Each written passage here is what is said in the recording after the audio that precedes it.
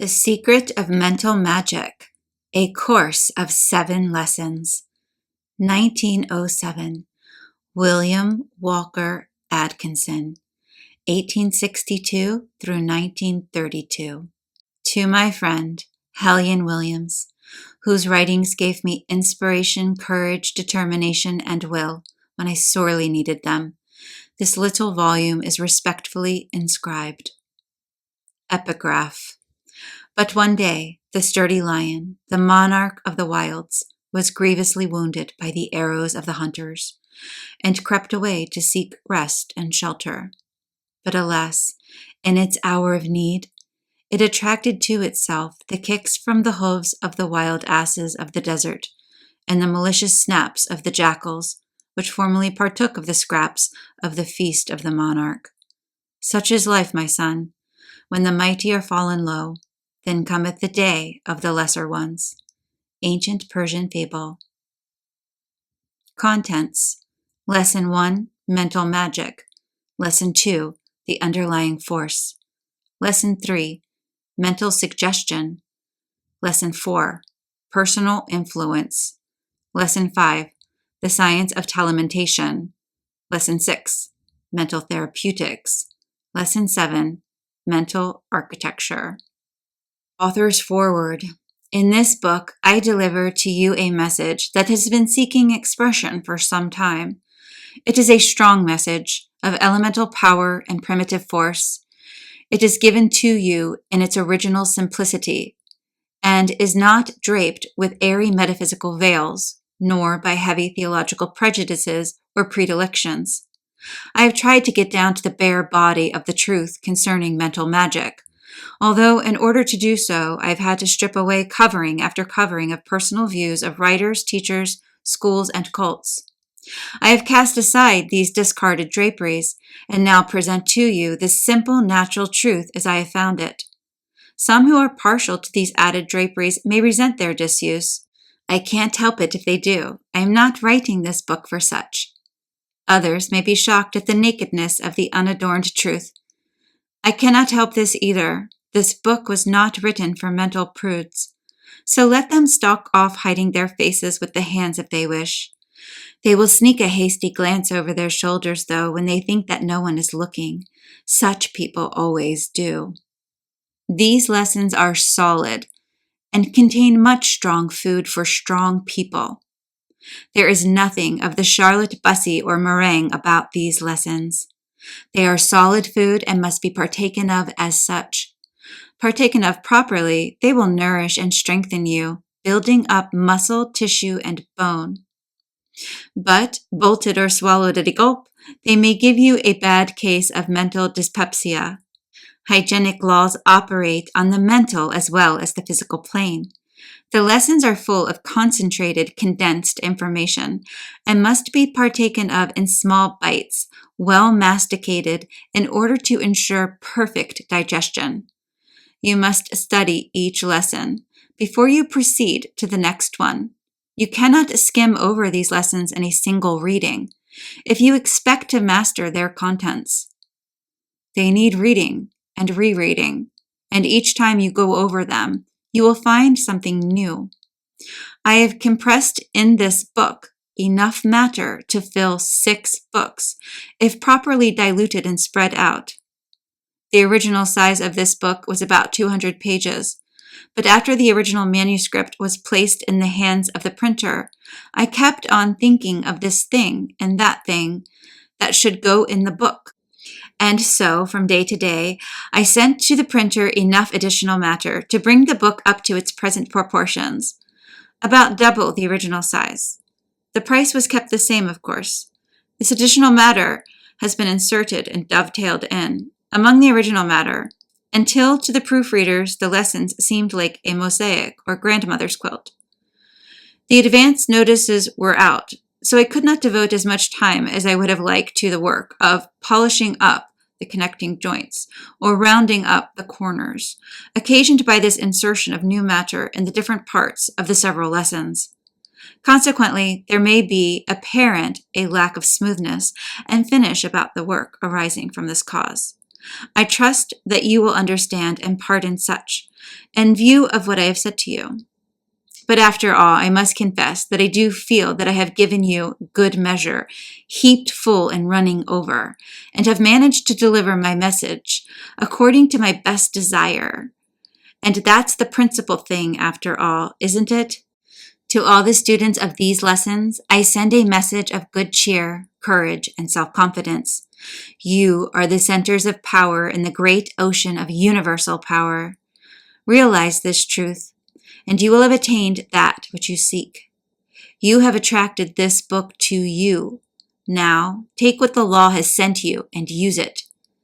And, as it brought you this, so will it bring you that which you desire so ardently. William Walker Atkinson, Masonic Temple, Chicago, 3rd, February 26th, 1907. My basic statement. There exists an universal dynamic principle of life, pervading all space, immanent in all things, manifesting in an infinite variety of forms and life and energy or force. And the essential inner nature of that universal principle is mind. The energy or force of that principle is no respecter of persons. Its services are open to all, and it operates in response to the proper effort, no matter by whom it may be exerted. But the proper effort must be exerted consciously or unconsciously, else there will be no operation of the forces. William Walker Atkinson. Lesson 1. Mental Magic. By mental magic, I mean all the wonderful instances of the influence of one mind over another, as evidenced in thousands of different forms, degrees, and phases, whether in the form of personal magnetism or the subtle fascinating charm of one mind over another.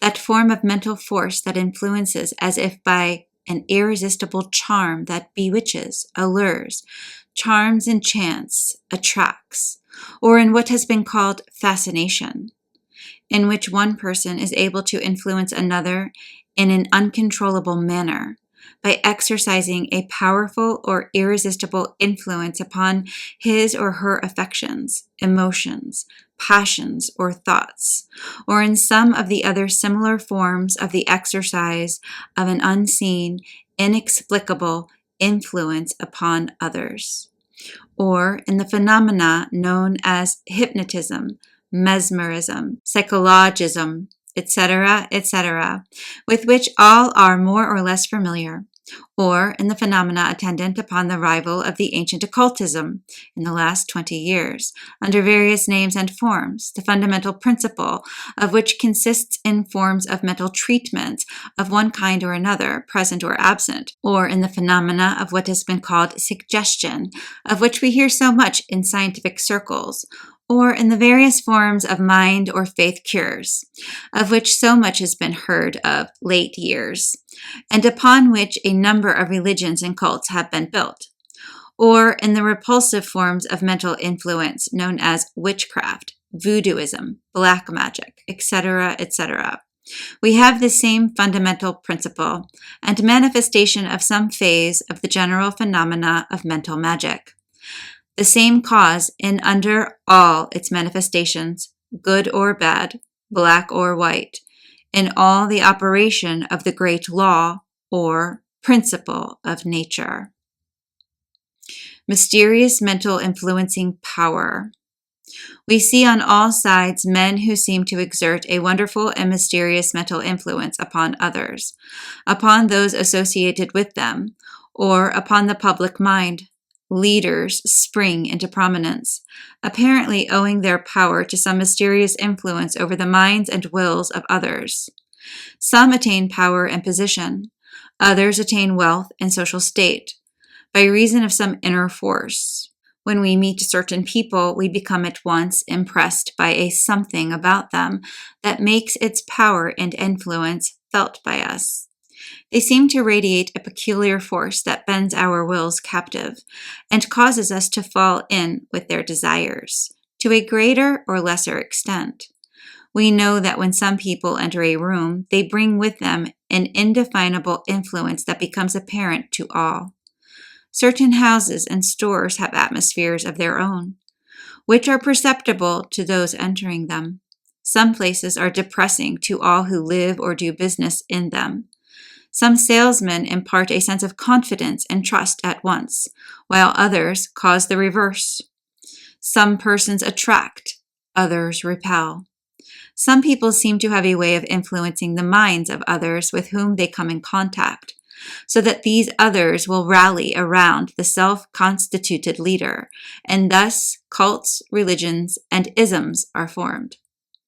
We all know how far a strong magnetic leader may carry his followers. We have seen many instances of it during the past 20 years. People have followed some of these leaders like flock of sheep, and they will always do so until the underlying principle is understood and people protect themselves. And all of these things go to form part of the phenomena of mental magic. Surely the subject is worth investigating. The present interest in mental magic. Now, as never before, the subject of the mystic forces of the mind is attracting the attention of the majority of thinking people.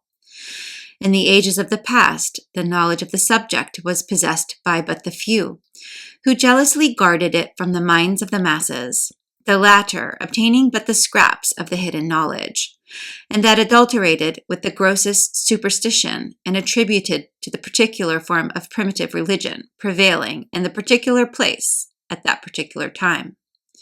And even now, notwithstanding the popular interest in the subject, but very few have arrived at a scientific understanding of the matter, and the majority take their knowledge of the new psychology in the capsule of dogma and theory advanced by some particular cult or sect.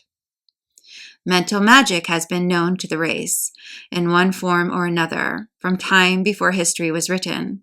In the earliest records, we find many traces of it among all peoples, and even today it is known and practiced, in a more or less ignorant manner, by all races, from the people of the highest civilization known to us, down to the ignorant African savages or bushmen.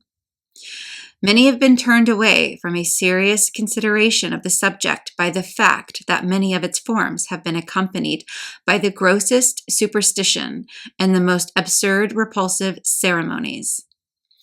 They have failed to see that underlying all the extravagant ideas and methods of application, there was to be found a fundamental law of nature, as real and as constant as any other natural law or force, and inasmuch as this law is in constant operation and all are subject to its influence and effect, does it not become the duty of intelligent people to acquaint themselves with this mighty force or law in order that they may understand its workings, take advantage of its benefits, and protect themselves against its misuse?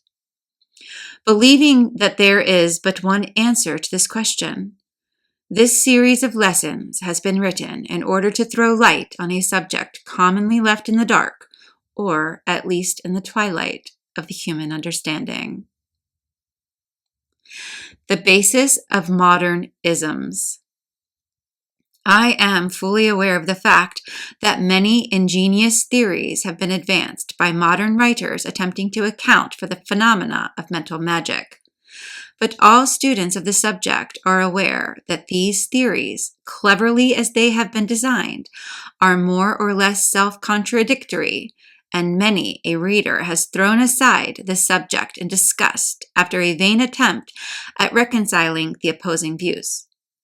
And to make the matter worse, various cults and sects and isms have sprung into existence, and promulgators and leaders of which have used the accepted phenomena of mental magic as a foundation upon which to build airy structures of religion, philosophy, and metaphysics. Many of these cults have practically claimed a monopoly of the great natural force and have assumed the right to be the sole custodians of the secrets thereof, alleging that they have the only real article, all others are base imitators.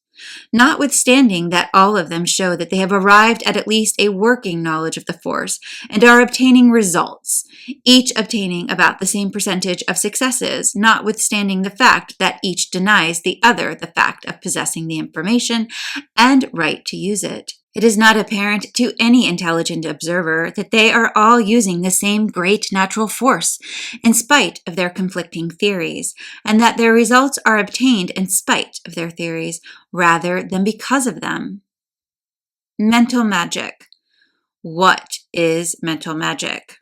Perhaps the best way to begin our consideration of the subject would be for us to take a look at the original definitions of the two words composing the title of these lessons, mental magic. It is always well to turn to the dictionary when you begin the consideration of any subject, for by doing so, you get at the original idea in the minds of the people who first used the terms, and give to your subject thought a firm and solid foundation. You place yourself in the position of the original thinker, and have the advantage that always comes from the possession of a new thought fresh from the mint of the mind, able to see the idea free from the excrescences which afterwards attach to it. The word mental is derived from the Latin word mentis, the mind, and Webster defines the English word as of or pertaining to the mind. The definitions of the word mind are more or less imperfect and unsatisfactory, necessarily so, because men do not know the real nature of mind, and can define it only in the terms of its own states. Perhaps this definition is as clear as any. By mind, we mean simply that by which we perceive, think, feel, desire, and will. So we may consider mental as meaning of or pertaining to that by which we perceive, think, feel, desire, and will. So much for the first word. The Persian magi, the second word, magic, which derived from the Persian word mag, meaning a priest. The Persian priests were wonder workers or magicians, the latter word being derived from the word magi, the name of the hereditary caste of priests of ancient Persia and Media, the magician order or esoteric cult of the Zoroastrian priesthood, represented the center of ancient occultism at that period of the world's history, and their influence was felt in all parts of the world and continues down to this time. So highly were its members respected and considered that the term wise men and magi were synonymous. The three wise men mentioned as appearing at the birth of Christ, Matthew 2, were known as the magi or wise men from the East. From the word magi came the term magic, which Webster has defined as follows: the hidden wisdom supposed to be possessed by the magi, relating to the occult powers of nature, mastery of secret forces in nature, having extraordinary properties, seemingly requiring more than human power, etc. So we may consider the word magic to mean mastery of the occult forces of nature, the term indicating the existence of such forces and the possibility of the mastery or control of them. The occult forces of nature. But by use of the term mental magic, I mean more than the mere mental control of the occult forces of nature. I mean that these occult forces of nature are themselves mental in character and nature, and that their control or mastery means simply the conscious use, control, mastery, and application of certain mental forces called occult that are possessed by the race and are used by all, either consciously or unconsciously. The mastery or control of these forces means that one may learn to knowingly apply that which all have been using blindly or unknowingly. And as knowledge and intelligent use always means power, the knowledge of the principles of these forces and the consequent intelligent application of them brings power to those acquiring it. The esoteric knowledge. It is true that that which is known as magic has always been mixed up with a mass of credulity, superstition, and meaningless forms and ceremonies. The close student will see that these excrescences and appendages necessarily rose from the superstitions of the mass of the people, and to various forms of primitive religions that the race has fostered during the procession of the centuries and ages. The magicians were nearly always priests in the old days, that being the only career open to them, and one that enabled them to erect the barrier of primitive religious rites between their wisdom and the ignorance of the race. The careful student will be able to trace the possession of something real and true, always manifesting among the various forms and ceremonies of the various ancient cults. There is always to be found an esoteric or inner cult within the mass of exoteric or ignorant priesthood and followers of the temples. There was always the light of truth burning in the Holy of Holies of the temples for those who were sufficiently advanced to worship at its shrine. The ancient use of willpower. And among the dim records of the ancient mysteries that have come down to us from ancient India, Egypt, Persia, Chaldea, Babylon, Greece, and Rome, and the other old centers of civilization and culture, we may always find the underlying principle of the existence of some mighty force connected with the human mind, or more particularly, the will, that was at the bottom of the mysteries and magic and miracles. Back of all the ceremonies, rites, and incantations was the esoteric idea that the will was the real force employed under the mask of incantation and rites assumed to impress the imaginations and minds of the populace. Back of the amulet and charm was the working of the will of the person wearing them, which was called into effect by the faith or imagination, a real power and not a fancy as many believe, of the man ignorant of the real force.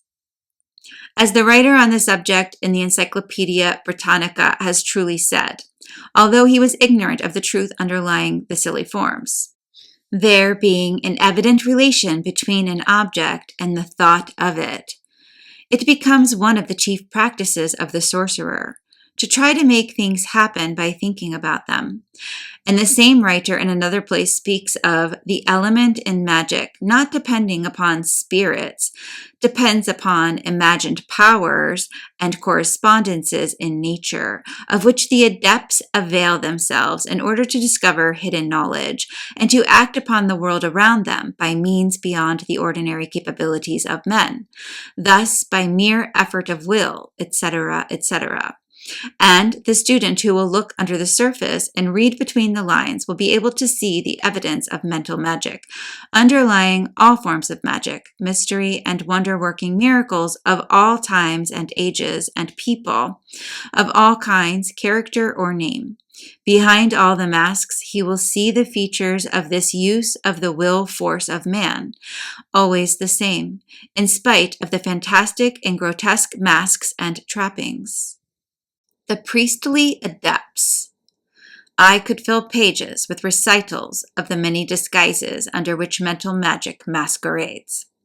But I must hurry on the telling how, and I can do no more than to hastily call your attention to the many evidences of the use of this power in all parts of the world and in all times. The ancient mysteries of Egypt, Greece, etc., were systems of forms and ceremonies, wherein were hidden the use of mental magic. The sick were brought to the temples and healed.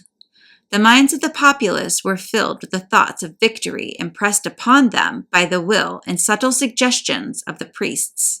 What we now know in these days as will force and mental suggestion, including that which we now call affirmations or autosuggestions, were understood and skillfully used by the priests or magicians in order to control the people. And it must not be for a moment supposed that these forces were used for evil purposes. On the contrary, the priests were the real governing classes, the powers behind the throne, and they felt the responsibility of power and endeavored by their knowledge of the occult forces of the mind to lead the people in the right path. Of course, selfish men, there have always been, and we hear of cases away back in the early days of history where this power was prostituted for evil and selfish purposes, just as power is always capable of wrong application. In all ages, we learn of the healing of the sick by mental power, for mental healing presents an unbroken line from the earliest days down to the present, concealed often under fancy trappings, but the same in principle always.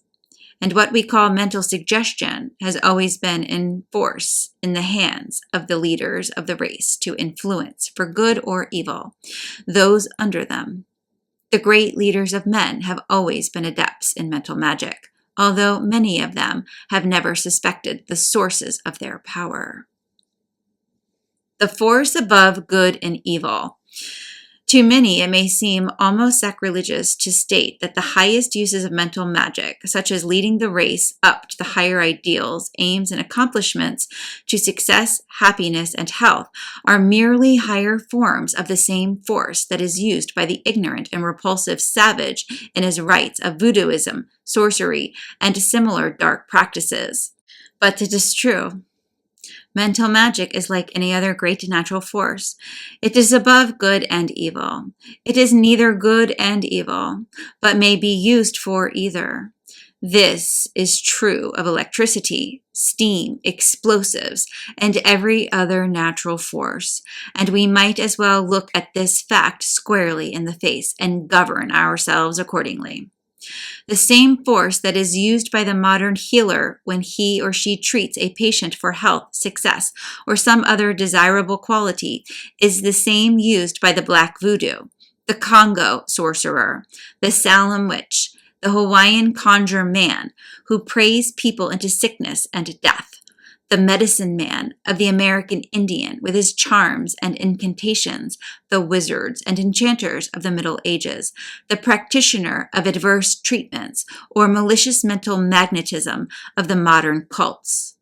The same force pervades all, just as the same lifeblood runs through the saint and sinner, the angel and demon, the dove and the serpent, the lamb and the tiger, nature's one force through all.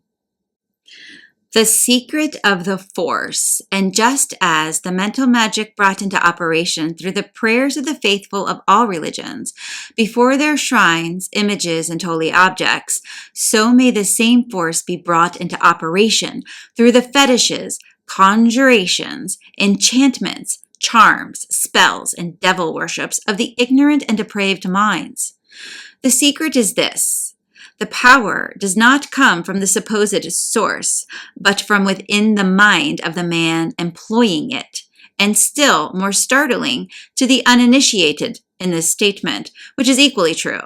The power of the mind of the person affected is the real cause of the effect, rather than the power of the mind of the supposed causer, the latter merely calling into operation the power of the mind of the person affected. Ignorant use of the force. Passing from the past to the present age, we see in greater use than ever this wonderful mental magic.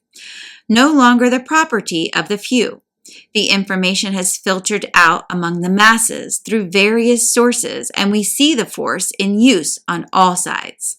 Often the persons using it have not the true knowledge of its real nature, and such persons often involved themselves in a terrible whirlpool of effects by reason of a selfish and base employment of this power. Many are playing with this force like children playing with dynamite. It is one of the purposes of the lessons to call the attention of such people to the nature of the force they are employing, and the possible, nay, probable results of a misuse of it. Not that they are punished for such misuse, but rather by reason of it. Black magicians are invariably caught in the meshes of their own nets, are entangled in the psychic machinery of their own manufacture, and are blown up by their own psychic high explosives. These things will be dealt with in their proper places in these lessons. Modern uses of the force. In concluding this little consideration of the subject, I would call to the attention of the student to the fact that now, for the first time in the history of the world, mental magic is being employed for further commercial aims and ends. Testaments for wealth are commonly known and advertised. Instructions in the use of suggestions for commercial purposes are furnished both personally and in correspondence courses. The laws and principles are explained, partially at least, in books written for the instruction of those selling or advertising goods, and otherwise soliciting and patronage of the public. It is true that the few strong men in business life have always made use of this force, consciously or unconsciously, but never before has it been taught generally as a part of a business education. It has been reserved for America to recognize the force and to boldly apply it in this way, i.e., to the making of dollars. In other countries are fast falling in line, and in view of this fact, it is not time that those who know of the real nature, principles, and laws of this force should give to the world their knowledge, that the race may know with what they are dealing, and may be enabled to extract the good from it by proper use, and seeing the evil possibilities of improper use, may avoid such prostitution of one of nature's greatest forces. The attempt to monopolize the occult knowledge. Many students of the occult have sought to keep from the general public a knowledge of the fundamental principles of the great law of nature underlying the phenomena of mental magic. They have claimed that it was dangerous for people generally to know that such a force existed and could be used. They have held that such knowledge should be carefully guarded by the few, and that its very existence should be denied to the many. This may have been good reasoning in the earlier days of the world, when the masses were grossly ignorant, and when the only knowledge was locked up in the minds of the case of the priests and other leaders of the race. But the argument no longer applies, for the general intelligence of the race has refused to allow any locked doors in the temple of knowledge, and has insisted that all doors be thrown open to them. The result has been that a considerable body of occult knowledge has been opened to the gaze of the public, and they are clamoring for more. Much of the knowledge possessed by the public regarding mental magic is but quasi-knowledge, half-truths, and the time has come when the whole truth should be taught. Too late to deny facts. The time has arrived when the public should be made acquainted with the great force underlying the phenomena of mental magic. People should be instructed regarding this force, its laws and operation, its intelligent and proper use, with directions designed to protect people against its improper use, against them, on the part of others. This latter, a most important matter in these days of occult and psychic investigation on the part of the public and the attempted base and selfish uses to which some are putting the occult mental forces of nature. It is too late to deny or ignore the existence of the mighty mental force in nature that underlies the various forms of phenomena that go to and form the outward phase of mental magic, good and bad. Too much has been witnessed by the public concerning these matters for them to be hushed by the old cry, "There's nothing in it but imagination."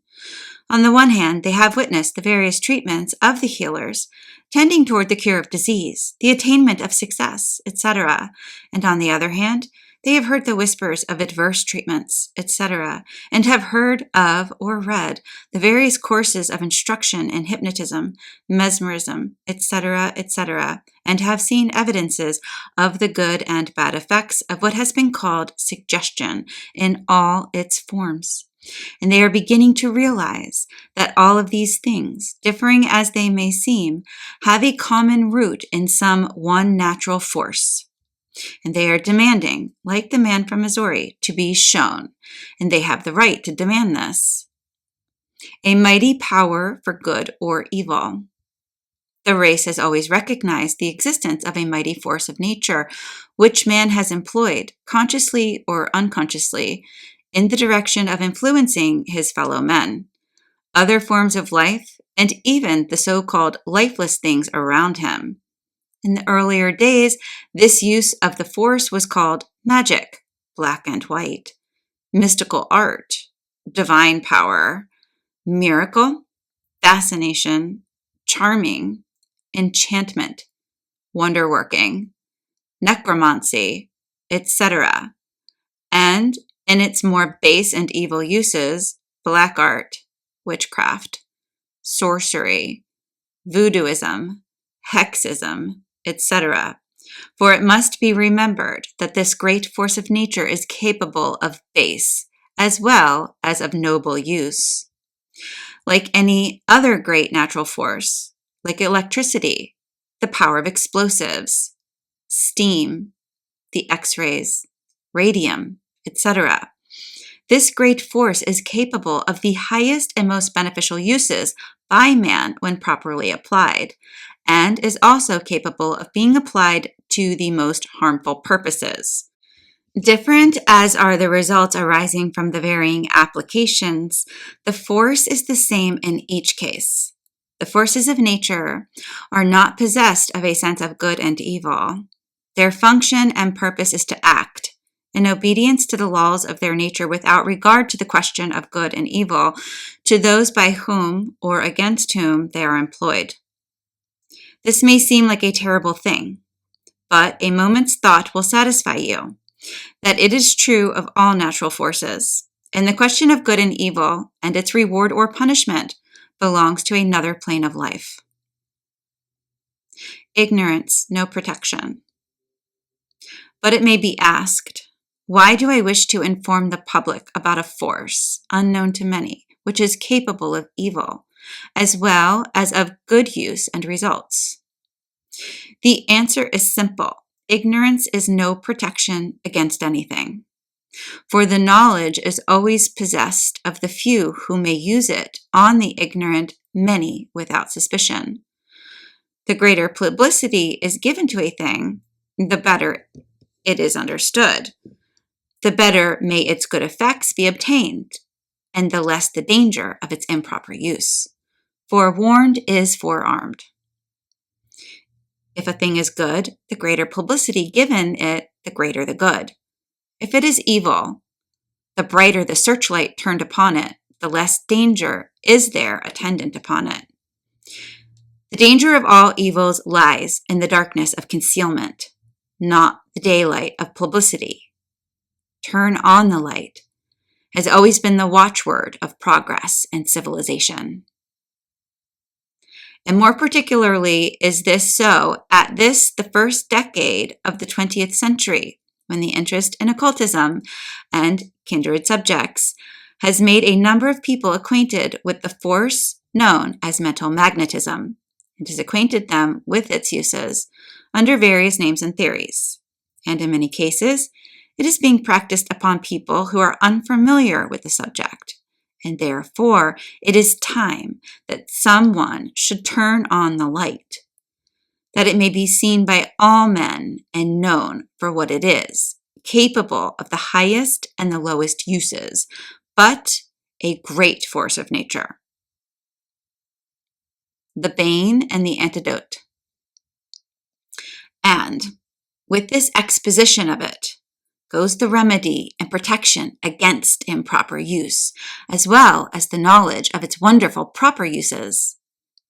If it be a bane, here is the antidote. But it is not necessarily a bane, any more than steam, electricity, and explosives are a bane to mankind.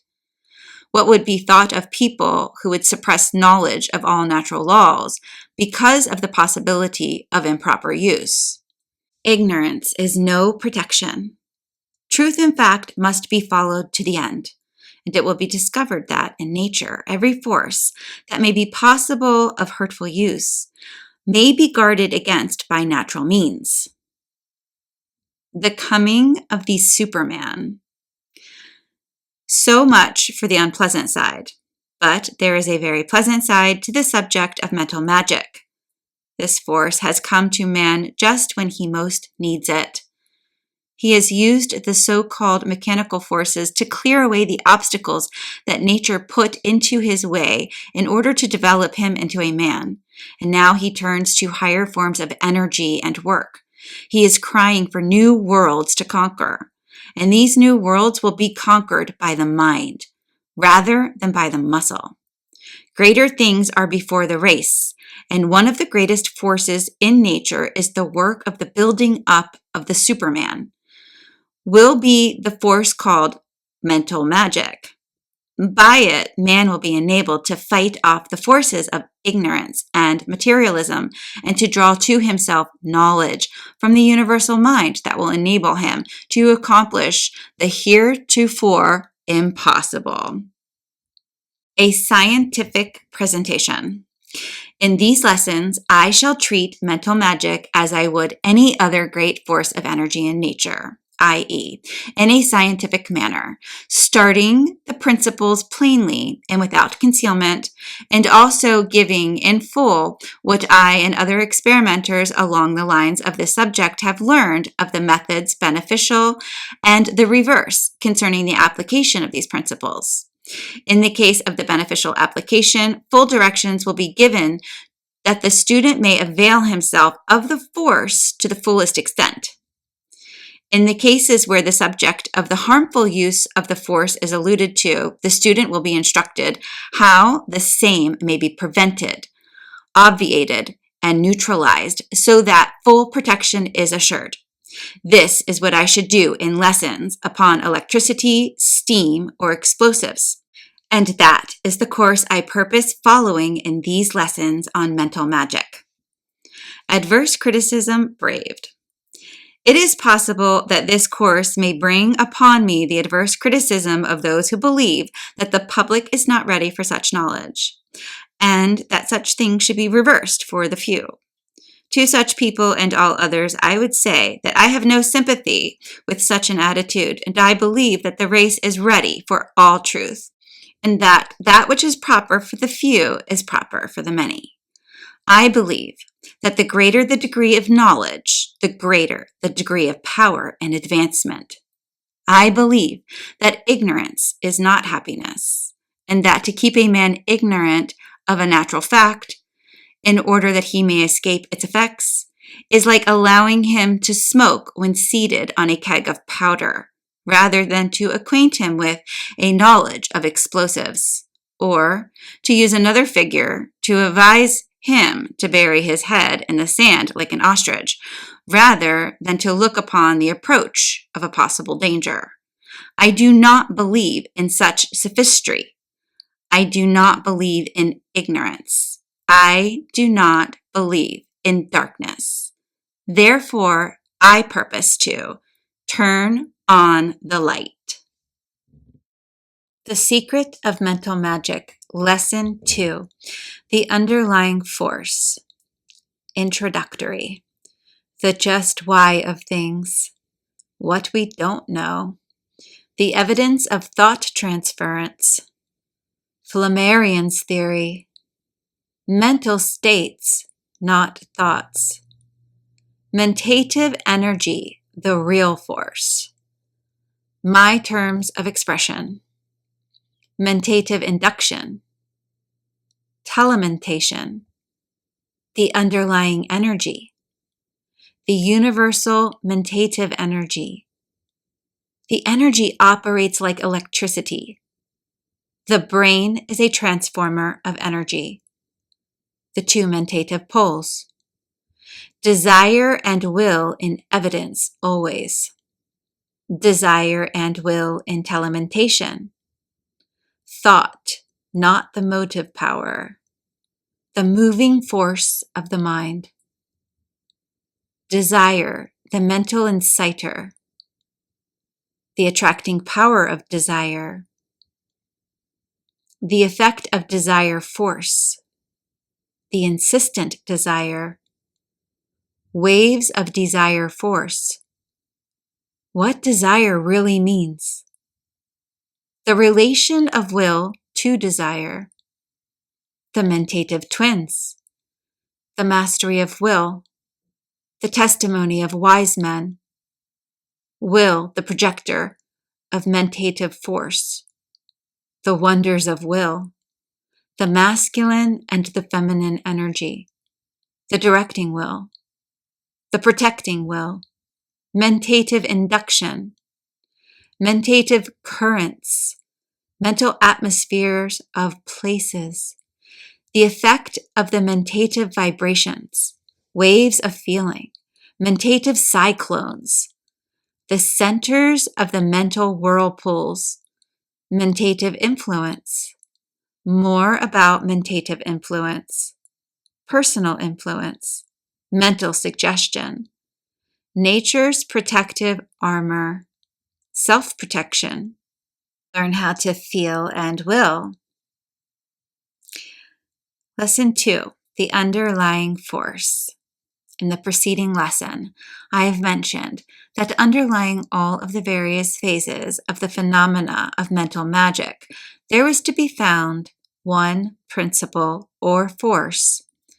This underlying principle or force is, of course, a mental force and operates along the lines of the now fully established scientific principle, mistakenly called telepathy, but which I have called mental induction. After centuries of doubt, denial, and ridicule on the part of science, it has at last been forced upon the scientific mind that mind transference, or the circulation of mind, is an established fact.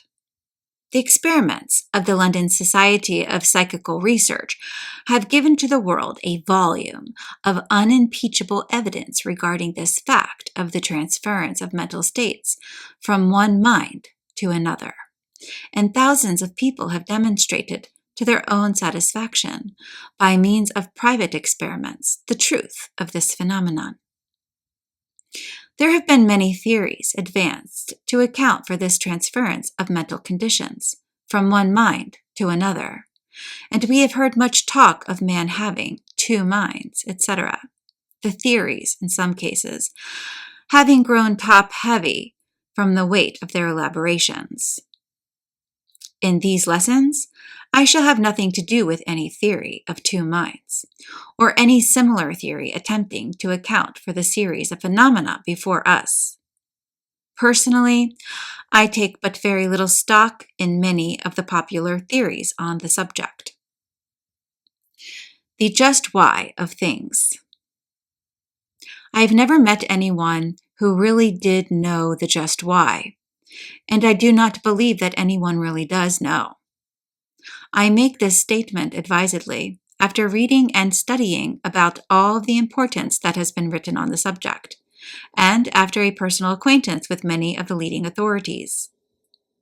They all have a clear understanding of the fact of the phenomena, but when it comes to the underlying cause, the just what is the mind part of the question, they either frankly confess that they do not know, or else they take refuge in some metaphysical or fanciful psychological theory and hypnotize themselves and their followers by a flood of words and play upon words.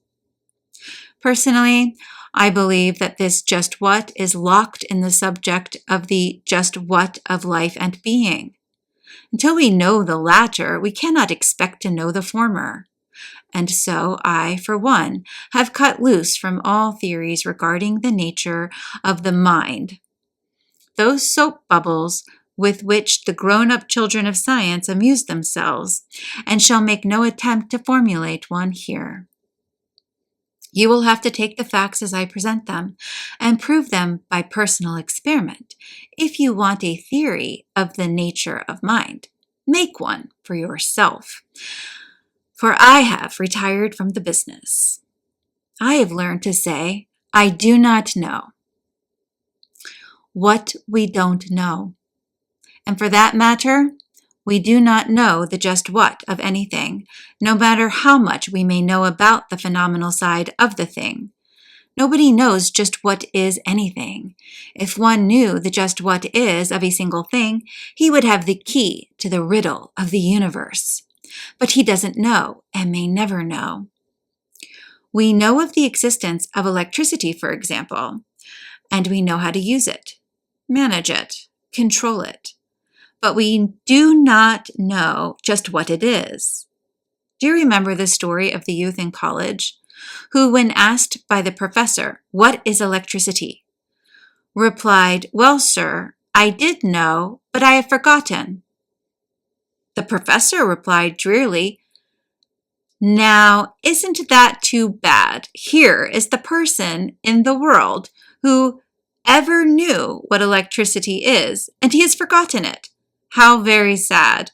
What a loss for mankind." And, in view of the facts just mentioned, I am able to confess without embarrassment that I do not know the just why, or just what is side of the subject of mind, but I do know the laws and principles of its operation, how it acts, and how it may be used. And I shall confine myself to the how side of the subject, rather than to the why. The evidences of thought transference. I shall now attempt to offer evidence to prove the existence of the fact of the transference of mentative energy at this time and place. The evidence may be had elsewhere if needed, but I believe that everyone who reads these lessons will have had some personal experience in his or her own life that will render further proof unnecessary. In case, however, such proof is needed, I refer to the doubter to the pages of any recent work on the subject, or to the pages of the reports of the London Society for Psychical Research, the said society being composed of men of worldwide reputation in science and learning, their honesty and capability being beyond question. Flammarion's theory. I shall, however, quote the following passage from Camille Flammarion, the eminent French astronomer, who is also an investigator of this subject. He says, "We sum up, therefore, our preceding observations by the conclusion that one mind can act at a distance upon another, without the habitual medium of words, or any other visible means of communication. It appears to us altogether unreasonable to reject this conclusion if we accept the facts. This conclusion will be abundantly demonstrated. There is nothing unscientific, nothing romantic in admitting that an idea can influence a brain from a distance. The action of one human being upon another from a distance is a scientific fact. It is as certain as the existence of Paris, of Napoleon, of oxygen, or of Sirius." He further states, "There can be no doubt that our physical force creates a movement in the ether, which transmits itself afar like all movements of ether, and becomes perceptible by brains in harmony with our own. The transformation of a psychic action into a ethereal movement and the reverse may be analogous to what takes place on a telephone, where the receptive plate, which is identical with the plate at the other end, reconstructs the sonorous movement transmitted, not by means of sound, but by electricity. But these are only comparisons. Mental states, not thoughts. The entire subject of mental magic rests upon the fact that mental states may be transferred from one mind to another. You will notice that I say mental states instead of thoughts. I do this purposely because I hold that the most powerful phases of mental action do not rise to the plane of thought, but are far from elementary in nature and belong to the feeling or emotional plane of mind. And I believe that the real force has more to do with desire and will than with thought. I will bring out these points as I proceed. Mentative energy, the real force.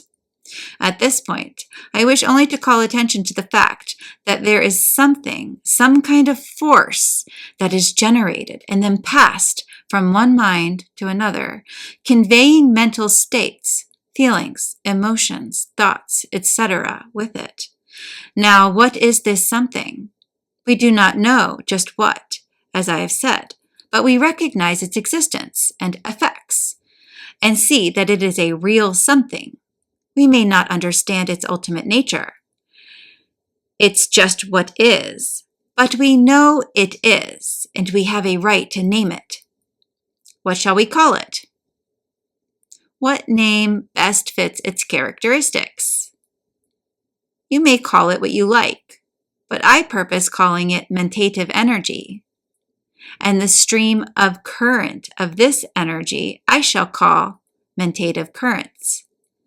And the process of its affecting other minds, either by personal influence or by mentative currents, I shall call mentative induction. And the act of producing this energy I shall call mentation.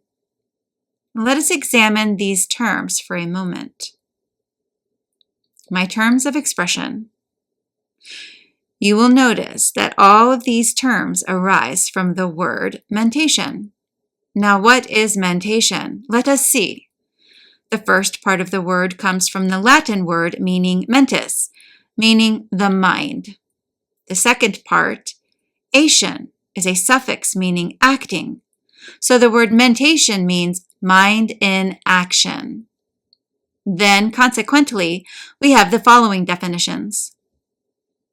Mentation, mental activity, mentative, relating to mental activity.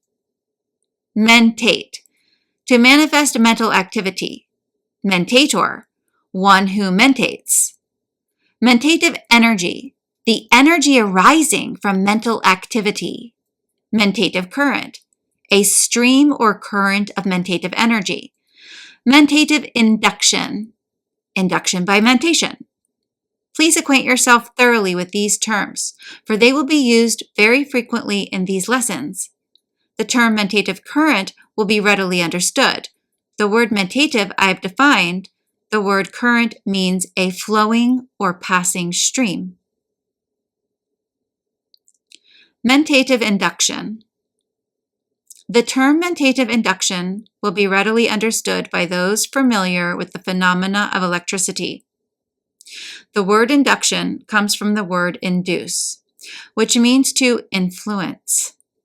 In electrical science, the word induction is used in the sense of the process whereby one body possessing magnetic or electrical properties reproduces that property in another body without direct contact.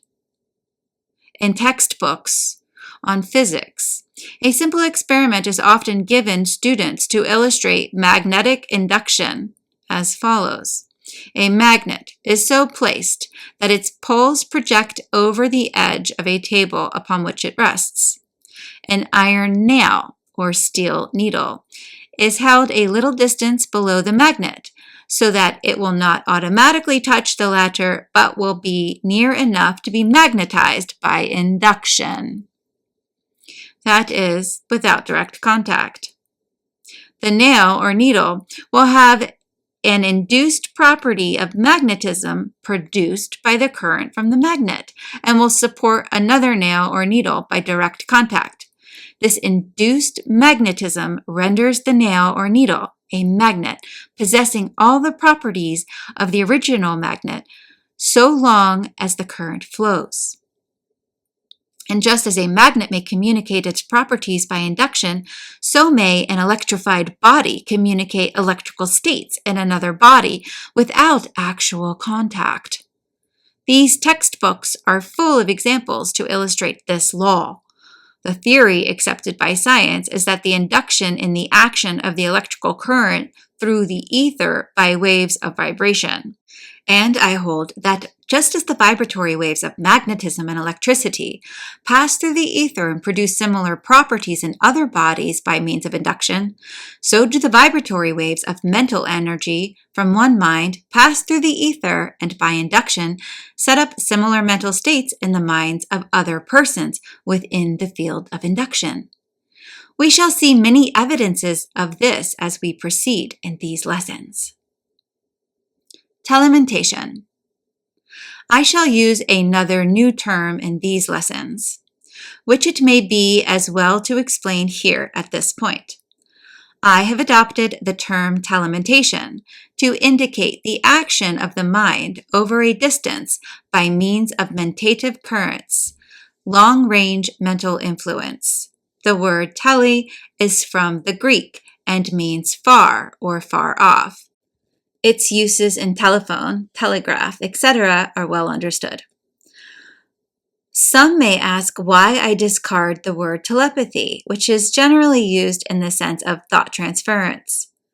My answer is that the term is improper and misleading. Telepathy, according to its root words, really means to suffer at a distance. The word pathy, arising from the Greek word meaning to suffer. It may properly be used in connection with the mental transference of pain or disease or similar mental states, but its use otherwise is improper, notwithstanding its having acquired a secondary meaning. Sooner or later, it will be dropped.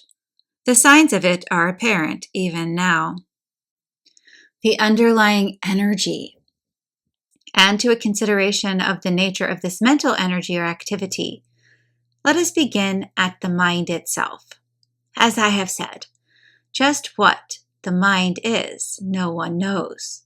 Although nearly every writer on the subject has indulged in a scientific guess at it, the secret remains wrapped up in the secret of the all, which no man knoweth. I shall not attempt to indulge in metaphysical speculation in these lessons. If you like that sort of thing, there are countless books written on the subject to be found on the shelves of every library in the land. But we must have a beginning for our study of mentative energy, and here it is. Brushing aside for the moment all the theories as to the inner nature of mind, I find myself unable to escape from the conclusion of Spencer and other great scientific thinkers that there is an infinite and eternal energy from which all things proceed. And I believe that all that exists in the phenomenal world is a manifestation of the universal energy. And further, I am compelled to believe that as personal manifestations of mind emanate from this universal energy, then this universal energy must contain mind. For there is an indisputable law of logic that whatever is evolved as a consequent must be involved as the antecedent. That is, that you cannot get something out of a thing unless that something is already in it. The universal mentative energy. And moreover, I am compelled to think that the presence of mind is perceptible in everything in nature. I hold that there is mind in the plant, even if it could not grow and shape itself. And further, I welcome heartily the teachings of the most advanced physical science, which holds that in the atoms and the particles that go to make up atoms, there are to be found evidences of life and mind in operation. And more on this, I welcome as brothers those who assert that as all forms and shapes of material life are seen to dissolve into the ether from which they arose, then consequently there must be mind in the ether itself. Else, there would be no mind in any physical forms. And so, without asking you to attach yourself to any metaphysical, philosophical, or religious theory or teaching, suit yourself about these things, I must point you to the fact, now admitted by the world's greatest thinkers, that at last there is to be found an infinite and eternal energy, mentative in its nature, of and in which all things are evolved manifestations. And using this as a foundation, I hold that all the individual or personal manifestations of mind seen in ourselves or others are but centers of mentative energy in the great substance of universal mentative energy. The energy operates like electricity. Whatever mind may be, in its ultimate nature, the leading thinkers on the subject now hold that in its working nature or phase of operation, it seems to work along similar lines to those followed by electricity. Like electricity, the mind undoubtedly has two poles or phases. Like electricity, it travels in currents. Like electricity, it operates by induction. Like electricity, it is vibratory in its nature.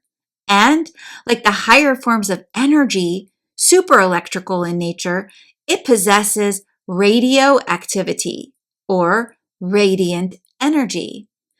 That is like many other forms of radiant energy. It is constantly throwing off streams of active energy in the shape of rays, vibrations, or waves. Recent scientific discoveries have proven this.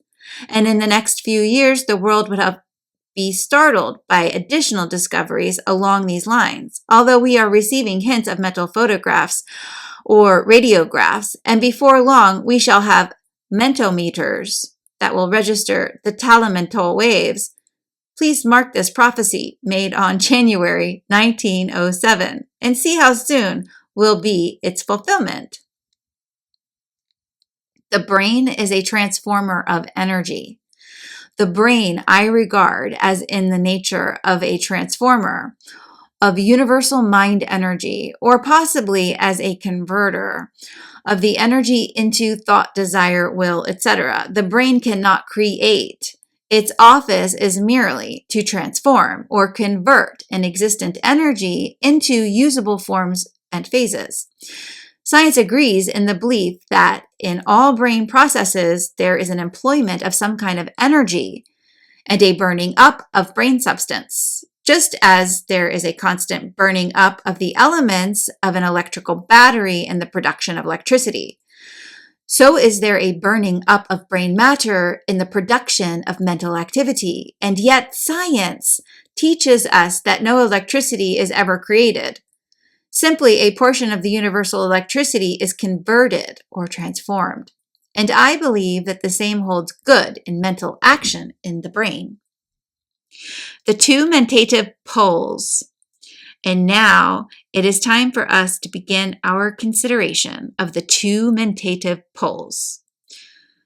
In these lessons, I shall hold to the fact that there is evident in the manifestation of mentative energy in any and all forms, two distinct poles or phases.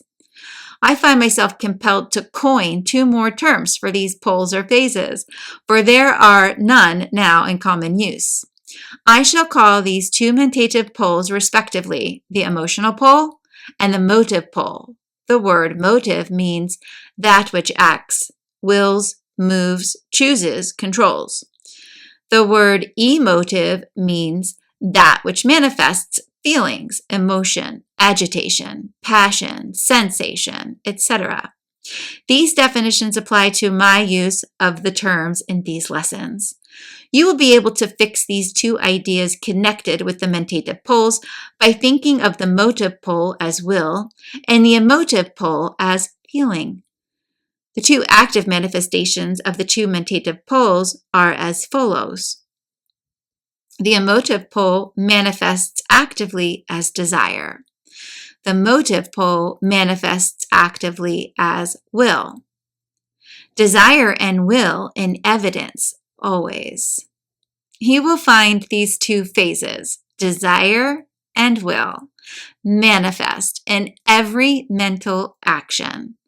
There must always be a preceding desire and a responding will. Even in the production of a thought, one must desire to know a thing and then will to know it before the thought is evolved. The thought is the child of the two parents, desire and will. Think over this a moment. You may not always recognize the two elements because they often follow each other so closely as to seem one impulse. And then again, the desire may manifest outside of the conscious field, but it is always present. and your mind may be so filled with the desire that you do not recognize the action of the will, but it is always there. These two forces, desire and will, are manifest all through nature. Haeckel, the German scientist, in his works along the lines of the most advanced scientific thought, tells us that even in the action of atoms, there is evident, number one, the feeling or desire of attraction or repulsion, and number two, the impulse of will responding thereto, causing the action in accordance with the desire. It is a universal law, and its evidences may be seen everywhere.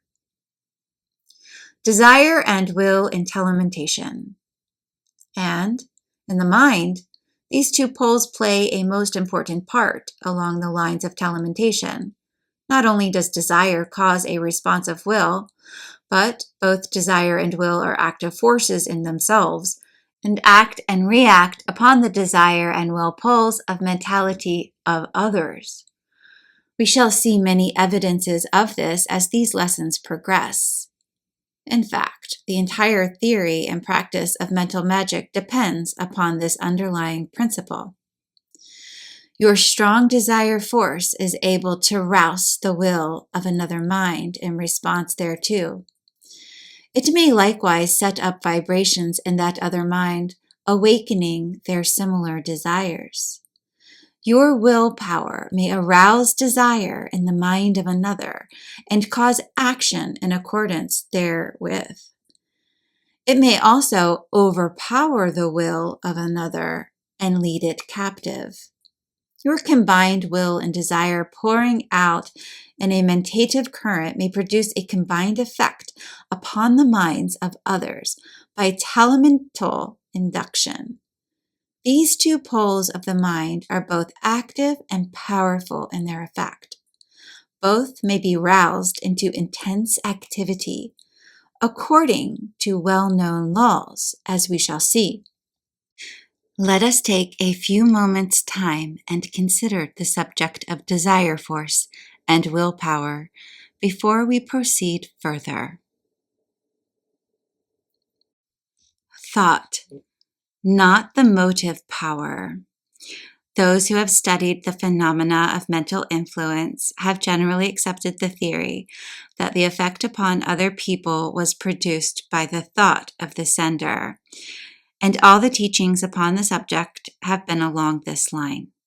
I too fell into this error, and for many years taught of the power of thought, etc.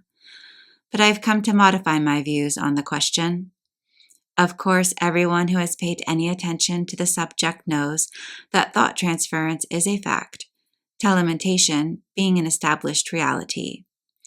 But there is a very great difference between the fact that thoughts may be sent and received like telegraphic messages on the one hand, and that persons may be influenced and affected and bent to the desire or will of another on the other hand.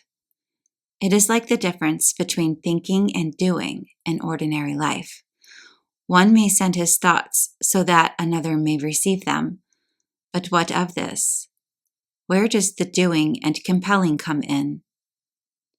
It is evident that the real force must be looked for in some far more elementary and vital operation of the mind than logical and reasoning thought. What is thought, anyway? Webster defines it as an exercise of the mind in any of its higher forms. Reflection, cogitation, nothing very forceful about this, is there? We must look for something in the mind having more elementary force and power. Let us think a moment. What part of the mind seems to produce the greatest moving power and strength? Is it not chiefly that region of the mind that produces what we call emotions, feelings, desires, cravings, passions? Does not this part of the mind really cause the greatest incentive action on our part? Is it not the whole moving force largely summed up in the two words desire and will? Think of this for a moment. Why did you do this thing and that thing? Is it because you thought about it by cold logical reasoning and acted upon the impulse given thereby? Or was it not because you wanted to do it, desired to do it, felt like doing it? Is it not always the feeling or desire precedent to and the originator of the action? And as for thought, is it not used merely as a judge deciding on the wisdom of the action, and as an instrument to think up the best ways of manifesting the feeling or desire? Think of this. Is it not so? Did you ever do a thing, except under compulsion, that you did not desire to do it? And was not the desire the preceding cause of your every action? Desire, the mental inciter. Desire is the great inciting power of the mind. Desire is that which incites to action. And you always act upon the strongest desire, subject always to the restraining influence of the reason and the restricting or impelling influence of the will. I will tell you more about this wonderful thing, the will, in a moment or two. But let us now think of desire, for that is the real emotive power.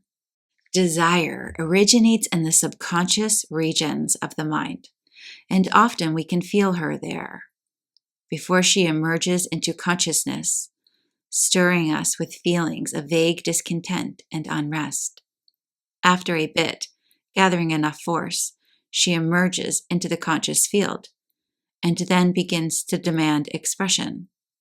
Now remember that when I say desire, I mean all kinds of desire, high and low. Many people think of desire as only the craving of a low nature, but desire really means a feeling that wants something, and that something may be the very highest aspiration of the human mind. The attracting power of desire.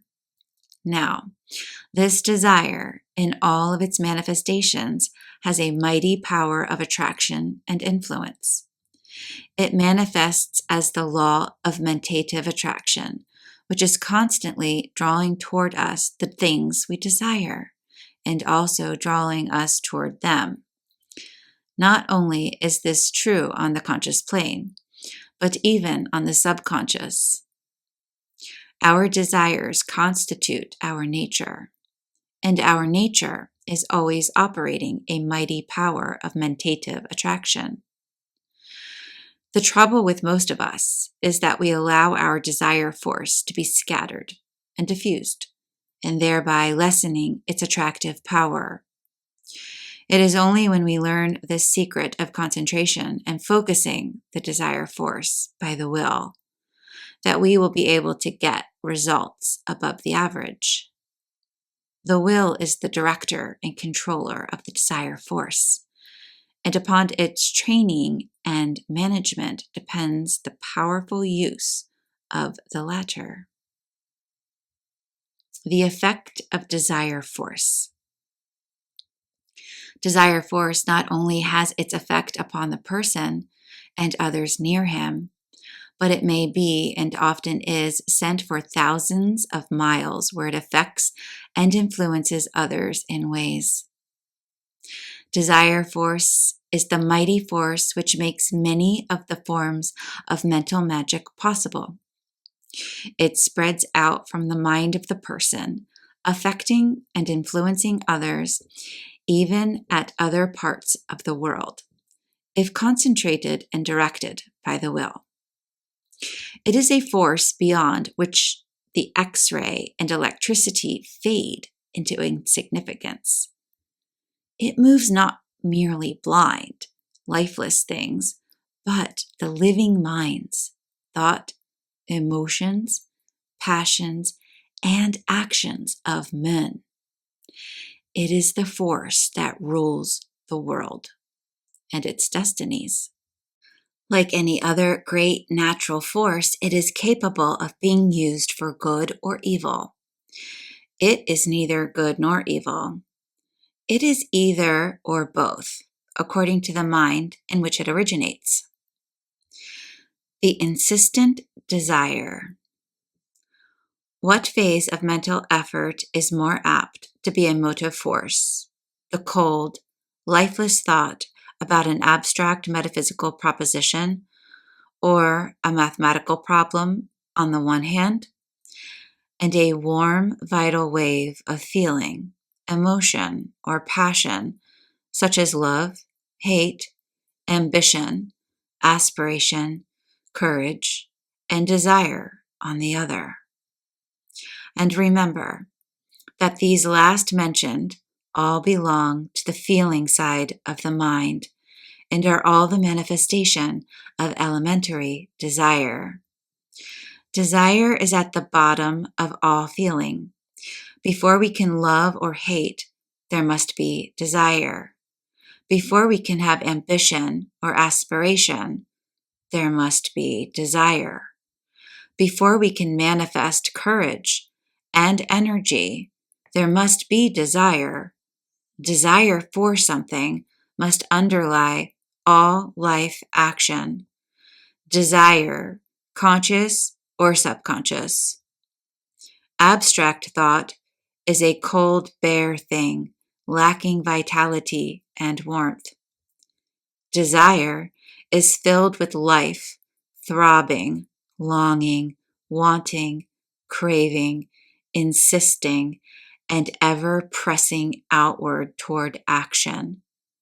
Desire, indeed, is the phase of our mental action that is a motive force. Waves of desire force.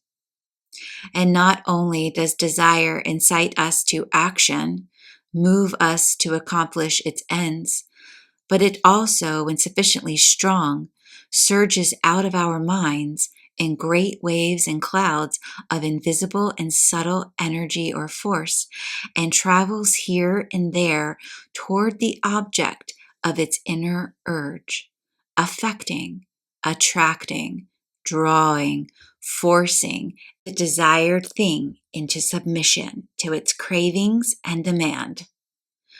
In the presence of some strong man or woman, that is, in the presence of one whose desire burns fiercely and strongly, and whose will has learned to concentrate the desire force, one may actually feel the impact of the elementary principle of mind as it vibrates in great waves from the brain and nervous system of such a one. Who has not met people who actually seemed to be living desire and will? What desire really means. The source of desire force exists in every person, and it may be developed to a wonderful degree. The desires of many of you, of the majority of the race in fact, never get further than the faint want to stage.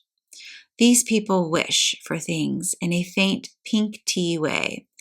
They never want a thing hard enough to stir their desire force into action and make the thing come to them, or else make it take them to the thing. The majority of people do not know how to desire. They do not know what it is to be filled with that intense, eager, longing, craving, ravenous desire that fills them with a new and mighty force and makes them demand things instead of merely asking for them. They are like sheep, pigeons, or rabbits and sit meekly around while the strong ones of the race, the ones filled with the masterful desire, walk around and pick up every good thing in sight.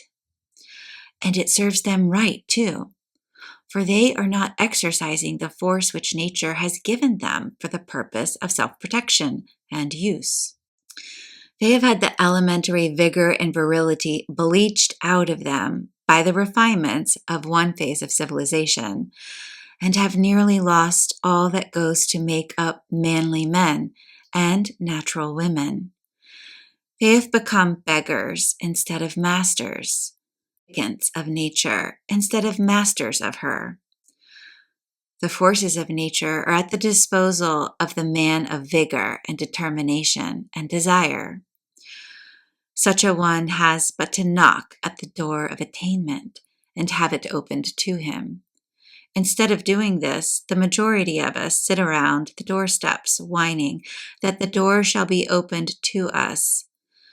In the name of human power, friends, get up and fill yourselves with powerful desire. Then march up to the door and smite it fiercely with your mailed fist, demanding masterfully, "Open for me, the master." And lo, it will fly open at your call. The relation of will to desire. I have shown you that desire force is the great mental force underlying the phenomena of mental magic. But desire force, without the aid of the will, is like steam unconfined and directed, and gunpowder fired in the open air, both wasted energy. The will is the lever and director of the great power of desire, and without its aid, the latter is almost inoperative and ineffectual. Let us examine into the operation of the will. The will has two offices in connection with desire. These two offices may be spoken of as 1, the directing office, and 2, the protecting office. The will acts as the arouser, director, restrainer, concentrator, and manager of the great occult force of desire. What is generally known as willpower is often in reality merely desire power, strongly concentrated and directed to a focus by the power of the will. Remember this, please, for it will enable you to form a better idea of the subject of willpower. Often when you hear willpower spoken of, whatever is attributed to it is really said of and attributed to desire controlled, directed, and focused by will. The effort of the will is operated in direction of this directing, focusing, concentrating, etc., and in the degree that the will is trained to do this, so is the degree of willpower of the individual. Not only is the will able to do this, but it is able also to direct the desire force into the mind of other persons, awakening similar vibrations there. And then by its own power, the will is able to direct the desire force of the other persons into action, taking away that office from the will of the other persons, if their will be not strong enough in its protective office to resist the attack. The mentative twins. The idea of willpower is more familiar to the minds of people than is that of desire force. All recognize the wonderful power of the will and know of many instances of great accomplishment by reason of its power. And yet, how few have stopped to consider that unless there was a preceding desire, there could be no manifestation of will. Unless a person desires, that is, wants to do a thing, he will manifest no willpower. But on the other hand, one may desire to do a thing, and unless the will is aroused and applied, no action will occur. Desire arouses willpower, and will may stimulate desire. The two act and react upon each other. The two should work in unison, and the trained master mind has both under control and pulling well together like a well-trained team. Willpower is more than a mere determination to act, although the mental attitude and action is manifested in willpower. It is a living force. Desire is the sister, and will the brother twin, and both together manifest that which we know as mentative influence. Willpower is more than a mere mental faculty. It is a mighty attribute, the influence of which may extend far beyond the mind of the person manifesting it. The greatest feats of the occult magicians depend upon telementation operated by trained willpower. And the so-called great men of history, ancient and modern, had their source of strength in this willpower, which they trained and developed to an extraordinary degree. The mastery of will. The exercise of will shows itself in two ways. One, the mastery of one's own mind, and two, the mastery of the minds of others. The second is well nigh impossible unless the first be accomplished. One must first train his mind so that he will hold it firmly in the grasp of the will and prevent it from jumping this way and that way, instead of moving ahead to its purpose. When one has so trained his mind to be obedient to his will that it can be held steady and one-pointed, as the Hindus say, then he is in a position to direct his imitative currents upon others to the best advantage. But so long as his mind is in a state of disorganization, one faculty pulling this way and another that way, and so on, he cannot hope to concentrate upon others the force that is being wasted in keeping order at home. When the mind is mastered by the will, then may new territory be conquered. The term willpower is commonly used in connection with the manifestation of firmness or determination. The determined will is known as a mighty factor toward attainment and accomplishment, and I think it well to consider this fact at this point. For back of all outward manifestations of mentative influence along active lines lies this determined will of the individual. The more determined and firm be the will of the individual, the stronger the mentative influence emitted and emanated by him. This statement should not require proof, for its truth is apparent to all who have made a study of man and his powers. It has been recognized by writers in all times. Here are a few quotations that will tend to fix the matter firmly in your mind and create in you a desire to manifest the determined will, that lever that directs and concentrates mentative influence. The testimony of wise men. Buxton said, "The longer I live, the more certain I am that the great difference between men, between the feeble and the powerful, the great and the insignificant, is energy, invisible determination, a purpose once fixed, and then victory or death.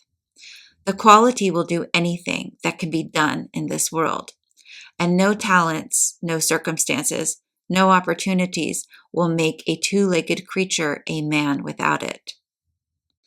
Donald G. Mitchell said, "Resolve is what makes a man manifest, not puny resolve, not crude determinations, not errant purpose, but that strong and indefatigable will which treads down difficulties and danger, as a boy treads down the heavy frost lands of winter, which kindles his eye and brain with a proud pulse beat toward the unattainable. Will makes men giants."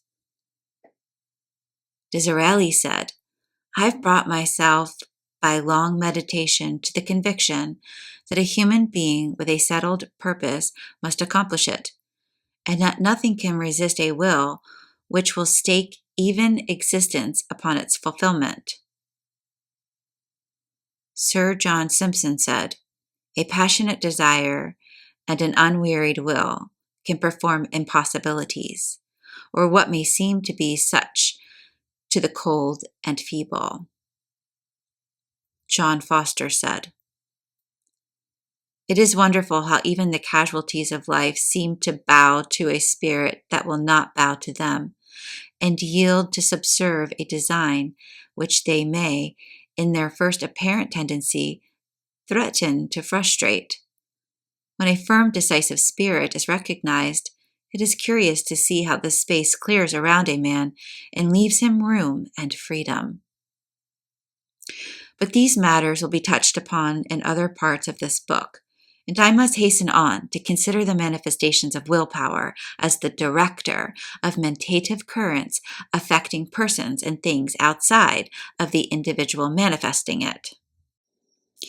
Will, the projector of mentative force. As we have seen, the use of the will as a projector of mentative currents is really the base of all mental magic, under whatever name it may manifest. And the phase of will known as telementation is the form that results of which strike the observer with the greatest force. The will currents of a strong man reaches out far beyond the limits of his brain and influences people and things, causing them to be inclined toward his wishes.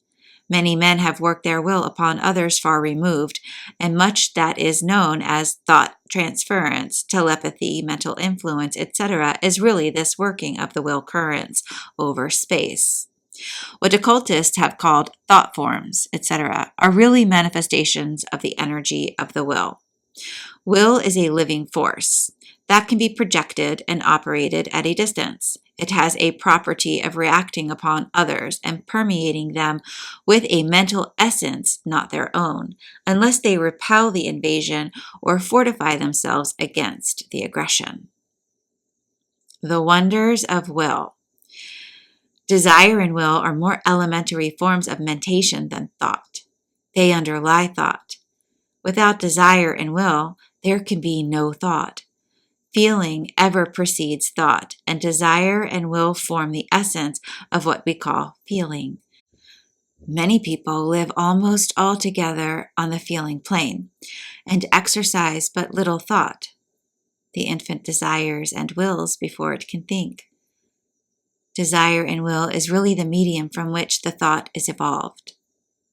A modern writer on mysticism has said, "There is no force in the universe except will force," meaning, of course, the great natural force or energy called will, of which desire and will in man are expressions. Desire is a natural force and can be used, managed, controlled, and directed just as can any other natural force. And what we know as willpower is the positive phase of directed desire. The Orientals have trained and cultivated this willpower to degrees that seem miraculous to the Western mind. And by this trained willpower, they perform the so-called miracles that confound the Western scientist. But even the West has its men of iron will, whose influence is felt on all sides, and whose power is openly acknowledged by the public. In the East, these men are generally hermits and sages, while in the West they are generally men of action, leaders, captains of industry, etc. The masculine and the feminine energy. Mentative energy is the essence of all mental influence and other forms of the mental control of one person by another.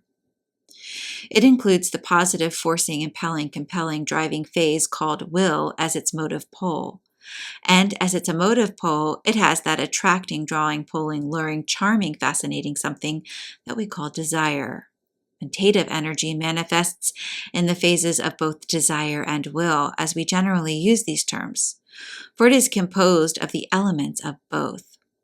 Will may be said to represent the masculine side of mentative energy, and desire the feminine side.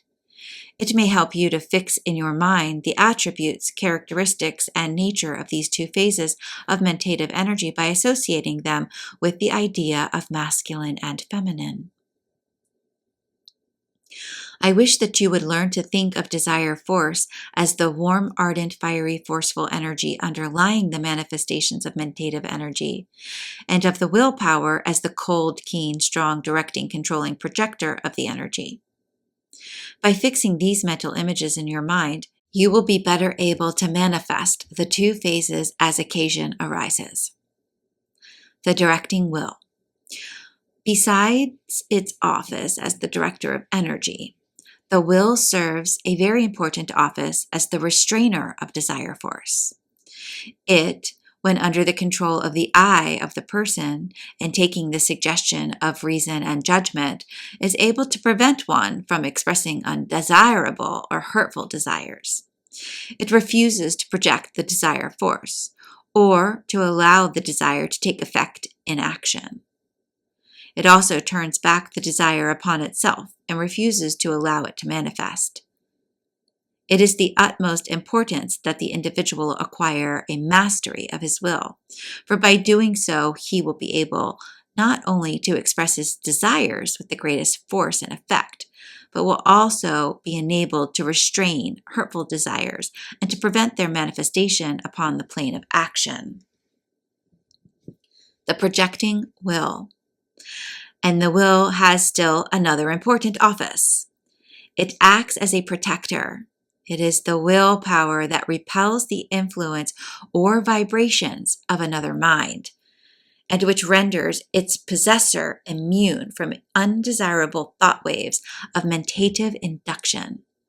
It creates a protective aura around the individual, which will turn aside the thought waves or vibrations which may reach him, whether such be sent directly to him or whether they be the vibrations emanating from the minds of others and unconsciously sent forth.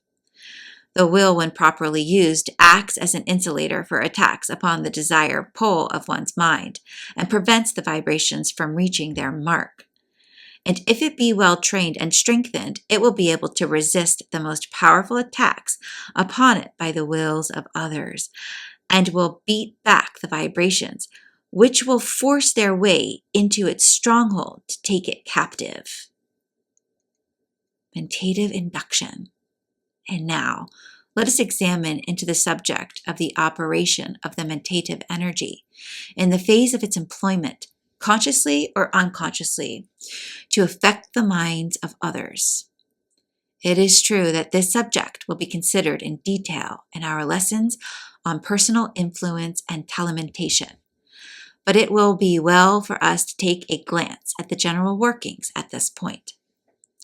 I shall cover the points briefly, the elaboration being made at the proper points in the lessons. The underlying force. In the first place, let us consider the matter of mentative induction. As you have seen in this lesson, the currents of mentative energy flow in vibratory waves from the mind of the individual and act upon the minds of others according to the laws of mentative induction. They thus set up corresponding vibrations, and therefore corresponding mental states or feelings in the minds of such people. In other words, these vibrations induce or set up by induction in the minds of others the mental states existing in the mind of the mentator. These induced mental states are similar in quality and nature to that in the original mind, but of course they are less in degree, for a part of the original energy has been dissipated in many directions, and then again a certain amount of force is lost according to the degree of resistance in the receiving mind. If the receiving mind sets up consciously or unconsciously a considerable resistance to the vibrations, it will either entirely neutralize or repel them, or else rob them of much of their power.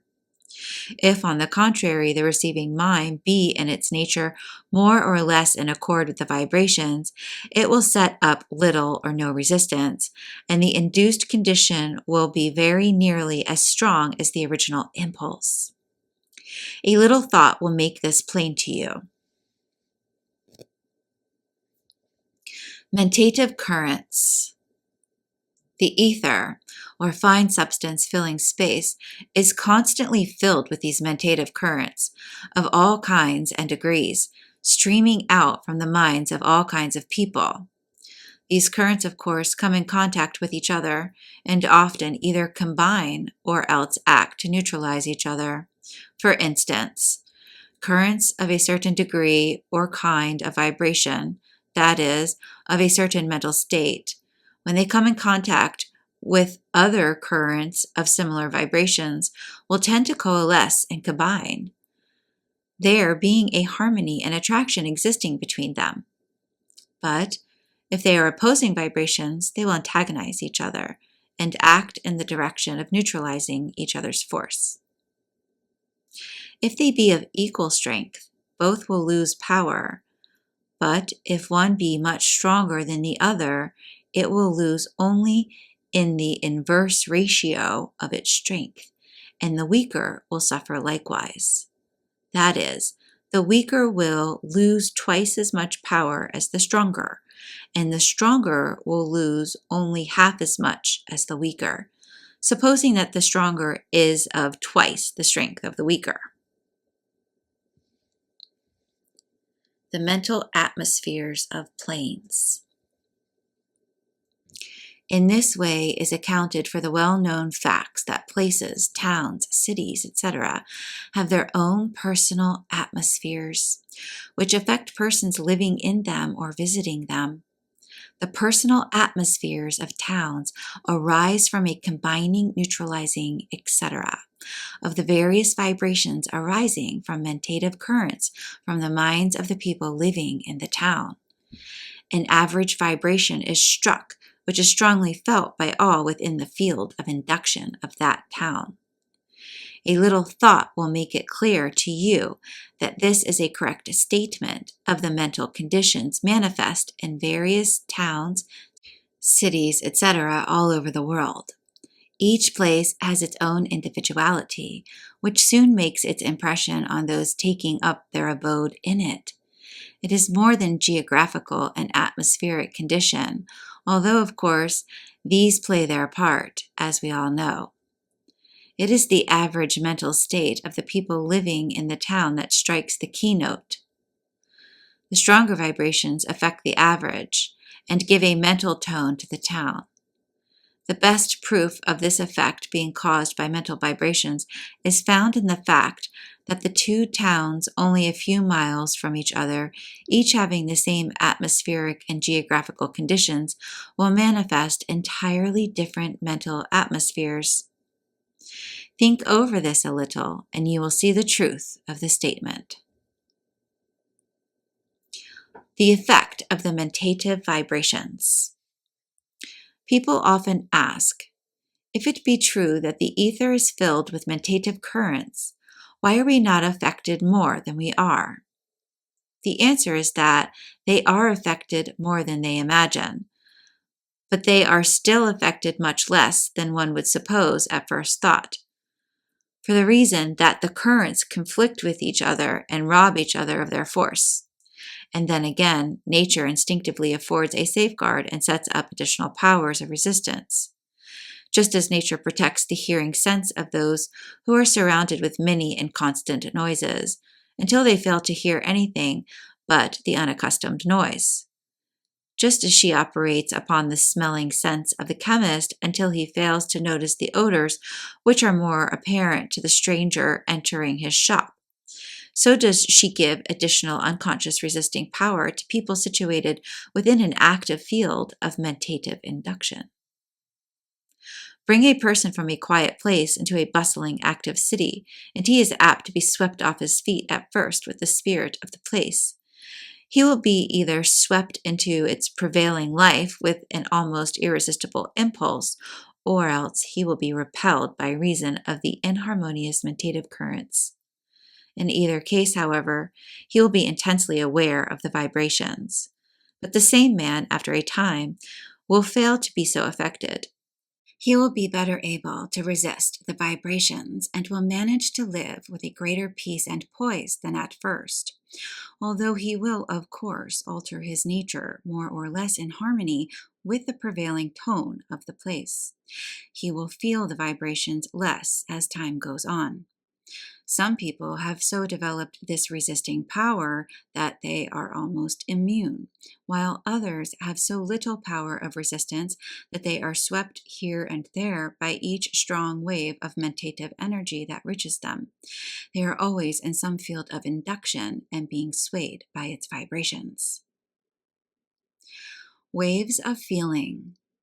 This phase of mentative induction explains the phenomena attendant upon those great waves of feeling that are swept over a country, like the emotion that followed the sinking of the Maine in the harbor of Havana.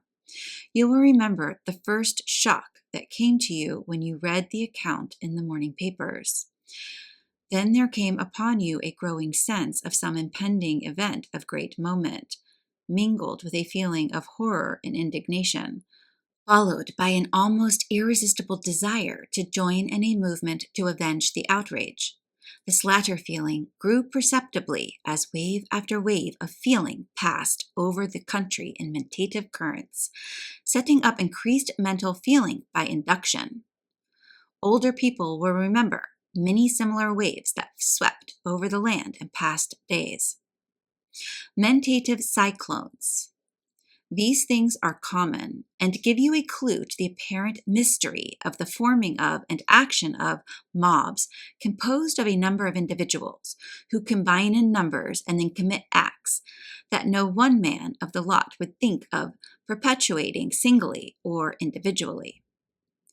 The conscious of the mob is apparently a thing apart from the individual consciouses of the units composing it. After the excitement, the morning after, many, if not all, of the persons concerned feel a sickening horror and wonder at their work.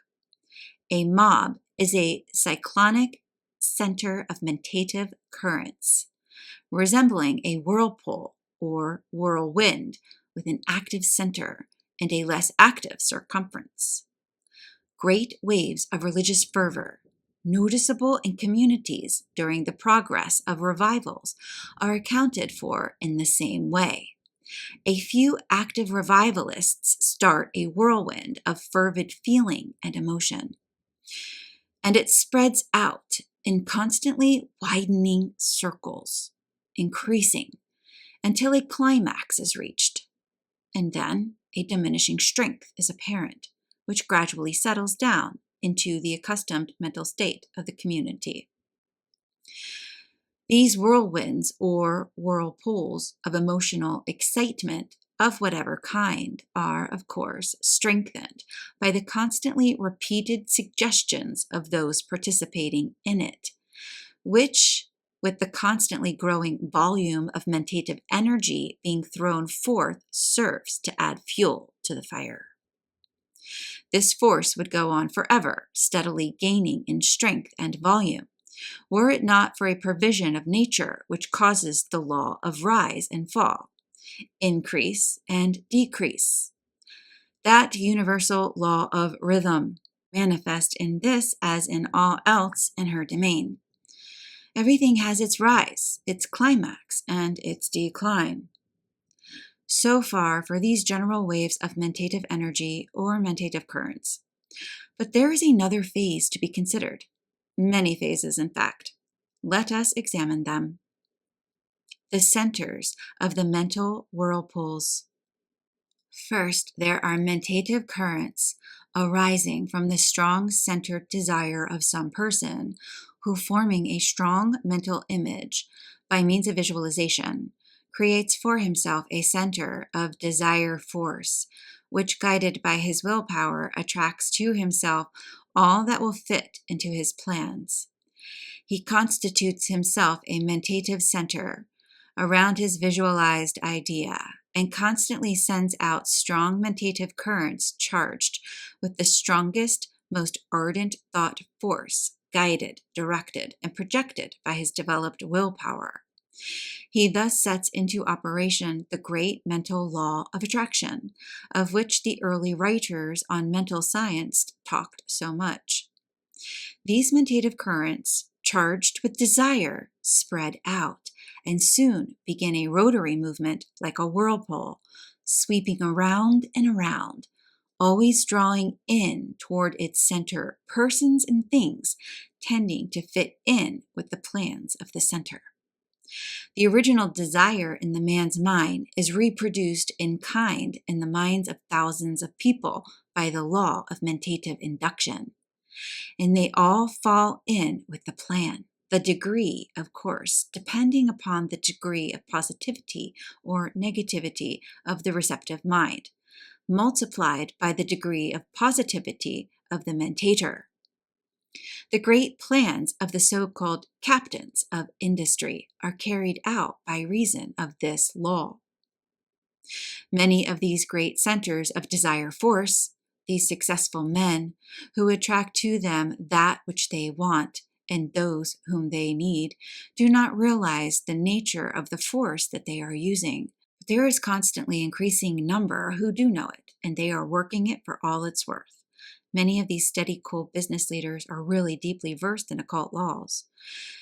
If the true facts of the case were to creep out, there would be the greatest sensation that the country has ever known. Mental influence. There is still another phase of the matter. I allude to the cases of men who generally consciously, but sometimes unconsciously, are focusing their mentative currents directly upon some person or persons who are necessary to their plans and desires. They are filled with desire to have these persons do thus and so, or not do thus and so, as the case may be. These men, according to their degree of concentration and willpower, direct to the other person or persons strong mentative currents of desire force, and by mentative induction, set up vibrations of a corresponding rate in the minds of these others. The degree of effect produced, of course, depending upon the degree of negativity of the recipient. This effect is produced in two ways, both according to the law of mental induction. The first way is to set up corresponding desire vibrations in the mind of the other, so that it will in turn cause his will to carry out the desire. A variation of this is to direct the desire force toward the will of the other, and thus entice or charm the other's will into compliance with the desire of the sender. This will be understood if you will remember what I have said about the resemblance of the desire pull to the feminine and the will pull to the masculine. You will see an illustration of this at every point of mentative influence. More about mentative influence.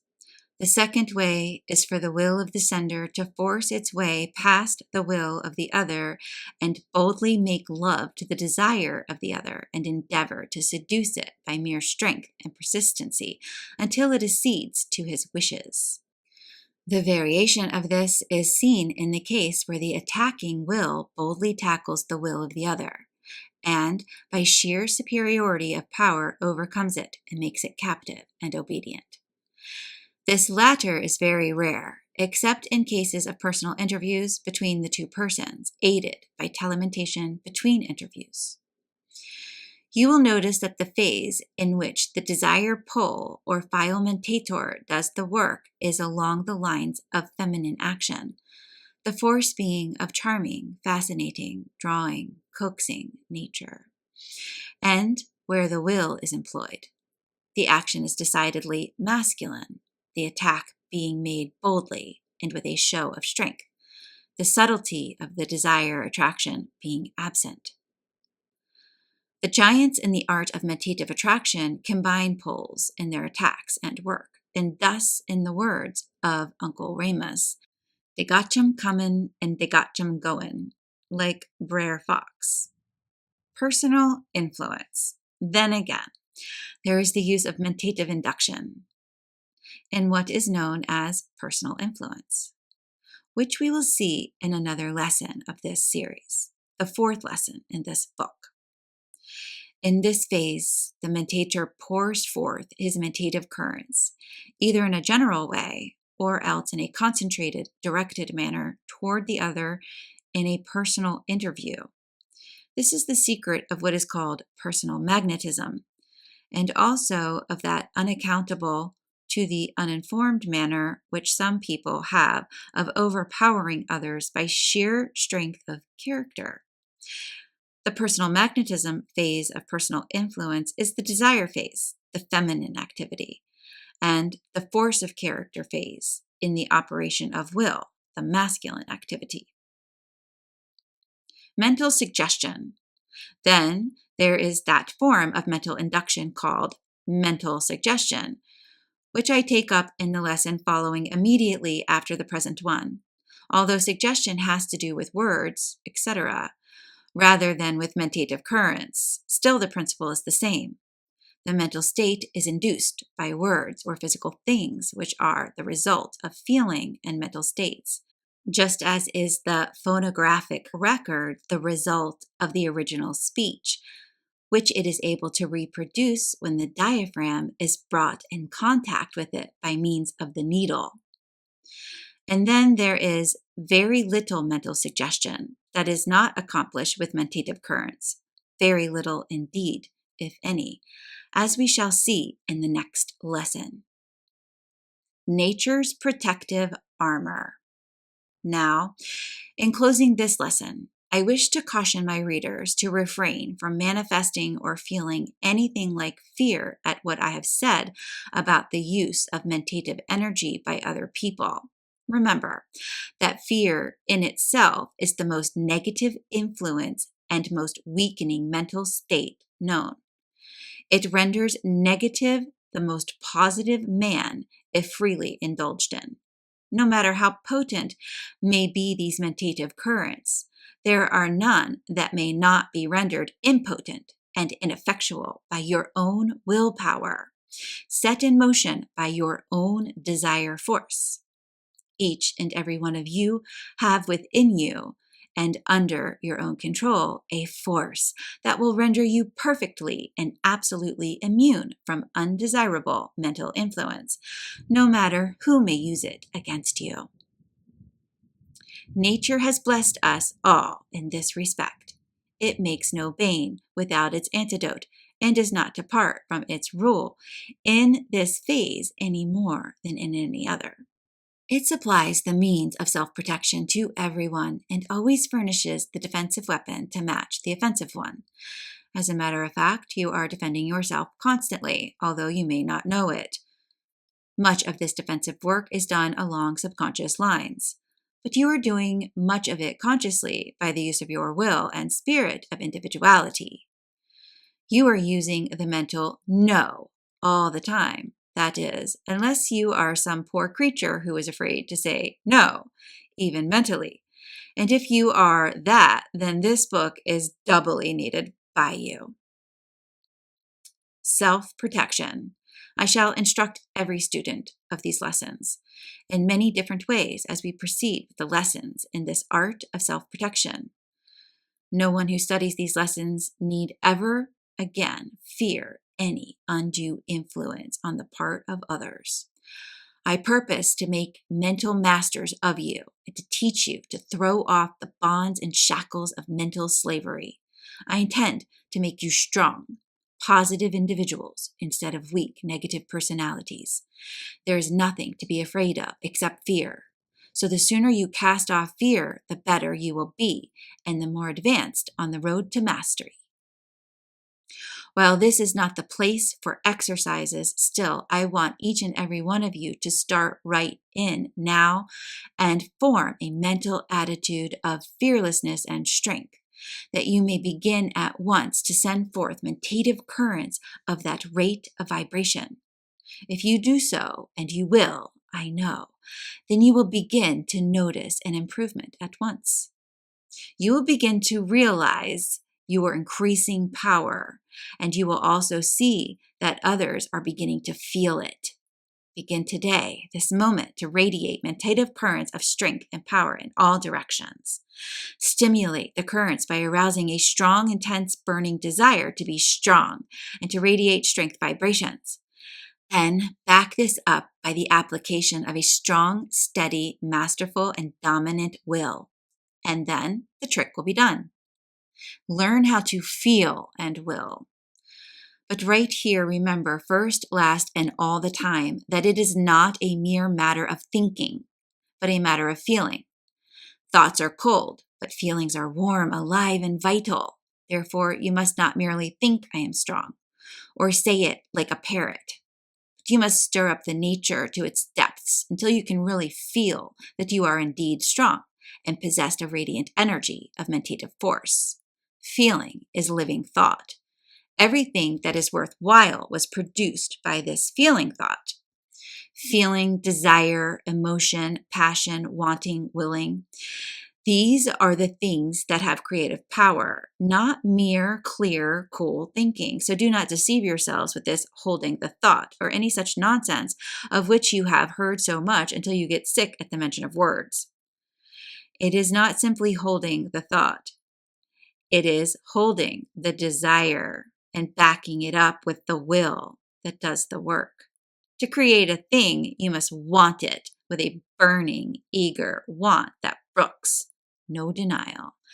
back up by a will that knows no such word as can't or no. Now, get to work.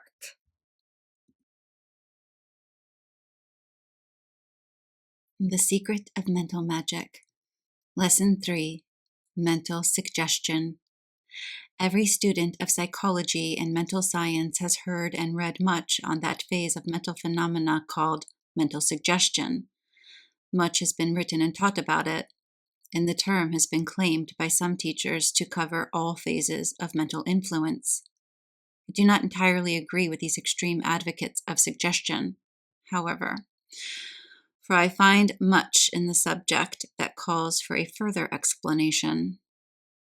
But nevertheless, I feel certain that mental suggestion plays a most important part in almost every instance of this class of phenomena and must be seriously considered by all careful students of the subject. Combined with mental induction by means of mentative currents, it accounts for nearly every phase of the phenomena of mental influence. Therefore, I shall devote an entire lesson to the consideration of its underlying principles, laws, and method of application. I feel that no one can be a successful practitioner of telementative influence or personal magnetism who is not a good suggestionist, because the very knack of projecting strong suggestions is necessary for the forceful projection of mentative energy and mental currents. What is mental suggestion? While all who have examined the subject are aware of the force and effects of mental suggestion, few have found it possible to correctly define or describe the term, or to explain it to others. And so, in this lesson, I shall have to undertake a task that many other writers on the subject have dodged. But I feel assured that my theory of mentative induction and the two poles of the mind will enable you to form a very clear and comprehensive knowledge of the underlying laws of the subject, so that, understanding it from the ground up, you will be able to apply its method of application to the best advantage. The term mental suggestion, used in the sense of personal influence, means that influencing or controlling of the mental states of others by means of words, actions, appearances, etc. The phases of suggestion. I divide the phenomena of mental suggestion into two general classes or phases, i.e., number 1, active suggestion, and number 2, passive suggestion, as follows. By active suggestion, I mean the induction of mental states and others by means of positive command, affirmation, statements, etc., bearing directly upon the desired mental state. By passive suggestion, I mean the induction of mental states by the subtle insinuation, introduction, or insertion of ideas into the minds of others, which insinuated ideas act in the direction of inducing the desired mental state. Active suggestions are associated with the use of the motive pole of the mind of the suggester, and passive suggestions are associated with the emotive pole of the suggester. One is the masculine method and the other the feminine. Suggestion, entirely emotional. And right here is a good place in which to direct your attention to a very important phase concerning the operation of suggestion in inducing mental states in others. I allude to the fact that suggestion operates along the line of emotional mentality or feeling and has nothing to do with judgment, reason, argument, proof, etc. It belongs clearly to the feeling side of the mind rather than to the thinking side. One's reason may be appealed to by clever reasoning, argument, logic, proof, etc., and an effect gained, but this belongs to an entirely different phase of mental action. The induction of mental states in others by means of suggestion has to do entirely with the feeling phase of the mind. It deals with the production of emotional mentality rather than with rational mentality. This is a most important point and one that should be thoroughly understood by all students on the subject. It is true that suggestion may accompany an appeal to the reason of judgment of the person influenced, and indeed is generally so used, but strictly speaking, it constitutes an appeal to a part of the mind entirely removed from reasoning and judgment. It is emotional first, last, and all the time, and it operates along the same lines as the mental induction produced by mentative currents, as we shall see. The meaning of the term. And now, with this preliminary understanding, let us pass on to a considering of the meaning of the terms used. There is nothing like a clear understanding of the terms employed in treating of a subject. If one understands the exact meaning of the terms, he has progressed very far to an exact understanding of the subject itself. For the terms are the crystallized ideas involved in the subject. To understand the full and complete meaning of the terms of any subject is to know the whole subject thoroughly, for no one can understand a term thoroughly until he knows it in all of its relations, all that pertains to it. Let us start with the word suggestion. As used by the writers on mental suggestion, some authorities give the broad general definition of anything that is impressed upon the mind through the senses. But this I consider entirely too sweeping, for this definition would make the term cover knowledge of all sort, no matter to what part of the mind it appealed, for all knowledge of the outward world is obtained through the senses. Other authorities define the term as anything insinuated into the mind, subtly, cautiously, and indirectly. This definition fitting nearly the one favored by the dictionaries in defining the word suggestion in its general sense, which is as follows: a hint, a guarded mention, an intimation, something presented to the mind directly, an insinuation, etc. But this last definition of mental suggestion does not fit all the phases of the subject. It fits admirably into the phase known as passive suggestion, as above described, but it leaves undefined the phase of active suggestion, which operates by direct, forceful command, statement, etc. My own definition. And so I must give my own definition of the term to fit my conception of and understanding of its meaning.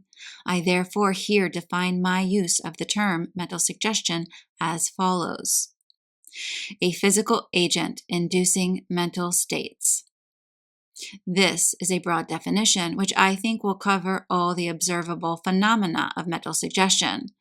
I use the word physical to distinguish suggestive agent from the mental agent inducing mental states by the operation of mentative energy, mentative currents, telementation, etc.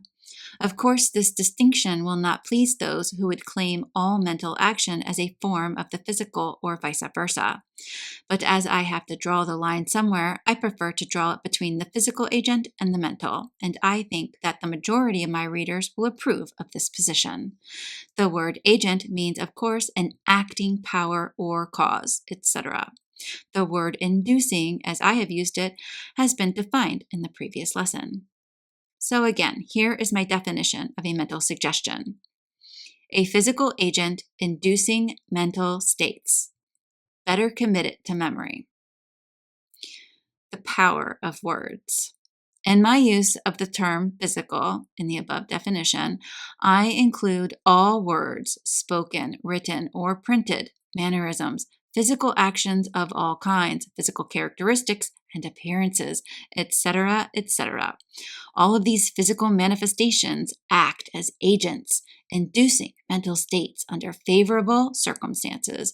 By mental states, I mean states of feeling or emotion, not abstract ideas or manifestations of reason, intellect, or judgment. It may be urged that the use of words, spoken, written, or printed, may be employed, and are employed, in every appeal to the mind of another, whether the appeal be along the lines of suggestion or argument, reason, etc. Certainly, but these are not all agents inducing mental states, i.e., feeling or emotion.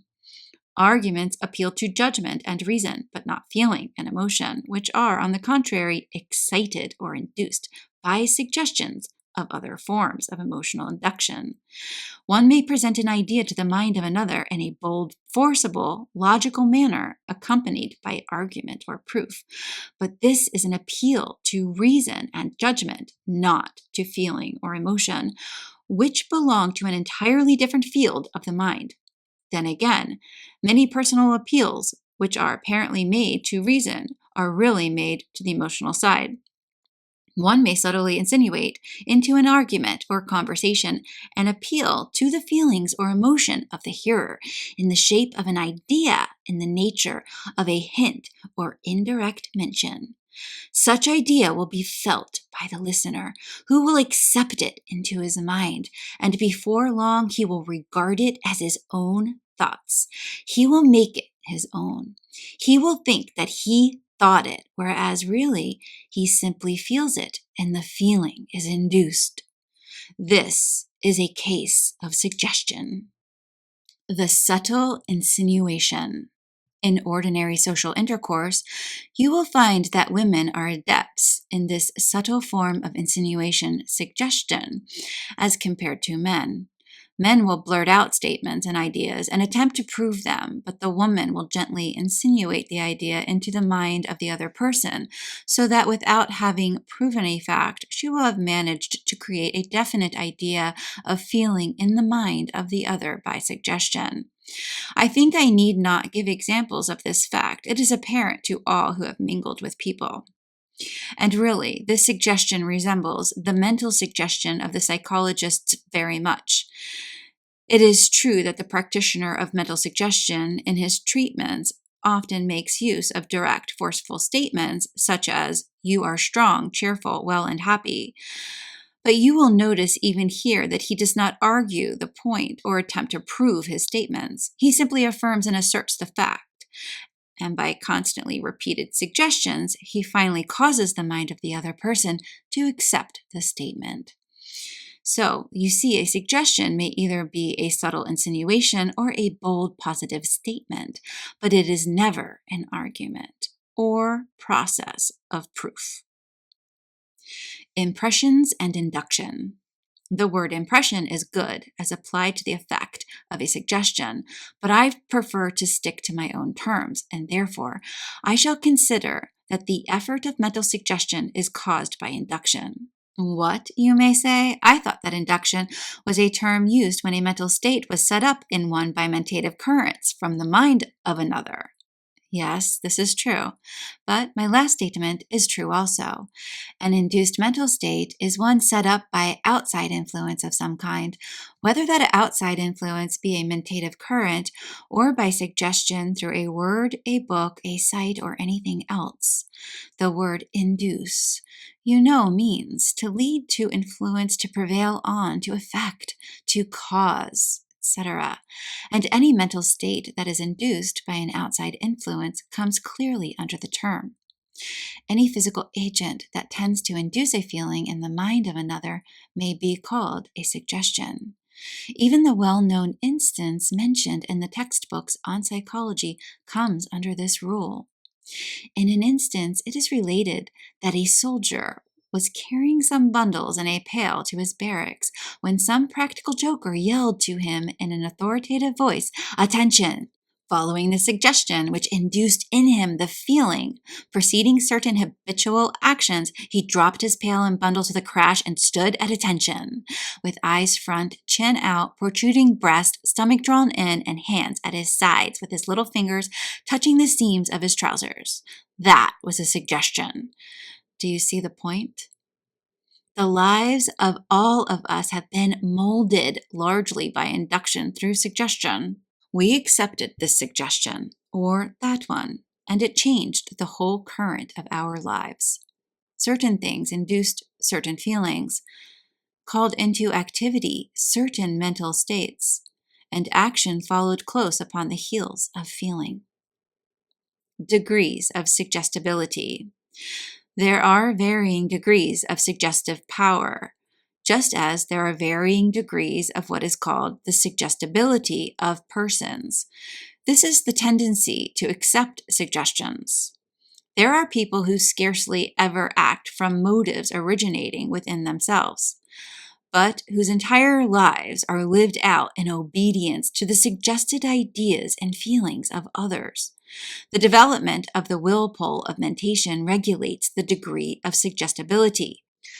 The man of the strong will is not so easily affected by a suggestion as is one whose will is weak, and who accepts without resistance the suggestions coming from all sides. But note the apparent paradox. Persons of weak will may have their will so developed and strengthened by scientific suggestive treatment that they may become veritable giants of will. Ideas induced by feeling. The careful student may feel inclined to ask me at this point why I speak of suggested ideas when I have said suggestion has nothing to do with mental states of feeling and emotion. Are not ideas, he asks, something connected with thought rather than with feeling? The question is a proper one, and I must meet it. The word idea comes from the Greek word meaning to see. In its general use, it means a mental image or a general notion or conception held in the mind. An idea is symbolic image held in the mind. It is a symbol of something thought or felt. Ideas are not formed by thought alone. Feeling contributes its share of these mental images. To tell the truth, the majority of people scarcely think at all, in the highest sense of the word. Their reasoning and logical faculties are but rudimentary. They accept their ideas at second hand or second hundred hand. Their thoughts must be pre-digested from them by others, and the handed down idea is the result. The majority of ideas held in the mind of the race arise from feeling and emotion. People may not understand things, but they have experienced feelings or emotions regarding them and have consequently forced many ideas and ideals therefrom. They do not know just why an idea is held by them. They know only that they feel it that way. And the majority of people are moved, swayed, and act by reasons of induced feelings, rather than by results of reasoning. I am not speaking of intuitional feelings now, but of the plain, everyday emotional feeling of people. Feelings versus reason. Do you know what a feeling is? The word used in this sense means a mental state, emotion, passion, sympathy, sentiment, susceptibility, etc. An emotion means an excitement of the feelings. Feelings belong to the instinctive side of our mind, rather than to the rational or reasoning side. They spring up from the subconscious strata of the mind in response to the exciting cause coming from without. The instinctive part of our minds are stored with experience, feelings, emotions, and mental states of our long line of ancestors, reaching away back to the early beginnings of life. In that part of the mind are sleeping instincts, emotions, and feelings, our inheritance from the past, which await but the inducing cause to call them into activity. The reason or judgment, by means of the will, act as a restrainer, of course, according to the degree of development of the individual. And these outward agents, if of a physical nature, are suggestions of all kinds. Look around you at the world of men and women. Then tell me whether they seem to be moved principally by reason or feeling. Are their actions based upon good judgment and correct and careful reasoning? Or are they the results of feeling and emotion? Do people do things because the things are considered right in the light of reason? Or do they do them because they feel like it? Which produces the greatest motive force? An appeal to the reason of a number of people, or an appeal to their feelings and emotion? Which sways a gathering of people, the votes of a people, the actions of a mob? Reason or feeling? Which moves even you, good student? Reason or feeling? Answer these questions honestly, and you will have the key of suggestive influence. The 4 lines of action. Mental suggestion produces its effect upon the minds of people along one or more of 4 general lines or paths of action. All the phenomena coming under this head can be placed in one or more of the 4 classes. These 4 paths or lines of action along which mental suggestion operates are as follows. Number 1, obedience. Number 2, imitation. Number 3, association. Number 4, repetition. I shall now proceed to consider these 4 paths or lines of action separately, in order, and in detail. Beginning with the first mentioned line of action, let us consider the first line of action, suggestion through obedience. Suggestion operating along these lines consists of the induction of mental states, etc., by the agency of a positive statement, assertion, assumption, authoritative attitude, etc., which so impresses itself upon the mind of the person suggested to that he sets up no opposition or resistance, but acquiesces quietly to the suggestion made to him. The most common form of this first form of suggestion is seen in the very general acquiescence to real or pretended authority on the part of the majority of people. Such people, hearing a statement made positively and in a tone of conviction by some person in authority, they accept the statement, and the feelings arising from the accepted statement without resistance and without any attempt to submit the matter to the exercise of their reason. And this is true not only when the person speaking has really a right to speak authoritatively by virtue of his knowledge, experience, wisdom, etc., but also when some pretender sets up an appearance of authority and speaking in a positive style along the "thus saith the Lord" manner impresses his hearers with the idea he wishes to suggest to them. And then the good folk meekly acquiesce without question and allow their feelings to be aroused accordingly. For the feelings are generally followed by actions in accord therewith. Man, an obedient animal. It is astonishing from one point of view to see how obedient to this form of suggestion the masses of people are. They will allow their mental states, feelings, and emotion to be induced by the imprudent statements and claims of cunning, shrewd, and designing men, as well as by ignorant, self-deluded fanatics, who thus influence and sway them. These self-constituted authorities utter their oracular statements and opinions in a tone of absolute certainty, and the crowd takes them at their own valuation. It seems to be only necessary for some positive man to attract the attention of the people and then make some bold claim or statement in the proper manner and tone, and with their appearance of authority, and lo, some of the people at least fall into line. Did you ever think that people, as a rule, are obedient animals? Well, they are, providing you can manage to impress them with your authority. It is much easier for them to acquiesce than to refuse to do so. They find it easier to say and think yes rather than no. Their will is not often called into action by their reason and judgment, it being too often entirely under the control of the feeling and emotional side of them. The origin of obedience to suggestion.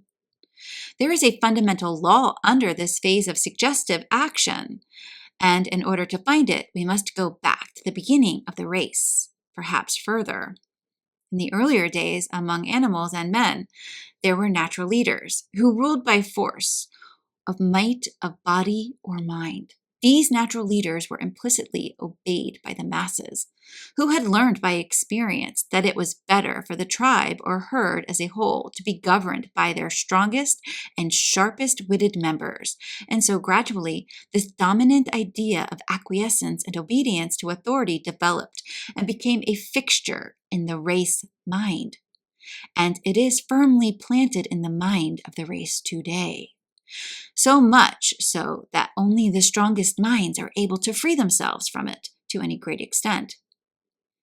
It is an authority here and authority there in law, letters, religion, politics, and every other field of human endeavor. People do not begin by asking themselves, "What do I think about this matter?" but instead start off by saying, "What does so-and-so think of it?" Their so-and-so is their authority, who does their thinking for them, and they take their keynote from him or her. The authority induces their mental states for them. If these leaders and authorities were really the wisest of the race, it would not matter so very much, although even then it might prevent the development of individuality in the masses. But the worst feature is that the majority of these authorities don't know, and know they don't know, but the people haven't found them out. They assume the manners, air, appearance, etc. of the real thing, and the people, being accustomed to these symbols of authority, and mistaking the imitation article for the real, are impressed by the authoritative utterance and accept the suggestion. The confidence men. The fact is well known to the classes. They prey upon the public. The confidence men, in and out of the criminal class, assume this air of authority, and their suggestions are accepted by the people. They are good actors. That is one of the requisites of the suggestionist. And these people understand the law. They proceed upon the theory accredited to Aaron Burr. That remark, you may remember, was that the law is that which is boldly asserted and plausibly maintained.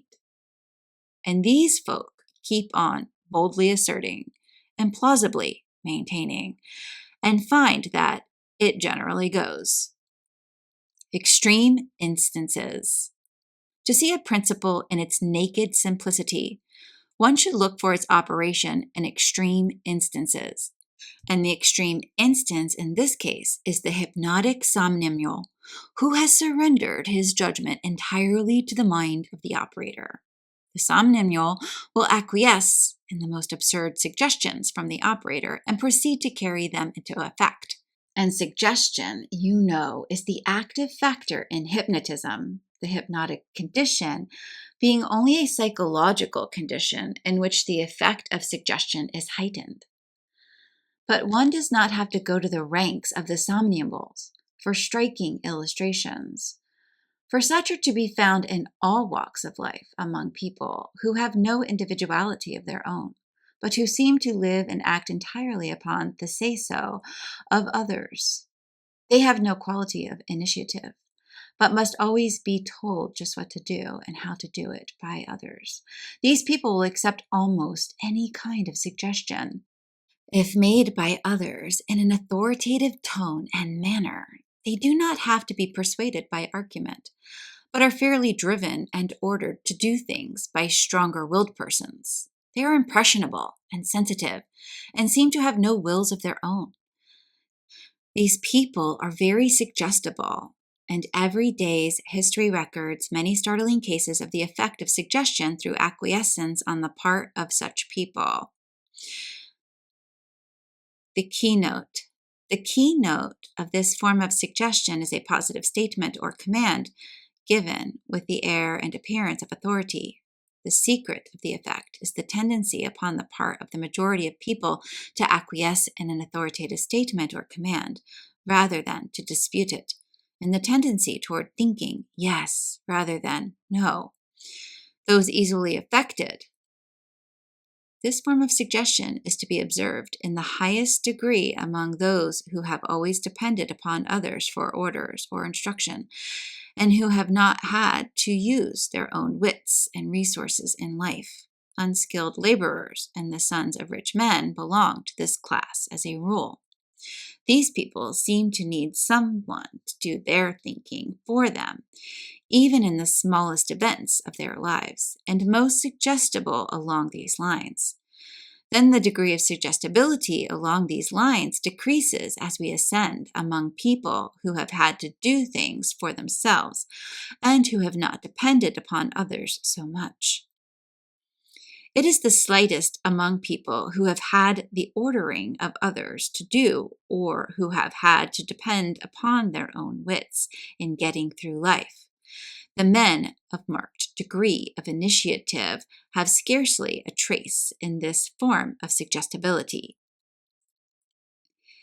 Initiative, is the term for doing things without being told, using one's own wits and resources, the true American spirit, which so many Americans lack. The degree of power. The degree of power in giving this form of suggestion depends materially upon the development of will on the part of the suggester, and also upon his assumption of the appearance, manners, air, and tone of authority, the latter requisites being the outward symbols.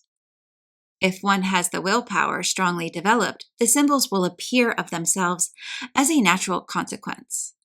But to those who have not developed willpower, and whose authority is more or less counterfeit, the assumption of the outward symbols becomes a matter of great importance, and these people devote much study to the cultivation of these outward forms. And these counterfeit symbols, the art of the actor, serve their purpose to impress and suggest to the crowd and their assumers, set up a very brave front, and obtain a very fair degree of success in the part they are acting, that is, until they come in contact with a man of real willpower, when they gracefully retire after the first clash of mentative swords. To those who are negative and who are too susceptible to this form of suggestion, I advise the cultivation of willpower, which will be fully taught in the concluding lessons of this series called Character Architecture. Nothing but the cultivation of the will render them positive and impervious to suggestive influences of this sort. The second line of action. The second line of action of mental suggestion is that called suggestion through imitation. This form of mental suggestion is very common, perhaps the most common of all the forms. Man is essentially an imitative animal. He is always copying the actions, appearances, and ideas of others, thereby going to prove his descent from the monkey-like ancestors in whom this trait of character was largely developed. Personally, I believe that this trait of imitation may be traced back to the early days of the race, or before, when animal and man were in a wild state and exposed to constant danger of attack of enemies. Then a motion of fright on the part of one would be communicated to the others of the tribe, and gradually the trait of instinctive imitation was developed, the traces of which are still strongly with the race, even to this day. We may find instances of this trait all around us. When we watch a tightrope walker, our bodies instinctively sway in imitative motion. When we watch the faces of actors on the stage, our own faces work in sympathy, more or less. And so it goes on all around us. And in us, ever the tendency towards imitation. Children manifest a great degree of this trait and copy and acquire the mannerisms of those around to a surprising degree of detail. Human, sheep, and apes. This form of mental suggestion is very common. People are constantly taking up the suggestion of the mental states, feelings, and emotions of those around them, and reproducing them in their own acts. The majority of people are like human sheep, who will follow a leader everywhere and along all sorts of paths. Let the old bell-wether jump over a rail, and every sheep in the flock will do likewise, and they will keep on jumping over the same place, at the same height, even if the rail be moved before the whole flock gets over. We are constantly doing things simply because other people do them. We are constantly aping after others. And our fashions, styles, forms, etc. We are servile imitators.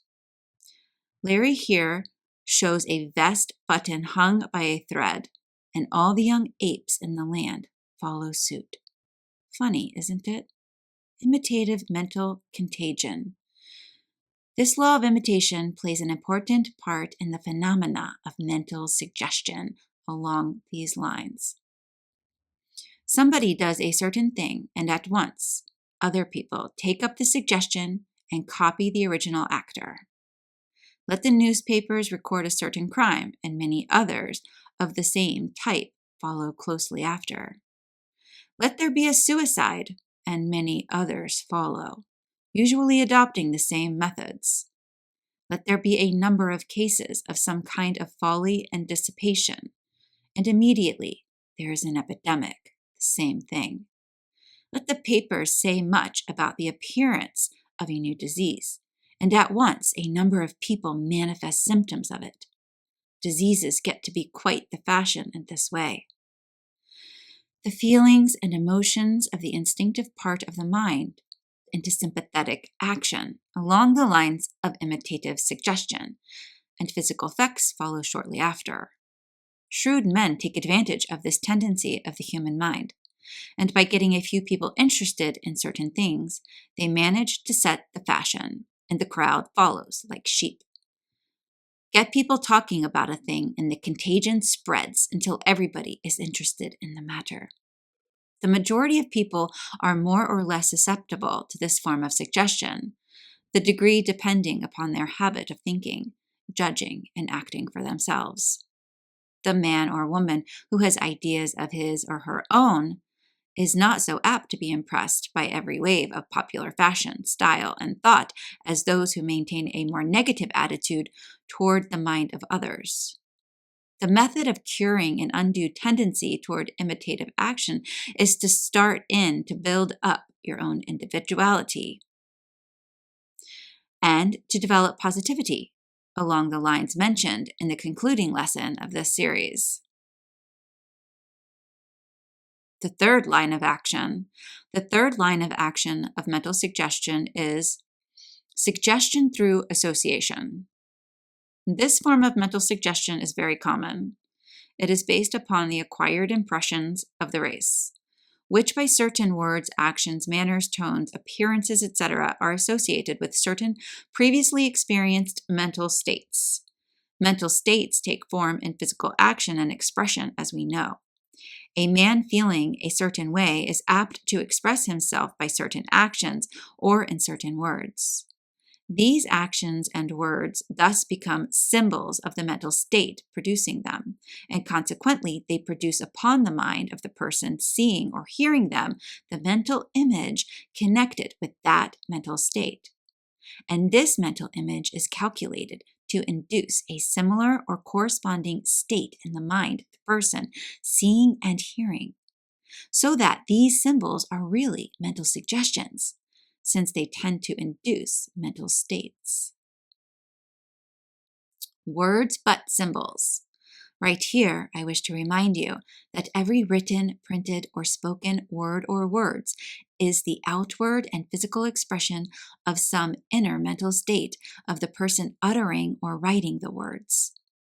The words are the outward and visible signs of an inward feeling. Remember this always. Mere words in themselves have no suggestive value. The value depends upon the meaning impressed upon them by the mind of the person using them, accompanied by an understanding of their meaning by the person hearing or reading them. The word horror, for instance, or uncanny, has a definite meaning to persons familiar with it.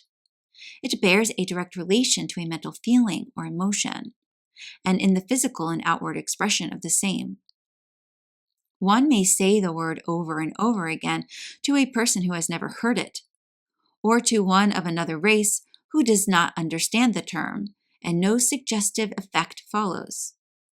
But speak the word to one who is accustomed to connect and associate it with a definite feeling that they have experienced, and the feeling will be reproduced or induced if the circumstances of the use of the word be favorable. the word love, used properly, will awaken in the mind of its hearers feelings corresponding with the term. And these feelings must have been experienced before, either directly or indirectly, before they may be induced by suggestion. Feelings experienced by one's ancestors leave a record in one's subconscious mentality, which may also be induced by the appropriate suggestion. Personally, words seem to me to be like the wax record of a phonograph. The record is covered with minute impressions produced by the sound waves entering the phonograph. Place this record in its place in the phonograph and start the latter in motion, and lo, the minute impressions on the record will reproduce or induce in the diaphragm the same kind of sound waves that originally caused the impressions. In this way, a word, which is the physical symbolic record of a feeling, will produce its associated feeling in the mind of the person hearing or reading it. Associated feeling. And as I have said, the feeling produced will depend largely upon the understanding of the meaning of the word held by the person receiving the impression. For instance, in the case of the word love, let us suppose that the term is strongly and feelingly suggested to a number of persons at the same time and in the same way.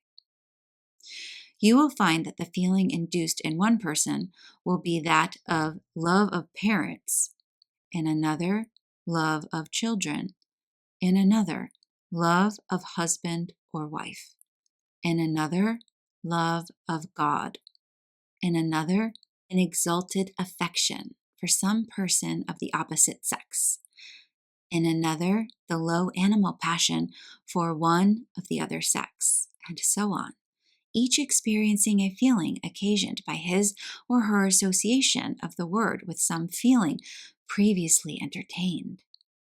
The same word may induce a feeling of the greatest pleasure in one person and the greatest horror or disgust in another, the difference depending upon the association of the word in the mind of the two persons.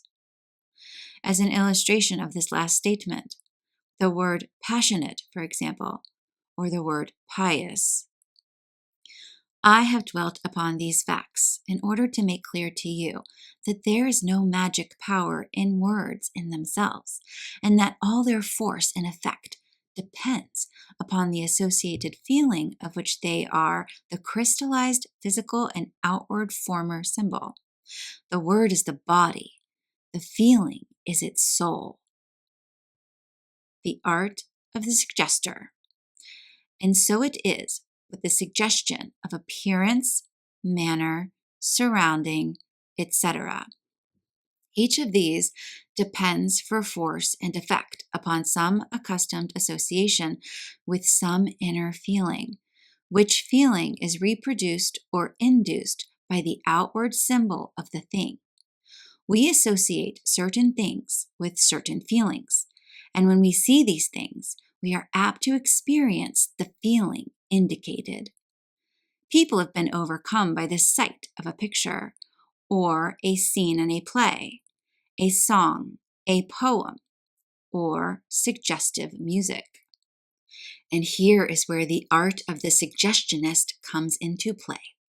He watches closely and discovers that certain words, tones, manners, appearances, actions, motions, etc., are associated in the minds of people with certain feelings and ideas. And so, when he wishes to reproduce, produce, or induce in others these ideas or feelings, he simply reproduces the associated physical symbols in words, manner, motion, or appearance, and the effect is produced. The conjurer makes certain motions with his hands, which you have always associated with certain actions, and you feel that the action itself has been performed. But the conjurer omits the action, and you are fooled. The confidence man assumes the appearance, manners, and actions which you have always associated with certain qualities of character, and you feel that he is what he seems to be. But he isn't, and you are fooled. This play acting of people is all a form of suggestion, and you are fooled because you accept the symbol for the reality, unless you understand the game. The actor assumes the actions, tones, dress, and words of certain characters. And if he is a good actor, you forget the reality and laugh and weep and otherwise feel that what you see is reality, although you really know underneath it all that it is only a play. And all this is mental suggestion. Remember. The master key. Remember, now and always, that a mental suggestion operates by the presentation of the outward symbol associated with the feeling to be induced. Put the right record in the phonograph, and the corresponding sound is produced or induced. Do you see? This law underlies all the phenomena of mental suggestion. Understand the law of suggestion, and you have the master key to the phenomena. The spell of oratory. Oratory and other forms of appeal to the feeling by spoken words gives us a typical example of the operation of this form of mental suggestion.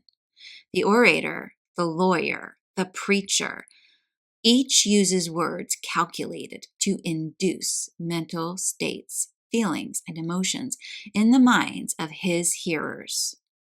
Such a one soon begins to learn the suggestive value of words, tones, and expression. He avoids the use of cold, abstract words and drifts into the use of those which are symbols for deep feeling and emotion, knowing that these word symbols uttered with the proper tone and expression will induce the feelings for which they stand in the minds of the hearers.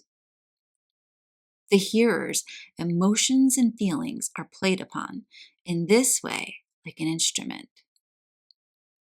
The emotion or passion, whether it be love, fear, hate, greed, patriotism, courage, jealousy, sympathy, etc., etc., is awakened by the skillful use of the words, tones, and expression which stand as symbols for these feelings. If you will remember how you were touched by an address that afterward seemed trivial and flamboyant to you, without argument, proof, or sense, then you will realize how you were made the subject of mental suggestion through association. The skillful salesman operates upon you in the same way. So does his twin brother, the advertising man. The revivalist has this art reduced to a perfect science. The power of words. Words, words, words, inciters to action, inducers of feeling, symbols of mental states, and reproducers of mental states. Despise them not. Sneer not at them, for they have brought down low the mightiest of minds when properly used. Even when written, their potency is great. Countries have often been made captive by a clever phrase, which when analyzed meant nothing in reason, merely an awakener of feeling. Let me make the catchphrase of a country, and I care not who makes its laws.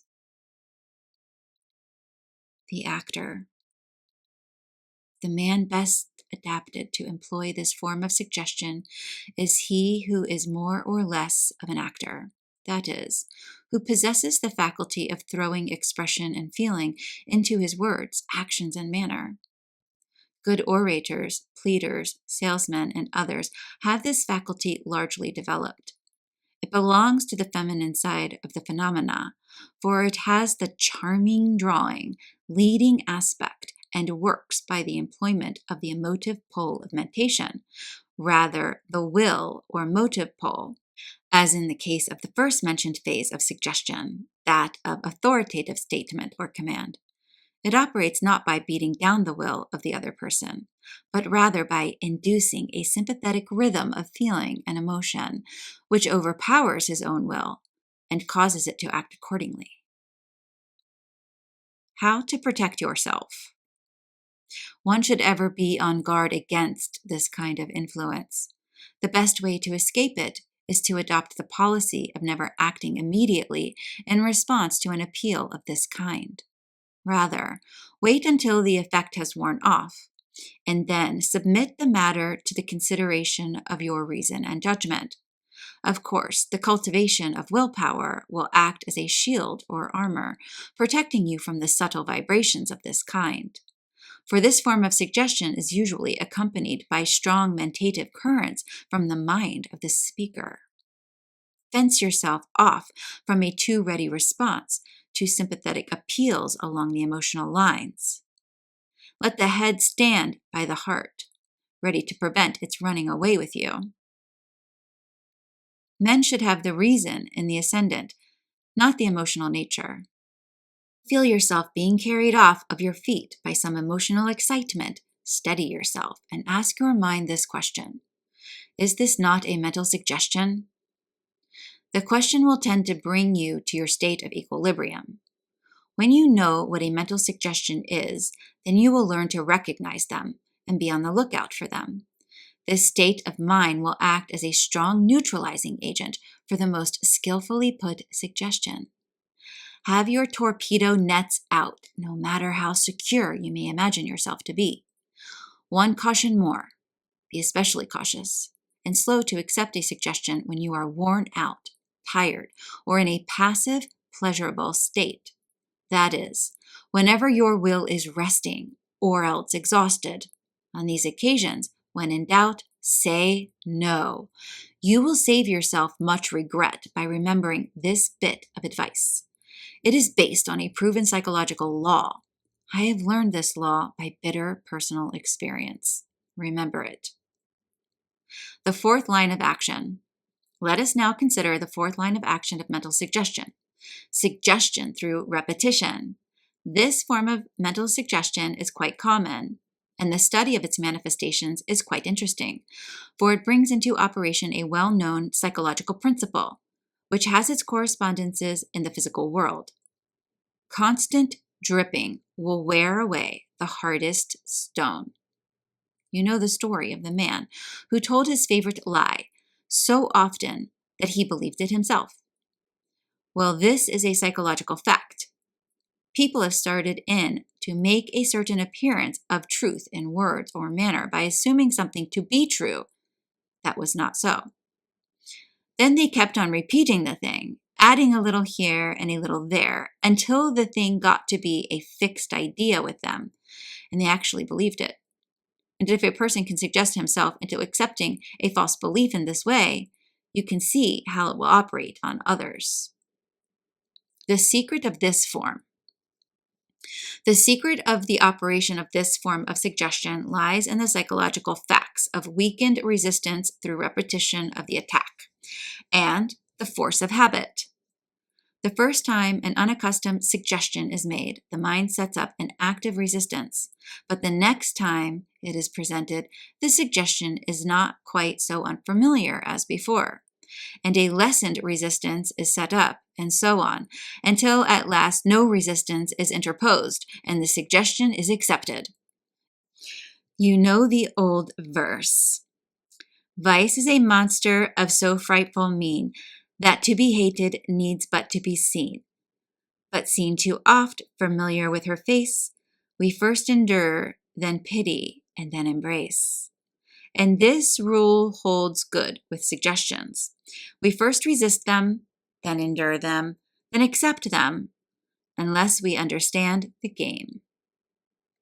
Cuckoo feelings. The psychological fact involved in this form of suggestion is that impressions upon the brain cells become deepened by constant repetition.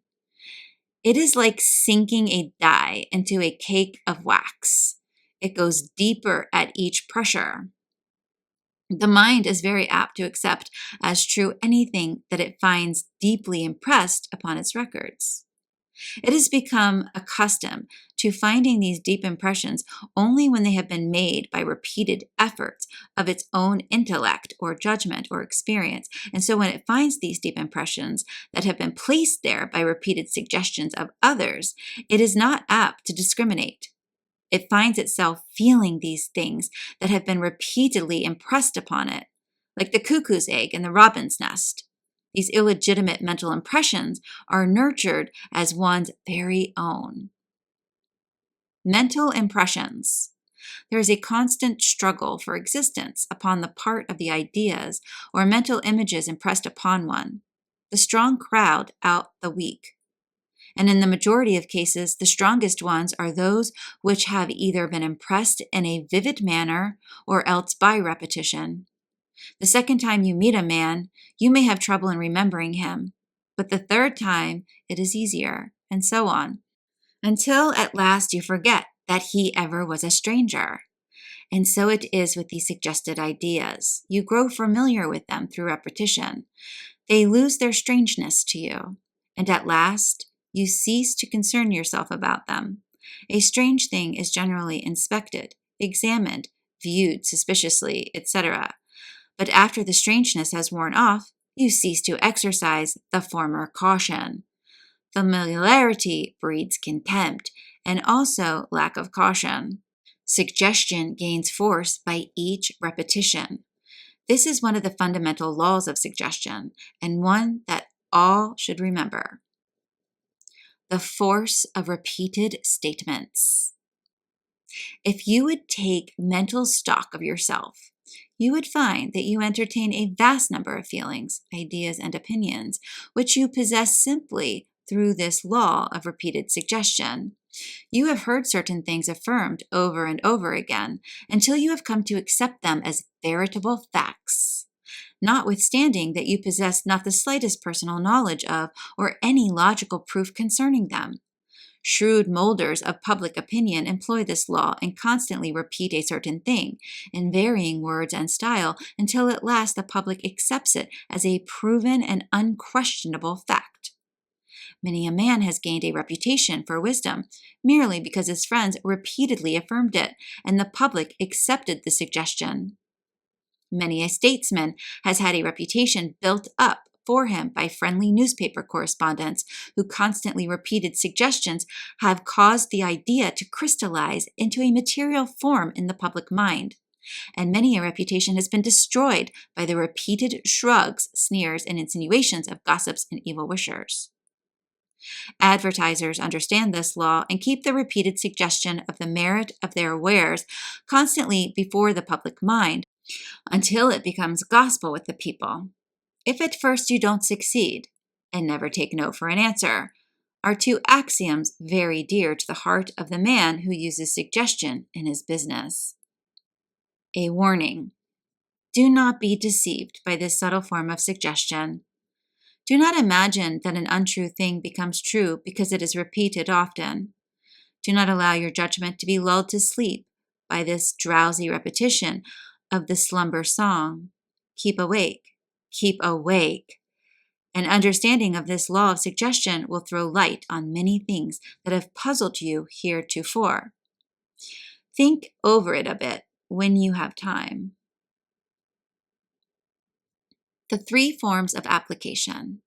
Let us now consider the various forms of application of suggestion in everyday life. There are several, and for convenience, I separate them into three forms or groups, i.e., number 1, involuntary suggestion, number 2, voluntary suggestion, and number 3, autosuggestion. Let us now consider the first form, involuntary suggestion. By this term, I mean the use of suggestion involuntarily, without a particular purpose, or unconsciously. We are all giving suggestions of words, manner, action, etc. every moment of our lives, and these suggestions are constantly being accepted by those around us. We are constantly influencing those with whom we come in contact the greater part of the work being performed unconsciously to us. We are acting as living inspiration for some and living discouragement for others, according to the circumstances. Our moods, actions, words, appearance, manners, etc., act as suggestions to those around us. I am not now speaking of the effect of mentative currents, etc., but of mental suggestion, pure and simple. A business house is permeated by the personality of its head, and his personal characteristics impress themselves upon those under him by the means of suggestion. He sets the gait of the place. He is active and enterprising, so are the workers employed by him, and if he is careless and shiftless, so will they be apt to be. We affect those around us by our mental attitudes, manifested in action, and they affect us if we allow them to do so.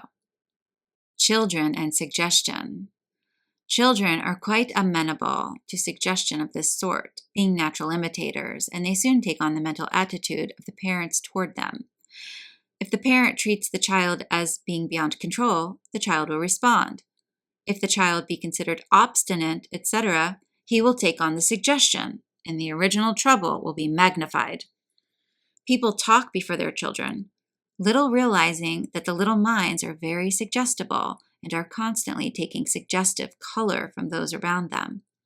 One should endeavor to present to their children only the best positive, helpful, uplifting, and encouraging mental states. One should avoid giving the child the impression that it is bad, or mean, or deceitful, or shy, or any of that sort. The child will be apt to accept the suggestion coming from a source that it naturally looks to for information, and it will be very apt to proceed to act upon the suggestion and make the words of the parent come true. I have heard of children who had become so impressed with their parents' suggestion that they would come to some bad end, yet that they had to fight against it to balance their lives. Sow the suggestive seeds that you desire to sprout into reality. Be careful to select the right kind. This subject of suggestion to children can be merely alluded to here, for it would fill a book of itself. I felt impelled to say a few words about it in this lesson because my experience has taught me its extreme importance. The rule of involuntary suggestion. This is the rule of involuntary suggestion. Our words, actions, manner, tones, appearance, and general personality convey suggestions to those around us, inducing mental states in accordance therewith. Therefore, act out only the character that you wish to impress upon the world, and act it the best you know how. The world will connect you with the part you are playing, according to the suggestions thus made. Sometimes you will get a better verdict than you really deserve, sometimes a worse one. But either event, your mental attitude reflected by your involuntary suggestions will have caused the verdict, whatever it may be. Therefore, form a correct mental attitude based upon some ideal of the part you wish to play, and then play it out to the best of your ability. Observe the outward appearance of the part you are playing, for this is what the world sees first, last, and all the time, and you are judged by your suggestive makeup and stage action. Act well your part, for thereupon rests the verdict of the audience. The second form. The second form of application of suggestion is voluntary suggestion. This form of the application of suggestion is manifested in cases in which the suggestion is deliberately or purposely made with the end of impressing other persons. Its manifestations may be grouped into three classes as follows: A. Suggestive treatment. B. Hypnotic suggestion. C. Suggestion in the form of personal influence. Suggestive treatment. By A. Suggestive treatment, I refer to the practice of mental suggestion used as a form of treatment for physical ills or mental deficiencies, etc. The treatments for physical ills come under the term of suggestive therapeutics and will be spoken of in my lesson of that title. Treatment by suggestion for mental deficiencies, etc., is a branch of science that is rapidly coming to the fore. For some time, it was clouded by its mistaken connection with hypnotism, but now that it has been divorced therefrom, it is being used to a much greater degree by scientists in all parts of the world. Its principle rests on the fact that brain centers and brain cells may be grown, developed, and increased by properly directed suggestions, so that one may be practically made over mentally. New qualities may be induced and objectionable ones decreased. Objectionable habits and traits may be eliminated and desirable ones substituted or newly induced. The wonders of this form of practical psychology are being unfolded rapidly, and a great era is before us in this branch of science. I've conducted many experiments along these lines with a surprising degree of success during the past 7 years, and I propose making the results of this work public at no distant date. The broad principle of the treatment lies in the fact that the mental states induced by the proper suggestions tend to exercise and develop the portion of the brain in which they are manifested. Hence, the theory once understood and the best method adopted, the rest of the treatment becomes as simple as developing any muscle in the body by the appropriate exercise. I call this form of treatment brain building by suggestion, etc. Hypnotic suggestion. B. Suggestion in hypnotism is a subject that I shall merely refer to here, for this is not a manual on hypnotism. Sufficient it is to say that hypnotism is a combination of the use of mentative energy in a certain form, coupled with suggestion. The will of the hypnotic subject is overpowered by mentation, and the suggestions are then made him. It is a proven psychological fact that in the hypnotic condition, all suggestions have a greatly exaggerated effect, and a suggestion that would scarcely be noticed in the ordinary state becomes a strong motive force to one in the state of hypnosis. In this state, the most absurd suggestions are accepted and acted upon. The most extraordinary delusions are entertained, and the suggestions of future action or post-hypnotic suggestions are made effective. I shall speak further of this subject in my next lesson on personal influence, but I wish to caution my students against allowing themselves to be hypnotized for experimental or other purposes. It is conducive to a negative condition, and I heartily disapprove of its use. I would not allow anyone to hypnotize me. I would urge upon my students a similar attitude toward experimenters.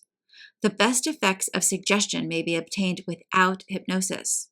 The latter is merely an abnormal and morbid state, most undesirable to normal people, let it alone. C. Suggestion in personal influence is referred to in other parts of this lesson and will appear more fully in my next lesson on personal influence, for it belongs to that phase of the general subject. The third form of application of suggestion is what is known as autosuggestion. By this term is meant self-suggestion or suggestion given by one of his own mind. This is a most interesting and important phase of the subject and will be dealt with fully in my last lesson on mental architecture, under which head it falls. It is by autosuggestion that so many people have made themselves over mentally and have become that which they willed to be. Its principles are precisely the same as in other forms of suggestion, except that the treatment is given by oneself instead of by another person. The vehicles of suggestion, i.e., the voice, the manner, etc., have been alluded to in this lesson as we proceeded, but these points will be elaborated in the next lesson on personal influence, as they form a part of that subject. Feelings versus reason. An eminent teacher of the use of suggestion in commercial pursuits, in speaking of the effect of suggestion in inducing mental states, says, "You can make a man think with you if you work on his feelings or higher nature, even though you run counter to his ordinary judgment. If in this way you can dazzle his reason sufficiently, you can spur him to almost any action of which man is capable. And this teacher is perfectly right in his statement. Although he follows the old subjective mind, ideas and identifies feelings with the higher nature instead of treating it as belonging to the emotive pole of mentation, as I do. And if I may be pardoned, I would suggest that the above statement would be a little nearer to the true state of affairs if he had said, "You can make a man feel with you if you work on his emotive mentality," etc. The psychology of salesmanship.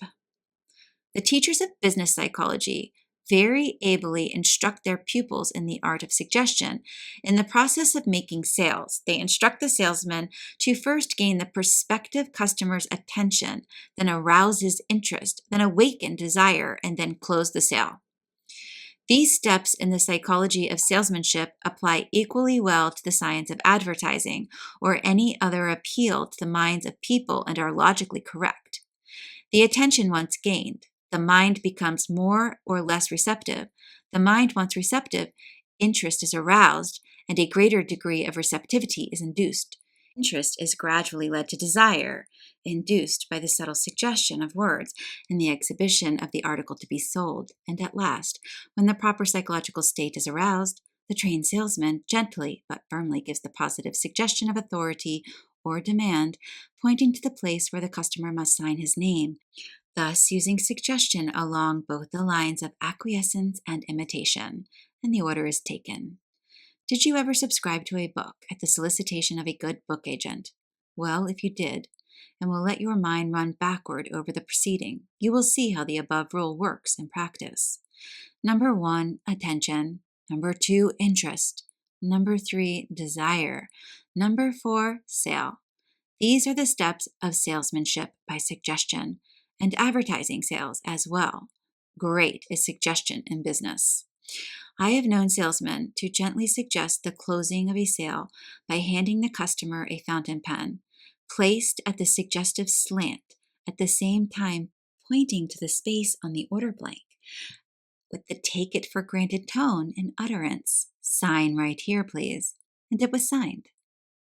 Agents' suggestions. The largest employers of agents have regular training schools in which the new agents are given the benefit of the experience of the old hands at the business.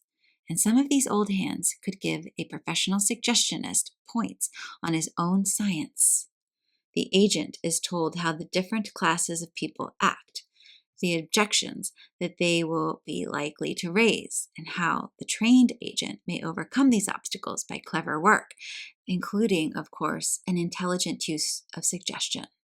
I have talked with many successful men in this line, and it has always been a source of wonder to me at the detail of the use of suggestion manifested by them in their work. The average person would be surprised at the ideas advanced and the knowledge possessed by some of these men. One of these agents once told me that one of the first things he learned when starting to work was that the agent should never permit the customer to take his prospectus or sample pages in his own hands. He said to me, "I always keep the prospectus in my own hands, for if I let it get away from me, I will have lost the power of controlling the attention and interest of the customer. He will then have the matter in his own hands, and will have gotten away from me. He will then do the leading instead of my doing it. I always keep the upper hand of my man or woman. I do the leading, guiding, directing, and influencing myself.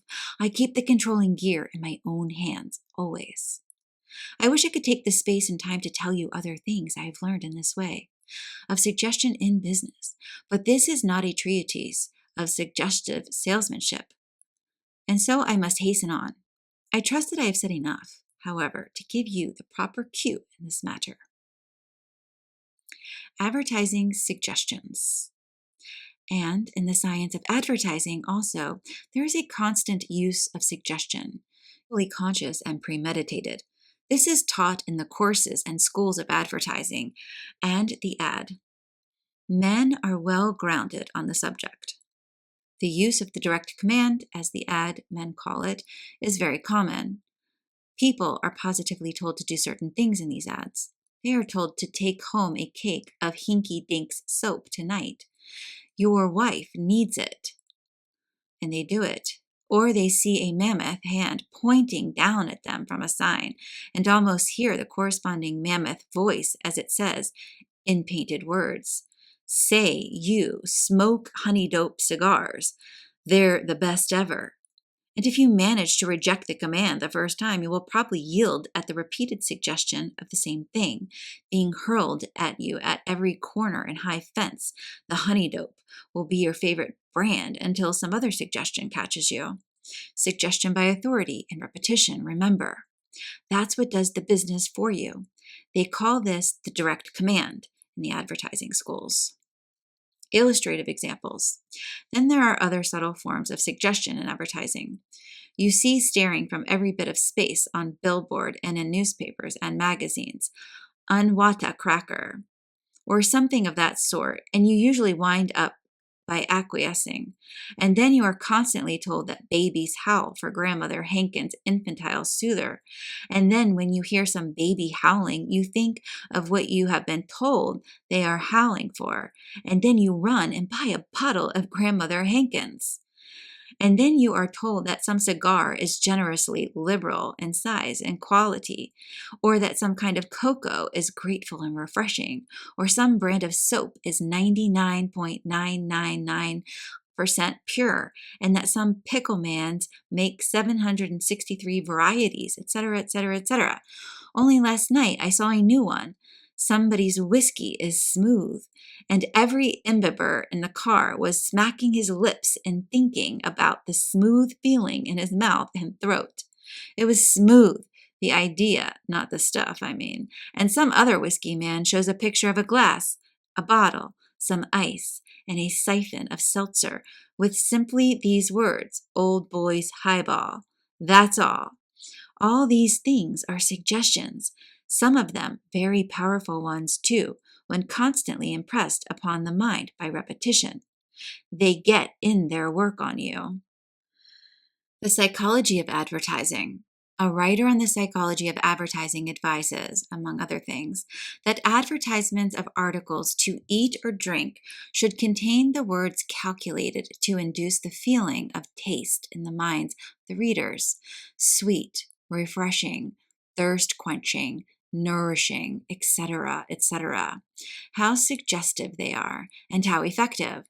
How do they act, you ask? How? Well, this way.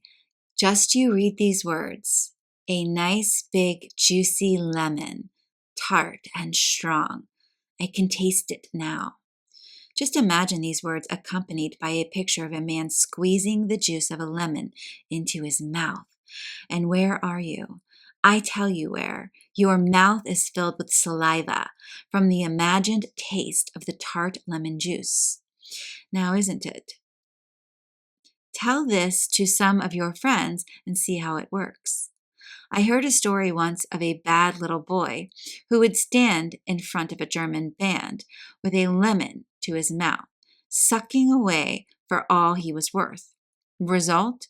The mouths of the musicians became filled with so much moisture that they could not play on. Exit boy.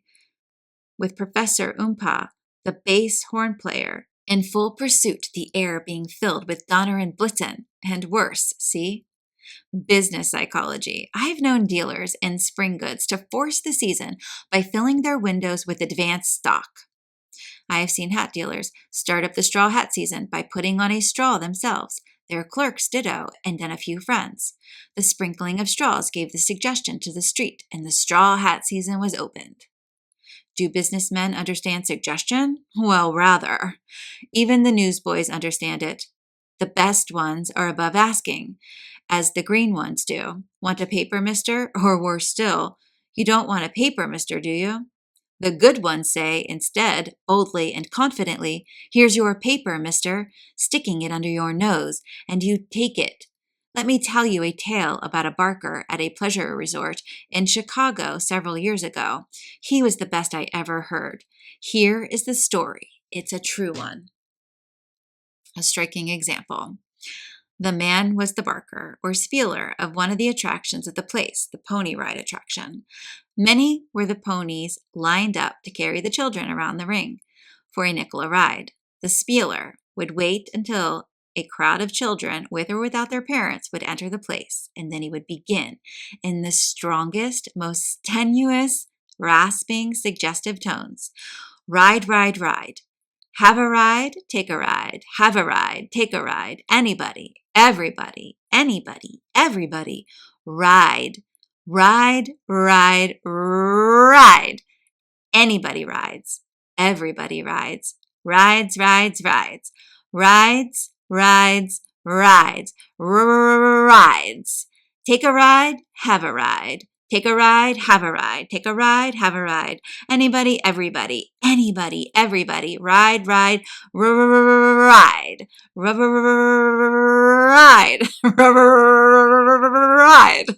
He would keep this sort of thing up for several minutes, apparently without taking a fresh breath. The very air seemed to quiver and vibrate in the rhythm of his ride, and every child within hearing who could raise a nickel would surely ride. The word ride, positively, authoritatively, and constantly repeated, one of the most startling exhibitions of this form of suggestion that I have ever seen or heard. I have heard many imitators of this spieler, but have never met his equal. Perhaps he has now passed on to some higher form of usefulness. He was worthy of it. He was on to his job, surely. Suggestion accepted. I've seen men in bowling alleys caused to make false plays by some bystander suggesting the false shot. The same thing is true in shooting galleries, etc. You have but to look around you and see these everyday instances of suggestion in some form or another. Induced feeling, remember? That is the key of all manifestations of suggestion. Look out for it. And in conclusion, I know of a little boy who exemplified the law of suggestion one April Fool's Day by placing a sign on the coattail of another boy. The sign read, "Kick me," and they did. Suggestion among lawyers. The skillful lawyer uses suggestion in his work in examining or cross-examining witnesses. He suggests things to a suggestible witness and coaxes and leads him on to admissions and statements that he did not intend making, sometimes statements that are not strictly correct. Such a one will say, "You did so-and-so," or "You saw so-and-so, didn't you?" etc. The direct statement made in authoritative manner causing the suggestible witness to acquiesce. Look out for this confident, authoritative manner in lawyer or anyone else. It is calculated to lead one into acquiescence. For man is an obedient animal, and it is so much easier to say yes than no when you see that yes is expected. A dangerous use. It is charged that police detectives have worked false confessions out of suggestible criminals in this way, by keeping hammering away at them until their wills are worn out, and they would say yes to escape further questioning, like the girl who finally accepted the lover's repeated proposal in order to get rid of him. This firm decided authoritative statement or demand, when allied to the law of repetition, has caused much mischief in the world, and many have given into it, to their sorrow. I trust that these warning words will save some others trouble of this kind. When the law is once understood, it is comparatively easy to escape the suggestion. The strength in the suggester of this kind lies in the ignorance of the person suggested. Forewarned is forearmed in this case. You now begin to see my idea in turning on the light, don't you? The suggestive question. I have heard of businessmen who would instruct their clerks to ask questions of their customers in this way. You like this pattern, do you not? Or, this is a beautiful shade, is it not? Etc., etc., etc. Do you see the point? The statement is made first, and the question is asked right on top of it. Isn't it easier to say yes than no to this kind of a question? See there now. I asked the question in that way myself, although I had no intention of doing so. Took my own suggestion. The suggestive position. In this connection, I may add that it is a well-known psychological fact that when two persons are conversing, the one standing or sitting higher than the other has the advantage of a certain positive attitude or position, and the person seated below the speaker is forced into a relatively passive or negative condition or position. That is, everything else being equal, the person elevated will be positive to the other, and the one seated on a lower level will be passive relatively. The raised platform of the teacher, speaker, preacher, etc., has a good psychological basis, and the power that a lawyer feels when talking on his feet to the jury seated in front of him is a manifestation of a law that he may not be aware of, but the judge has one better than him, for the lawyer must look up to him when he talks. Try the experiment of practicing the above position with some friend, first one being seated and then the other, and see how you can actually feel the difference between the two positions. The raised position of the clerks in the large stores and the low seats so accommodatingly placed for the customers have good reasons. If you ever feel that someone is placing you in a negative or passive condition, rise to your feet and you will feel doubly strong and forceful. This is a little hint that may be worth many times the price of this book to you some of these days. Look over the full things that you have been talked or influenced into, and see if you are not seated in the other fellow standing, or seated higher than you. This is a little thing, but it works big results sometimes. Better heed it. Different degrees. There is a great difference in the suggestibility of persons, some being almost immune from suggestion, while others are so suggestible that they have but to be told a thing in a positive, forceful, confident, authoritative tone and manner to accept the suggestion, particularly if it be repeated several times. They will likewise readily absorb the suggestions of imitation and association. But I have told you about this elsewhere in this lesson. Study those around you, and you will soon discover the different degrees. The hypnotic sonable is at the extreme negative end of the scale. Suggestion and personal influence. And now, friends and students, we have come to the end of this lesson of mental suggestion. As you will have learned by this time, the subject of suggestion overlaps the subjects of several of the lessons to follow. This being notably true in the case of the next lesson on personal influence. But it was necessary to make you acquainted with the general nature and effects of suggestion and with its laws before taking you to the lesson on personal influence. Having now studied suggestion, you will be the better prepared to understand the subject when you meet it in the instruction on personal influence. Suggestion deals with the physical agents of mentative induction, while personal influence deals principally with the mental agents. But the two agents generally work together in personal influence, and therefore must be studied in connection with one another. You will see this more plainly as you proceed with the study. The importance of suggestion. But here a word of caution. If you desire to learn the mental forces, do not ignore the physical agents employed in suggestion. The physical agents appeal to the sense of man, while the mental forces reach another avenue of approach to the mind. And both are important. One of the two, suggestive influence, is the most easily produced and, in fact, is generally the first invoked by skillful users of mental influence because of its simplicity and its faculty of preparing a good foundation for the other influences.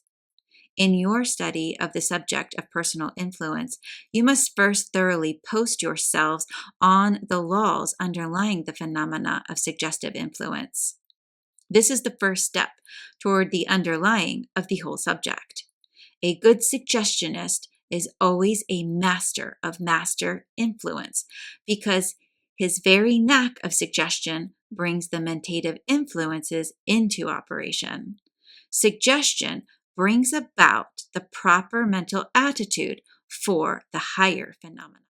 The Secret of Mental Magic, Lesson 4, Personal Influence. The preceding lesson on mental suggestion, the present lesson on personal influence, and the lesson next following on telementation are closely connected and their subject matter laps. In order that you may understand this connection, let us suppose that the subject of personal influence is the central thought.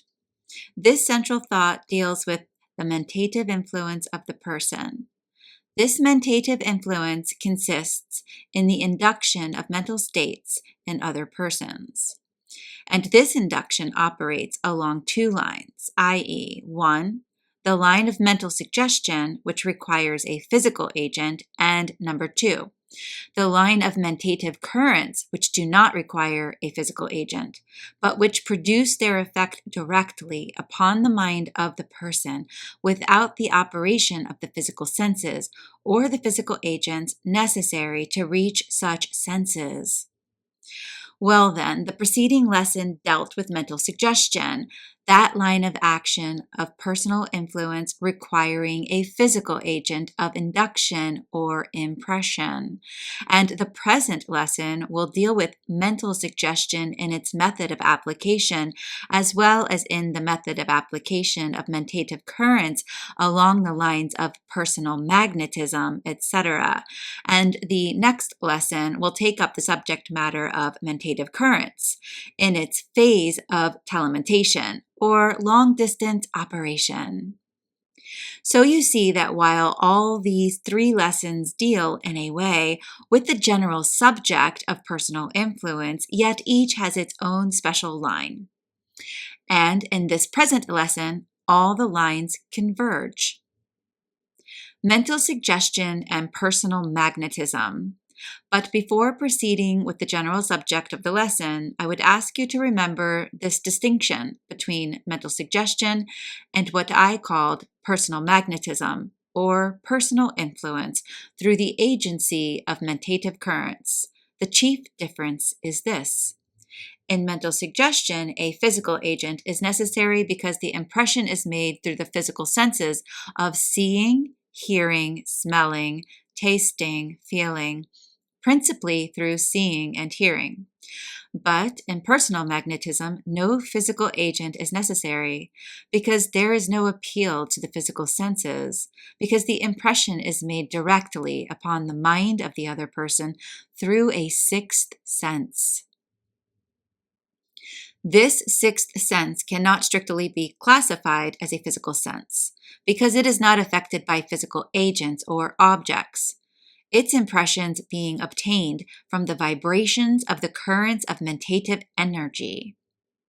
Just as the five physical senses receive impressions from physical sense objects and transmit them to the brain and mind, so does the sixth sense receive impressions from the vibrations of the mentative energy of other minds, and then passes them on to the brain and mind.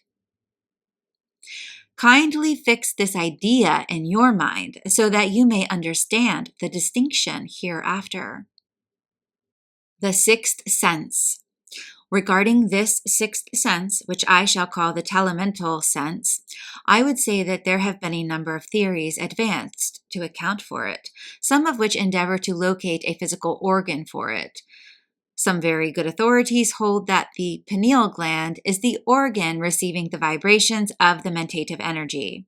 The pineal gland is a small gland of reddish-gray color, cone-shaped, and attached to the floor of the third ventricle of the brain, in front of the cerebellum. It is composed of a mass of nervous matter, containing tiny nerve cells, or corpuscles, of a peculiar nature, and also containing small particles of a gritty, calcareous matter known as brain sand. Physical science gives no information regarding the use of the pineal gland, and its textbooks content themselves with the statement that its function is not known. I shall not attempt to prove that the gland plays any part in the phenomenon of the sixth sense, because for the purpose of these lessons, it is not necessary for you to accept or reject the idea. Personally, I believe that it plays its part, but I also believe that there are many other cells which have to do with the subject.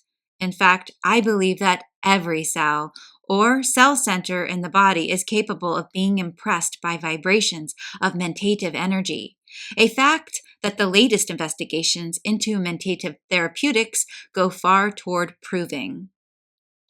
But all this has no immediate bearing upon the subject before us.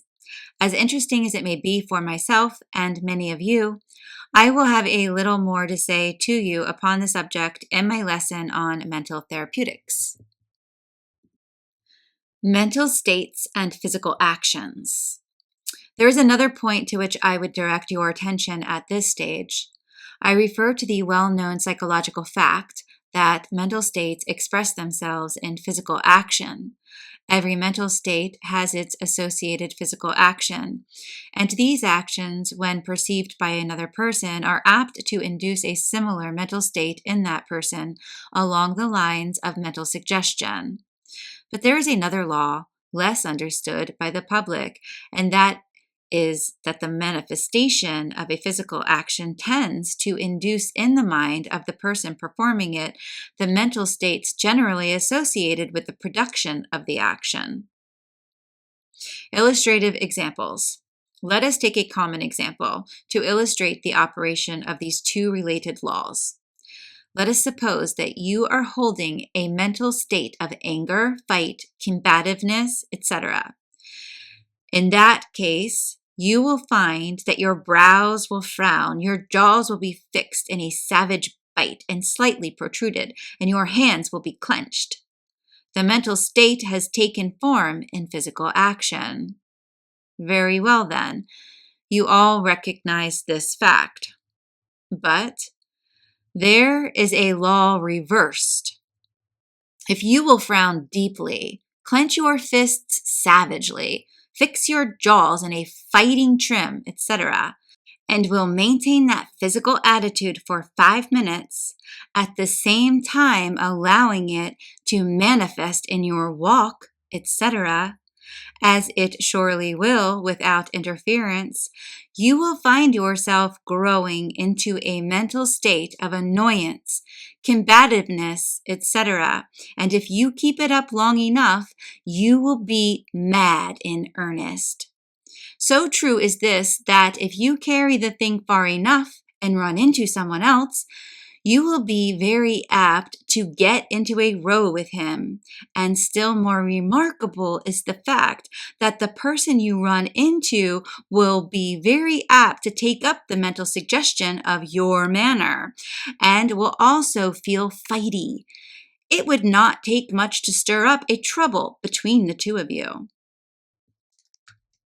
And still more remarkable, if you continue this physical attitude until it produces the mental state, you will find that you are inducing similar mental states in those around you by the agency of mentative currents. So you see the close connection between physical action, mental states, suggestion, and telementation. They act and react upon each other. What has been said of the mental state of anger applies equally to any intense feeling or mental state. Like begets like, along all the lines mentioned. Acting your part. Now, all this means that the man who is possessed of a strong mental state will manifest unconsciously the physical actions which will affect others along the lines of mental suggestion. He will not have to study the question of what suggestions to use, provided he feels sufficiently strong to automatically manifest the actions. But when a man does not feel sufficiently strong to manifest the suggestive actions, He may produce the same effect by acting the part, without being actually involved in it, by first reproducing the physical actions, which will thus induce a sufficiently strong mental state to manifest itself both along the line of suggestion and also along the line of personal magnetism. Every good actor induces feelings in you in this way, along both these lines. You may do the same if you want to. Plenty of magnetic people are doing it every day.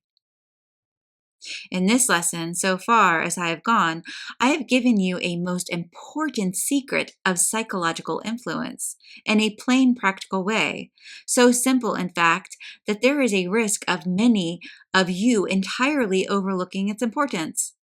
Better go back over this part of the lesson again many times until you are able to catch its inner meaning and are able to read between its lines. It's quite worthwhile, I assure you. Things as they are. Of course, some of my kind critics will take me to task for teaching this acting out idea. They will call it incalculating principles of deceit, etc., etc., and will then go on their way admiring magnetic personalities and regretting the absence of tact in other persons who have rubbed them the wrong way. I have noticed that these hypercritical people are generally hypocritical as well. But be this as it may, I purpose going right on to the end and telling about these things as they are in this world of ours, and so far as possible, why they are and how they are. This is a lesson on personal magnetism and not a treatise on social ethics, or a discussion regarding the dividing line between politeness and sincerity. I have known many good men who were not magnetic, and the world turned them down and often jumped all over them. And I have known quite a number, not quite so good, who possessed quite a goodly degree of magnetism, and the world received them with open arms and showered its praises and rewards upon them. But this does not mean that the one cannot be good and magnetic at the same time.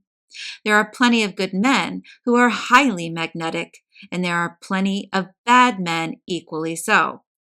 And there are plenty, both good and bad, who lack magnetism. But note this fact, please, that the good men and the bad men who are highly magnetic generally manage to get there along their own line of life.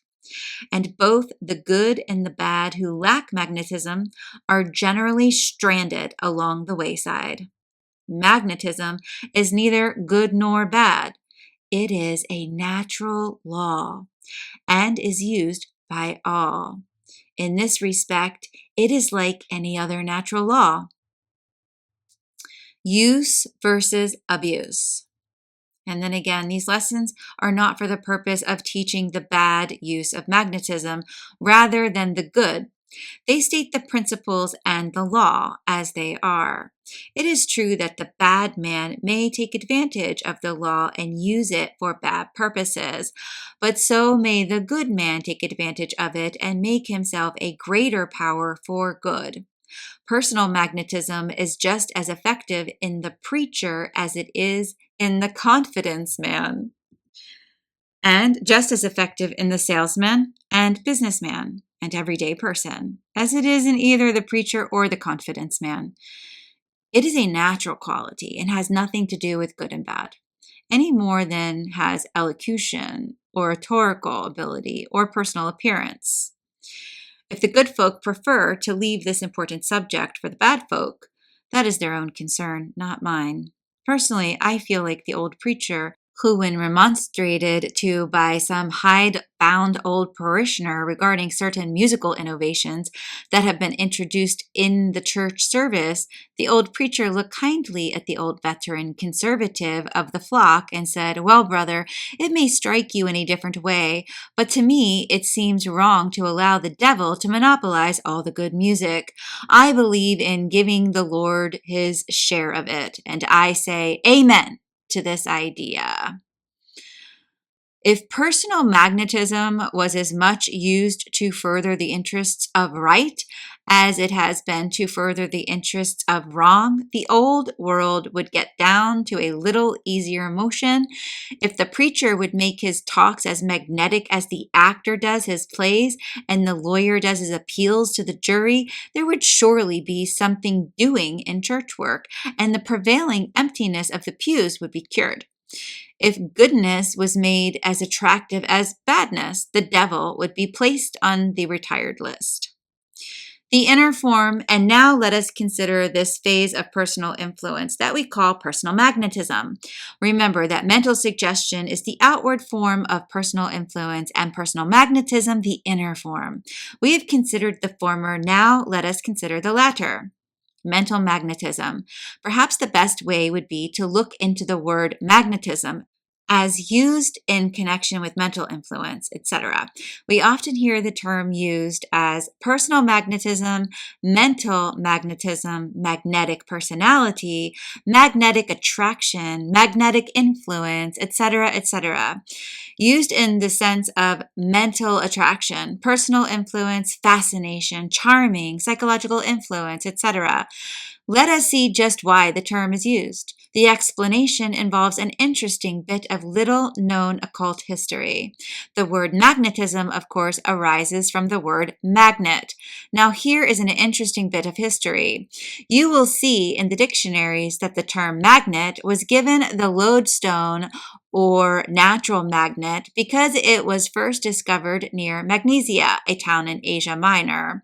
This explanation is most amusing to those familiar with the records of the old occult brotherhoods, for the latter known that the lodestone was the lodestone being named after the town. The town was named after known centuries before the town of Magnesia was named, and instead of the lodestone or magnet.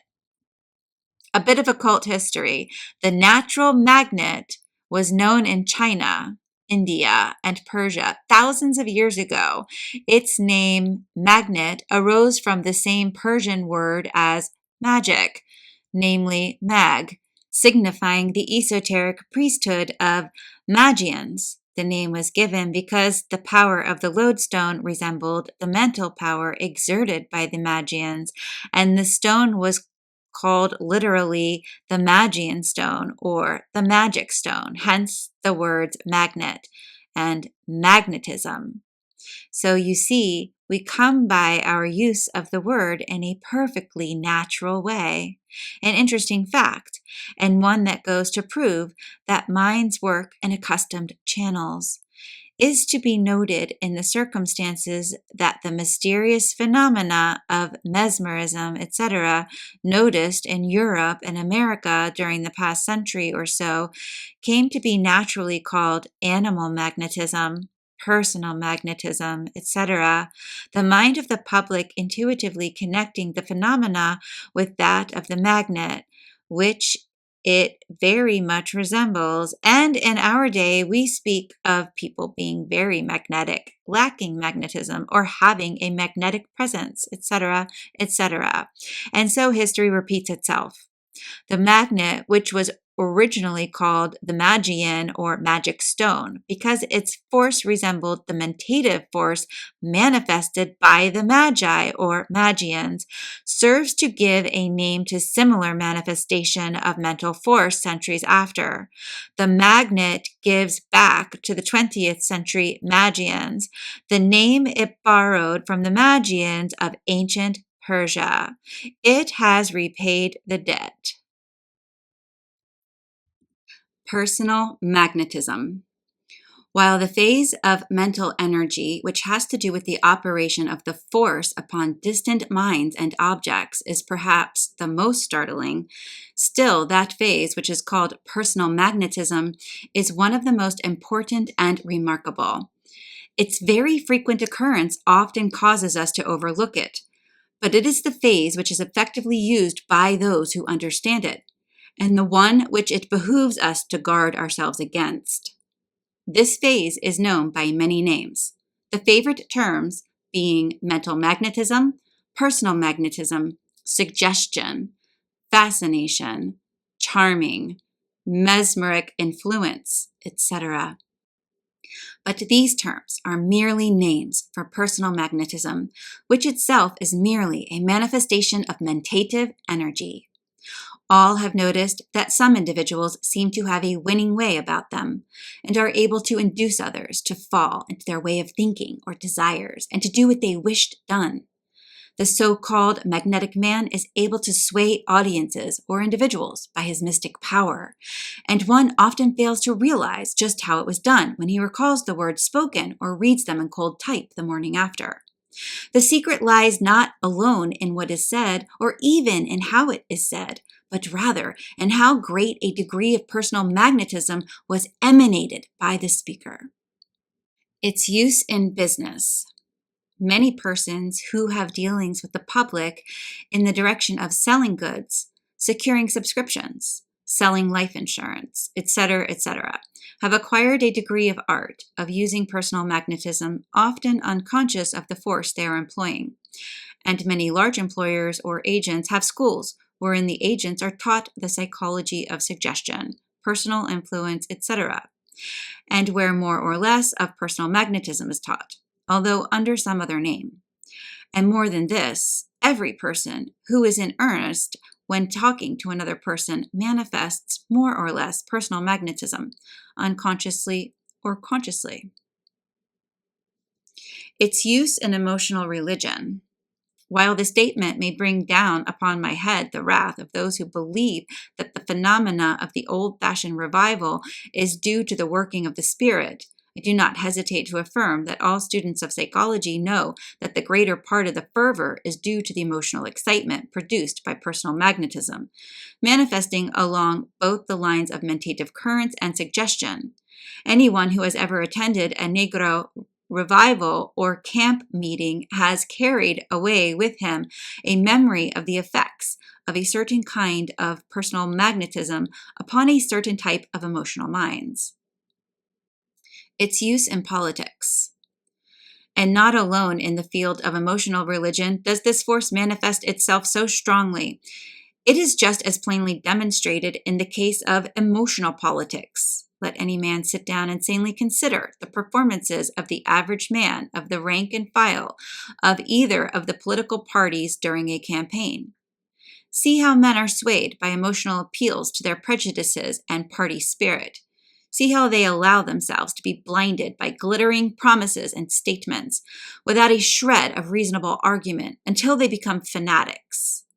Their emotions are skillfully played upon the leaders and speakers, and the current of personal magnetism and suggestion spreads over the body of the party until they become a mob possessed of certain fixed ideas and have taken possession of them.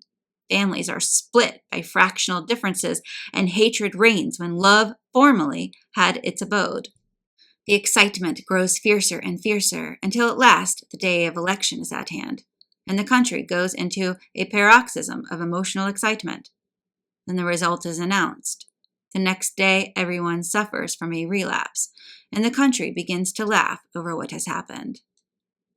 The day after the sting of defeat has worn off and the elation of victory has melted away, it is found that the country is moving along about as usual, not going to the dogs because some man is defeated, nor taking great leaps forward because some other man has been elected, town supervisor or president, as the case may be.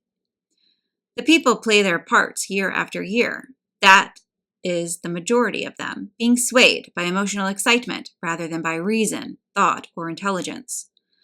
And the men who pull the mental strings grin to themselves as they think over what fools these mortals be, and prepare themselves to pull the same strings again upon the next occasion, and to make their sheep-like followers again dance to the tune of "My party, right or wrong, my party."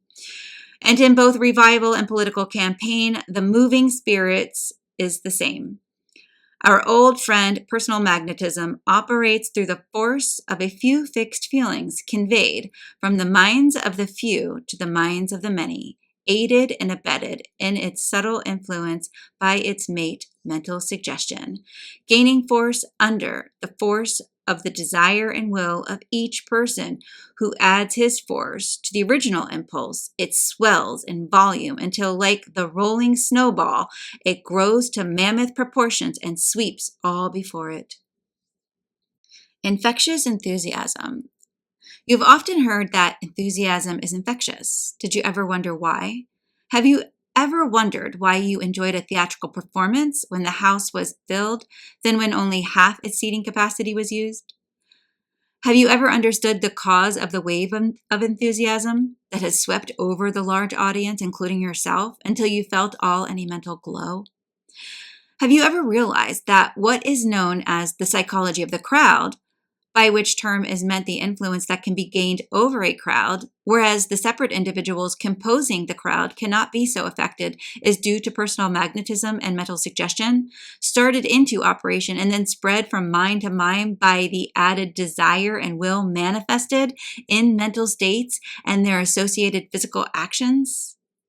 And there is another fact to be remembered while we are considering audiences and crowds. I allude to the fact that the speaker is affected by the personal magnetism of the audience, which flows back upon him, giving him increased power to send again to them his own ideas, awakening fresh emotional excitement in them. It is action and reaction always. Mental epidemics. It is of the greatest importance that one understands the causes of these mental epidemics. For when the cause is once understood, one is far less liable to be carried away by emotional excitement spread in this way. Many sober, sensible people have been swept off their feet by these waves of personal magnetism and have done and said things that would otherwise have been impossible for them. They've allowed the personal magnetism to reach their minds through the emotive pull, arousing ideas and desires that otherwise would have been impossible. We have seen or heard of respectable citizens, including the members of the so-called learned professions, lawyers, doctors, teachers, preachers, joining in mobs and allowing themselves to be carried away by the personal magnetism and suggestion of the more excitable members thereof, and participating in acts that afterwards seemed like horrible nightmares to them. The emotional nature is always very near the surface in the majority of men, and it should be ever guarded from outside arousing influences. The motive pole of the mind, the willpower, should ever be on guard to resist this invasion of the emotive pole of mind. And so should the will ever be on guard to prevent the personal magnetism of others who in personal interviews seek to bend the minds of their hearers to their ideas, and by thus arousing desire, mold them so as to work their wills upon them. Cause and effect. In all these cases of personal magnetism and mental suggestion, where along the lines of personal influencing, appeals, artful suggestions, etc., as well as in cases of mental epidemics, the effect is produced by the mentator or suggester, obtaining the voluntary attention of the other or others, and thus holding his will engaged and his emotive pull of mind thus unguarded while he pours in his mentative currents or suggestions, usually both, into the emotive pull of his hearers. He thus induces in them the desires, emotions, and feelings which act as motive forces, causing them to act according to his wishes and will. The person affected is rendered unable to reason correctly or intelligently, for his will is on vacation, and his reason is swayed by his desires, emotions, and feelings thus induced, the necessary support of the will being lacking. The will of the man sending the mentative currents or mental suggestions is in control, instead of the wills of the hearers and persons influenced. In the cases of widespread mental contagion, the influence spreads from mind to mind along the same lines and according to the same laws. Self-protection. I trust that what I have said along these lines will appeal to the student in the direction of causing him to interpose a resistance to these currents and suggestions, in cases such as I have mentioned. The remedy is in his own hands, simply the interposition of the will in the manner of which I speak as we proceed. Surround yourself with an armor of willpower, which will act as a shield against influences of this sort, and which will beat them back upon their senders. If people but understood this law, they would cause these selfish mentative currents to be reflected back upon the sender until he was swept away in the whirlwind of his own raising.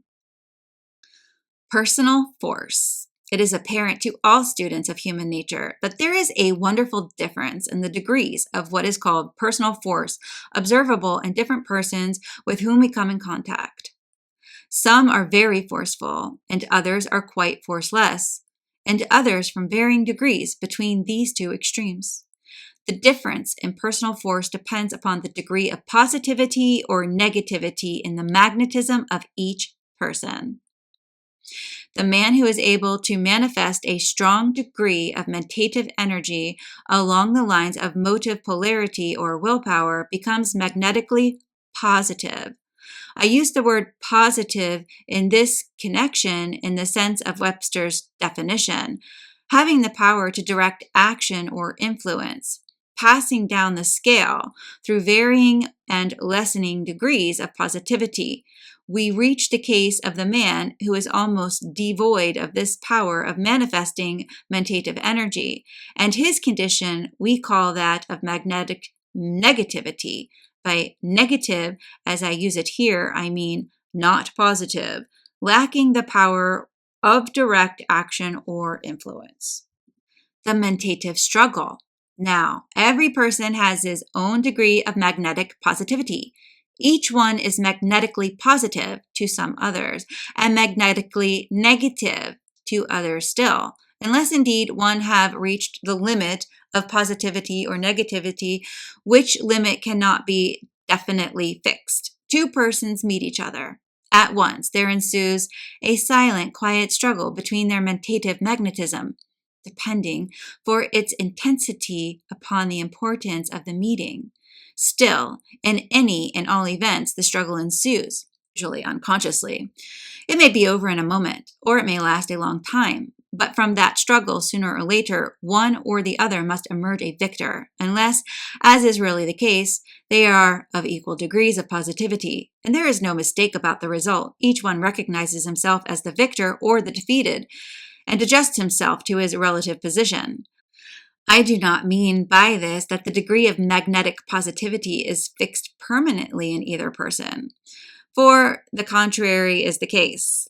One of the persons who is really stronger usually may be weaker at that particular time owing to his will being fatigued or by reason of his having relaxed his willpower, as is often the case. And in such a case, the defeated one may be the victor at the next encounter, or may even rally his energies in a moment later and turn the tables.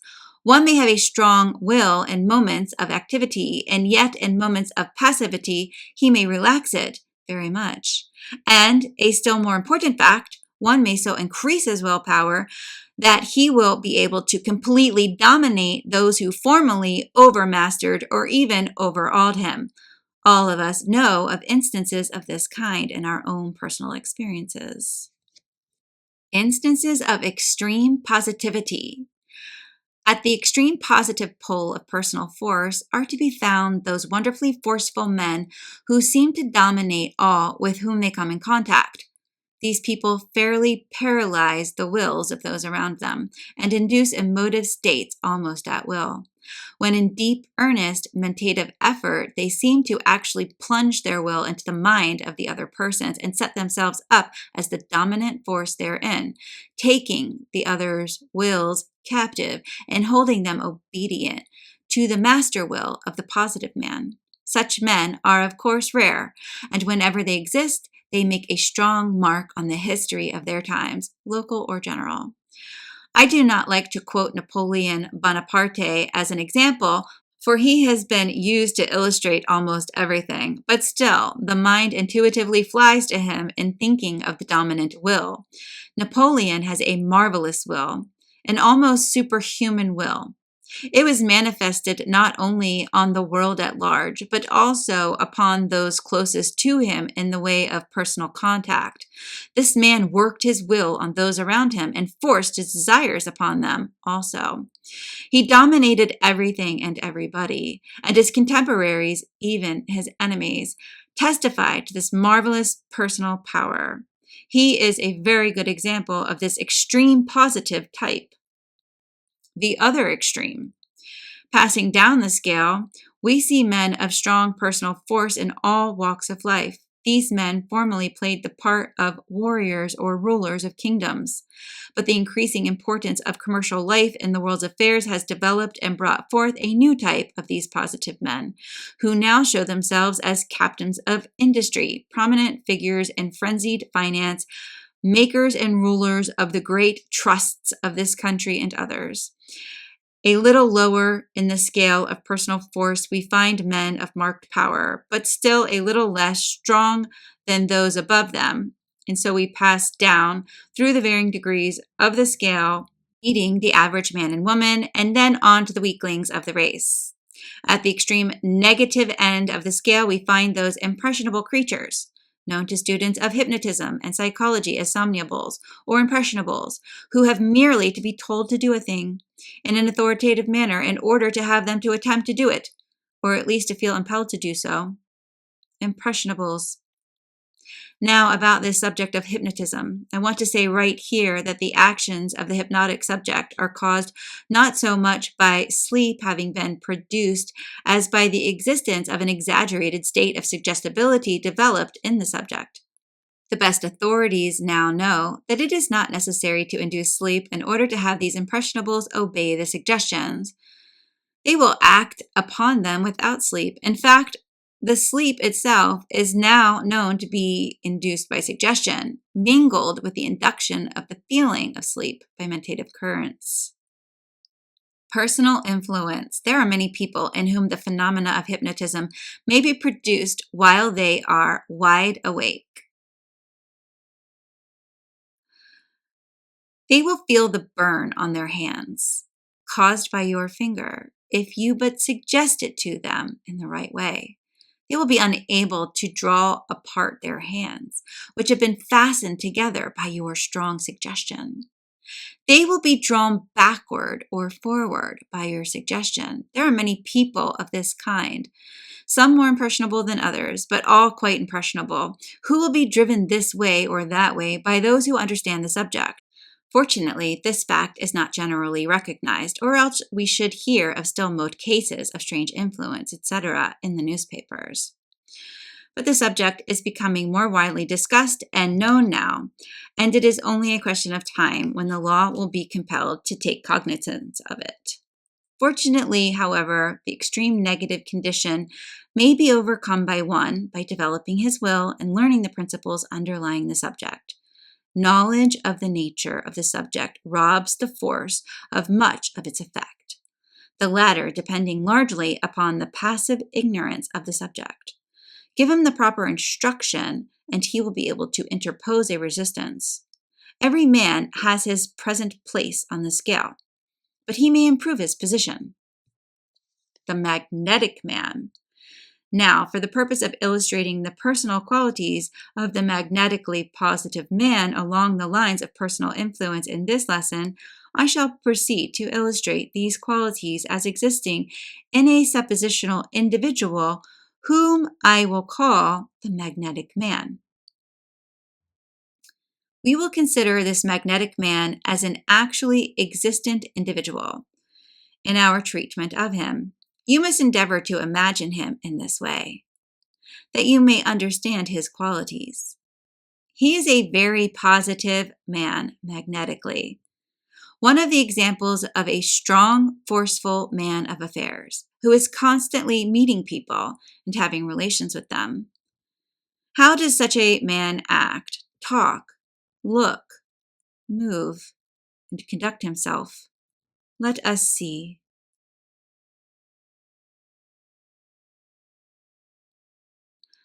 In the first place, let us consider the appearance of the magnetic man. Well, he may be tall or short, dark or fair, stout or slender. these things do not count.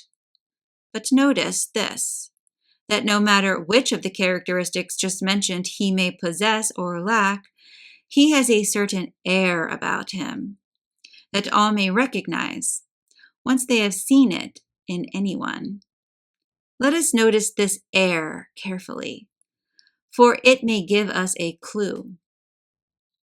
Well, the principal feature about this air of the magnetic man is its suggestion of self-confidence and fearlessness. Our man seems to have a certainty of an inward power and force about him, not the blustering, self-important air manifested by the pinback imitators of our man, but a calm, contained, poised consciousness of strength and self-confidence.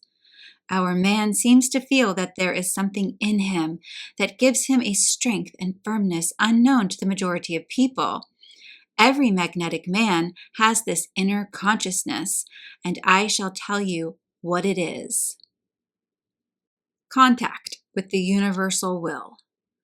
As I have said in the second lesson, entitled The Underlying Force, there exists, under all the manifestations of life and mind, an infinite and eternal mentative energy, of which and in which all personal manifestations of mind are but centers of consciousness.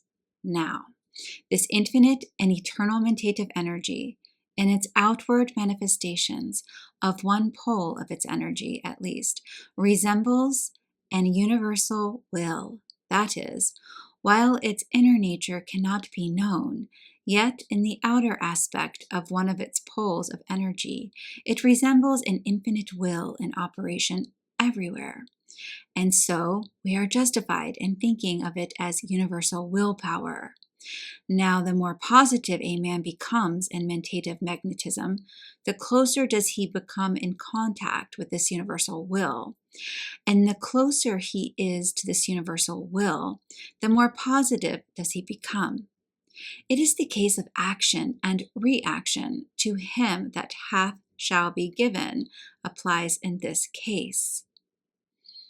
The quality of magnetic positivity draws one to the universal will, and the nearness to this will renders one more and more positive.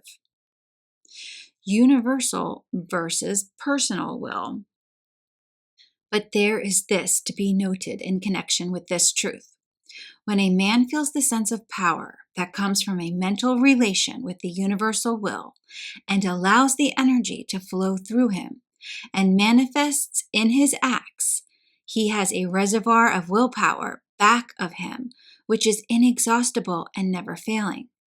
But if, in his conceit arising from some successful action, he begins to think that the power is due to some personal strength, then he becomes conceited, and the pride of personality grows upon him. This is where he makes his mistake. By this personal view of the matter, he fences himself off from the universal will and limits his force to that portion which is locked up with his own mind, induced there by the will of the universe. Such a one separates himself from the source of power and puts up a barrier between himself and the universal supply. Now, do not jump at the conclusion that I am trying to preach to you or to force metaphysical teaching upon you. I am not doing anything of the kind. I am giving you the inner teachings of the great schools of occultism, and which teachings agree perfectly with the latest theories of modern science. There is a great ocean of universal will in which we are but centers of activity, and if we will but open ourselves to the power and will contained therein, we will have an unfailing store of power upon which to draw. A center of forceful will. And so, our magnetic man places himself in a magnetically passive attitude only toward this great will, and in a magnetically positive one toward all else. In this way, he really becomes a most active center of force and will, which becomes manifest to all whom he comes in contact. He may not realize just what he is doing, and may know nothing of the truth herein stated, but still he feels that he is in touch with something that aids and assists him and which gives him strength and magnetism. He may talk about his luck or his lucky star, or he may secretly believe himself specially favored by Providence. This is a secret belief of the majority of successful men. But the fact remains that every positive and successful man feels underneath it all that he has something back of him. And this belief takes form in action and causes him to manifest that air of calm, positive power and self-confidence noticeable in such men in every instance. The magnetic air. I cannot very well describe this air to you, for unless you have met a man of this kind, you will not understand it. But it is a very different thing from the pompous, self-sufficient, self-important, fussy air and demeanor manifested by the cheap imitators of these great men. The magnetic man does not tell you how great or smart or important he is. That folly he leaves for his cheap imitators. He makes you feel his strength by his very manner and atmosphere, without saying a word. He has that something about him. The people notice and wonder at it, and that something comes from his conscious or unconscious relation to universal will. A magnetic mental image. I would advise all who wish to become like the magnetic man to cultivate the mental image of the universal will. Think of it as a great ocean of willpower in which you live and move and have your being. Feel yourself in touch with it. Think about your relation to it constantly, and you will find that your mind will gradually open out to admit of the inflow of its power. And when you learn to know the real source of power and will, then you will no longer deceive yourself and attempt to shut off the flow of the universal will by erecting petty personal barriers of conceit. This inner consciousness of the magnetic man, especially if he understands its true nature, will react on a man's personal manner and appearance and cause to manifest in him that calm, serene, positive air of power, will, and strength that the great leaders of men always possess. And that air is in itself a mighty suggestion to others, for the world has learned to associate it with power and ability. And just as the feeling manifests itself in action, so will the outward action tend to induce the inward feeling, as I've told you. And so, if you will endeavor to imitate and reproduce the outward carriage, manner, air, and demeanor of this positive man, you will have taken a step toward inducing a corresponding mental state in yourself. But do not remain satisfied with this. Go right to the fountainhead and receive your power direct from the universal will. Magnetic desire force. But there is something else about the magnetic man which is different from willpower. The will is a cold, keen, powerful force devoid of color. It is like a great natural force devoid of feeling or emotion, although acting in response thereto.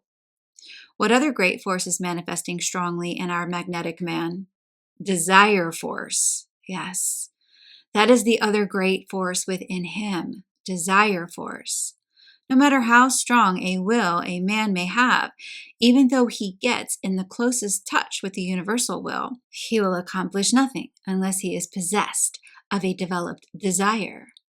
One must want to do things before he wills to do them. I've explained this to you in a previous lesson. Let us see what this desire force is.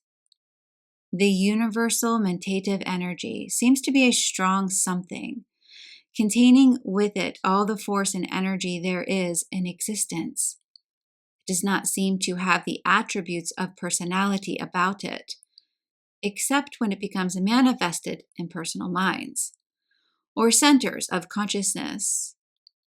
When a personal center or personal mind is established in the universal energy, then there seems to spring into manifestation a creative desire, which constantly urges toward outward expression.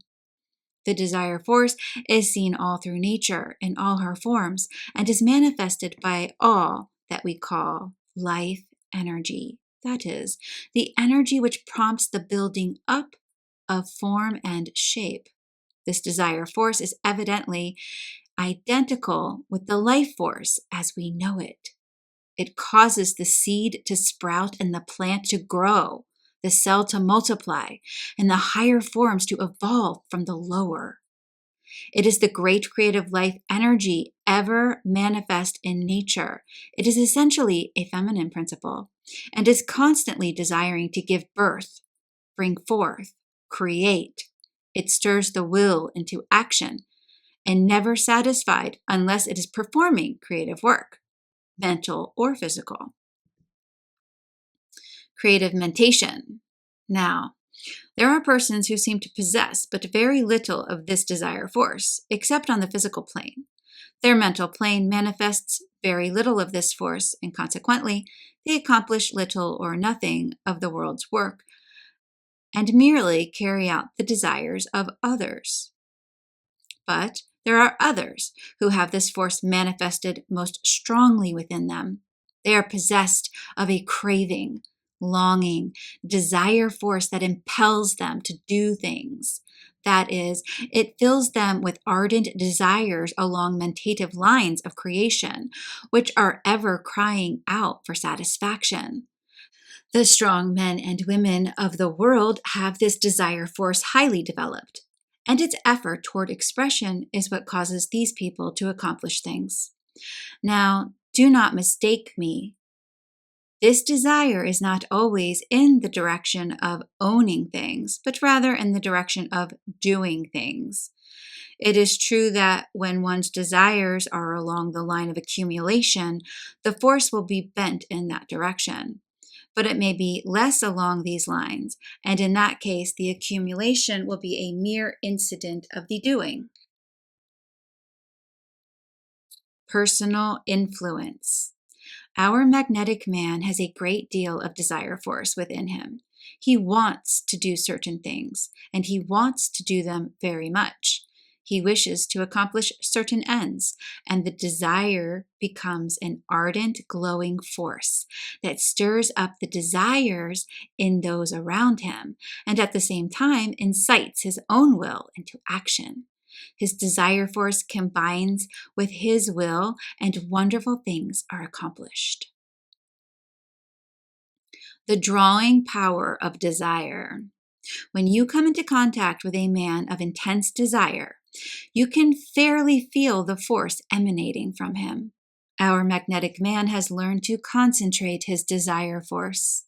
When he wants some particular thing, he forgets about the minor things and focuses his desire upon the particular thing craved by him, and thus draws it toward him with intense energy. The will drives, forces, impels, and compels with a push. The desire force draws, induces, pulls toward one with an irresistible pull. When our magnetic man meets you and wants you to do something, you can feel the pull of his desire force, drawing, coaxing, inducing, alluring, and attracting you toward him and his objects. The magic flame. One who wishes to do things should keep the flame of his desire burning bright. He should continually pour upon it the oil of suggestion and place before it the lantern slides of the mental images of the thing desired. If you will study the man of strong desire, you will see that he draws everything towards him that he wants. He has a pull upon things and leaves nothing undone in the direction of his want.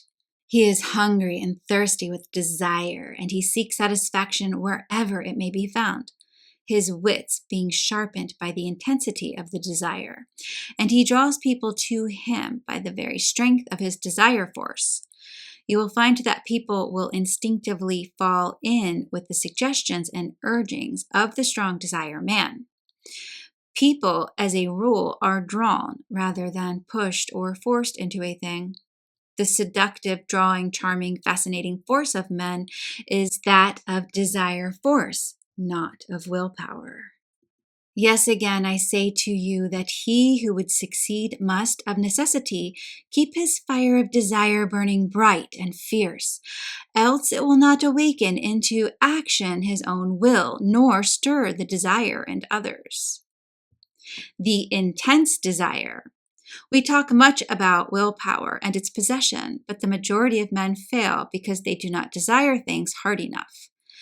They must want things the worst way, and then they will bend everything toward getting them. This is true in the case of both good and evil desires. The law is the same in both cases and operates along the same line. We are acquainted with the disastrous consequences attendant upon the possession of evil desires, and have seen many instances of the harm wrought upon others by reason thereof. But did you ever stop to think that the same degree of intensity of desire, turned in the right direction, would accomplish wonders of good works? If you will put into your plans of proper attainment and aspiration the same degree of energy that the evil man puts into his schemes of selfish gratification, you will be able to move mountains of difficulty. The twin forces. This desire force in the magnetic man is that which causes us to feel that he wants this thing and is going to have it. You know the feeling? If you have come in contact with strong men, they draw their own to them by the exercise of this elementary force of nature. They learn that by mentally drawing to themselves a supply of the universal energy, they are enabled to transform it into desire force, as well as willpower. The emotive pole is charged, as well as the motive pole. Both draw from the same source, and both have a constant source of supply, and both manifest a wonderful degree of this transformed energy in the shape of willpower and desire force. In our magnetic man, both poles are fully charged and in active operation. The magnetic voice. So much for the air of our magnetic man. Now, how does he speak? Well, the voice is a mighty indicator of the mental state within. Excepting the eye, no outward form of expression of character responds so quickly and fully to the inner mental state than the voice. The voice and eye are the two principal outward avenues of expression of the mental states within, and both register the subtle changes and degrees of the inner state. If you will stop to think for a moment and consider the different voices of the people you know, you will see that the voice in nearly every case gives one a clue to the character or prevailing mental states of the speaker. Not alone the quality of the voice, but the tone. Every reader knows the difference between the tones of the hesitating, timid, self-doubting person and that of the confident, self-reliant individual. There is a subtle variation about the tone of the latter that causes one to feel confidence and respect, and which exacts obedience in a quiet, calm way devoid of bluster or rant. Let us listen to the tones of our positive man. The control of tone. Well, first, it is under the control of his will. It is loud or soft, as he wills it to be. It never runs away from him.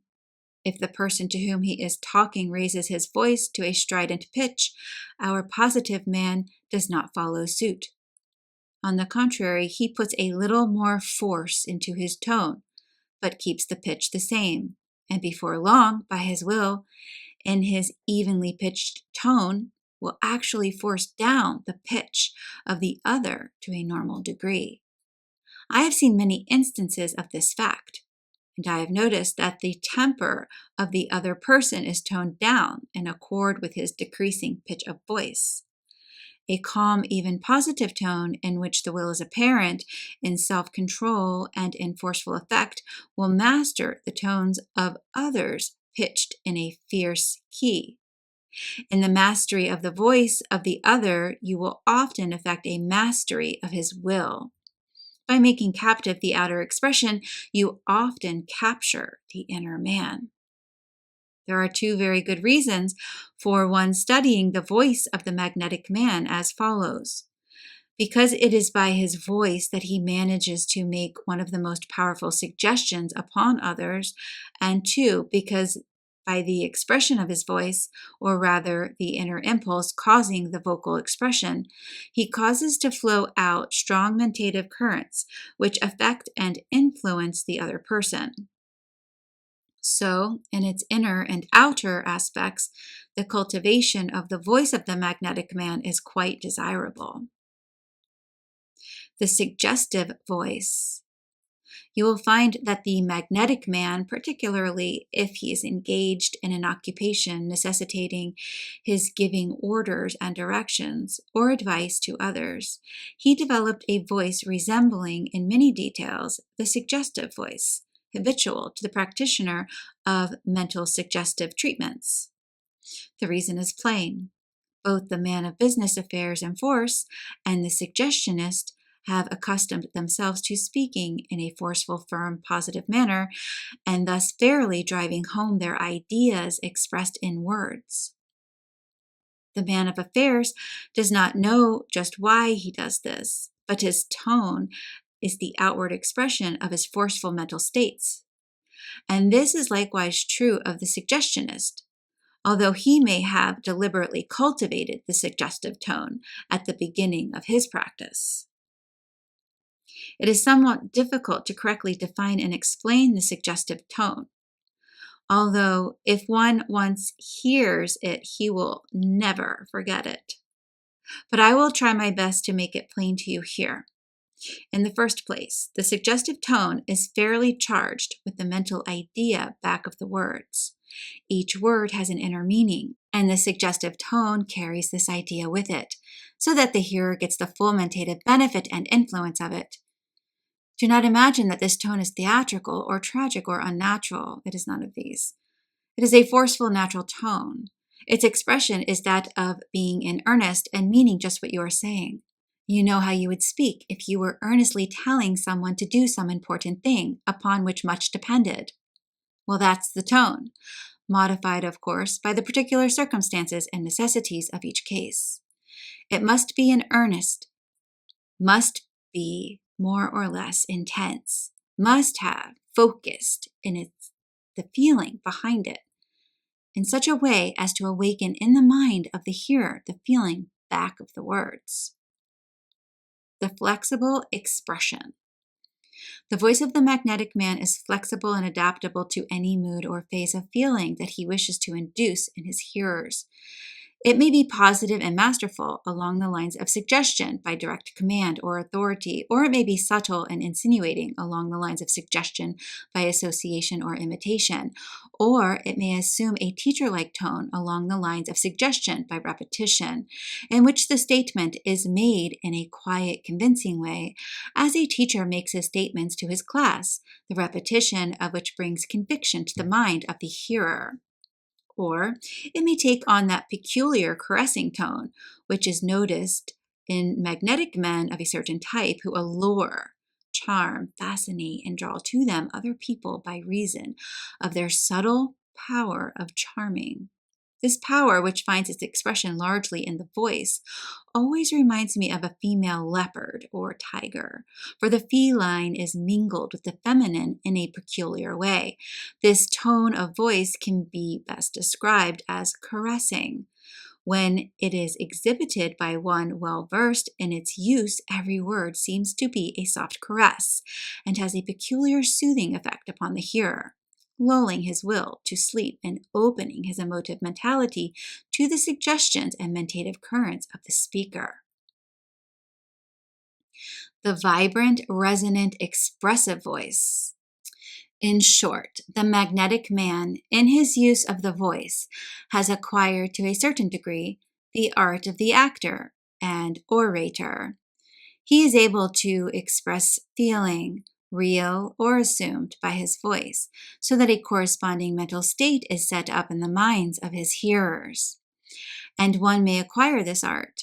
By practice, a vibrant, resonant, expressive voice may be cultivated and used, too, with the greatest effect in personal magnetism.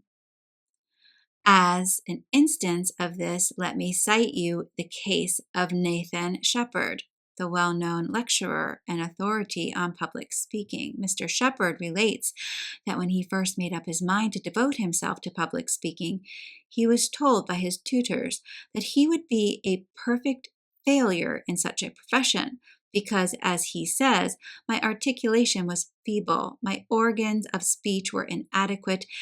If I would screw up my little mouth, it could be put into my mother's thimble.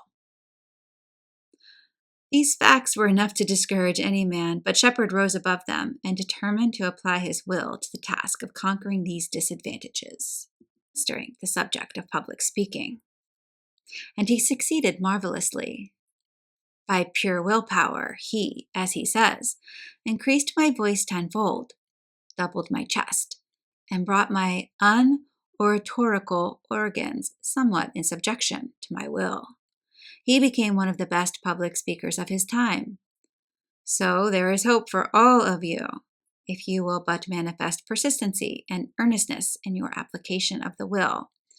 In my last lesson, I will give you some exercises and directions along this line. The walk of the magnetic man. And how does our magnetic man walk? How would you suppose? Like a shambling, feet-scraping, wiltless person? Or firmly, deliberately, masterfully, like a true individual? Which of these walks do you think better represents and expresses the mental states of such a man? Answer this, and you will know how the magnetic man walks. I tell you, the inner mental state always expresses itself in the outward physical action. The expressive eye. And what kind of an eye has our magnetic man? Need you ask this question? What would you expect? Of all the physical avenues of expression of the mental state within, the eye is the most potent and nearest to the soul within. The eyes have well been called the windows of the soul, and they give a clearer idea of the inner man than all else combined. And therefore, we may expect our magnetic man to have an eye that reflects the power within him. And we are not disappointed, for even a hasty glance will show that he has what people call an expressive eye. It manifests every mental state at the will of its owner. Now stern, now tender, now commanding, now loving, now masterful, now caressing. It is an obedient instrument of the will operating it, and it produces the most wonderful suggestive effect upon those coming under its spell. As an inducer of mental states, the eye has no equal among the physical agents. Even the voice, wonderfully potent though it be, must yield precedence to it. It is more than a physical agent. It is a direct avenue for the passage of mentative currents. Very magnetic people, when aroused by deep interest, emotion, or desire combined with will, seem to have a constant stream of mentative magnetism flowing from their eyes, which is felt by those within their field of influence. I need not call your attention to the wonderful power of eye, for you are fully acquainted with it from personal experience. You know how power shows itself in the eyes of people. In cases where the will has been developed to a very high degree, it is true that the mentative energy can be so concentrated by a very earnest and powerful glance that an actual physical effect may be produced. The powerful glance. I have known and heard of cases in which a powerful glance halted people in their tracks. Cases of this kind are told of Napoleon and others of developed willpower. Andrew Jackson is said to have so paralyzed the will of a noted desperado by his glance that he surrendered meekly and accompanied his captor, although fully armed and heretofore deemed absolutely fearless and dangerous. The desperado afterward said he could not understand just why he did not kill Jackson where he stood. Related in some of the ancient histories or tales that one of the old Greeks paralyzed an enemy by a single burning glance. You have all seen people flinch and quail before the masterful glance of one possessed of a developed willpower. You yourself know how this feels. The secret of influence. But after all, the secret of influence in our magnetic man lies in his mental states. The outer forms are but reflections of the inner. If you will cultivate the connection between your mind and the great universal will, the universal mentative energy, then your will becomes so strong that the outward expressions will come of themselves. But in mounting the first steps of attainment, it becomes important for the student to pay attention to the outward characteristics, because by so doing, he makes a clearer mental path for the acquisition of the desired mental states. By the very laws of mental suggestion, he is able to imitate these outward expressions and thus induce in himself the mental states, which in time become habitual. I do not mean that one should allow the suggestion of the other's appearance to move him in this way. This is not the idea. What I mean is that one may, by autosuggestion, so reproduce the outward characteristics associated with a mental state or quality, and by acting them out, actually materialize into reality the mental states themselves. Remember the rule. Mental states take form in action, and action reproduces their associated mental states. It is a rule that works both ways. The voice makes the phonographic record, and the latter reproduces the sound. Remember this illustration, for it will help you to get the right conception of the psychological law underlying the phenomenon. Review work. Concluding this lesson, let us take another glance at the first principles underlying personal influence in both of its forms of mental suggestion and mentative currents. Nothing like reviewing the fundamental principles. Here they are. The underlying principle is mentative energy. Mental states are exhibitions of mentative energy. Mental states are original or induced. Induced mental states are caused by the suggestions or mentative currents of others. Suggestion induces mental states by reproducing the original mental states of others, or one's own previously experienced mental states, including the experience of the race ancestors, inherited and recorded in the subconscious minds of their descendants. Suggestion operates along the line of acquiescence, imitation, association, and repetition, as described in the previous lesson, always acting through physical agents for inducing mental states, like the phonographic record. Mentative currents are waves or streams of vibrant mentative energy emanating from the minds of people and carrying with them the vibrations of mental states, the vibrations tending to induce similar mental states in the minds of people within the field of induction. There are two poles of mentative energy, i.e., the emotive pole, manifesting desire, feeling, emotion, etc., and the motive pole, manifesting will, etc., the acting force, affecting other minds, manifested by these two poles, being called desire force and willpower, respectively.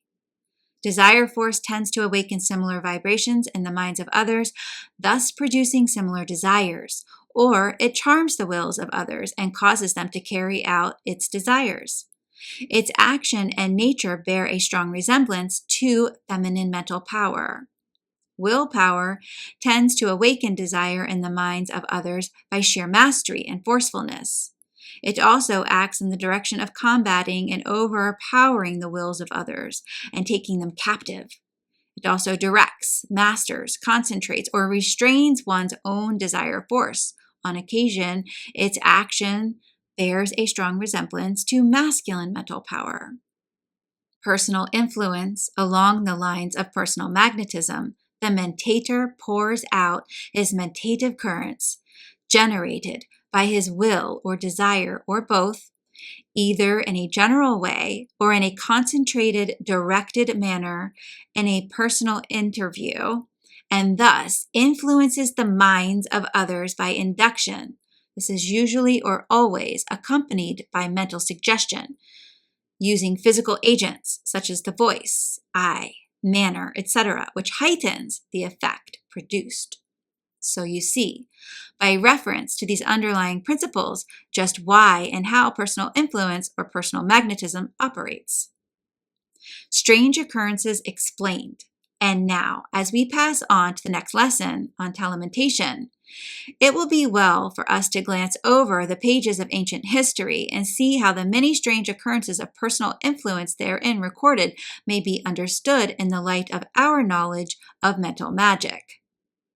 Cases of dominant individuality, extraordinary willpower, burning desire, fascination, charming, suggestion of all kinds, personal mastery, and many other forms and instances of the mental domination and influence of man over man may be understood clearly and divorced from the mystery and glamour of their local surroundings.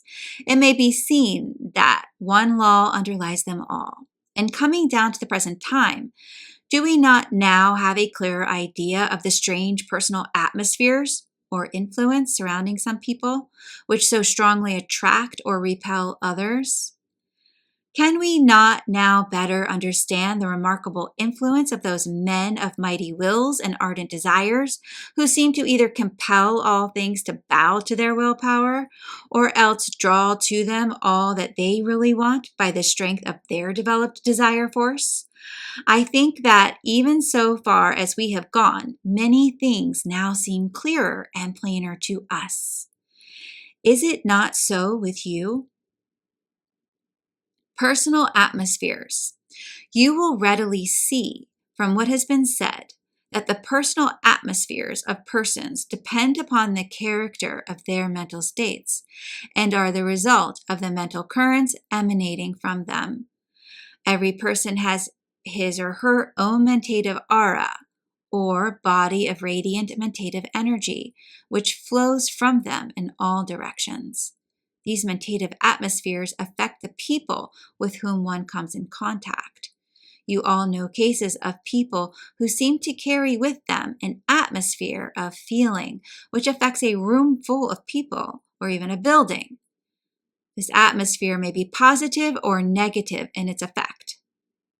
That is stimulating or depressing.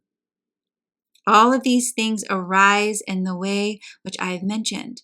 It is related of Rachel, the great French actress, that although she was not beautiful in form or face, still she had that indescribable charm of personality about her that caused everyone to consider her a beautiful woman.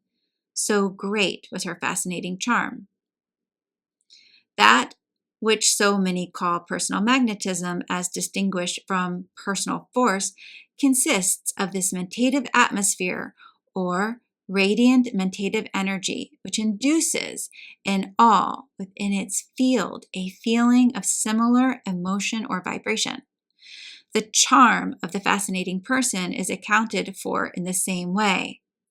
It is all a matter of the mentative force inducing feeling in others. The power called fascination, which has been known in all times and countries, arises from the same cause. It operates by the strong mentative currents pouring from one's mind and inducing mental states in others. The phenomena of hypnotism, mesmerism, etc., are all forms of the same force. The phase of mental suggestion, of course, playing its part in all of them. Hypnotism and mesmerism are only exaggerated forms of personal influence, depending upon mentative currents and mental suggestion for their effect. But you may complain we have not yet been told about these mysterious mental influences that have swayed people and things in bodies and numbers and at long distance. No, that is quite true, you haven't. But what you have been told has cleared a way for your more comprehensive understanding of such more remarkable forms of mental magic. You are now the better prepared for it, aren't you? And this being so, There is no use in keeping you waiting longer, so I shall proceed to the consideration of the subject of the 5th lesson, the science of telementation, the most remarkable and wonderful lesson of all, for it combines all the principles within its field. But carry with you that which has already been told you. It will all fit into its place in the course. The Secret of Mental Magic. Lesson 5. The Science of Telementation. The universal mentative energy. The mentative currents. The conversion of energy. The nature of mental states. Vibrational excitement. How vibrations are transmitted. Currents and waves. The law of wave motion. Experimental proof. Mentative waves and currents. Important principles. A mental picture. The sea of energy. The formation of currents. The essence of energy. The degrees of power. The centers in action. Rotary currents. A great moving picture. The second plane. The second and third planes. The 4 higher planes. Second plane sights. Tinted thought clouds. Emotional colors. The meaning of blue, yellow, orange, brown, red, green, gray, and black thought colors. Desire and will appearances. Vitality vibrations. The human aura. How people affect each other. Suggestions in Action A, positive exhibition. Willpower lightning. Desire force induction. A combined attack. Charming, alluring attraction. Repelling attacks. The force in churches, theaters, etc. Mental atmosphere of towns and places. Unlucky and haunted places. Positive atmospheres.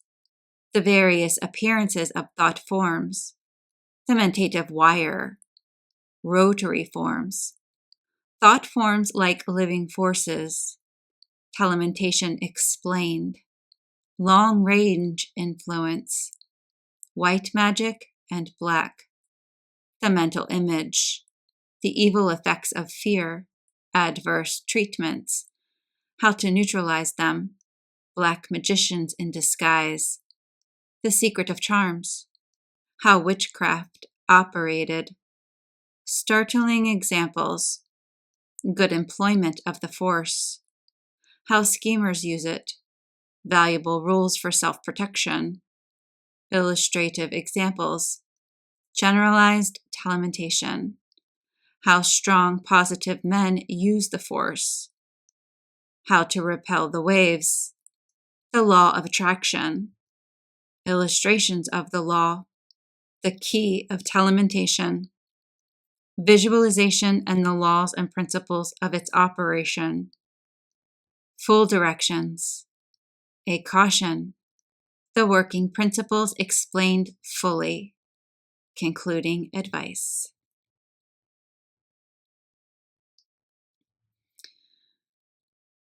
The science of telementation. You will see by reference to Lesson 2 that the term telementation is used by me in the sense of mentative influence at a distance, the word being derived from the Greek word tele, meaning afar off, the word mentation, which I use in the sense of mental activity. The term of the subject. You will also remember that the word mentation implies activity of the mentative energy, which I hold to be universal in its character. You will also remember that the action of telementation depends upon the production of induced mental states by mentative currents in and of the mentative energy. Mentative induction, you remember, operates along the same lines as magnetic or electrical induction in physical science. That is, an original mental state, being an exhibition of mentative energy, may reproduce itself in another mind by mentative induction, operating by means of mentative currents. Technical terms necessary. I've explained how mental states may be induced by suggestion as well as by mentative currents, and shall not allude to this phase at this place, but shall consider mentative induction in its phase of manifestation by means of mentative currents. This mention of technical terms may seem somewhat dry to you, but you should acquaint yourselves with the intelligent use and meaning of the terms, for thereby you will be enabled to hold the ideas firmly in your mind. Terms are pegs upon which you may hang thoughts and ideas, so that you may find them when you need them. Otherwise, they are scattered around in confusion. The universal mentative energy. In order that you may fully understand the wonderful phenomena of telementation, I think we had better take another look at the fundamental principle, or mentative energy itself. By understanding the nature of the force employed, you may better understand its effects and laws of operation. You will remember that I have postulated, claimed, and assumed the existence of an universal mentative energy or force, which is immanent in and manifested in all forms of life, energy, and mind. I have also held that all personal manifestations of mind in ourselves and others are but centers of mentative energy in the great ocean of the universal mentative energy. You will also remember that I have claimed that the brain was not a creator of mentative energy, but rather in the nature of a converter or transformer of the universal mentative energy into usable forms and phases. Well, so far we understand the matter. Now, let us pass on to the consideration of the mentative currents. Mentative currents. Well, in the first place, the currents must be set into motion somewhere and somehow. Where and how? Let us see. Well, we must see that the mentative currents have their origin, or rather, their initial impulse, in and from the mind of some individual. How? Well, in and from his brain, of course. Why? Well, the brain is the transformer or converter of mentative energy into usable shapes and phases. What is the nature of the brain's action? Well, science, as well as occult teachings, inform us that in all brain processes there is a burning up of brain substance and nervous matter, just as there is a corresponding burning up of the elements in an electric battery. The process is very similar in both cases. The conversion of energy. Both brain and battery convert or transform an energy already existing in an universal form, which energy cannot be created, added to, nor taken away from. And both use up material in the process, and both generate currents of force, which is capable of affecting changes in other substances, etc. Science shows us that there is a production or generation of heat in the manifestation of mind energy in the brain. The temperature of the brain rises while it is employed in active thought work or other forms of mental activity or excitement. And even the temperature of a tiny nerve increases when it is used. There is no use in disputing this fact. It has been fully demonstrated by science. The nature of mental states. What causes the brain to manifest this energy? Mental states. What is a mental state? Well, you know what mental means, and state means a condition. So a mental state is a mental condition. Then yes, then upon what do mental states or conditions depend? And why do they vary? Well, upon the degrees of vibration of excitement of the mental apparatus. Mental apparatus then has a thing to have a mental apparatus before it can manifest mental states, original or induced. Yes, but remember this, everything has its mental apparatus, even down to the atom and the particles that compose atoms. Everything feels and responds to feeling, even among the most material forms. Science states this emphatically, and everything that feels and responds must manifest desire and will, if only in an elementary way, and must have mental apparatus in order to do this. There is mind and the machinery of mind in every atom, and all that is evolved therefrom.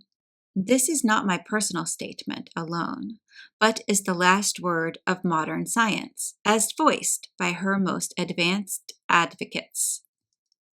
Vibrational excitement. Vibration of excitement, I have said. What is vibration? Well, it is a state of intense rapid movement of a particle. Science informs us that everything is in vibration, always, and that the differing nature of things depends upon their respective rate of vibrations. And what is excitement, as I use the term? Well, it means aroused activity. So then, there is to be found a condition of aroused vibrational activity underlying all mental states. Yes, that's just it. And this aroused vibrational activity communicates motion to the mentative currents and starts them toward others in whom they induce similar mental states. That is the story in full. How the vibrations are transmitted. Well then, we have a mental state of aroused vibrational activity of all individual. How is this passed on to other individuals without direct contact? By mentative currents or waves. What are mentative currents or waves and how do they operate? Well, now we are right up to the question with a full understanding of what it means. Then let us answer it in the light of modern science. The science of telementation about currents and waves. There is a great misapprehension in the minds of the majority of people about currents and waves of light, magnetism, electricity, heat, etc. They are aware that heat and light, for instance, travel over millions and millions of miles from the sun to the earth, and are then felt here, although originating there millions of miles away.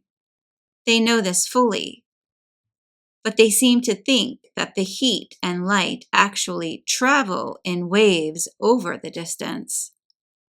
But this is not the teaching of science, which on the contrary holds that light and heat do not so travel, but that the original heat and light vibrations, for that is what light and heat is, a matter of vibrations, set up waves in the ether.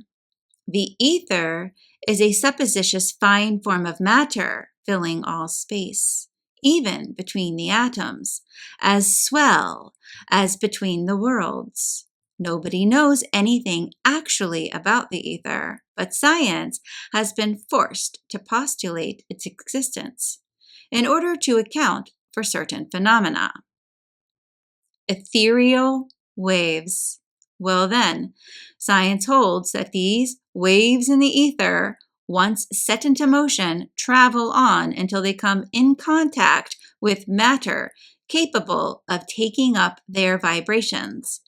When this kind of matter is found, it takes up the ethereal vibrations and reproduces them in the shape of heat and light, In other words, the original light and heat of the sun does not travel to the earth to be then experienced by the latter, but on the contrary, the original solar heat and light set up the waves in the ether, which travel along until the earth is reached.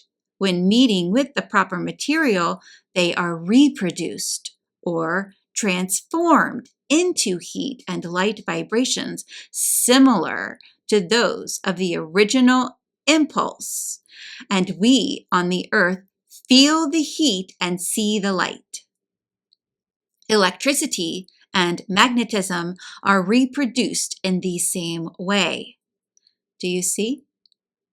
It is just like the voice vibrations, setting up electrical vibration in the telephone, which travel along and then are retransformed into voice vibrations, again at the other end of the line. Do you understand it now? And when you think of this, please remember that the receiving end vibrations are induced.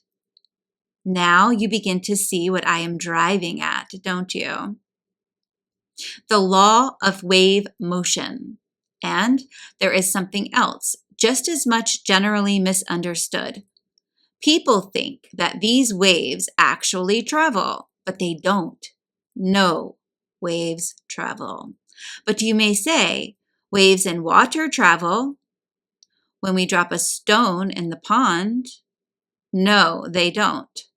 What really happens is that the motion of the stone produces an elevation of the water that you call a wave. Then the motion is passed on and another wave is formed.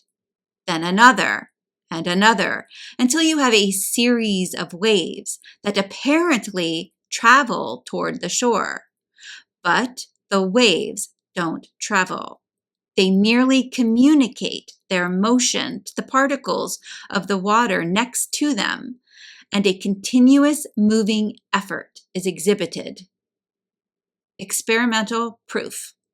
The real motion of a wave is up and down only. Place a cork in the water and then create waves, and you'll see that while the wave motion travels outward, the cork merely bobs up and down and does not move with the waves. Here is how science illustrates the motion. It bids you take a rope and tie one end of it to a post or wall, etc.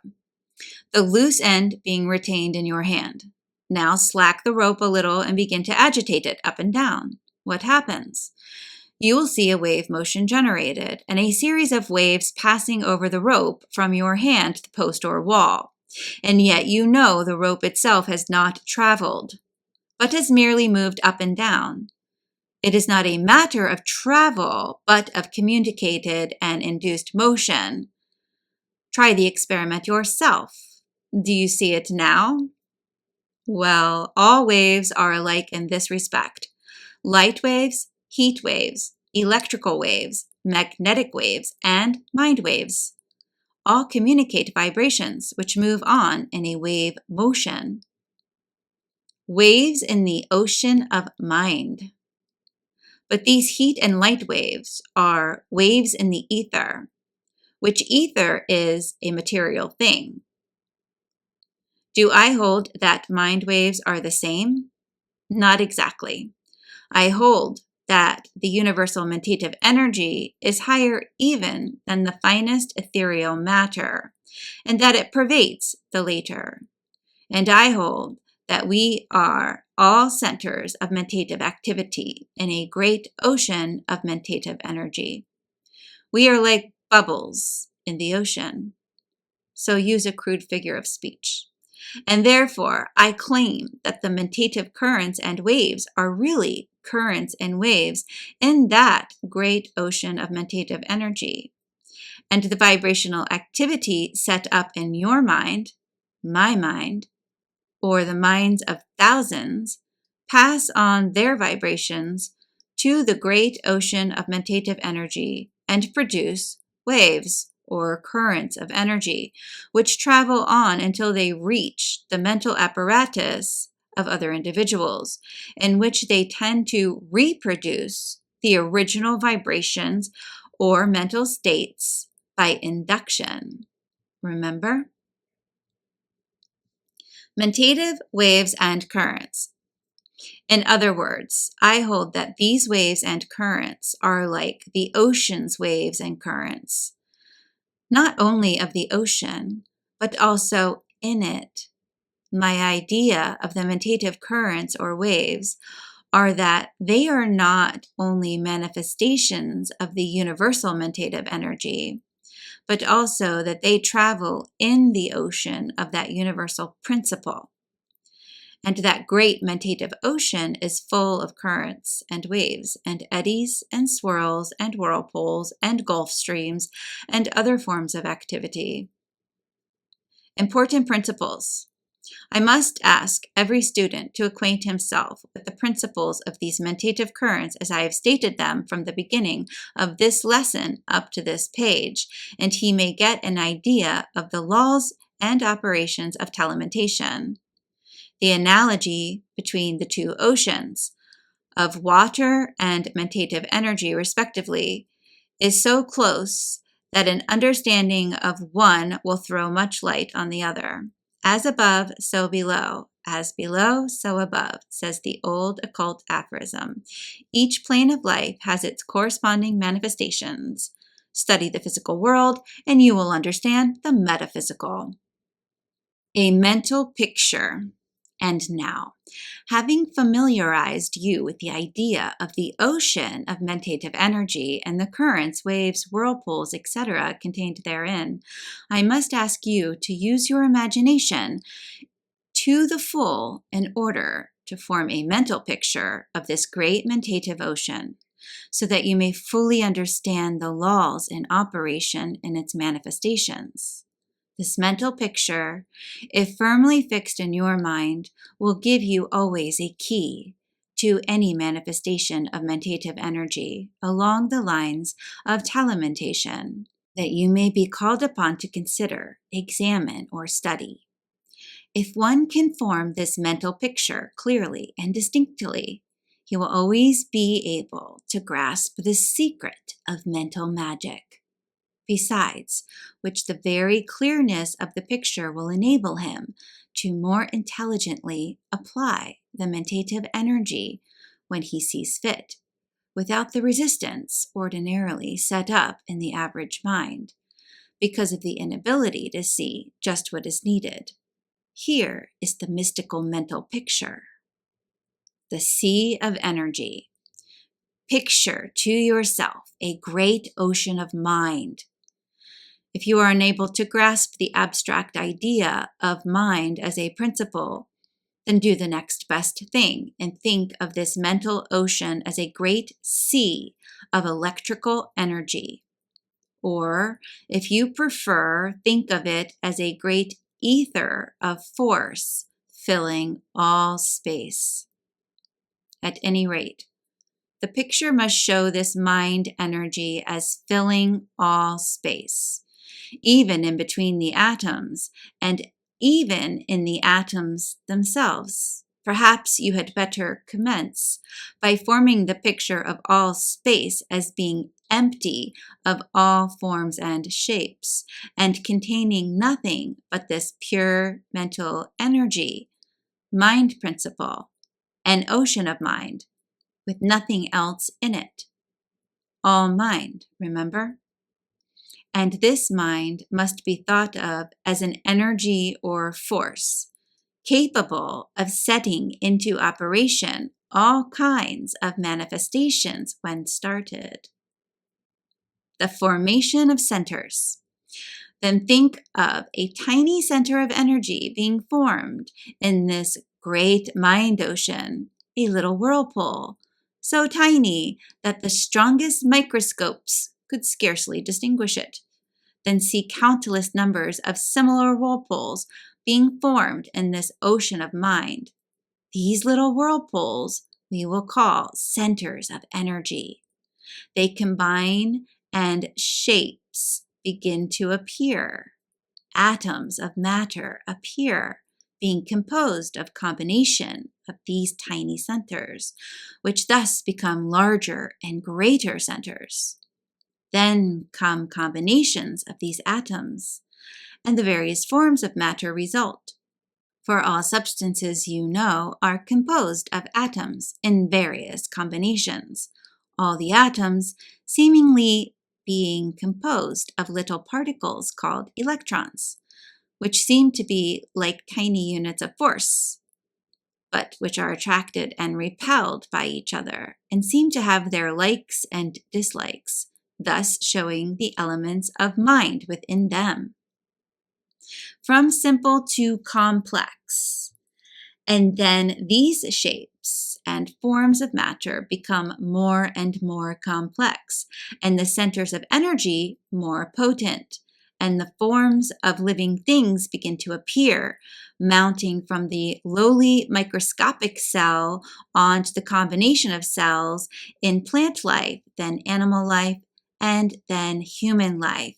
And each form, as it mounts higher, displays more and more power of mind, until at last we see man with his wonderful mind as a great center of energy in this great ocean of mind. The essence of energy. But remember this always, that all these shapes and forms and cells and plants and animals and men have their inner essential substance, this same mind principle of which the ocean itself is composed. They are centers of activity in this mind ocean, but are composed of the same substance as the ocean itself.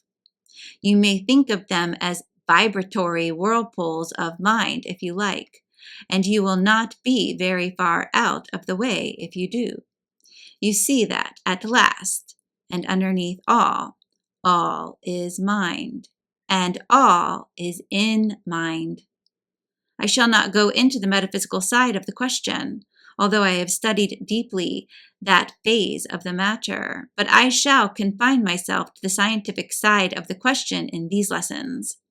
But this idea of all is mind, that is, all things are centers of mental activity and energy in the great universal ocean of mind energy, is scientifically correct. And it is correct from the advanced occult position also. There is no conflict between true occultism and true science when each understands each other's terms. The degrees of power. Now then, the centers of energy are the varying degrees of force and activity. We will call the strong ones positive and the weak ones negative. So according to their varying degrees of power and vibration, each center is positive to some others and negative to others still. Each has its degree of positivity. Now think of these centers as human minds, and you will be able to fill out your picture in detail. The centers in action.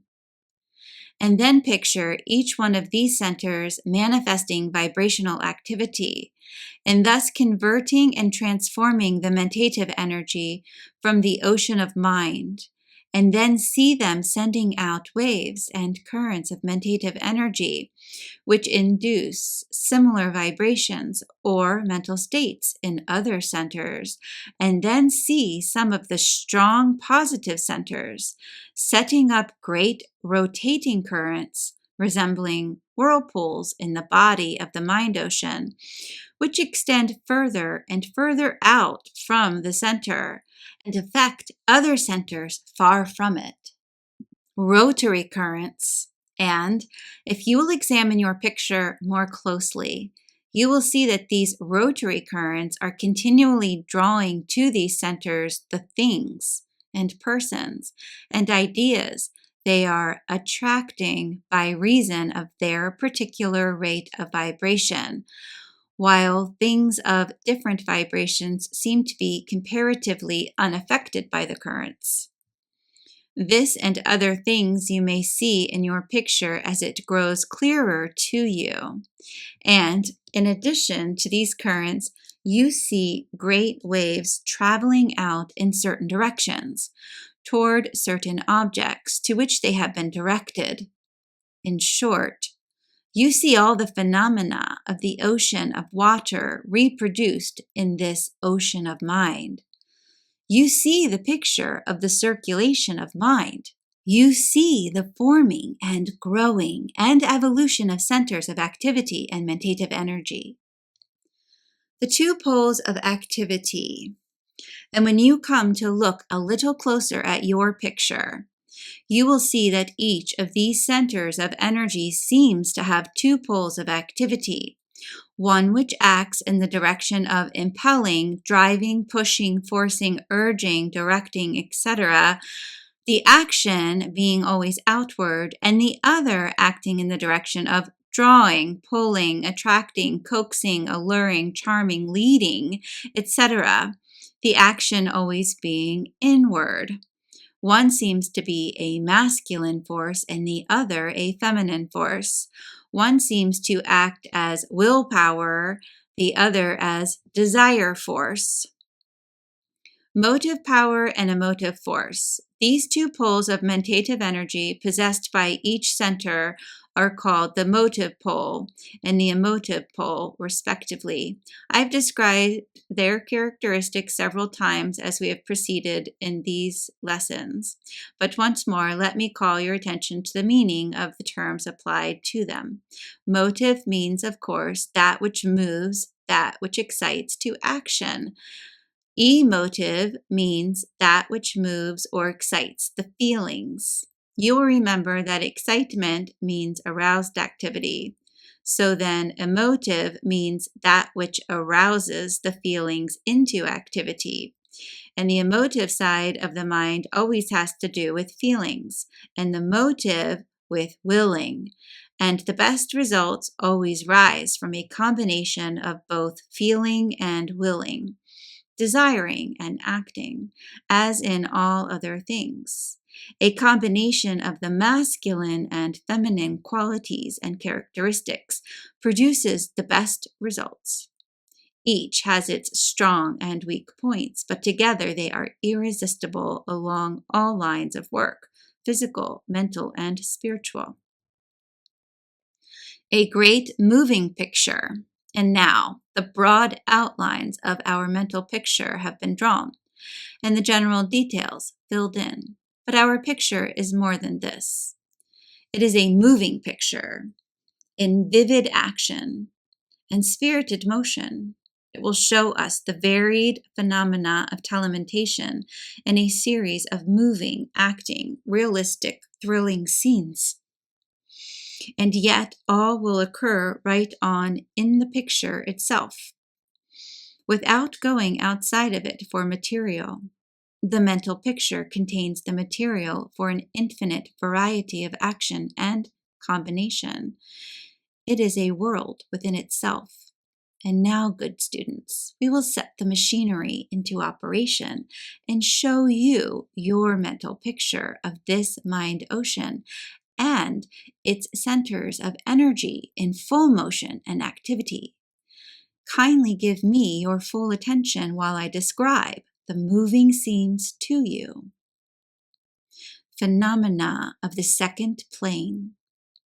In describing the action of this magic mental picture, I will suppose that you are a highly developed occultist and consequently are able to see on what occultists call the second plane, without going into the subject in detail here, for it forms no part of this present work. I will say that the occultists recognize 7 planes of life, all of which have their own laws and phenomena. The first plane is our ordinary material plane, the phenomena of which may be observed by all having their physical senses. This first plane is the plane of matter, and all of its phenomena is that of matter. All that can be seen on that plane is the movement or presence of matter. Even when we say that we see the manifestation of some force on this plane, we really mean that we see that force as it produces a movement or change in matter. We do not see the force at all. All we see is the matter moved by the force. Do you see what I mean? The plane of forces, the second plane, is the plane of forces on which operate energy or force in all its forms. Occultists who have reached the second degree of unfoldment are able to sense the phenomena of this second plane. That is, they are able to witness the phenomena of the forces on their own plane and independent of the presence of matter. To illustrate this, I would say that on the first plane, the plane of the majority of the race, phenomena attaching to electricity can be sensed only through the agency of the matter in which the electricity operates. You can see material objects moved by electricity, but you cannot see the electricity itself. The same is true of magnetism. You may see the needle drawn to the magnet, but you cannot see the current of magnetic vibrations themselves. You cannot see the vibratory light waves, but you can see the manifestation of light when these waves strike upon a material object. Direct sensing of the forces, but on the second plane, those who have attained the second degree report that the vibratory waves of electricity, magnetism, light, heat, etc., are capable of being sensed by them without the presence of the material agent. They report that they are able to see the vibrations themselves. For instance, they can see the waves of electricity or magnetism as they pass through the ether and before they reach the material objects, which they affect in a way visible to the ordinary eye. They report that even the vibratory waves of the X-ray are visible to them, without the agency of the fluorescent screen used by scientific men before the X-rays become apparent to them. You know, of course, that these X-rays, and in fact also the higher rays of ordinary light, are invisible to the human eye, although capable of being recorded by instruments, photographic plates, etc. The second and third planes. And these second plane people report that the vibrations of the mentative waves or currents are plainly perceptible to them. But mark you this, notwithstanding that some of these second plane people believe and will tell you that they can see thought or can see mind waves themselves, they are mistaken. All that they can see is the force of energy of these waves or currents, but mind in itself they cannot see at all. This last is reserved for the third plane or mental plane. To make this plainer, these second plane people, seeing the force of energy, are mistaking it for mind itself, are just like the first plane people who see the material motions of phenomena and think they are seeing electricity, magnetism, etc. in themselves. The third plane phenomena is purely mental, and those who have reached the third degree of occult unfoldment report that they are able to see mind in itself. They are unable to tell us just what it looks like, for the reason that it is different from anything that we know on either the material plane or even the plane of forces. It is something different. It is the essence of energy. The four higher planes. The remaining four planes, that is the fourth, fifth, sixth, and seventh planes, respectively, are subjects that belong to the higher degrees of occultism and form no part of these lessons or subject. I merely mention them so that advanced students may recognize that I am aware of their existence and importance, and I am not misled by any erroneous belief in there being only three planes, which some of the teachers have fallen into. These lessons belong to the second plane teachings and do not deal with the third plane except incidentally. They deal with the energy phase of mind, that is, mind in its aspect of mentative energy. Someday I may write of the higher planes, but not now. the second plane sights. So, to return to our magic mental picture, I will assume that you are able to sense the second plane phenomena and thus actually see the passage and existence of the mentative waves and currents. By giving you the teachings in this way, I will be able to picture the phenomena much clearer than if I held to the first plane method. I want to show you the forces themselves, as well as their effect upon material forms. You understand just what I mean now, don't you? The tinted thought clouds. Well, the first thing that you will see in our magic mental picture is the presence of great clouds of vapory substance, somewhat resembling the fleecy clouds of a summer day, although some of the clouds are much heavier and darker looking, and you will note the presence of color in these clouds, some of them being a dull gray and others being tinted like the clouds at sunset or sunrise. It is a beautiful sight, this ever-changing mass of colored clouds of all kinds, shapes, forms, and degrees of density. Let us consider just what these various colors mean, for each has its own meaning, the color being dependent upon the degree of vibration, and the degree of vibration depending upon the feeling which started the waves into motion. I had not intended to mention this in these lessons, but I now see that I cannot omit it without causing a loss to my students. When one gets talking about second plane phenomena, it is hard to refrain from telling the story through to the finish.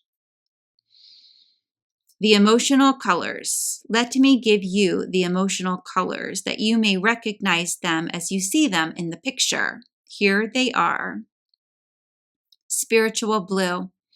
Blue is the vibrational color pertaining to spiritual feeling and represents the various religious feelings and emotions, the shade growing lighter as the religious concept rises toward true spirituality. Light blue represents a high, unselfish spiritual feeling, a beautiful violet representing the highest religious feeling, and a peculiar shade which may be called ultraviolet, representing a spiritual unfoldment of a very high order. Intellectual yellow. Yellow is the vibrational color appertaining to the feelings and emotions associated with intellectual power, the shade growing clearer as the intellect mounts to higher conceptions. A dull dark yellow is the color of the ordinary intellectual state, while the brilliant intellect shows itself in a beautiful golden hue. There is a shade still higher than this, although most rare among the race. I allude to that shade of the true primary yellow, which belongs to those who have attained a high degree of true occult unfoldment, the spiritually illumined. The highest occult teachings inform us that the vibrational shade belonging to spirit of the essence of being is a pure white light of an unusual brilliancy. Orange and brown. Orange, this shade, which is a combination of yellow and red, pertains to those possessing the pride of intellectuality or intellectual ambition of a marked degree. Brown is the vibrational color of avarice and greed. Passional red. Red is the vibrational color of passion in all its phases. Dull, deep red betokens the animal passions and sensuality. A dark, bright red betokens anger and hate. When mingled with black, it is anger or hate arising from malice or envy. When mingled with green, it relates to anger arising from jealousy or envy. When shown without the mingling color, it denotes fight for some supposed right or ordinary cause. When this color is seen in the shade of crimson, it betokens a higher form of love. the shade becoming lighter and clearer as the degree of feeling advances in the scale of character. A gross selfish love shows a dull crimson, while a higher form of love displays a clearer shade, terminating in a shade approaching a soft rose color when the character of the attachment is on a high plane. Deceitful green. Green is a peculiar vibrational color. It betokens a number of odd phases of feeling and emotion. A peculiar, dull, dirty green betokens jealousy or envy. A grayish green indicates deceit, which shade becomes clearer and brighter as the quality of the deceit rises in the scale. A bright, clear shade of green is seen when there is a manifestation of tact, diplomacy, politeness, adaptability, etc., etc. Negative gray. Gray is a negative vibrational color, which in its dark shades indicates gloom, depression, or melancholy, etc. And in a bright, clear shade indicates selfishness, and in a certain pallid shade indicates fear or terror. Hateful black. Black is the vibrational color of hate, malice, revenge, and similar states of feeling. These vibrational emotional colors, of course, combine and blend into each other in countless combinations, but the above will give you a key to the same. The appearance of desire and will. The vibrational colors of the two mental poles can scarcely be called colors at all, for their colors and shades are derived from the character of the feeling inspiring them, which gives to them the degree of vibration and color indicating the motive or motive impulse.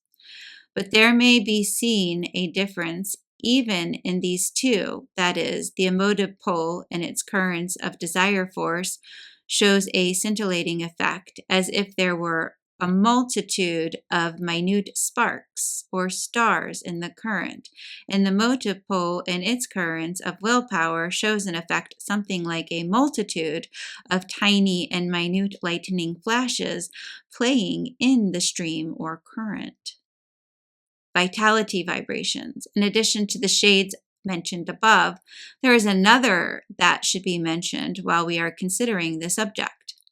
I allude to what might be called the vitality vibrations, which radiate from the living body and which are caused by the vital force which permeates the body during life and makes possible the running of the physical machinery. Some prefer to call it nerve force. These vibrations show no special color, although when near or in the body they manifest a faint reddish tint.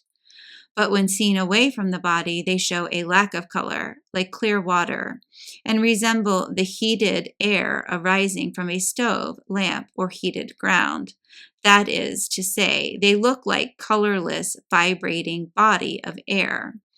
The degree and strength of these vibrations depend upon the state of physical health of the person manifesting them. Now, as we gaze upon our magic mental picture and see moving thereon the shapes and forms of human beings, we may see that each being is surrounded with an aura or egg-shaped atmosphere of these emotional vibrations, radiations emanated from his mental states. This aura extends out from the body for a distance of about 1 yard and gradually fades away as the distance from the body is increased. And the aura of each person is seen to be colored according to the vibrations belonging to his prevailing mental states. The colors of the mental states.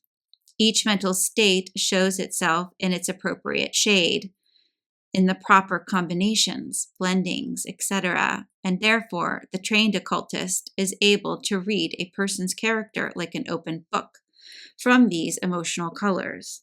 And even though one may not be manifesting any special mental state at the moment, his aura will still be colored because of his prevailing mental state, his character, as it were.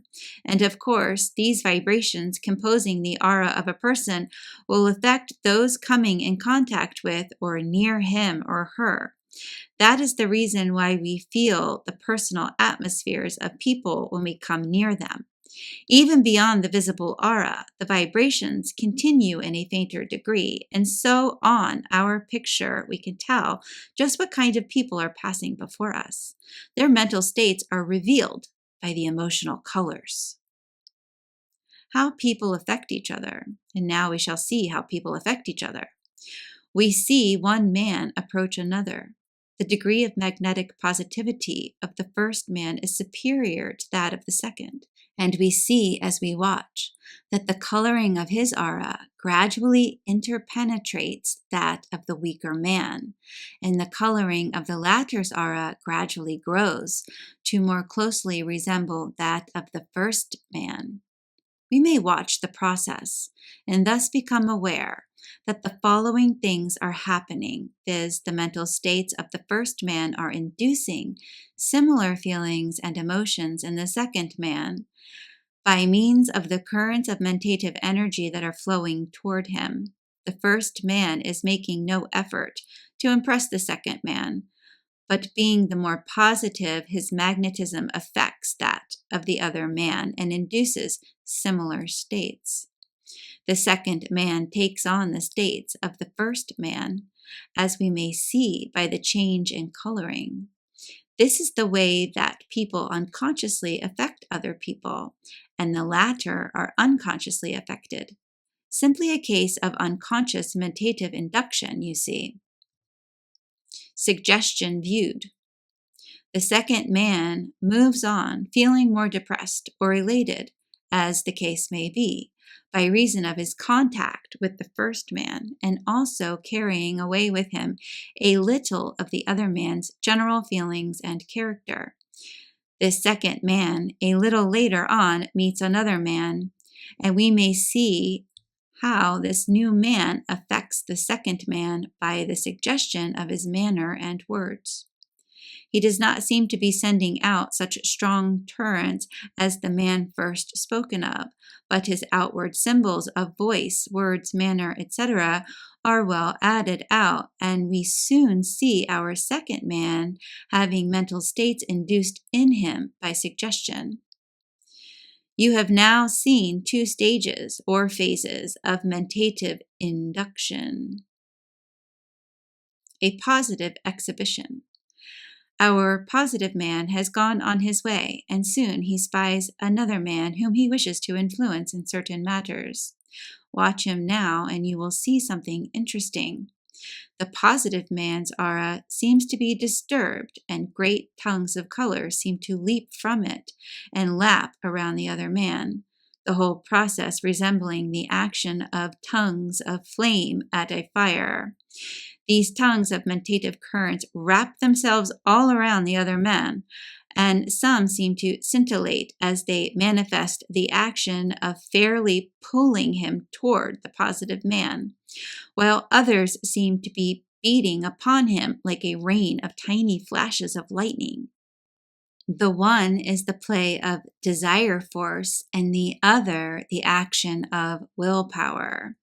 This gives us a good illustration of personal influence in an interview or a phase of personal magnetism. Willpower lightning.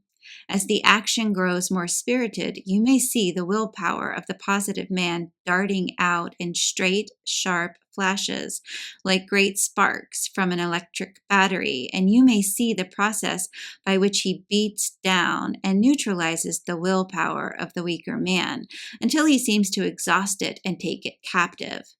The man acquiesces in the statements and demands of the stronger-willed man. Desire force induction. This process is hastened by the fact that the desire force of the weaker man has become so impressed by the stronger will that it becomes dazed or fascinated.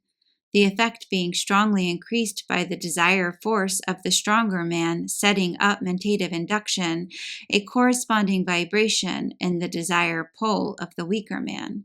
And a fourth element in the attack is that the strong desire force of the strong man also tends to pull the will of the weaker one toward it and away from its natural mate, its own desire pole. A combined attack. This is the case of a combined, determined attack.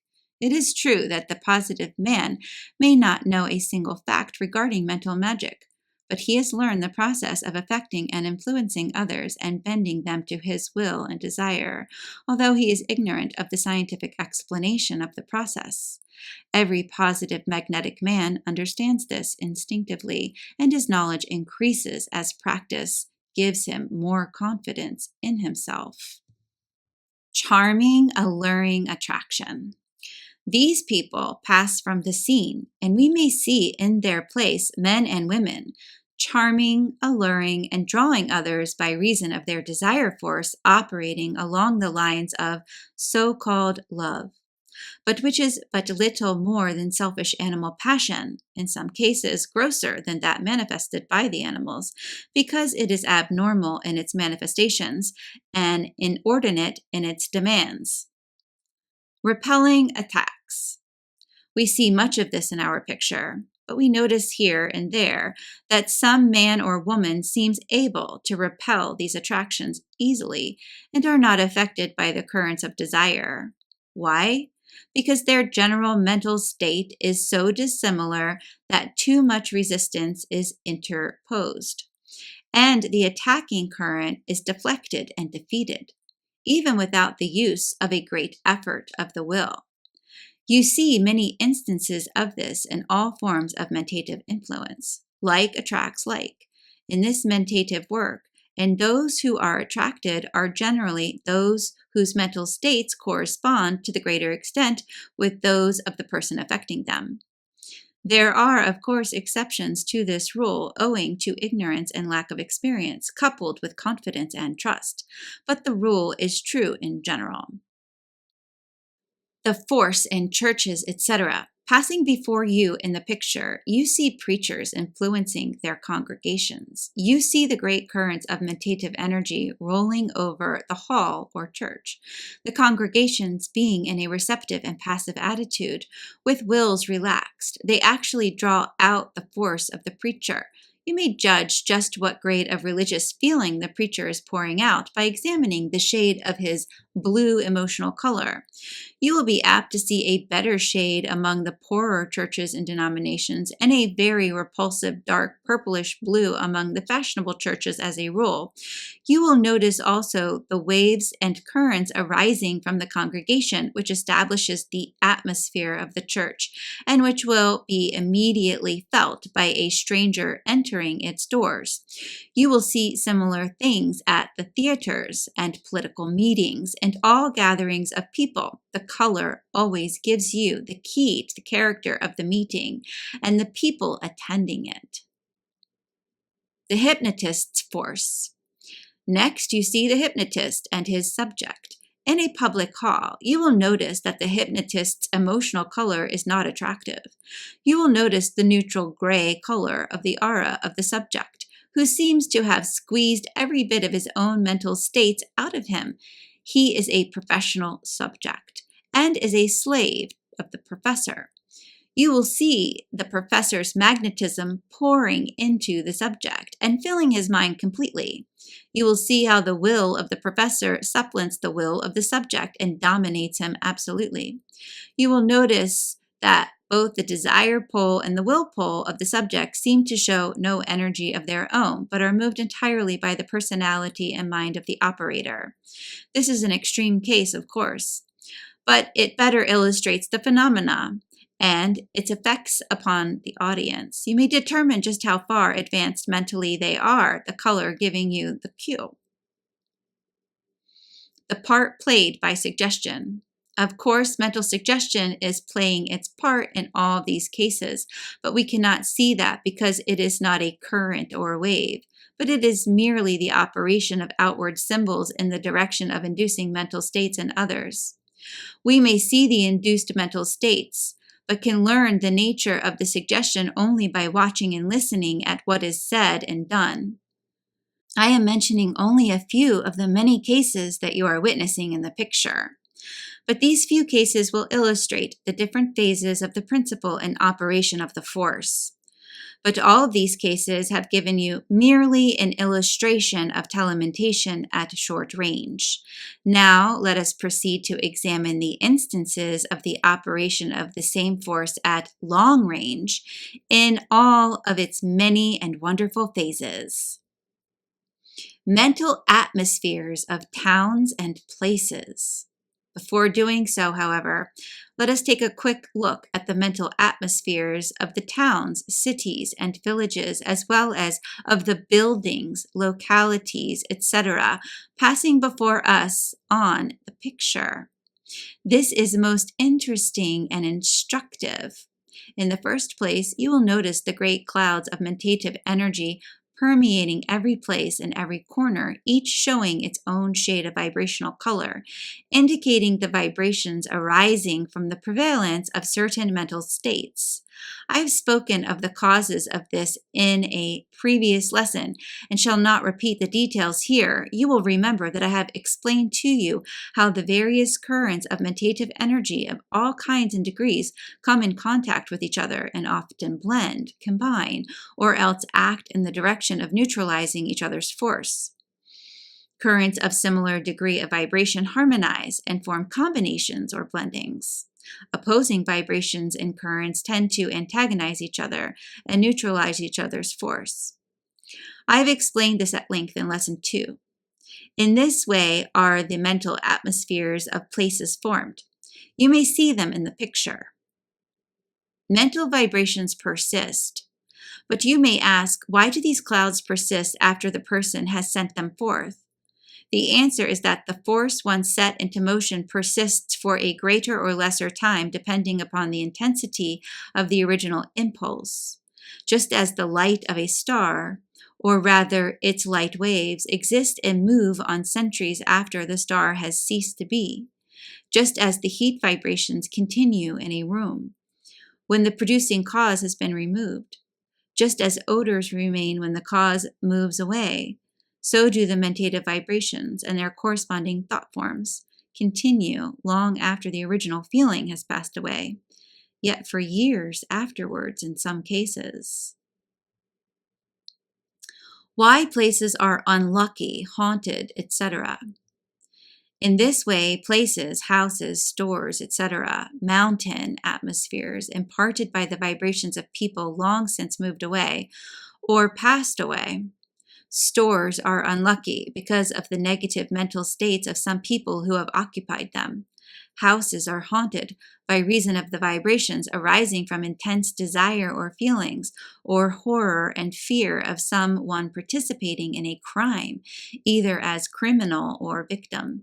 The atmospheres of prisons are quite noticeable, even to the ordinary visitor, who feels the vibrations with which the place is saturated. The atmosphere of places of low pleasures is equally noticeable. I know of a place of this kind in which the vibrations continued for years after the original tenants had departed and the building had been used for business purposes.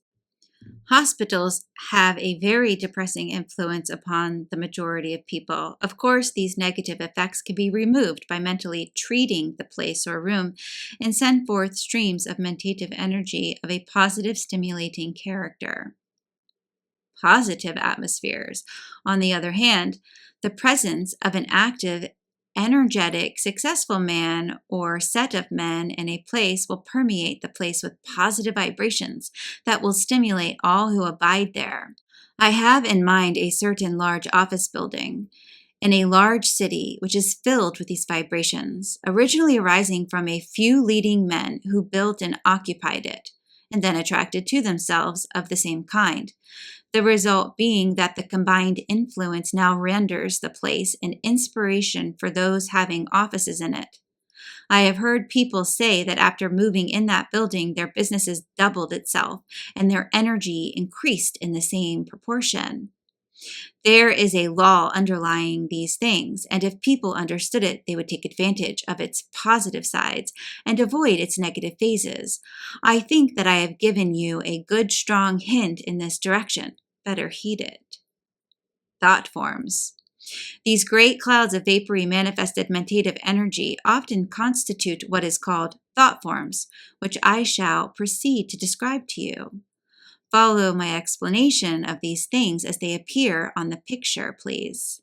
These thought forms are really feeling forms. Remember, although I use the more familiar term, these thought forms, although all generated or created in the same manner, differ very materially in their characteristics and details. Let us consider some of these details and characteristics and appearances.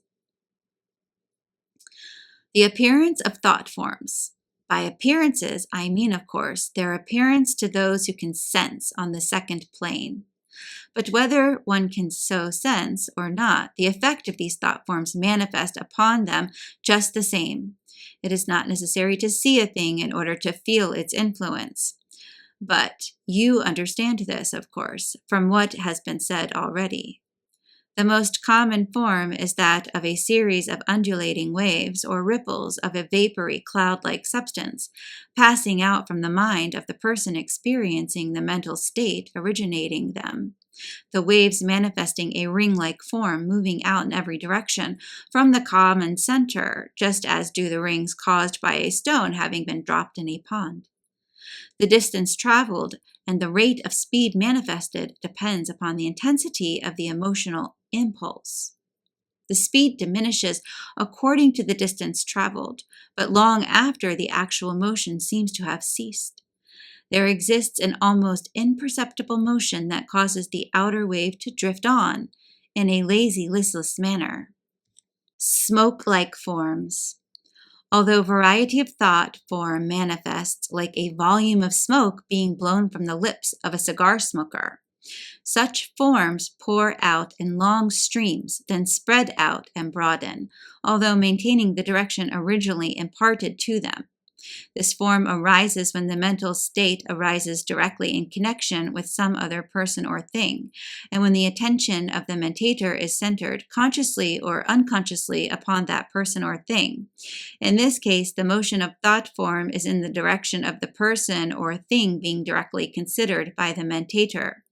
Akin to this form is a series of forms resembling the puffing forth of smoke from a huge smokestack. Great puffs of mentative thought forms being sent out in a certain direction as the jerky, repeated mentative impulses are originated and manifested in the mind of the mentator. Interesting forms. Other kinds of thought forms pour forth steadily, but lazily, in the direction of the object thought of. Others still are ejected in all directions from the mentator, like the steam escaping from the lid of a tea kettle, which is being lifted by the force of the steam within. Still another form appears like a streak of light flashing from a mirror held in the sun. Certain particular forms of willpower manifest as vivid lightning flashes. Other forms travel and seem to enfold the object thought of, and which, being impelled by the strong desire of the mentator, act as if they were trying to draw back to him the objects desired. In fact, that is exactly the nature of the action of this class of thought forms, the effect produced depending, of course, upon the positiveness of the mentator and the strength of the desire. The effect, of course, also is materially influenced by the degree of positiveness of the person affected and other attractions which prevent the yielding to the pull of desire force. A strong desire force. In the case of a strong desire on the part of the mentator, providing that the ruling passion is being manifested day after day, there appears a combination of thought forms which resembles a huge octopus of dense structure with enormous vapory tentacles or arms, reaching out in all directions, seeking the thing desired and endeavoring to draw it back to its center. In the case of a high aspiration backed by a strong and active will, this combination will appear tinted with a color and shade of vibrational color corresponding with the character of the mental state. While in the case of a lower character of desire, the darker colors will likewise manifest themselves. Peculiar forms. Still, another kind of thought form acts as if it were trying to push back the object in some particular direction, while others seem to hold back the object. In both of these cases, the action and direction of the thought form depends upon the nature and character of the desire or will of the mentator at the time of the conception of the mentative current.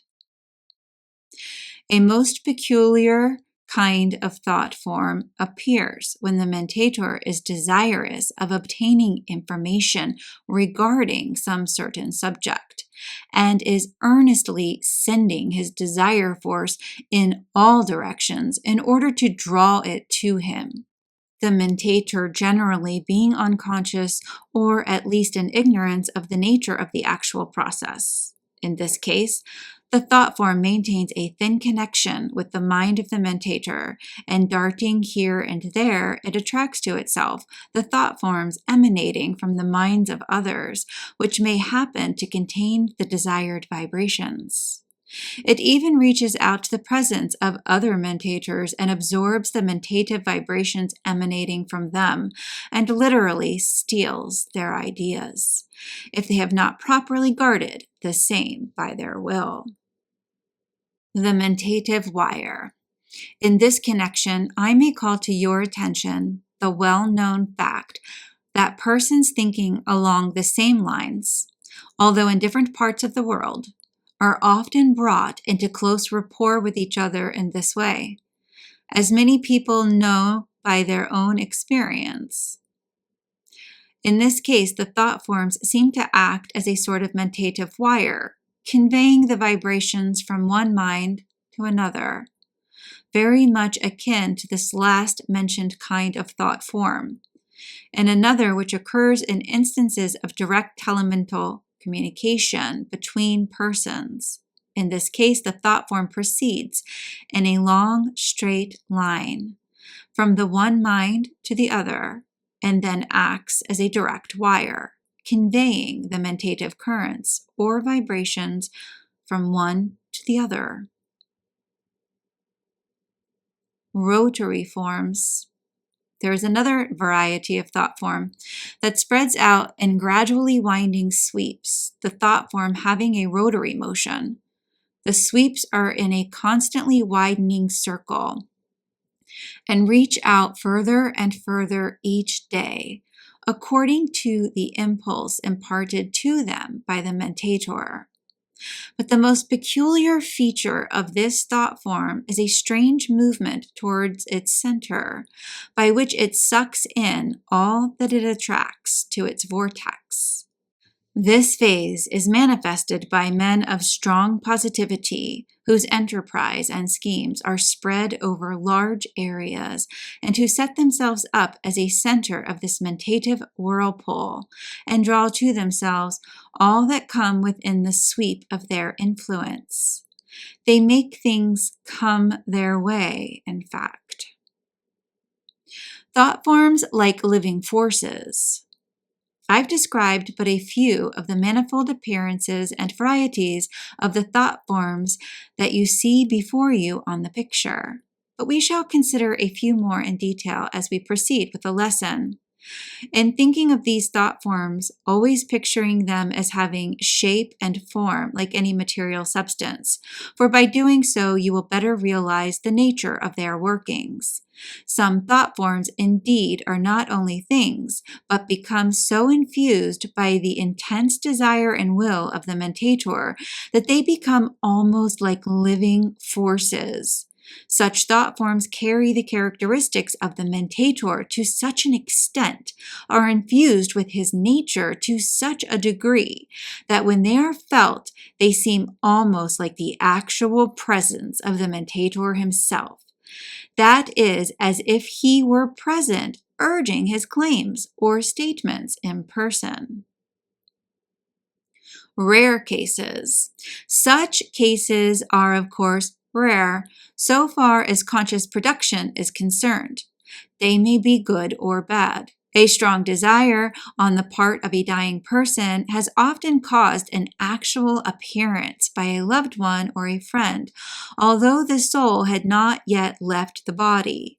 And in cases of dire distress or need, people often so draw upon those who care for them, that the latter will send to them a powerful thought form of help, advice, and assistance.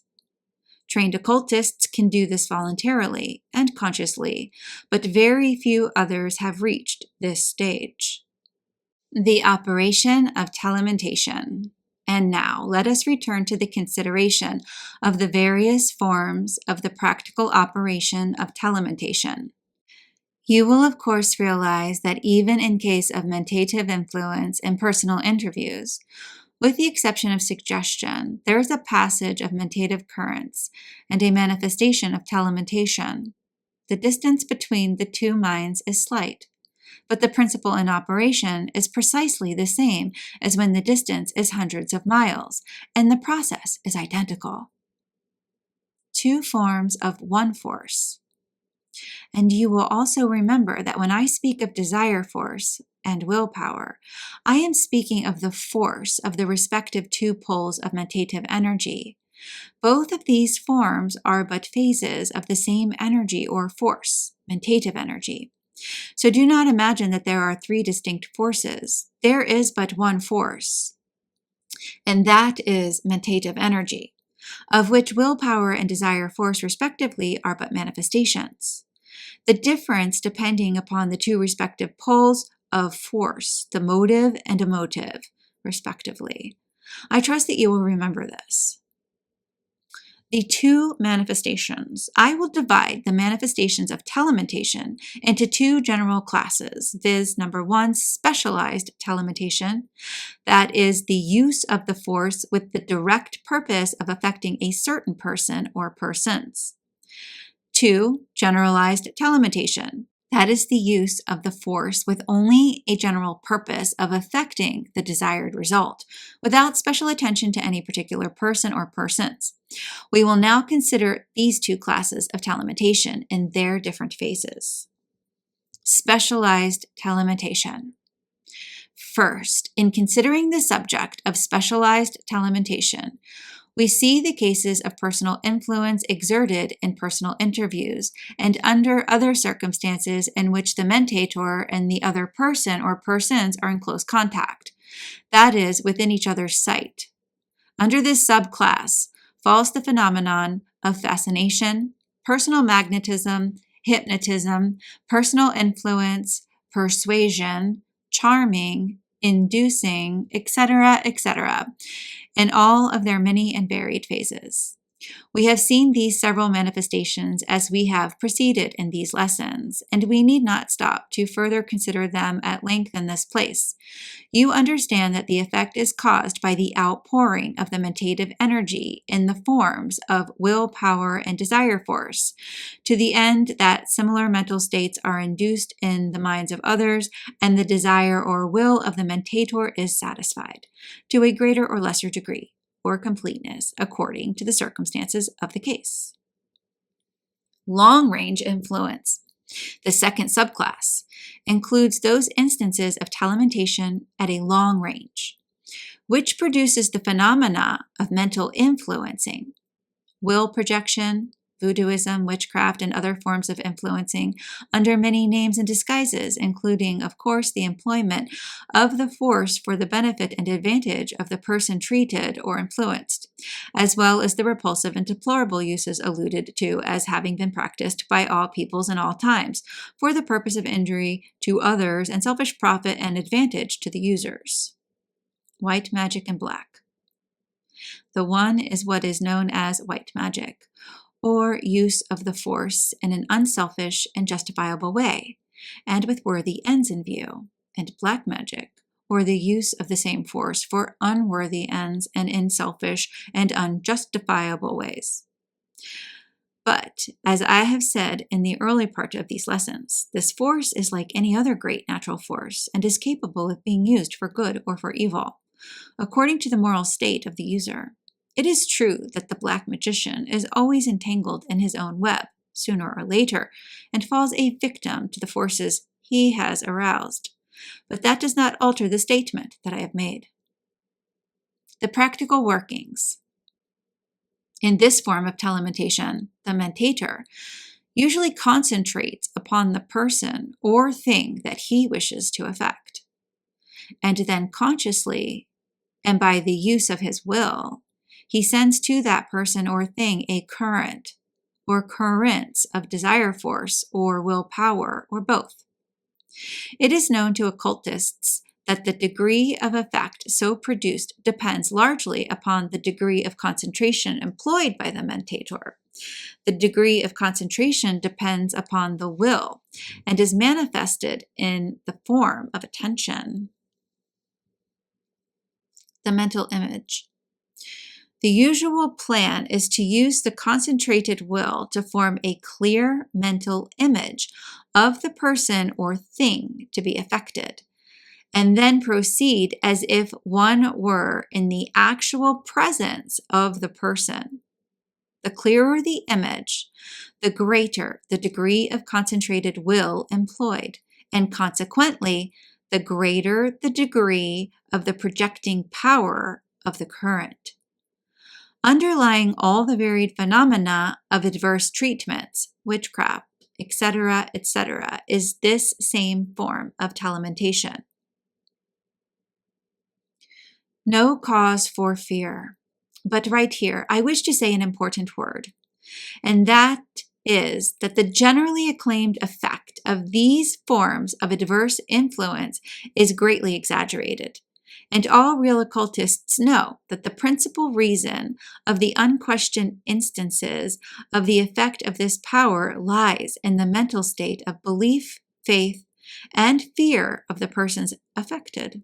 That is, if one believes or fears that another has the power of adversely influencing or affecting him, then the effect produced will depend largely upon the degree of faith or fear. The evil effects of fear. The persons who are affected by adverse treatments or witchcraft or similar forms of adverse influence invariably believe and fear that these influences are effective against them. By their mental states, they render themselves negative and receptive to the influences directed against them. This is an occult truth, and one that should be made widely known.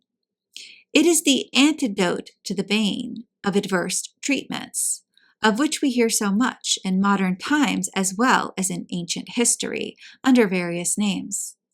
If people would only brace up and assert their individual power as centers of energy, they would surround themselves with such a positive protective aura that the waves of adverse vibrations would beat against them without ever reaching within their mental structure. Adverse treatments. We hear of many cases of people being treated in this way.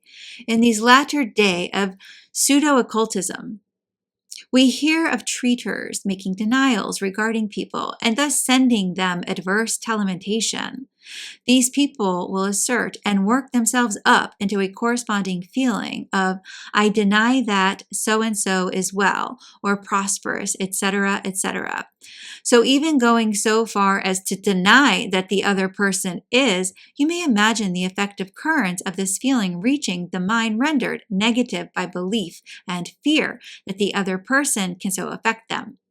The suggestion of the fear or belief, and that is just what it is, suggestion, renders the mind of such a person a fit receptive agent for the adverse treatment. How to neutralize adverse treatments?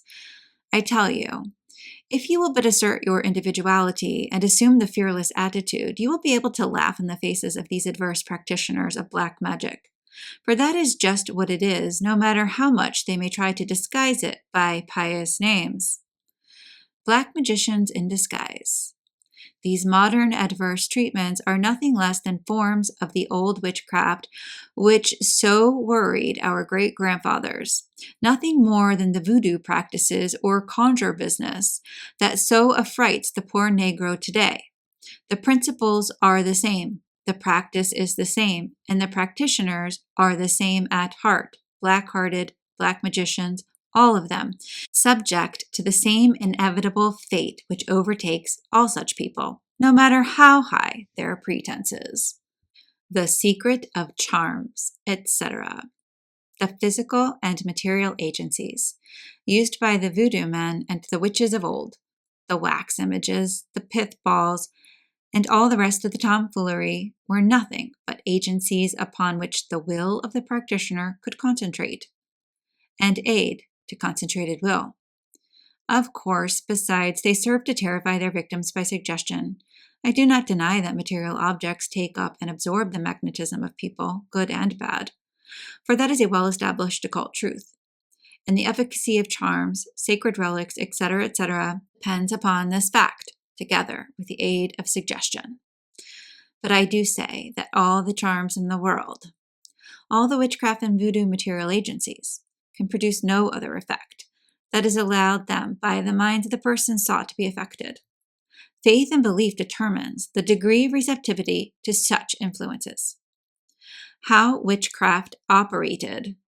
The prayer man of the Sandwich Islands prays people to death unless they buy him off. But it is the fear and belief on the part of the people that render his work effective.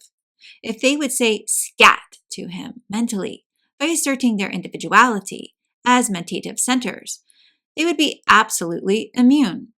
I need not recount the many instances of this kind of telementation for adverse purposes, for the pages of history are full of them, although the historians sneer at the whole subject, deeming it a myth, and laughing over the credulity of our forefathers.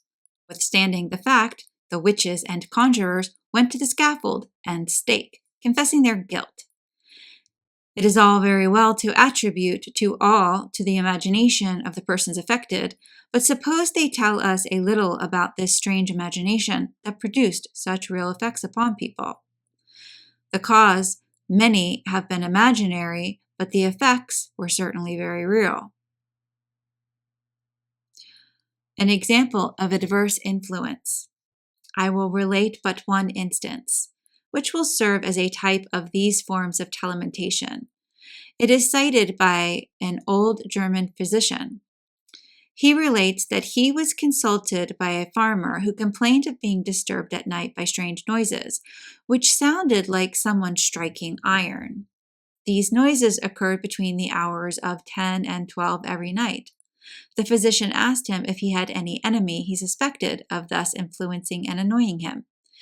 He replied that there was no one but an old village blacksmith, an old enemy, whose power he feared, and who lived several miles from the farmer. The physician bade him return the next day, and in the meantime visited the blacksmith, and asked him what he did between the hours of 10 and 12 at night, accompanying the question with a glance of a strong will and power. How the blacksmith collected his bill. The blacksmith, now somewhat frightened, replied, I hammer a bar of iron every night at that time, and all the while I think intently of a bad enemy of mine, who once cheated me out of some money, and I will at the same time that the noise shall disturb his rest. The physician ordered him to desist, and at the same time made the farmer pay over the money due to the blacksmith, and there was no more trouble. If you wish further instances of this sort, turn over the pages of any old book, which treats upon the witchcraft delusion, and note the similarity. But one instance is enough to illustrate the matter. They are all cut out of the same cloth. You will note the two necessary elements present in every case, viz. Number 1, the use of the force by one person, and 2, the belief or fear or both on the part of the second person. Now you have the whole story. Good employment of the force. And also remember that I have told you, the same force that is used in such cases for evil purposes may also be used and is used for the most beneficial and worthy purposes, the treatments, for good things practiced by the practitioners of the various schools of mental science and other new thought people are along the lines of specialized telementation.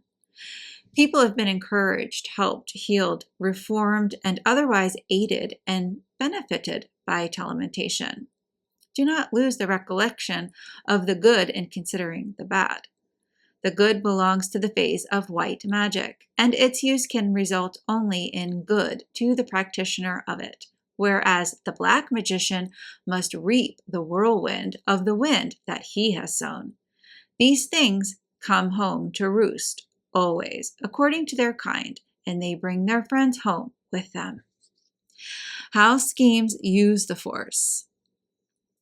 In addition to the selfish and evil use above mentioned, there is another selfish use of specialized telementation that is quite common of these late years. I allude to the use of mentative influence by telementation for the purpose of influencing people to fall in with the schemes and plans and enterprises of the mentator. The principle involved in the same as in all these treatments, good and bad, and the practice is the same. The mentator forms the mental image of the other person and then floods him with currents of desire force or willpower or both, at the same time earnestly willing and desiring that he will do as the mentator wishes him to do. The mentator usually uses his will to make the other do this in the mental picture, in imagination, thus forming a mental matrix, to which he then tries to make the other conform. This is a form of visualization, of which I shall speak presently. Of course, this practice, like any other of the kind, may be defeated by one asserting his individuality and will. I give you here a few rules to use on occasions when you think that someone is trying to so treat or influence you. Better study them carefully. Here they are. Valuable rules. Number 1. In the first place, steady your mind and calm your feelings. Then pause for a moment and say the words, I am, calmly and forcibly, at the same time forming a mental picture of yourself as a center of force and power in the great ocean of mind. See yourself as standing along and full of power. Then mentally form a picture of your aura, extending about a yard on all sides of you in an egg-shaped form. See that this aura is charged with your willpower, which is flowing outward, repelling any adverse mental suggestions that are being sent to you and causing them to fly back to the source from whence they came. A little practice will enable you to perfect this picture, which will greatly aid you in creating a strong positive aura of will, which will prove to be a magnetic armor and shield.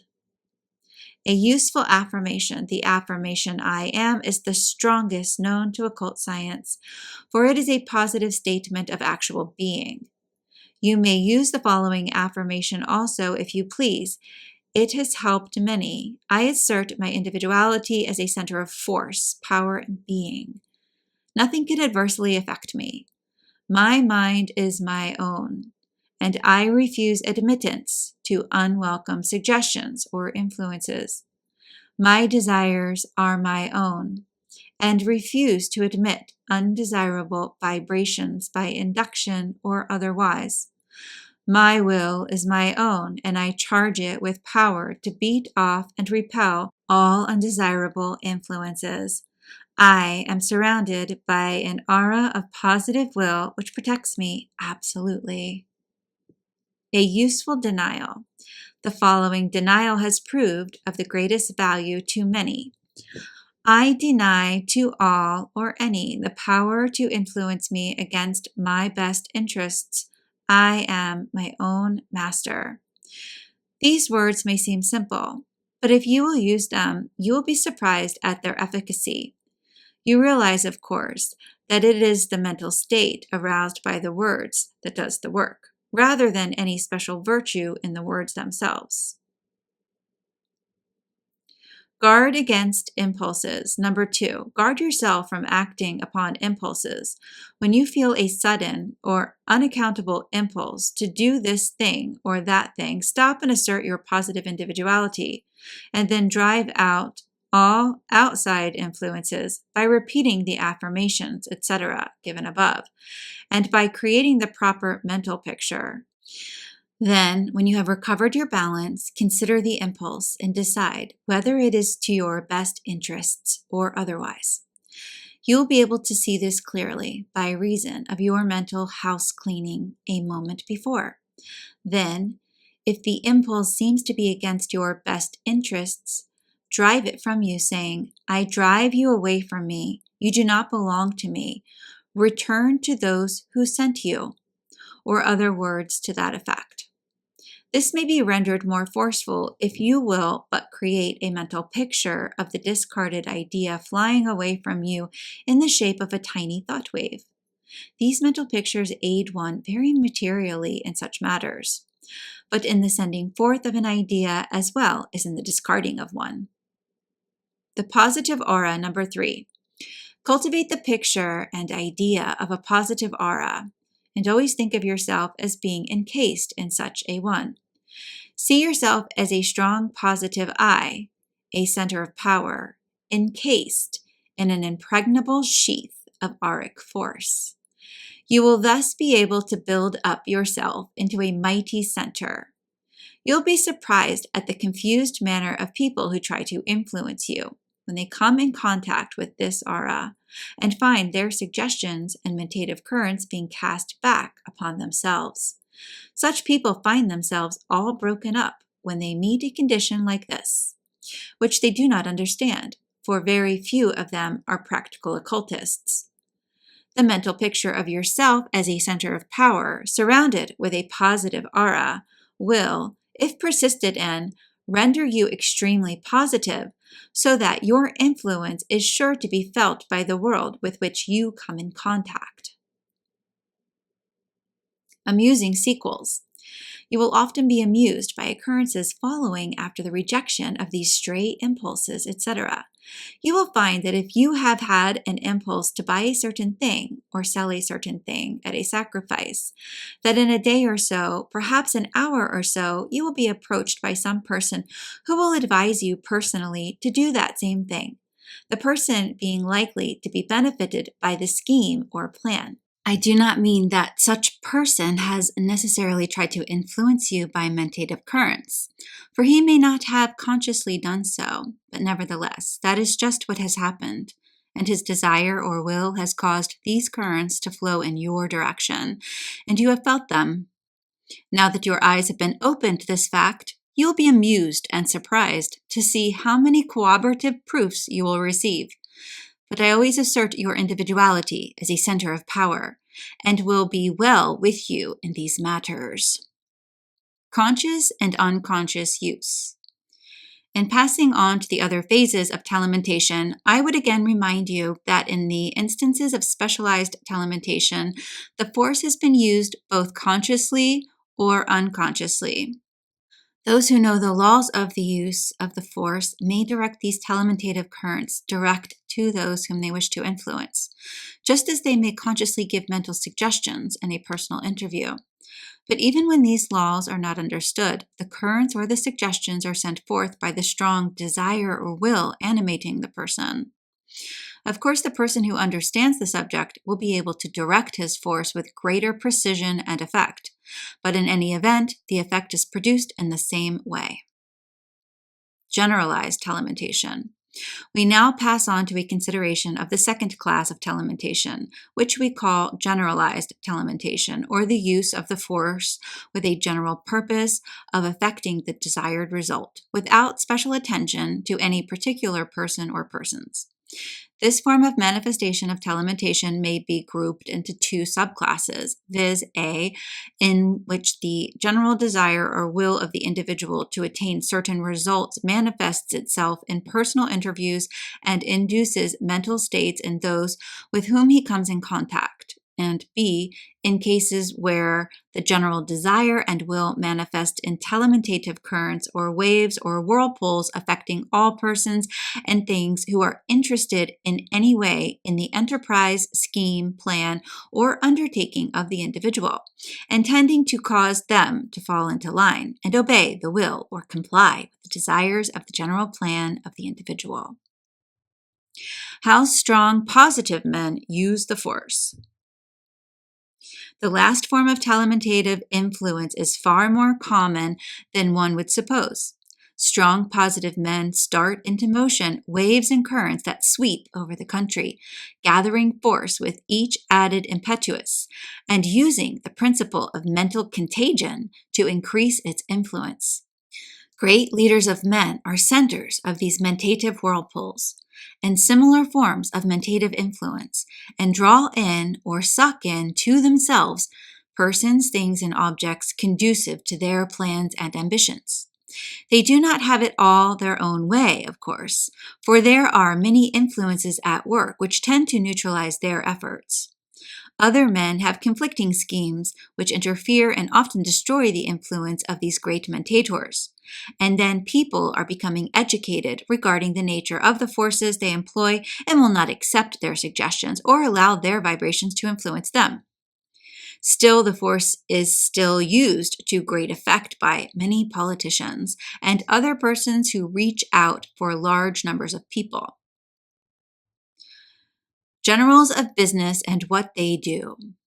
Leading generals of business also make use of the force in this manner and draw things their way. In fact, nearly everybody who does business with people scattered over a large territory employs this force more or less, generally unconsciously. And many of these uses work no harm upon those affected, because many of these people are engaged in legitimate enterprises and want always to give a square deal and a good dollar's worth. I am not holding up this manifestation of telementation as reprehensible. I am merely stating its general laws and forms of manifestation. How to repel the waves.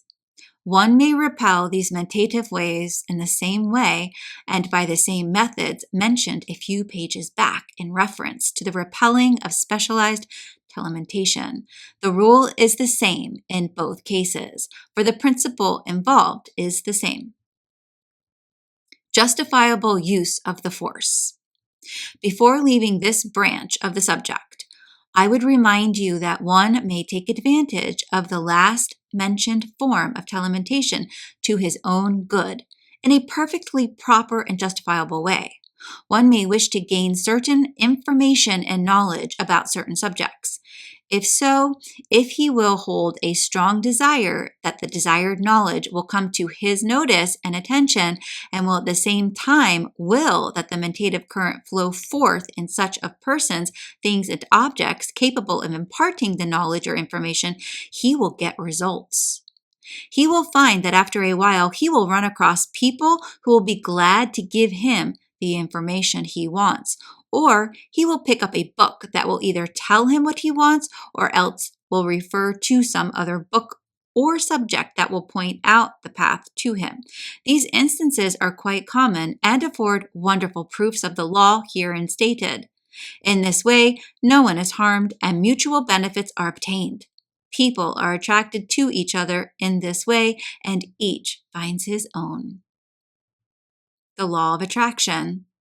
The above manifestation results from the operation of what has been called the law of attraction, by the workings of which each person is continually drawing to himself the people, things, objects, and even circumstances in harmony and accord with his prevailing mental states, like attracts like, and the mental states determine that which one draws to himself.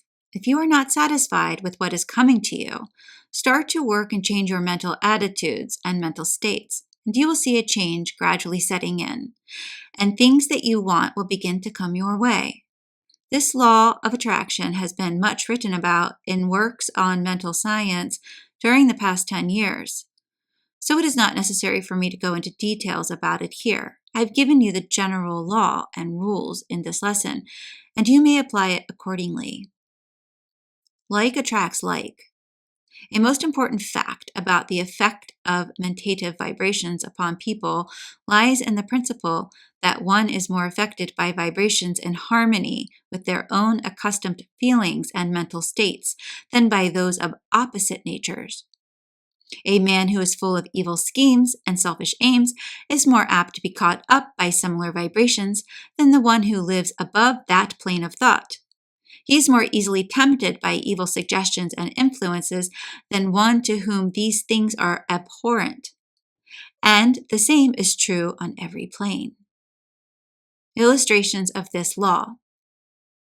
A man whose mental attitude is one of confidence and fearlessness is not apt to be affected by vibrations of a negative, pessimistic, gloomy nature and vice versa. Therefore, if you wish to receive the vibrations of the thoughts and feelings of others, you must place yourself in a mental attitude corresponding with those vibrations you wish to receive. And if you wish to avoid vibrations of a certain kind, the best way is to rise above them in your own mind and to cultivate mental states opposite to them. The positive always beats off the negative, and optimistic mental states are always positive, pessimistic mental states. The sense of individuality in one's relation to the universal mind is the strongest and most positive mental state one can attain. Therefore, cultivate it first, last, and all the time. The key of telementation. I now come to a phrase of the subject that underlies all the phenomena of telementation and really gives the key to much of its wonderful effects. I allude to what occultists know as mental visualization, or visualization for short. This visualization is to telementation what the pattern is to the maker of objects, what the plans of the architect are to the builders, and what the mold or matrix is to the casters of forms. It is the skeleton around which the materialization of thought forms occurs. It is of the greatest importance for you to acquaint yourselves with its laws and effects. Visualization. To visualize means to see mentally. That is, to form a mental image of a thing, to see it in one's mind, etc. Visualization along the lines of one's daily occupation is a most important thing, but one that is very poorly appreciated because little understood. The best workmen, writers, inventors, composers, etc., are those who are able to see the thing in the mind and then reproduce it in materialized form. Sir Francis Galton, one of the best authorities upon the subject, has said, "Free action of a vivid visualizing faculty is of much importance in connection with the higher processes of generalized thought. A visual image is the most perfect form of mental representation whenever the shape, position, and relations of objects to space are concerned. The best workmen are those who visualize the whole of what they propose to do, because they take a tool in their hands. Strategists, artists of all denominations, physicists who contrive new experiments, and in short, all who do not follow routine have need of it. A faculty that is of importance in all technical and artistic occupations. That gives accuracy to our perceptions and justice to our generalizations. Is starved by lazy disuse, instead of being cultivated judiciously in such a way as will, on the whole, bring the best return. I believe that a serious study of the best means of developing and utilizing this faculty without prejudice to the practice of abstract thoughts and symbols is one of the many pressing desiderata in the yet unformed science of education. Visualization and telementation. And all that Sir Francis Galton has said above is equally true of the cultivation of the art of visualization in connection with telementation. The trouble with the majority of people is that they do not know just what they do want. They are not able to form clear mental images of that which they wish to create or materialize. The men who obtain the greatest and most wonderful results through mentative influence, particularly in the form of telementation, are those men who are able to visualize most clearly the things they wish to materialize, who are able to form the mental image of the things they wish to manifest. The secret of visualization. The secret of visualization lies in the occult and psychological principle that as is the mental matrix, so is the mental form. And as is the mental form, so is the physical materialization. In other words, the visualized mental image is the matrix or mold into which the mentative energy is poured and from which it takes form. And the form of the mentative energy, so treated, is what we have called the mental image. And around this mental image, the deposit of materialization forms, and thus does the idea become real. In a nutshell, if you wish to get the best effects from mentative energy, you must create a mental image around which the material or physical materialization is formed. And the way to form the proper mental image is by visualization, which thus builds up the matrix or mold into which the mentative energy pours, crystallizes, and creates the mental image. And as is the matrix, so is the image.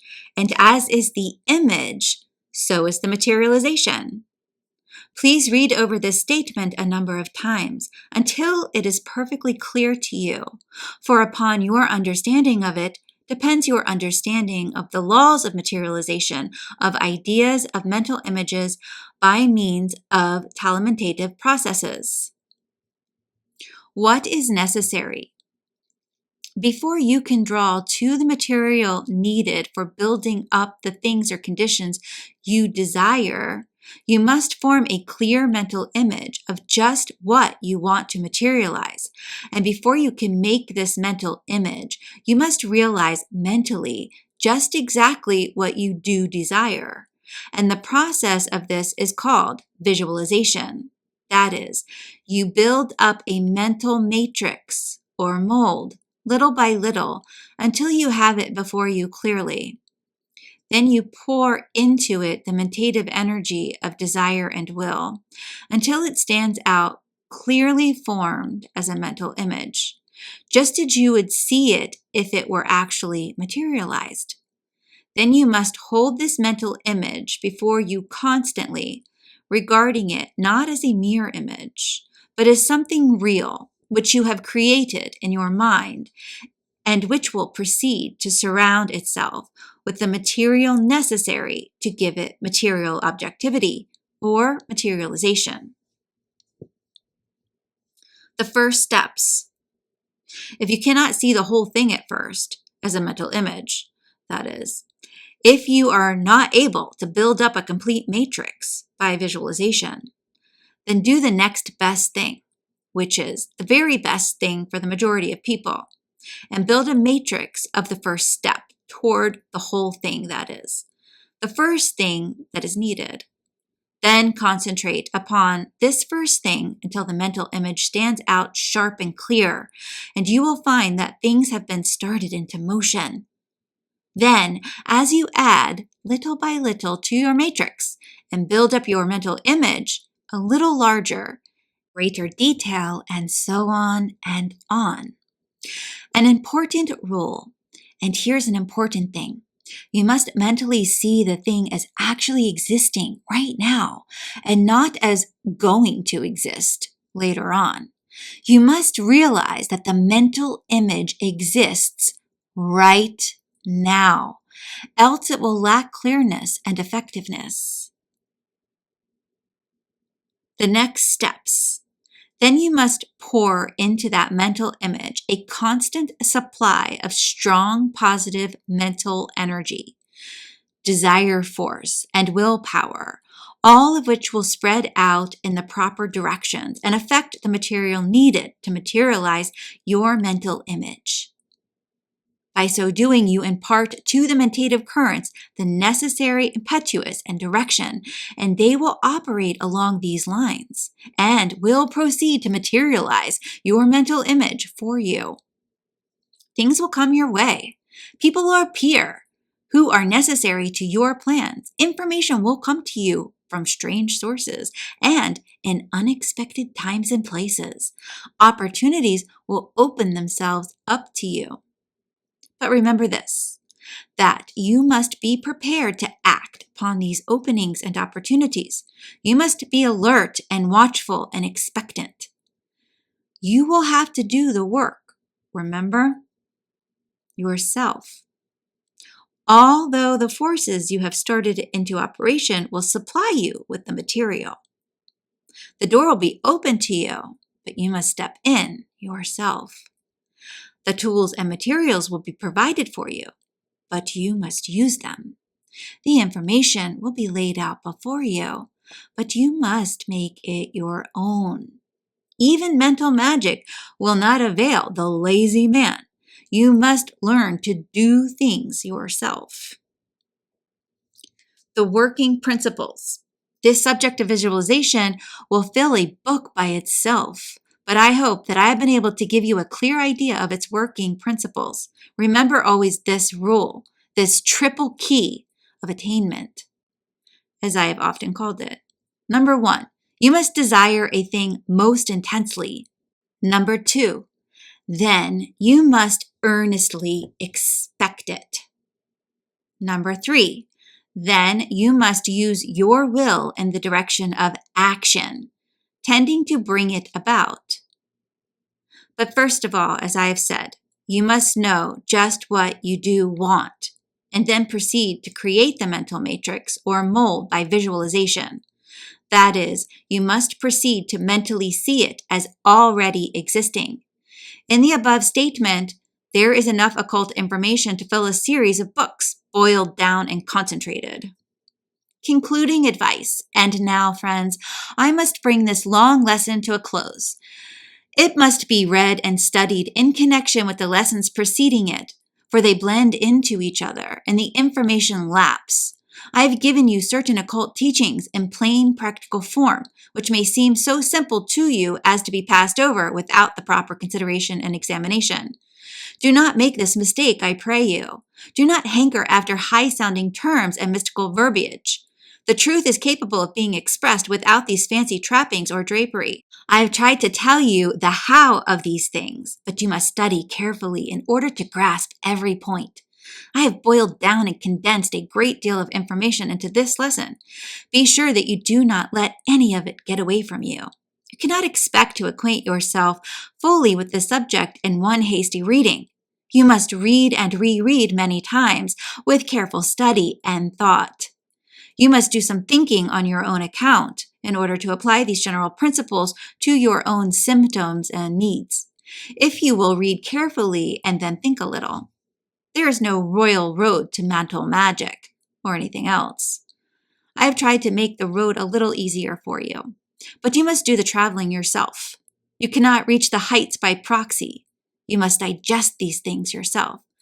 Pre-digested ideas will do you no good.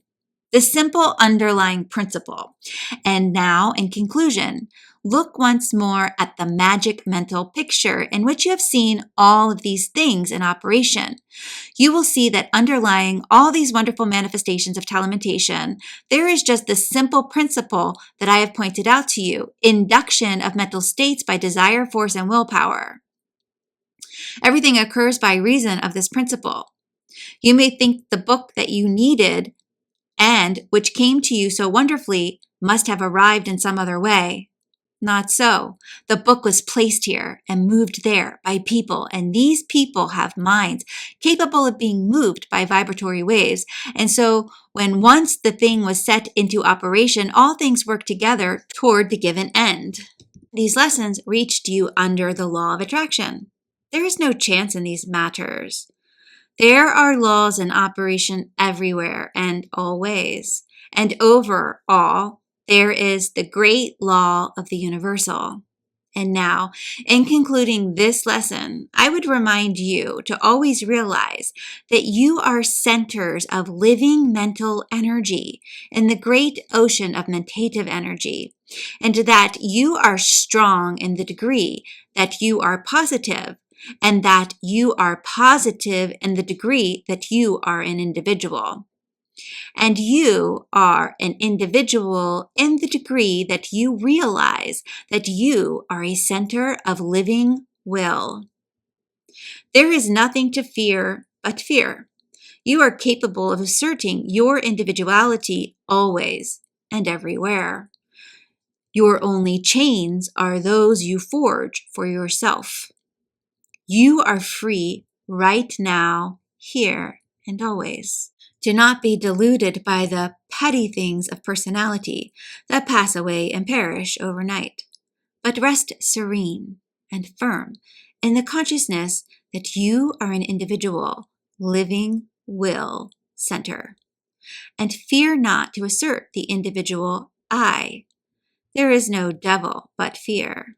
Nothing but fear can keep you from your own heritage and birthright.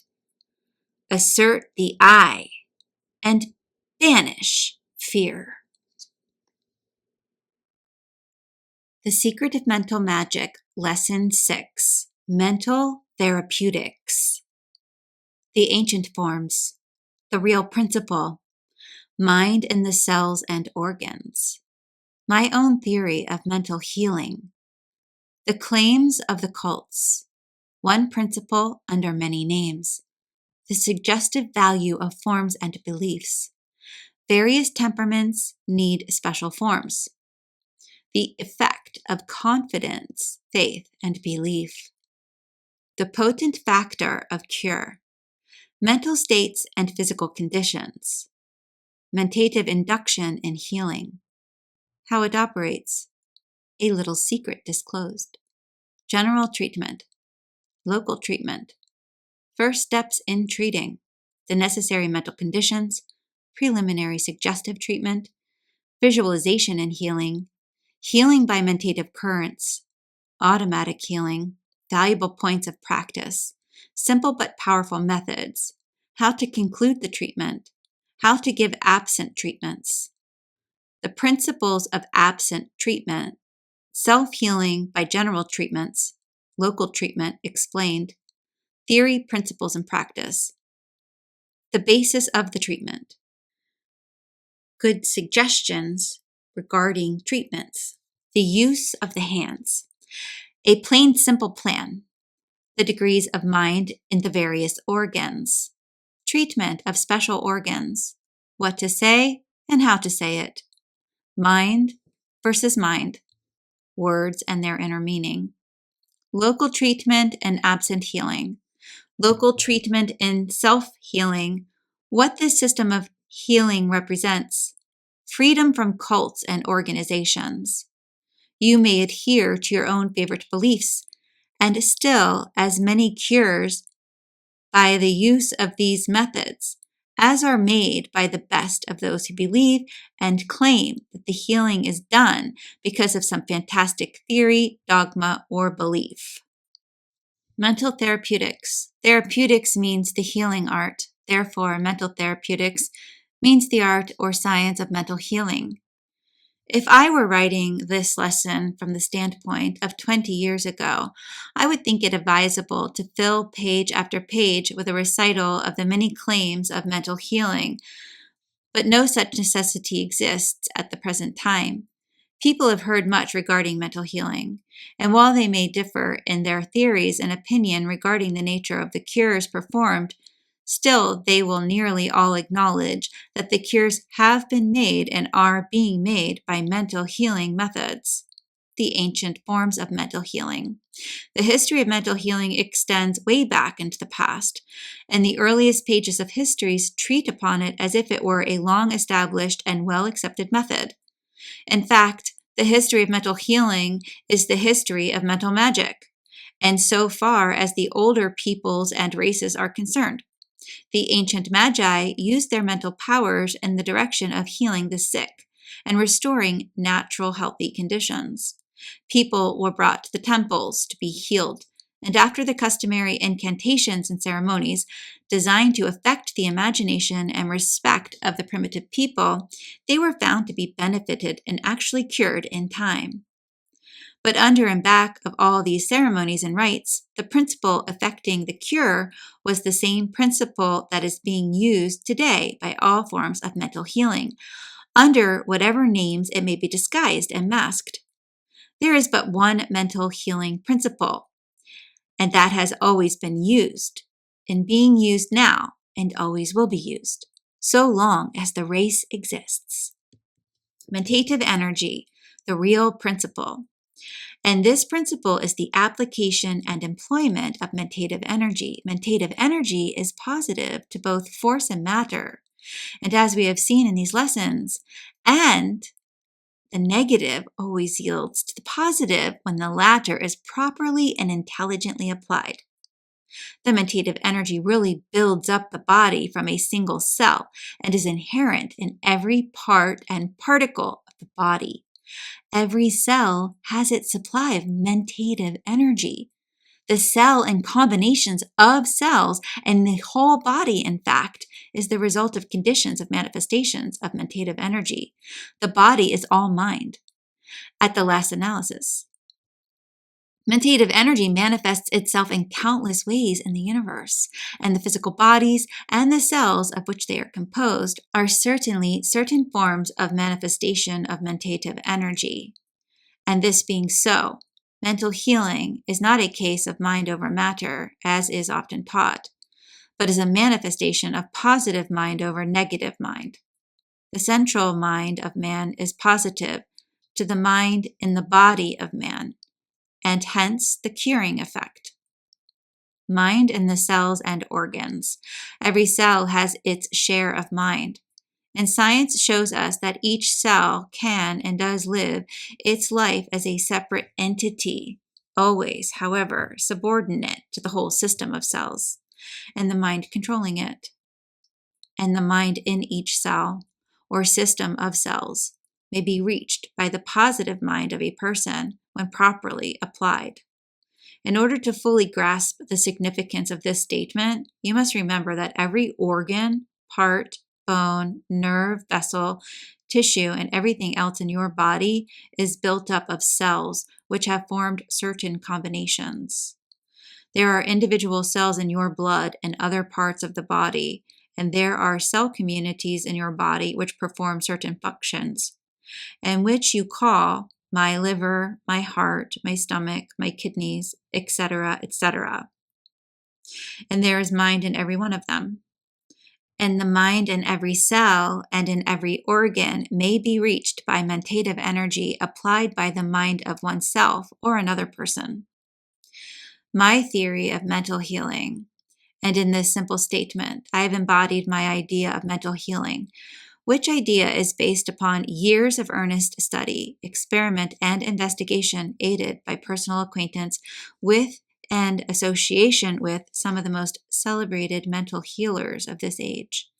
I have discarded fanciful theory after fanciful theory as unnecessary to account for the facts observed by the leading investigators of mental healing, and have at last boiled down the matter to this point and idea of mind in the cells and cell groups, which mind is negative to the positive central mind of the individual, especially when the latter is concentrated and intelligently applied. The claims of the cults. You may ask me the question, well, but what about the various metaphysical, religious, and semi-religious theories advanced to account for the cures performed by the various cults and sects of the New Thought and similar movements? Answering this, I would say that the various cults and sects perform cures, not because of their dogmas, but often in spite of them, the real cures being performed by mentative energy, pure and simple, called into operation and employed in various forms and ways under many coverings, disguises, and draperies. It is all the same grand old principle, but with fringe on. The style of fringe depending on the particular theories and dogmas of the sects. One principle under many names. There has been much written, spoken, and taught concerning mental healing under some name or another, but the majority of the writers have been attached to some particular cult, church, or organization, which claimed that the whole truth rested upon the acceptance of some particular theory, idea, doctrine, or dogma advanced and held by it, in accordance with the particular views of some certain teacher or teachers. And accordingly, the writings have been colored by the hue of such belief and dogma. One has but to look around him in order to see that the many conflicting schools of mental or spiritual healing are all making cures, in spite of the claim of each that its particular school or sect or church has a monopoly on truth and a corner on true metaphysical healing.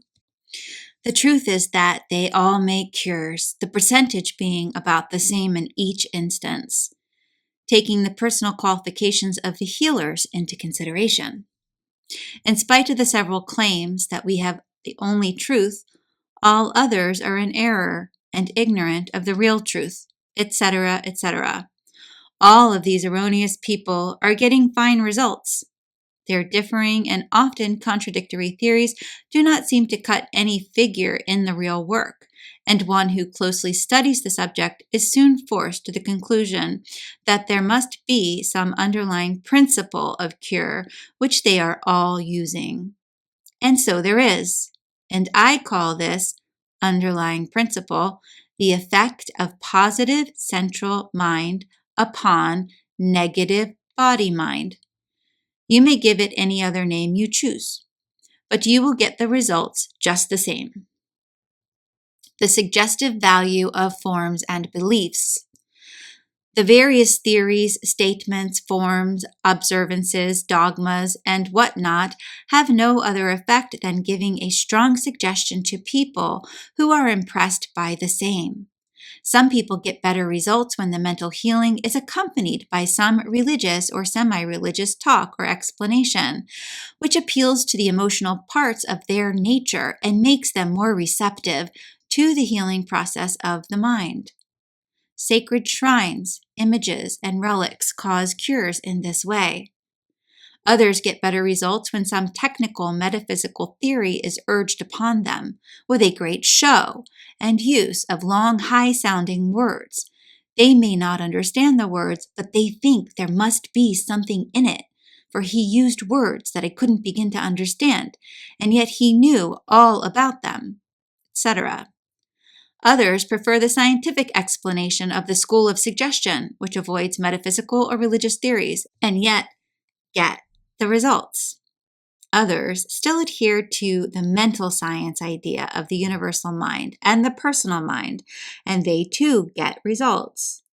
Others like the subjective mind and objective mind idea, and they get results too. They all get results, but some take more kindly to certain forms and thus get better results. Various temperaments need special forms. I frequently advised people to go to healers of certain cults and schools and churches simply because I knew that the ideas of these particular schools, cults, and churches would fit the particular temperament of the person in question, and thus the best results would accrue. I am most Catholic in my ideas on this subject. I believe in a person employing any phase of mental healing, from bread pills to Christian Science, providing that the particular agency employed will invoke the faith, confidence, and belief of the patient to the utmost. Whichever form will best do this, that is the form I believe the best for the patient. Manifold tastes breed manifold forms. I can see very well why a person of a warm religious temperament would be better benefited by mental healing in a religious form or phase than from mere suggestion or ordinary mental science. It opens up a part of the nature that is conducive to the cure. And I can see why others are impressed by technical, complicated, metaphysical talk, which causes them to wonder and be impressed, and thus causes an interest and an expectant attention, which goes a long way toward making the cure. And I can see why others still would rebel against either of the above-mentioned forms, and would be better reached by a plain scientific presentation of the subject. Every man to his taste, in mental healing as in everything else. In this respect, I am like the Irishman who said he was glad that all people did not have the same taste. For if they did, every mother's son of them would be wanting to steal his wife away from him. The effect of faith, confidence, and belief. But you may ask, why is it that faith, belief, confidence, etc., play such an important part in the cures, if it be true that the real cure is effected through the mind in the cells and cell groups? What have cells to do with faith? This is a good question, and here's the answer.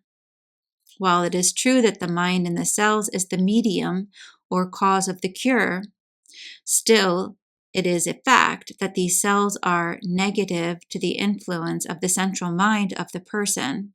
And if that central mind be filled with the mental states of disease, fear, undesirable beliefs, etc., then the negative cells and organs must be affected. And if, on the contrary, the mental states of the person be changed from fear to hope, confidence, love, faith, belief, and expectancy, then it would be readily seen that the effect upon the cells will be changed for the better. And if in addition to these improved mental states, a still more positive state, a state of conscious control and power, then will the curative effect be greatly magnified and increased. The potent factor of cure. To tell the truth, I earnestly believe that the one great potent factor in mental healing is the removal of fear from the mind of the patient. By whatever means it may be accomplished, whether by reason, argument, faith, hope, or even by superstition. Fear is the most negative of the mental states and simply paralyzes the whole system. Fear and worry actually poison the cells of the body. This is a scientifically demonstrable fact. And if this pall of fear can be lifted by any means, then a big step in the direction of a cure has been effected. And hope, confidence, and belief will lift that pall. This is why I believe in everything from bread pills to CS. As I have said a few minutes ago, whichever agency induces the greater degree of hope, belief, confidence, and expectancy is the best for the particular case. But in all cases, the principle of cure is the same: mind. Mental states and physical conditions. It should be necessary for me to recite the oft-repeated facts of the phenomenon of disease being treated by mental states, and of cures arising from the same. Every man or woman who reads these lessons has heard this tale over and over again. It is no longer a debatable question, this matter of the effect of the mind in health and disease. The books are full of it. It is as old as the hills. And at no time in the history of the world has this form of mental magic been accorded greater attention and interest. And therefore, I shall skip this part of the story and get right down to business in the direction of telling you just how to apply the mentative energy in healing, both present and absent. Mentative induction in healing. Well then, in the first place, The principles of mental healing are precisely the same principles that are applied in all forms of mental magic, as we have seen them in the previous lessons. It is all a matter of mentative induction, first, last, and always. And, as in the other phases of mental magic, this induction may arise from either mentative currents or by mental suggestion. Please fix this statement in your mind so that I will not have to repeat it so often. How mentative induction operates in healing. Now, let us see what happens if mentative induction is set up in the mind of a person by means either of mentative currents or mental suggestion, when what is called general treatment is given. What is called local treatment will be taken up later. Well, we will suppose that the mental state of the person has been changed by induction, either from currents or by suggestion, to a strong positive state. And that is what one must aim to produce in the patient. This induced positive mental state in the central mind is, of course, strongly positive to the mind in the body and its cells. The mental image of a normal, perfect, healthy, well body being held in the central mind of the patient, it follows that the physical material of the body and cells will begin to materialize in accordance with the pattern set before the mind of the cells by the central mind of the person. It is the old story of mental visualization and physical materialization over again. Of course, the effect is wonderfully heightened if the patient will direct his desire and will strongly to the recuperative and reparative action, in which effort he may be materially aided by the healer. A little secret disclosed. The desired mental state in the patient must be induced either by autosuggestion, self-suggestion on his own part, or by the suggestion of the healers. See where the ceremonies and frills and fringes of cults come in now, don't you? Or by the direct mentative currents of the healer, applied as indicated in the previous lessons. In this form of healing, the healer works by arousing the mind of the patient so that he really cures himself. The arousing is, of course, effected by either suggestion or mentative currents, the effect being the result of induction in either case, as you will readily understand. The phases of general treatment. This form of mental healing, which I call general treatment, includes both the form of present healing, that is when the healer is in the personal presence of the patient, or else along the lines of what is called absent treatments or distant treatments, when the healer and the patient are not in each other's presence. We shall see both forms in operation as we proceed with the lessons. The basis of local treatment. Leaving the subject of general treatment, for the moment, let us consider the broad principles underlying local treatment. By local treatment, I mean mental healing effected by the mind of the healer being directly and specifically applied to the mind in the cells and organs themselves. You will better remember what I have said about there being mind in the cells and organs. Well, local treatment is an application based upon that fact. The mind of the healer is brought to bear in a positive, direct, special manner upon these cells and organs, and the suggestions and mentative currents are directed right to these organs and cells without the intermediate stages of the central mind of the patient, as in the case of general treatment. Of course, one may apply local treatment to himself by directing his mind directly to the cells and organs instead of indirectly by means of general mental states. You may wonder why I speak of directing suggestions to cells. You may well ask, can the cells hear? No, the cells cannot hear, but the utterance of the words of the suggestion by you will enable you to direct your mind more directly and forcefully upon the cells and organs. You will see as we proceed that I advocate speaking right up to the cells and organs of the body and telling them just what you want them to do. You will be surprised when you try this and see how they respond. Close attention necessary. And now that we understand the general principles of both these phases of mental treatment, let us pass on to the consideration of the practice of mental healing, the actual how of the subject. We will begin with general treatment, both present and absent, and will then take up the second phase of local treatment. In both cases, we will see the actual methods of treatment in detail. But I must ask you to pay close attention to what I have to say about these treatments, for I am condensing a whole course of lessons in mental healing in this one lesson, and you will miss something unless you watch closely. First steps in treating. The first step in the personal form of general treatment is to induce your patient a mental state of calm and relaxation. This is quite important because this mental state causes the patient to become receptive to the impressions that you wish to make upon his or her mind.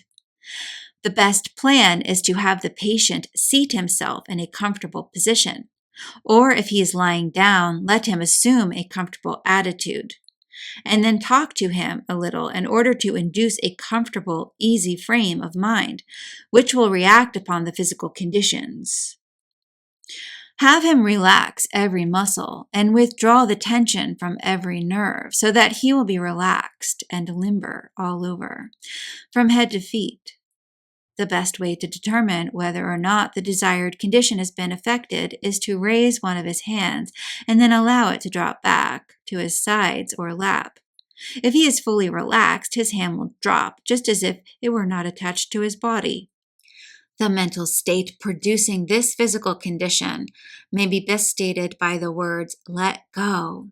One must mentally let go before he will be able to let go physically. The patient must feel perfectly at ease and comfortable in order that the best results be gained. The necessary mental condition of the patient. The healer should endeavor to quiet the mind of the patient by an earnest, confident, sympathetic conversation, leading the subject toward bright, hopeful, happy topics, and especially avoiding anything likely to arouse antagonism or argument. He should throw earnestness and feeling into his tones, and speak as if his one object in life were to cure the patient, and of which cure he entertained not the slightest doubt. The healer should forget himself and concentrate his mentality completely upon the subject of curing the patient. He should be very careful to act out the part of the confident, successful healer, because sick people are very suggestible and take on impressions very easily, and so if the healer manifests an apparent lack of confidence in his outward demeanor, the patient will be most likely to accept the suggestion, and the work of healing will thus be rendered doubly difficult. If you have studied the lesson on mental suggestion, you will see the psychology of this fact. Preliminary suggestive treatment. It will be well to begin the treatment by a preliminary suggestive treatment in a conversational tone. You should point out to the patient the conditions that you intend to bring about. You should endeavor to obtain the patient's cooperation by means of his holding a mental image of the desired condition. That is, if it be a case of stomach trouble, he should form a mental image of a strong, healthy, normal stomach, and digesting the food that is given it, and manifesting a good, hearty, natural appetite. If the patient will do this, he will be able to do much toward aiding you. You should then tell him that his stomach is strong, strong, speaking the words with intense feeling and force, and that normal conditions are reasserting themselves under the power of the mind. You should, in many ways and forms, keep before him constantly a picture of the conditions you wish to bring about. For by so doing, you will change his mental image of disease into a mental image of health, and the best results is sure to follow. If you prefer the use of the hands in healing, by all means use them, as such practice gives a most powerful suggestion, as well as possessing other advantages. The value of visualization in healing. You will find that you will be able to impart a wonderful degree of forceful, earnest intensity into your voice, if you will but practice visualization in 4 treatments. That is, you must endeavor to actually see mentally the conditions that you wish to bring about. And when you are able to do this, you will be able to hold the attention of the patient as his mind follows your words and your description of the successive steps of the cure that you intend bringing about. He will be able to see himself as gradually and surely improving and growing well, not only in a general way, but also in the sense that he will be able to form a mental picture of the properly diseased organ actually growing strong and normal. Always keep before you the mental image of the conditions that you wish to bring about.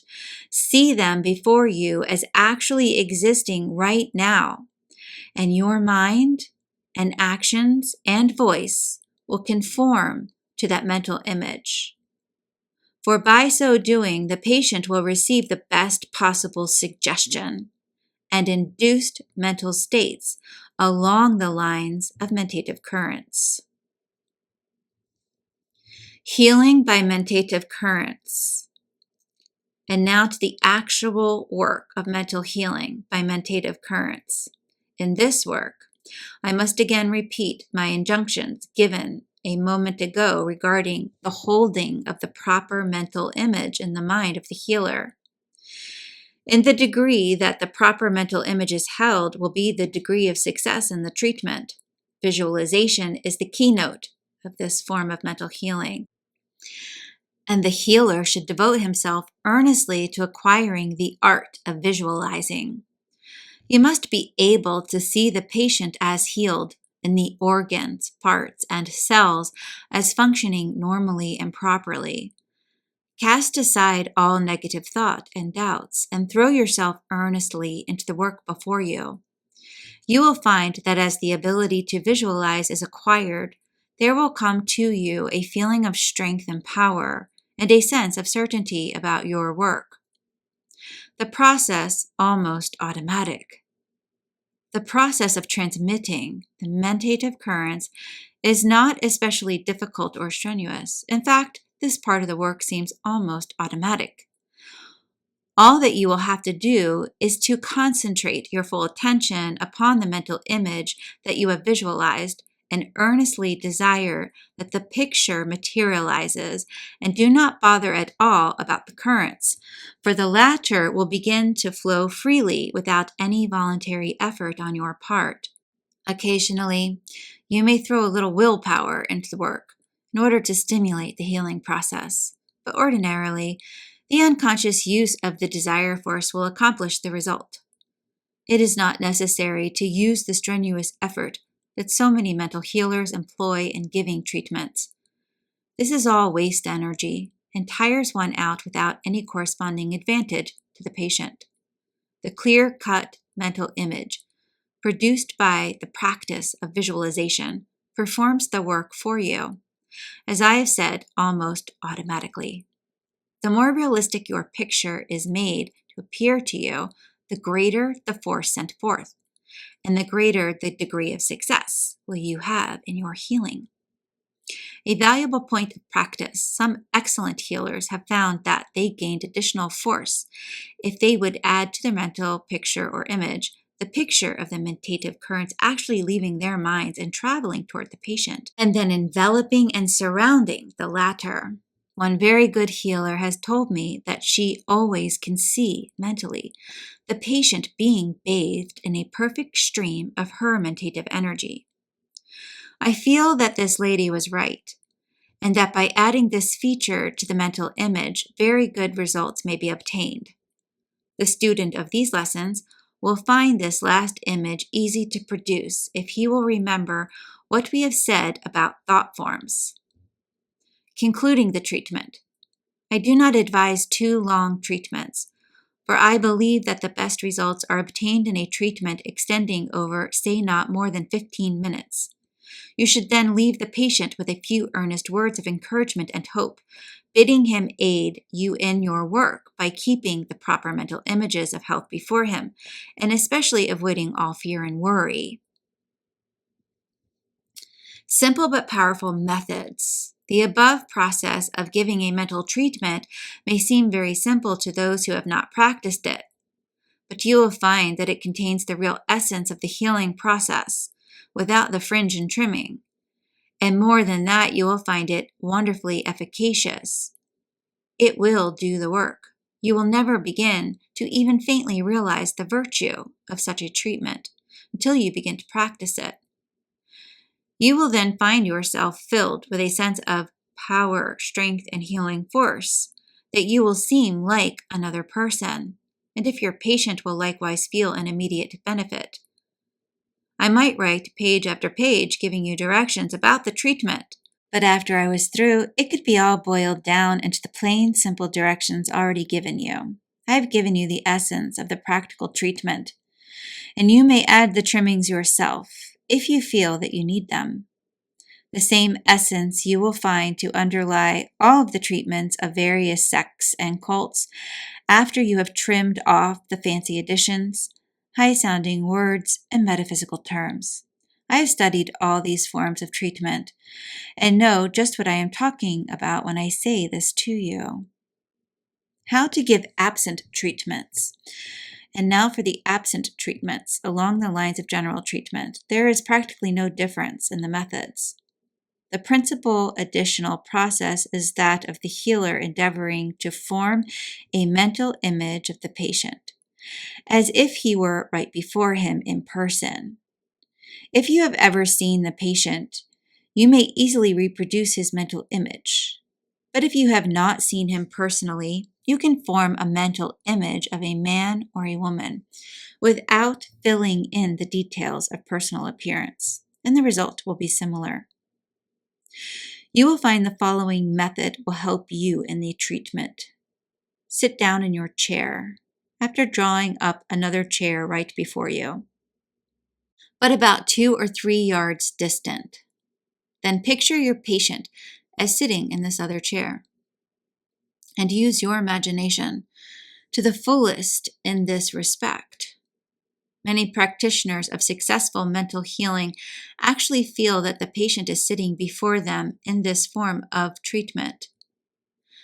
Then, with your patient sitting before you as a mental image, talk to him, just as if he were present in person, using the same words, tones, and manner. Throw yourself earnestly into the idea of a personal treatment and endeavor to forget that miles are between you. By so doing, you will be able to start the mentative currents flowing freely in his direction, and he will be affected by them and will obtain the best results. I have been told frequently by persons who have taken this form of healing from some of the world's best mental healers that they could almost see the healer before them. They could certainly feel his presence very distinctly. The particulars of absent treatment. This talk to the distant patient should consist of the same calming, quieting, soothing suggestions at first, followed by the positive, stimulating, forceful suggestions given afterward. Follow the precise instructions given for use in personal treatments, and you cannot go astray. There is no difference, in reality, between personal treatments and absent treatments. If you will remember this and act upon it, you will have the key to the matter. And then, after the suggestive talks, you should then give the same silent mentative treatment as indicated in my instructions regarding personal treatments. You should form the same kind of mental image and proceed just the same in every particular. Even bid him goodbye as you would in a personal treatment. If you had set a time for the absent treatment, your patient should place himself in a comfortable, relaxed position. But this is not necessary. It is not necessary for the patient to even know the hour of treatment. All that he needs to do is open his mind receptively to the treatment that you are to give him some time during the day, that is. He should express his mental willingness and thus take off the resistance of his will, which otherwise would have to be overcome. The why of absent treatments. The healer who wishes to give absent treatments should study carefully the lesson of this course entitled The Science of Telementation. In that lesson, he will see the process of telementative influence along the lines of mentative induction, and will understand the details of the subject by reading what has been said regarding the currents, thought forms, etc. Remember, please, that all the work of mental healing is done along the lines of mentative induction, just as is the process of all form of mentative influence. There is but one great law underlying all of these forms of manifestation, and if you understand the fundamental principle, you will be able to reproduce any or all of the manifestations of it. The instruction regarding mental healing is not confined to this lesson alone. It must be gained from a study of all these lessons, for the reasons just stated. Strive always to acquire a clear knowledge of the underlying principles, and you need not worry about the details of operation or manifestation. Self-healing by general treatment. And now just a word about self-healing along these lines. There is no difference between self-healing and the healing of others. I am going to give you the Atkinson method of mental self-healing. It is my favorite method. All that is necessary for you to do is to imagine yourself as a patient coming to yourself for treatment. Suppose your name is John Smith, and you wish to treat yourself along the lines of the general treatment. Well, all you have to do is to let the central mind part of you, or the I, proceed to treat the body of John Smith. Talk to John Smith just as if he were an entirely separate individual. Tell him what he should do, and what he should know, and what you expect to do for him. Give him the same suggestions that you would give another patient. Talk up to him and tell him just what you mean to do for him, and what he has got to do for himself. Then give him the silent treatment, just as you would another patient. Even give him the parting words, just as you would a patient. In short, treat him first, last, and all the time, as you would another patient. You will be surprised to note how efficacious this plan is. I believe that this is the first time that this plan has been stated in print. It is original with myself, so far as I know. There is a good, strong psychological and occult reason for this plan of self-treatment, which is not necessary to go into here. The principal thing is that it will do the work. Try it. The ordinary method of self-treatment is to say, I am well, and so on, giving the suggestions in the first person. I consider that my own plan gives better results, but you may try both and decide for yourself. Local treatment. And now for the local treatment methods of mental healing. Well, these are very simple also. So simple, I fear that some of you will undervalue them. But do not deceive yourselves, good friends. The simplicity represents years of hard work along experimental lines and is really the boiling down of many methods far more complicated and technical. It is the essence of the thing. Again, I wish that I could have obtained this information as easily as you are doing, but I couldn't, for I had to work it out for myself in connection with other experimenters and investigators.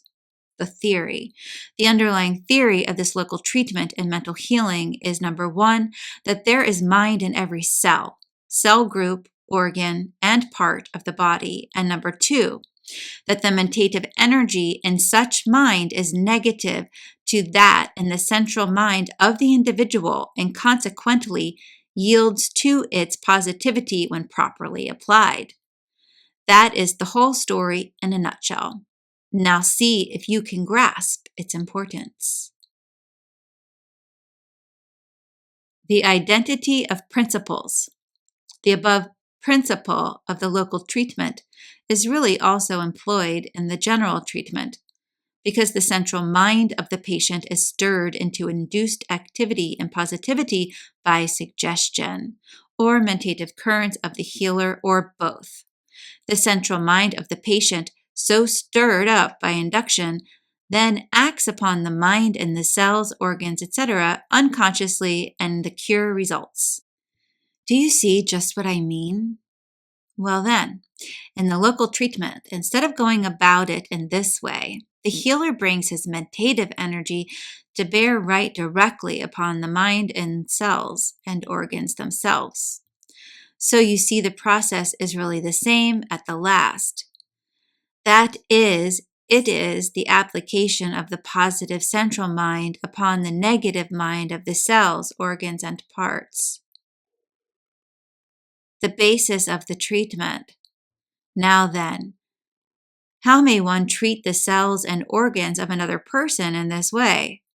The process is very simple.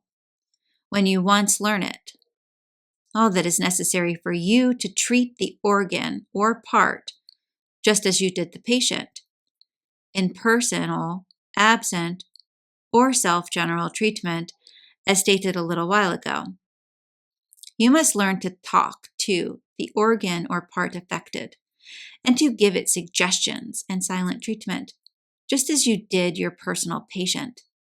In short, you can come to considering and treating the cells or organs as if they actually were personalities or entities, the better will be your success in this form of treatment. This is no mere trick or bit of superstition. It is based upon good psychological principles and has its reason in well-defined occult laws. There is mind in the organ and cell, and you are reaching out to it. Let us see just how to reach that mind in order to properly impress it. The practice of local treatment. Well, the way to reach the mind in the cells, cell groups, ganglia, organs, nerves, parts, etc. of the body is to address yourself directly to it, just as you would to a person. You must think of the mind in the affected parts as a person who is misbehaving. You must remonstrate with, argue with, coax, order, or drive the person residing in the organ, just as you would different individuals. Sometimes coaxing is much better than driving, and sometimes the forceful method is necessary, as we shall see. You may either talk aloud to the mind and the organ, or else, and this is the better way in treating others, you may do your talking mentally. Tell them just what you expect of them, just what you intend they shall do, just what is right for them to do, etc., and they will obey. A good suggestion. I know a lady who is an excellent healer along these lines, and who obtained the principle of this particular form of healing from myself. She tells me that she followed my plan as above stated, and with the exception that to her the organs, nerves, and parts always seem like disobedient children who must be managed one way or another. And so she proceeds just as she did when she was a successful school teacher. And I am inclined to think that she is right and has made an improvement on my original idea. For these cell minds, or organ minds, closely resemble the minds of undeveloped children and are often unreasonably stubborn, although if they are reached the right way by a firm though kindly tone in most cases, they will obey orders and mend their ways. The use of the hands. It is well to use the hands at the beginning of this form of treatment in the direction of tapping or patting the part of the body directly over the organ. This seems to have an effect of awakening the attention of the organ mind, so that it becomes more receptive. It is akin to tapping the shoulder of a man on the street to whom you wish to speak. In such cases, it is well to send the mental command, "Here, listen to me." The hands of the healer may also be passed over the body as the mental commands are given, and they serve to give an additional and strengthened suggestion when properly used. A plain, simple plan.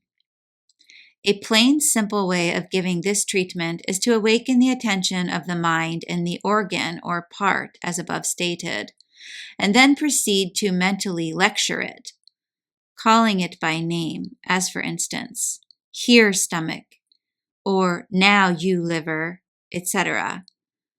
Don't smile at this advice. Just try it yourself, and you will stop smiling.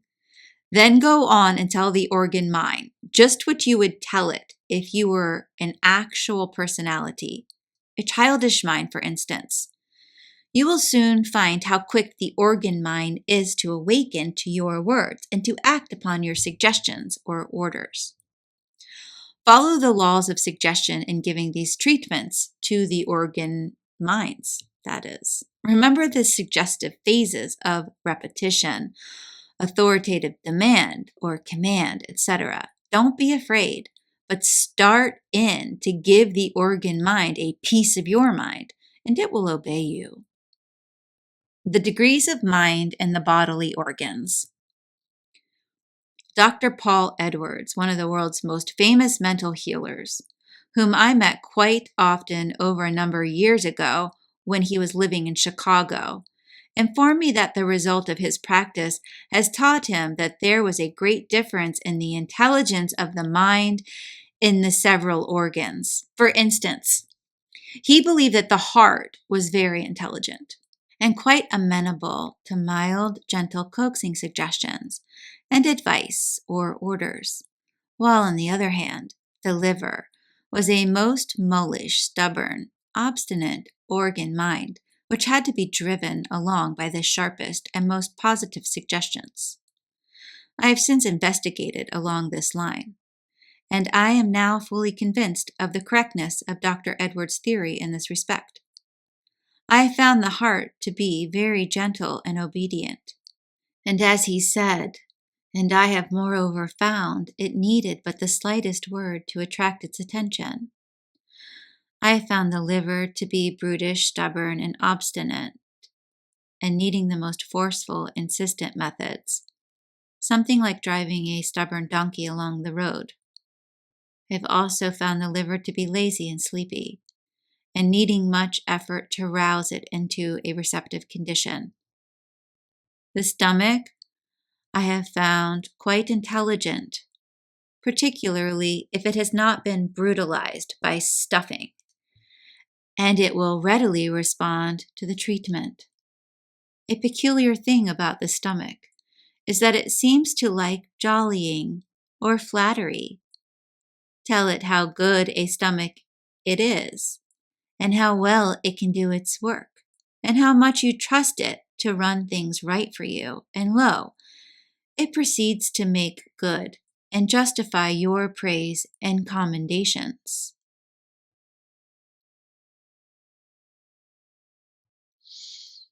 Treatment of special organs. The nerves respond readily to this form of treatments along gentle coaxing lines. The circulation of the blood may be increased to certain parts or restrained in this way. In this way, the blood can be swept all over the body, creating a pleasant glow, or it may be drawn away from an aching head or a feverish brow. The bowels respond readily to a firm, kind treatment, in which they are to be told to move regularly.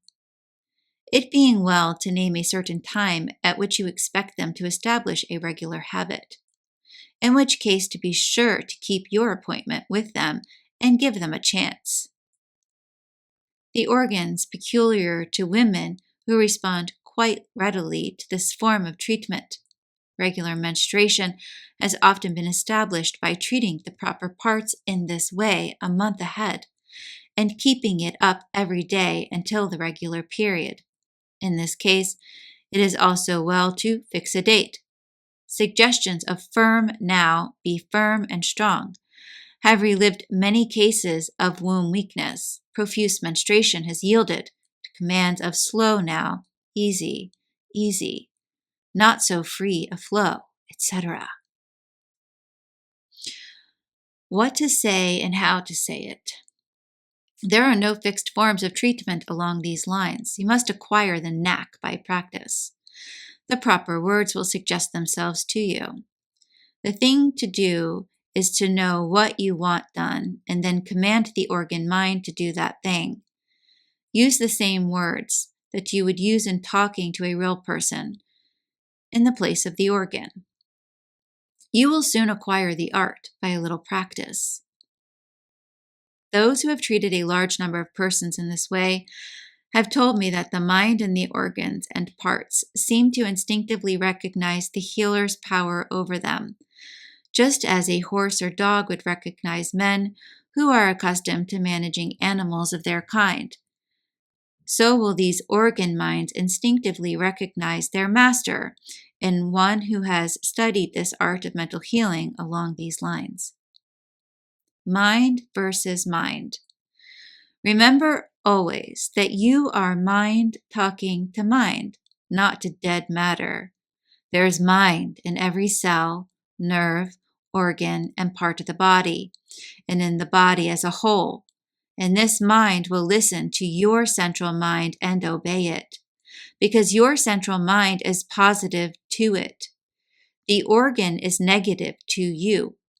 Carry this idea always with you in giving these treatments, and endeavor to visualize the mind in the organs, etc., as clearly as may be. For by so doing, you get them in better rapport with you, and can handle them to better advantage. Words and their inner meaning. And also remember that it is not the mere sound of the words that happen to reach the organ or cells. They do not understand words as words, but they do understand the meaning behind the words. They recognize the mental state of which the word is the outward symbol. But without words, it is very hard for you to think or clearly express the feeling.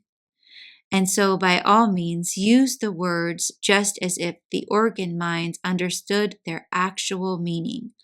For by so doing, you can drive in the meaning of the words and induce the mental state conditions necessary to work the cure.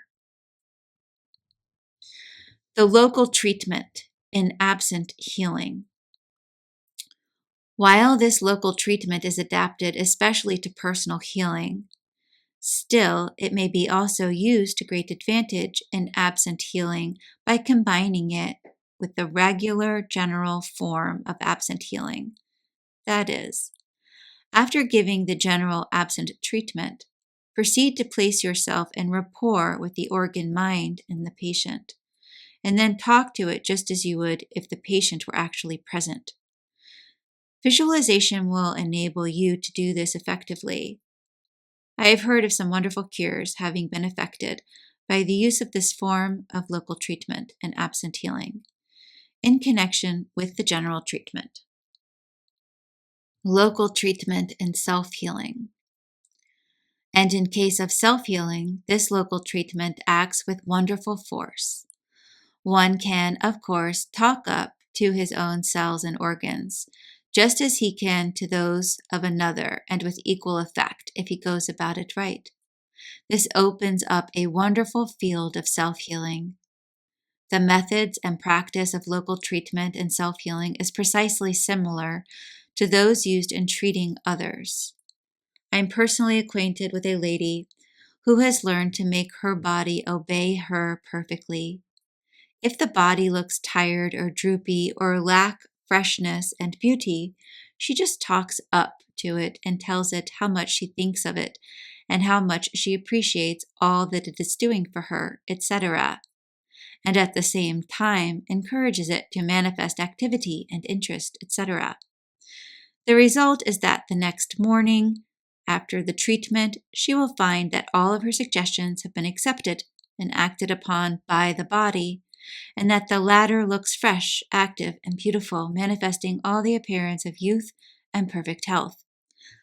I have heard of women managing to retain their youthful appearance in a similar manner. I have known men to coax up their bodies when under the strain of unusual work with the best of results.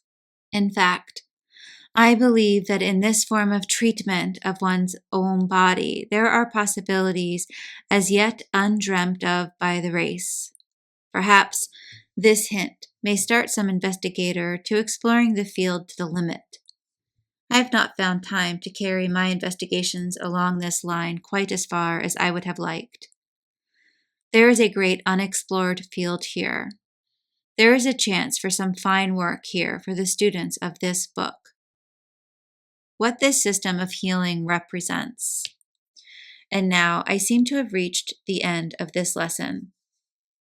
Remember, please, that within its pages I've condensed information sufficient to have filled a good-sized volume or two. Read it carefully and do not let the simplicity of my methods lead you to ignore the wonderful possibilities open to those who will practice them. I've not cared to dress up my treatments and methods in fancy garb for the purpose of bewildering the eye and creating an impression upon the foolish and childish minds of those who run after these things. I do not want a following of this sort. I want rather the earnest, sympathetic cooperation of my students who appreciate the virtue of these apparently simple methods. As I have said before, these simple methods and forms of treatment represent the work and experience of myself and others extending over a number of years. They are the boiling down of many systems and my personal lines of experiment. They embody the simplest, plainest, and yet the most effective methods known to the world of mental healing today. Take my word for this, I base this statement upon 7 active years of earnest, patient, careful investigation, experiment, and study along these lines, under circumstances with which few are fortunate enough to be favored. I say these things not in the spirit of boasting or booming my own wares, but merely that you may understand just what is behind and under these simple forms, methods, and treatments. Freedom from cults and organizations. You will notice, I hope, that in order to practice these methods of mental healing, you are not required to join anything, nor are you asked to connect yourself with any new religion or semi-religion. You may adhere to your favorite beliefs and still make as many cures as the best of those who believe and claim that the healing is done because of some fantastic theory, dogma, or belief. There's no more sense in building up a religion around mental healing than there is in building one up around homeopathy or allopathy or osteopathy or hydropathy or any other pathy. There is but one healing power of the mind, and that is free and open to all. It is the gift of the infinite, to its infinite reflections. It is a natural force, working under certain laws and free to all. Take it and use it toward the healing of the nations, beginning with yourself. The Secret of Mental Magic, Lesson 7, Mental Architecture. The meaning of the term, the brain and brain cells, phrenological discoveries, mental muscle development, scientific experiments, remarkable results, the 3 methods, mental states and physical expression, physical actions induce mental states, the secret of making yourself over, practical use, not mere amusement, opinion of eminent authorities, how to cultivate or restrain mental qualities, the law of autosuggestion, the effect of repetition, the old and the new methods, my own new method, how it works in practice, the result of the practice, individual requirements, the faculties of the mind, building up the faculties, a natural law, the why of it, mental architecture of children, the qualities of the magnetic man, the magnetic desire, the hunger of desire, desire in many dresses. Desire underlies all action and restraint of action. Universality of desire, how to develop desire force. Mental images awaken desire. The threefold method in desire. Why desire should be developed. The magnetic will. The secret of the resolute will. Habit and willpower. Control the physical channels of expression. Learn to concentrate. Acquire the will habit. The first fight is hardest. Acquiring second nature. Judge, weigh, and measure. Then go ahead. Fill your mind with good mental pictures. Act out the habit. Practice doing disagreeable things. Cultivate fixity of purpose, the mental faculties to develop, stability, the will to live, courage, barrier breaking, getting and keeping, the true philosophy of money making, some plain truths, keeping your own secrets, prudence, desire for praise and fear of public opinion, self-confidence, firmness, earnest expectation, good nature, morals, strength, and power, mental states and their emanations. Concluding remarks, my message to the individual. Finis. Lesson 7, Mental Architecture. Architecture means the art or science of building or construction, and mental architecture means the art of mind building. By mind building, I, of course, mean brain building.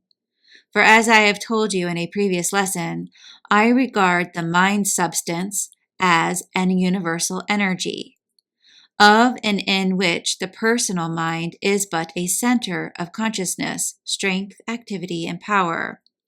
The brain is the machinery of the personal manifestation of mind, or rather the converter or transformer of the mentative energy. But as the word mind is generally used as synonymous with brain in the case of individuals, I shall speak of mind building in this lesson, although I always mean brain building when I so speak. The brain and brain cells. The differing manifestations of mind in the various persons with whom we come in contact is at once recognized as depending upon the character, quality, degree, and grade of their brain material. The brain is composed of a peculiar substance called plasm, or elementary living matter. The word plasm is derived from the Greek word meaning a mold or matrix, and its use in connection with the brain substance is peculiarly appropriate. For it is in the cells of the brain that mental states are cast or molded, as it were. The brain is composed of an enormous number of tiny cells, which are the actual elements in the production and manifestation of thought, or mentation. These brain cells are estimated at from 500 million to 2 billion according to the mental activity of the person. There is always a great number of reserve brain cells remaining unused in every brain. The estimate being made that even in the case of the wisest man, or most active thinker, there are always several millions of unused brain cells held as a reserve. And the most advanced science also informs us that the brain grows additional cells to meet any demand upon it. And brain building is the development and growth of brain cells in any special region of the brain. For as you probably know, the brain contains many regions, each region being the seat of some particular function, quality, faculty, or mental activity. By developing the brain cells in any special region, the quality, activity, or faculty which has that region for its seat is necessarily greatly increased and rendered more effective and powerful. Phrenological discoveries. The investigators along the lines of phrenology have long since recognized the fact that brain centers of regions could be developed by proper exercises, etc. And the textbooks on that science give us many interesting facts regarding the same. These cases show us that not only is an individual able to develop and cultivate certain qualities of mind on the one hand, or restrain them on the other, but that also the very outward shape and size of the skull manifested a corresponding change. For the bony structure accommodates itself very gradually to the pressure of the increasing number of cells in some particular center of region of the brain. Mental muscle development. It is a fully demonstrated scientific fact that a man may make himself over mentally, if he will but devote the same degree of attention, patience, and work to the subject that he would in the case of a desired development of some part of the physical body, some muscle, for instance. And the processes are almost identical in the case of muscle and brain center. Use, exercise, and practice along the lines pointed out by those who have investigated and experimented along the particular line. Scientific experiments. Professor Elmer Gates of Washington, D.C., one of the most remarkable men of this age, has given to the world an account of some remarkable experiments along the line of brain growing. The experiments have been tried upon various animals. He tells us that his early experiments along this line were in the direction of training dogs to develop some one particular sense, that of seeing or hearing particularly. He would specially train a certain number of the animals according to his methods, and at the same time would keep a like number of the same animals of the same age, etc., without any extraordinary use of the particular faculty in question, and still a similar number without the opportunity of using that faculty at all. At the end of a certain time, he would kill some of the animals belonging to each class, and upon examining the brains of each, he made the discovery that the number of brain cells in the regions of their brains in which the sense or faculty was manifested showed a startling difference, depending upon the degree of use and exercise of the particular faculty. His specially trained animals showed a much greater number of brain cells than had ever been found in animals of the same breed and age. Remarkable results. Professor Gates continued these experiments over a number of years and obtained some remarkable results. He specially trained the faculties of some of his dogs so that they were able to distinguish between 7 shades of red and a like number of green shades. I have not the time here to speak at length of the wonderful results of Professor Gates' experiments. He has firmly established the scientific fact that brains may be grown at will, if the person will apply himself to the subject with sufficient zeal and ardor. I've conducted a number of interesting experiments, not with dogs or through vivisection, however, which have proven conclusively to my mind that the entire natures, dispositions, characters, and faculties of people may be entirely changed by intelligent psychological methods along the lines of suggestion or autosuggestion, accompanied with certain other methods to be mentioned in this lesson. The three methods. The great school of new thought.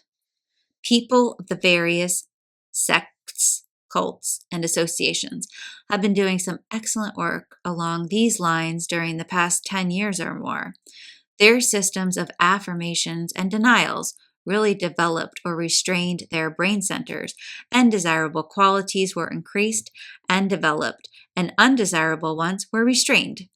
But the mere use of affirmations, autosuggestions, or even strong positive suggestions given by another forms only 1/3 of the work necessary in order to produce the best result. It is all very well to assert, I am brave, I am industrious, I am active, etc., etc. But if the work stops there, it remains only 1/3 done. It is true that these affirmations and autosuggestions undoubtedly do stimulate and develop mental faculties and brain centers and play an important part in character building. But in order that they may be used to the best advantage, there must be visualization, and there should be a certain physical acting out of the mental suggestion or affirmation. There must be seeing and doing as well as saying.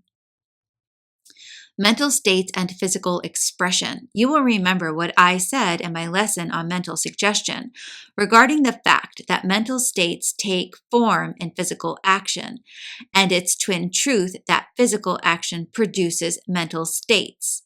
It is a case of action and reaction in both instances. For instance, if you will start in to feel angry and keep it up a little while, even though the emotion is assumed for the experiment, you will find that your brows will form into a frown and that your hands will clench and your jaws will fasten into a savage bite. You know this to be true, of course, but then, on the other hand, if you will assume the above mentioned physical characteristics accompanying anger and will keep them up earnestly for a short time, you will find yourself actually feeling angry. And the same thing is true of feelings and actions of pleasure. Think intently of some pleasant thing, and you will find your face breaking into an expression of pleasure. You will smile, and your eyes will twinkle, and you will manifest all the outward characteristics of pleasure. And on the other hand, if you will throw yourself into the part and will smile and manifest all the outward signs of pleasure, you will find yourself beginning to feel happy, jolly, and pleasant in a short time. I have seen a sign bearing the single word smile in big letters, causing people to change their mental states in a few moments. They would take the suggestion, and being amused at the sign, they would begin to smile. Then the smiles, physical actions would react upon their minds, and they would begin to feel good, and so on. How physical actions induce mental states. I defy anyone to manifest the physical actions of any particular emotion or feeling earnestly and actively for a short time, without the corresponding mental state actually manifesting itself. Go into a business house manifesting the outward signs of good nature, confidence, self-reliance, etc., and you will not only impress others by suggestion, but you will also impress yourself, and you will begin to actually feel the thing that you have been acting out. Go into the same place, manifesting the outward appearance of failure, lack of confidence, fear, etc., and not only will your suggestion be taken up by others, but you will sink deeper and deeper into the mental state you are acting out. I've known people to acquire a masterful, confident, reliant character by a systematic and persistent acting out of the part, their second nature so acquired, growing stronger than the original nature. The exercise of the faculty in this way developed the brain cells in the proper area, and the people were indeed made over. I know men who, when feeling blue or discouraged, will always force a smile to their faces, and in a short time they will regain their accustomed or desired cheerful state. An interesting illustration. I have known at least one man to rouse feelings of stern determination by similar methods.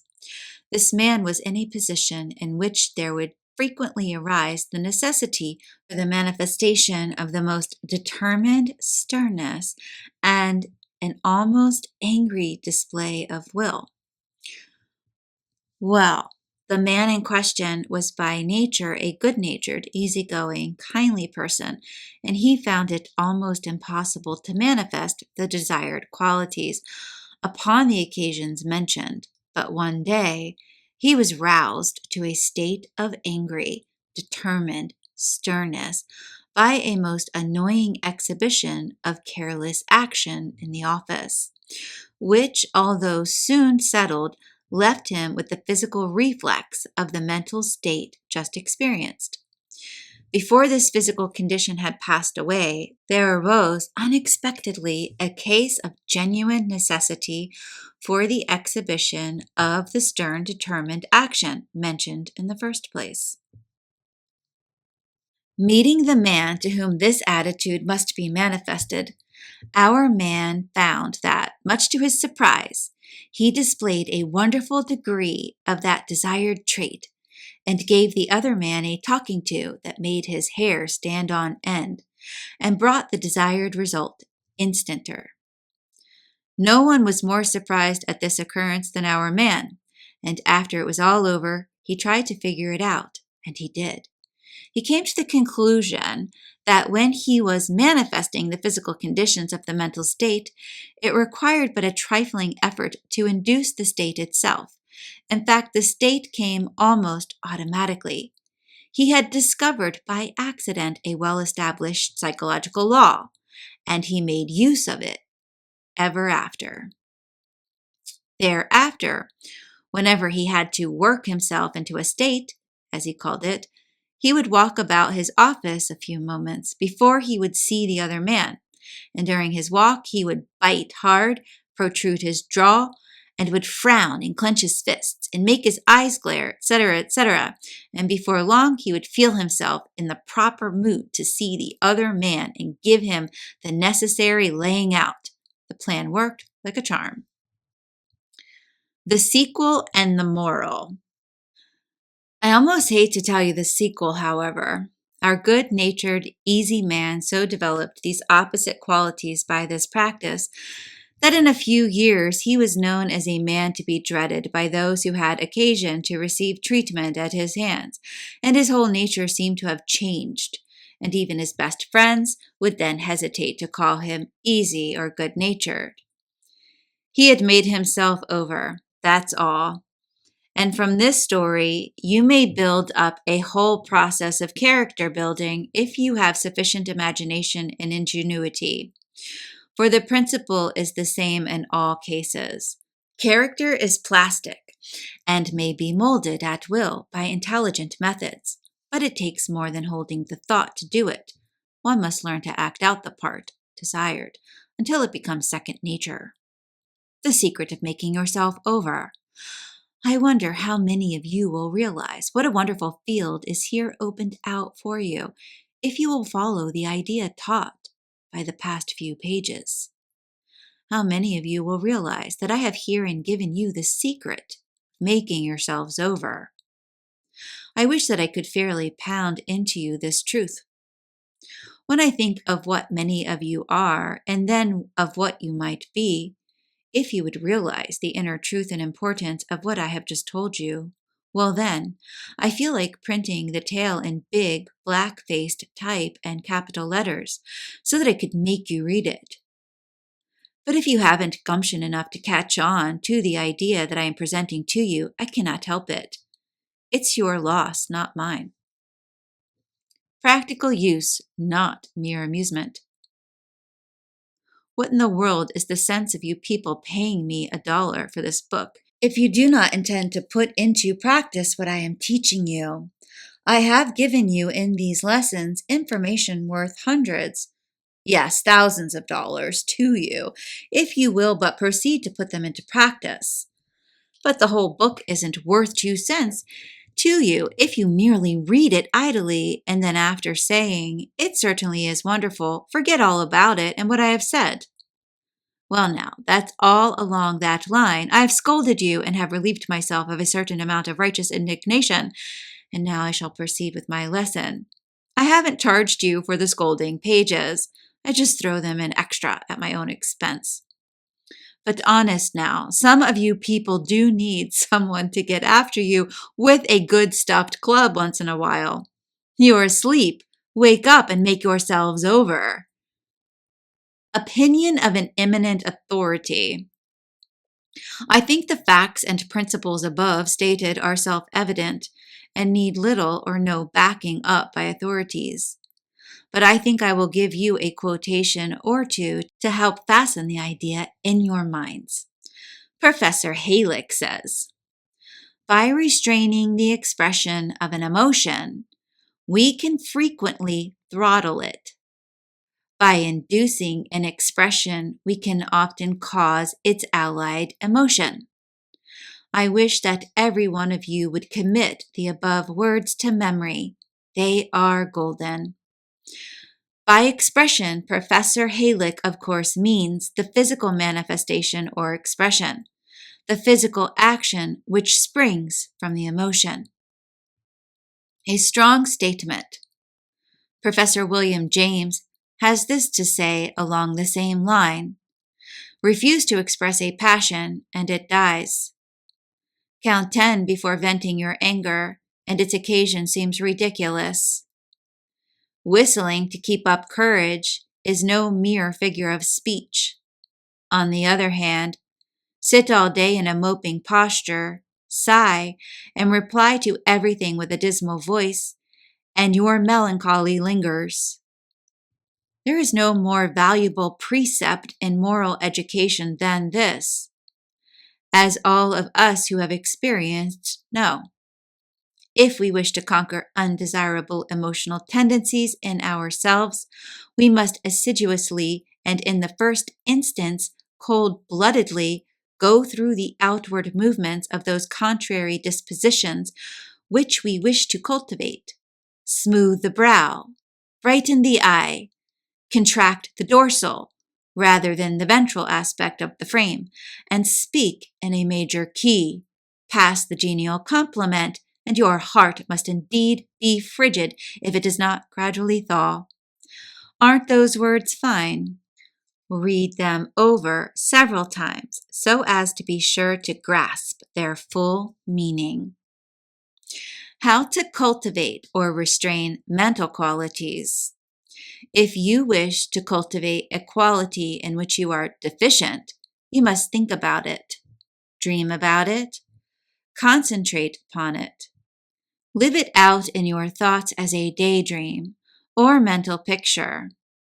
Hold the visualized mental image of it always with you.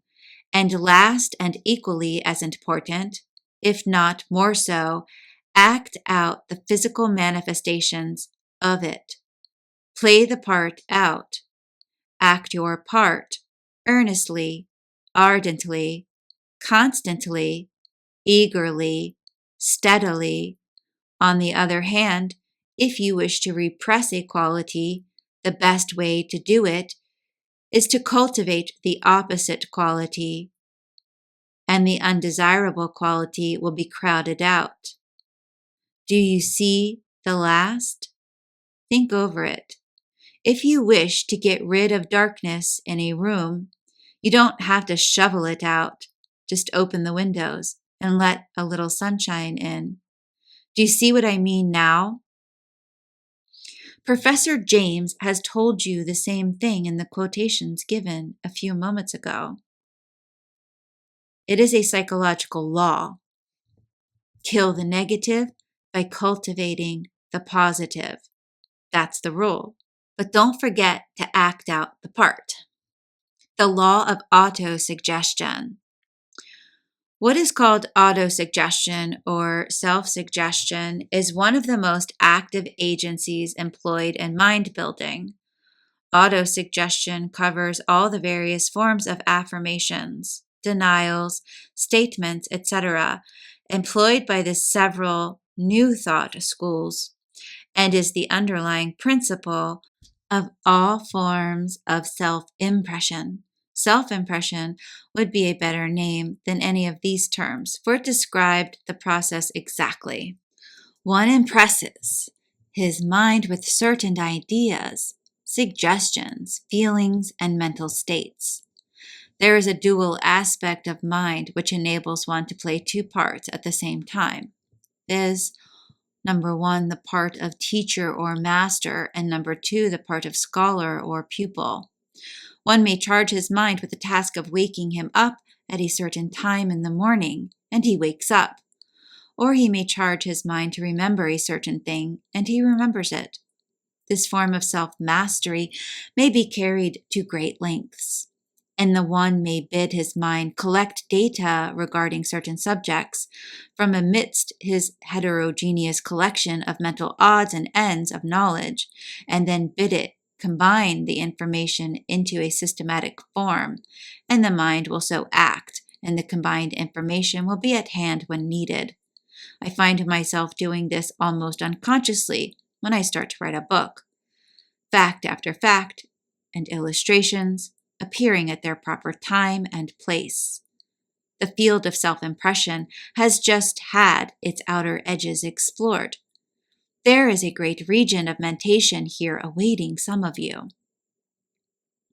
The effect of repetition. And so this autosuggestion is a case of says I to myself, says I. And the queer thing is that if you will impress your mind sufficiently, strongly, and with sufficient repetition, you will find it taking the impression and acting upon it. Repetition is a great thing in autosuggestion. You remember the case of the man who told a certain lie so often that he got to actually believe it himself. Well-repeated autosuggestion works along the same psychological lines. Hearing a thing impressed upon it sufficiently often, it takes it as a fact and proceeds to act it out accordingly. Constant affirmation and statement made to oneself will manifest in actual conditions. The value of autosuggestion. Many a person has changed his whole physical and mental condition by a careful, persistent course of autosuggestion. Of course, if one combines the mental image or visualization process with the autosuggestion, he will obtain a doubly efficacious result. And if, in addition to these two, he will practice acting out the part along physical lines, he will reap a tenfold harvest of results. These three forms combined, employed, and persisted in will work miracles in anyone. Illustrative instances. For instance, if one suffers from fear in meeting other persons, an abnormal timidity or bashfulness, commonly called self-consciousness, the course for him to pursue would be to brace himself up with constant affirmations or autosuggestions of fearlessness. Then he should visualize himself as absolutely fearless. Then he should endeavor to reproduce the physical appearance and outward demeanor and acting out of the part of the fearless man. And thus will he gradually develop into that which he desires. His ideal becomes real, his dream of fact, his feelings actions, his actions feelings, and this rule and example will hold good along the whole line of personal qualities or characteristics. All come under the rule. The same principle works in all cases. Get the principle and you have the secret of the whole thing. The old and the new methods.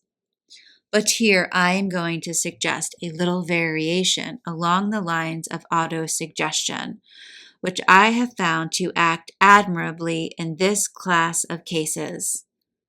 The ordinary autosuggestion or affirmation works along these lines, viz., one affirms or suggests to himself something like this: I am fearless.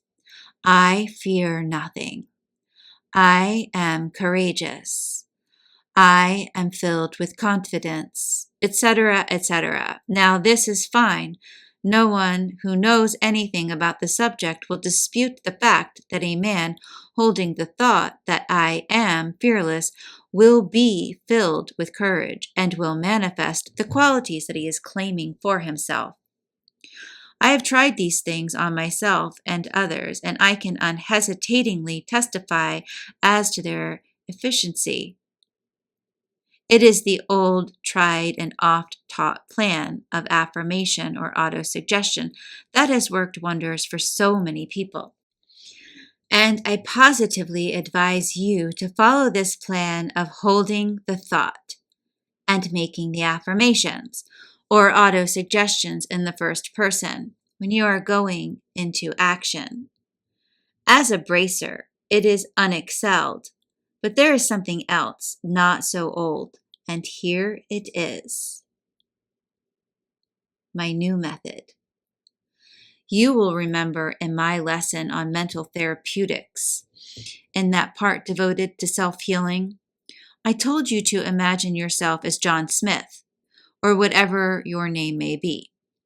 That is, as a separate person, and then to treat him as such, just as you would a patient. Well, this plan also works admirably in cases of character building by autosuggestion. While the I am, etc. plan is good as a bracer and when going into action, still this last mentioned plan of mine operates far better when it comes down to steady treatment of oneself for mental failings, weaknesses, and character building. Just try both plans yourself and see if I am not right. But practice my plan a little until you acquire the knack before finally deciding the matter. Here is how it works in practice. How it works in practice. Suppose you wish to cultivate fearlessness in place of fear thought that has bothered you so much. Well, in addition to the mental image or visualization and the never to be forgotten acting out the part, you wish to try autosuggestion. The old way, you remember, was to claim to yourself, I am fearless, etc. Now, my new way of treating yourself is to imagine that you are treating some other person for the same trouble. Sit down and give a regular treatment. Imagine yourself as sitting before your personality, the central mind giving a treatment to the John Smith part of you, the individual treating the personality. Do you see? Well, the individual, that's you, says to the personality of John Smith, here, John Smith, you must brace up and do better. You are fearless, fearless, fearless. I tell you, you are fearless. You are courageous and brave and bold. You are confident and self-reliant. You fear nothing. You are filled with strong, positive, mentative energy, and you are going to manifest it. You are going to grow more and more positive every day.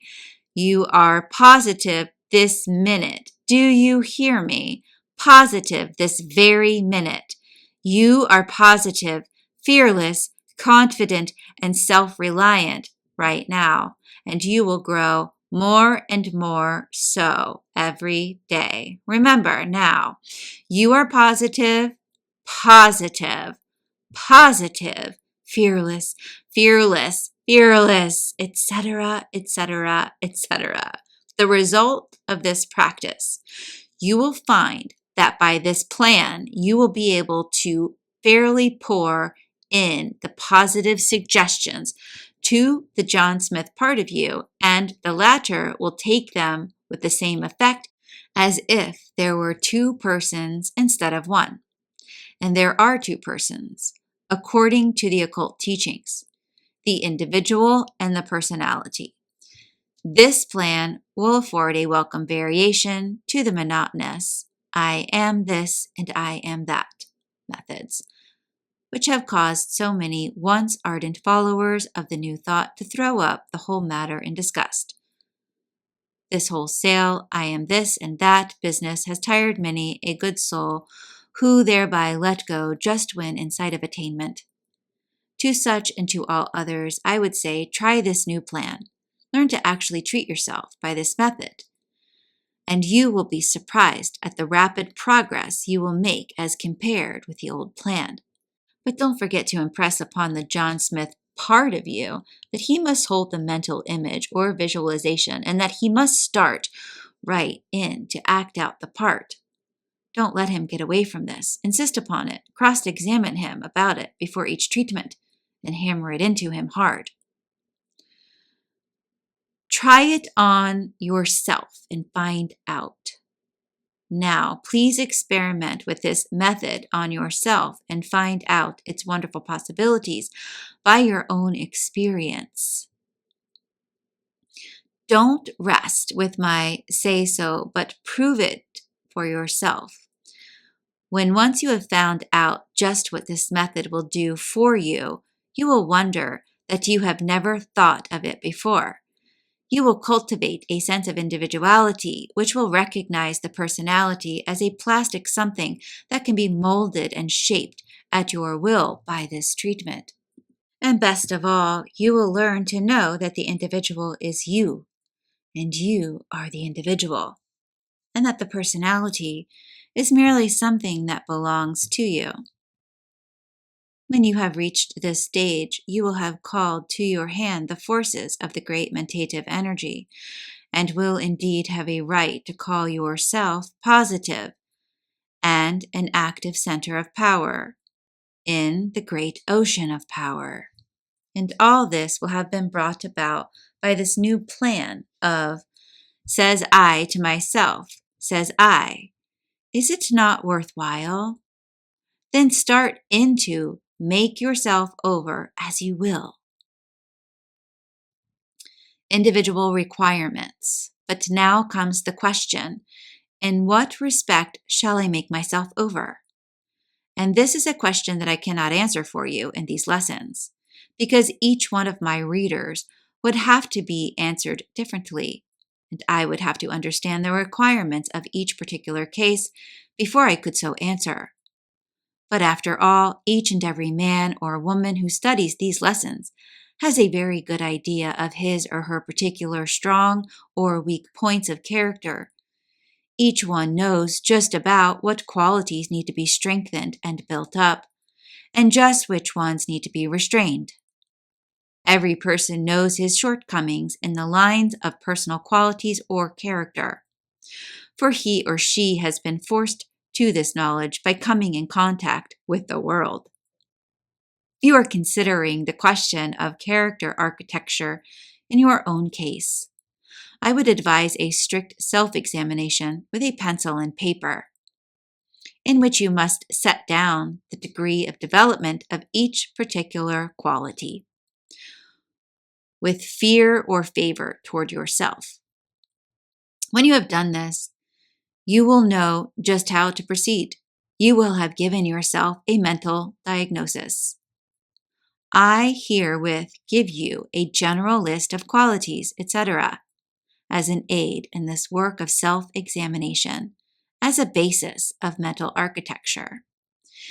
In using it, ask yourself the question, what degree of this quality do I possess? And answer the question on honor. The faculties of the mind. Below, I give you a list of the faculties usually given in works on phrenology, which will aid you very materially in preparing your report on yourself. Each faculty relates to some quality of the character possessed by you, and regarding which you are asking yourself the question mentioned above.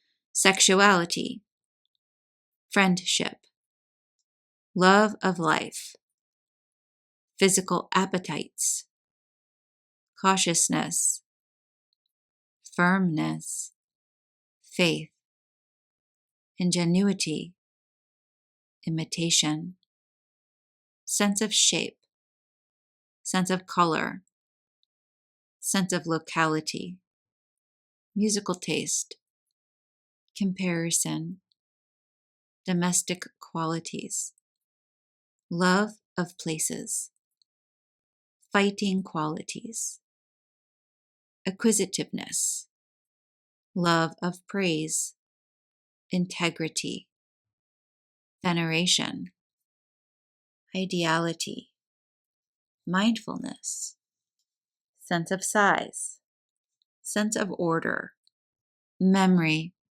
language, judging human nature, parental love, stick-to-itiveness, determination, secretiveness, self-esteem, hope, sympathy, sublimity, observation, sense of weight, sense of number, sense of time, originality, blarney or agreeableness. Building the faculties. Every one of the above mentioned faculties or qualities may be increased or decreased by the practice of the methods given in this lesson. Autosuggestion, visualization, and acting out the part, the triple method of character architecture, will enable anyone to make himself over in any one or more of the above qualities. You will, of course, always remember that the methods named act in the direction of stimulating the growth of the brain cells in the particular centers, areas, and regions in which the particular faculty or quality is manifested. The immediate cause of the growth of the brain cells is the desire of the individual manifesting itself along physical lines, coupled with that law of nature, which causes increased physical or mental growth in accordance with necessity or need. The earnest desire, heightened by visualization and autosuggestion, stimulates the brain centers manifesting the desired qualities, and by so doing causes a more rapid production of new cells and the greater development of existing ones. Then the acting out part, with its physical manifestations, creates a direct demand upon the brain for means of manifestation, and the brain responds by growing additional cells to meet the demand. A natural law.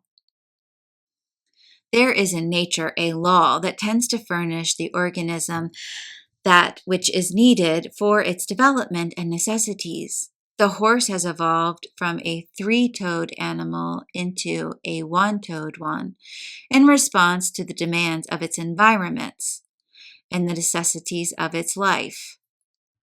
Birds of prey have claws and beaks adapted to their needs and wants.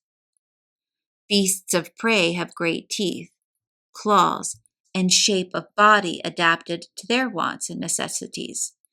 And so it is all through nature. But remember this, that animals constantly change as their environments alter. For nature always is ready to supply that which is demanded by the necessities of the organism. The why of it. Evolution gives us many convincing illustrations of this fact, which I regret not being able to mention here. If a part of the body is brought into unaccustomed use, it becomes tired at first, and then nature sends to its relief increased nutrition and development, so that in time it can meet the new requirements with ease. And so it is in this matter of the brain cells. make a demand upon nature for increased power along certain lines, and she responds. And the way to make the demand for new brain cells in order to manifest certain qualities to a higher degree is to follow the methods given you herein: autosuggestion, visualization, and acting out the part. I trust that you now understand not only the how of this subject, but also the why of it. It is impossible in the space of a lesson to give detailed instruction regarding the development of each separate faculty of the mind. That would require a good-sized book by itself. But I have given you the general principles and directions, and you should be able to work out the rest of the problem yourself. I will, however, give you special directions for the development of the particular qualities most necessary to the positive magnetic man mentioned in my lesson on personal influence. That special instruction falls naturally within the field and scope of this lesson. I will condense a mass of information within the remaining pages of this course. Mental architecture of children. Before proceeding to this last mentioned phase of the work, however, I wish to say that not only may one make himself over by the methods given, but he may make over other people by the same methods applied in the form of suggestive treatment. This is particularly true in the case of children whose characters are extremely plastic and who yield readily to constructive shaping and guidance. It is not necessary for me to go into this matter in detail, for in my lesson on mental suggestion and in my instruction in mental therapeutics, as well as in the present lesson, I have given the principles of such treatment and the methods of applying the same. I trust that each student of this course has paid sufficient attention to what has been taught and to be able to understand and apply this form of suggestive treatment to others. What I have said about treating the John Smith part of you is true when you are actually treating others.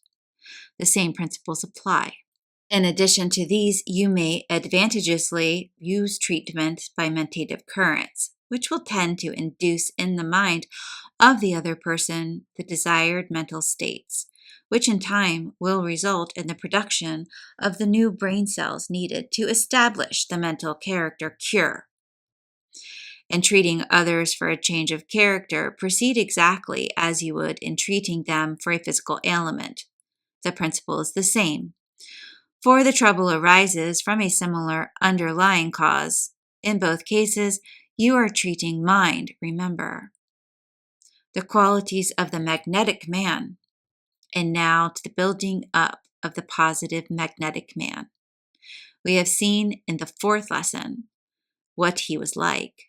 And now we must try to make ourselves over to resemble him. The methods given in the present lesson apply to this work, of course. Let us now form a mental picture of the positive magnetic man and see what qualities he possesses, and then learn how to develop and cultivate those qualities. The magnetic desire. Well then, first our magnetic man is possessed of a strong desire. He knows how to want a thing the right way. No mere wishing or sighing for a thing. When he wants a thing, he wants it.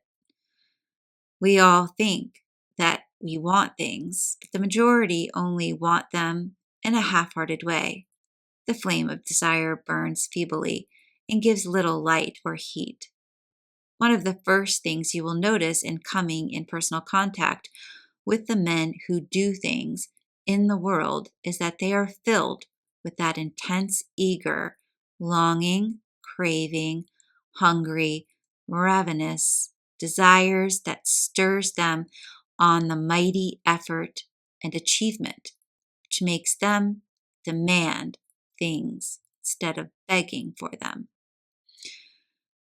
Even among the animals that we speak of as strong and masterful, you will find that this desire quality is strong in them, so much so that it impresses itself in their every movement and action.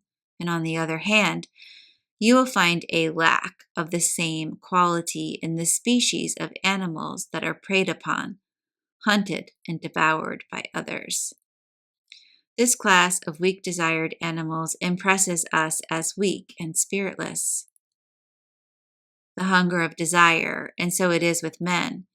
No one ever did anything or got anything unless he was filled with a strong, hungry desire for that thing.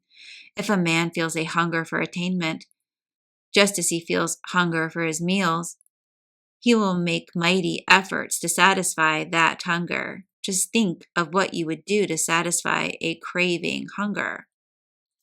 Well, these men feel the same way about other things for which they are hungry. Desire is a form of hunger, and the hungrier a man is for a thing, the more desire force will he manifest, and the greater efforts will he make to get that thing. Desire in many dresses. People have gotten into the habit of speaking and thinking of desire as an unworthy, low animal, selfish quality, but they are seeing only half truth while thinking that they are seeing the whole thing. They dodge the question by speaking of high desires, aspirations, ambition, zeal, adore, love, and a number of similar terms.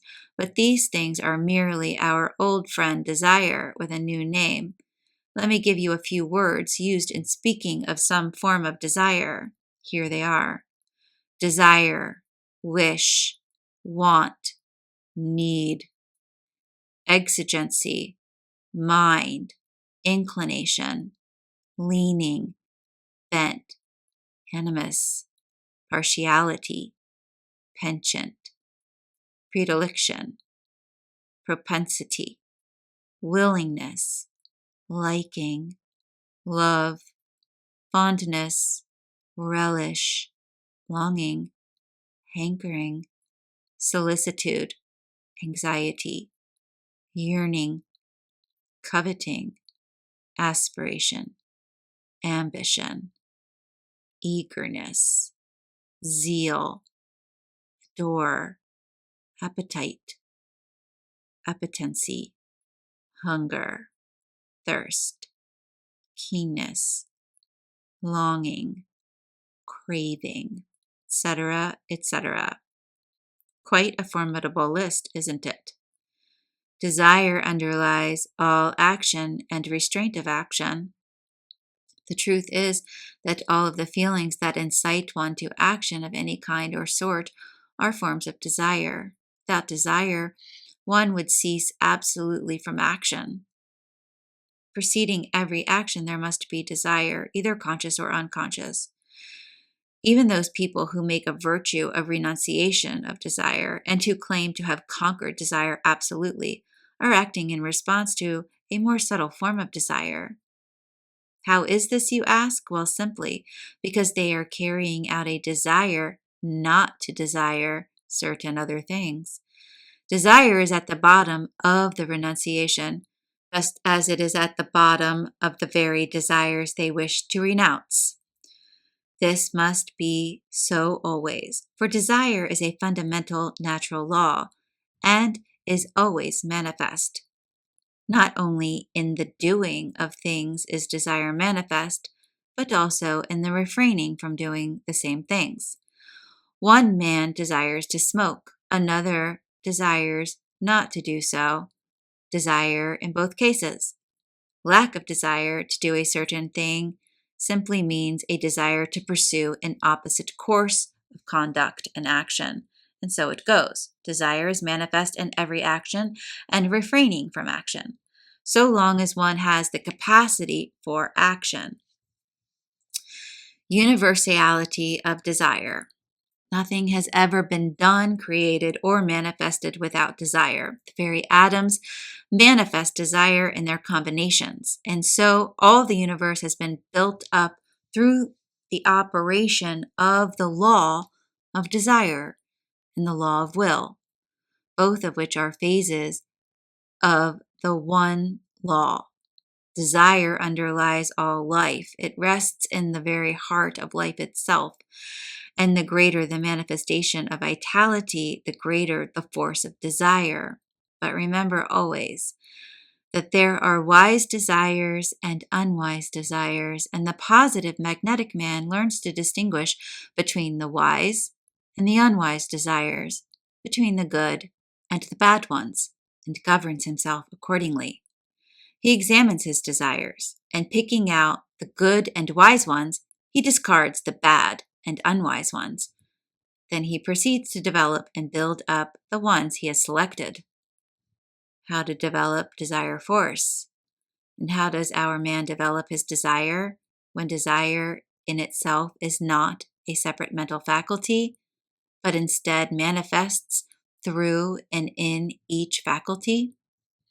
Well, he proceeds to hold up to it the mental image of the things to be desired, and the desire force within him flows forth and manifests more and more energy according to the stimulus.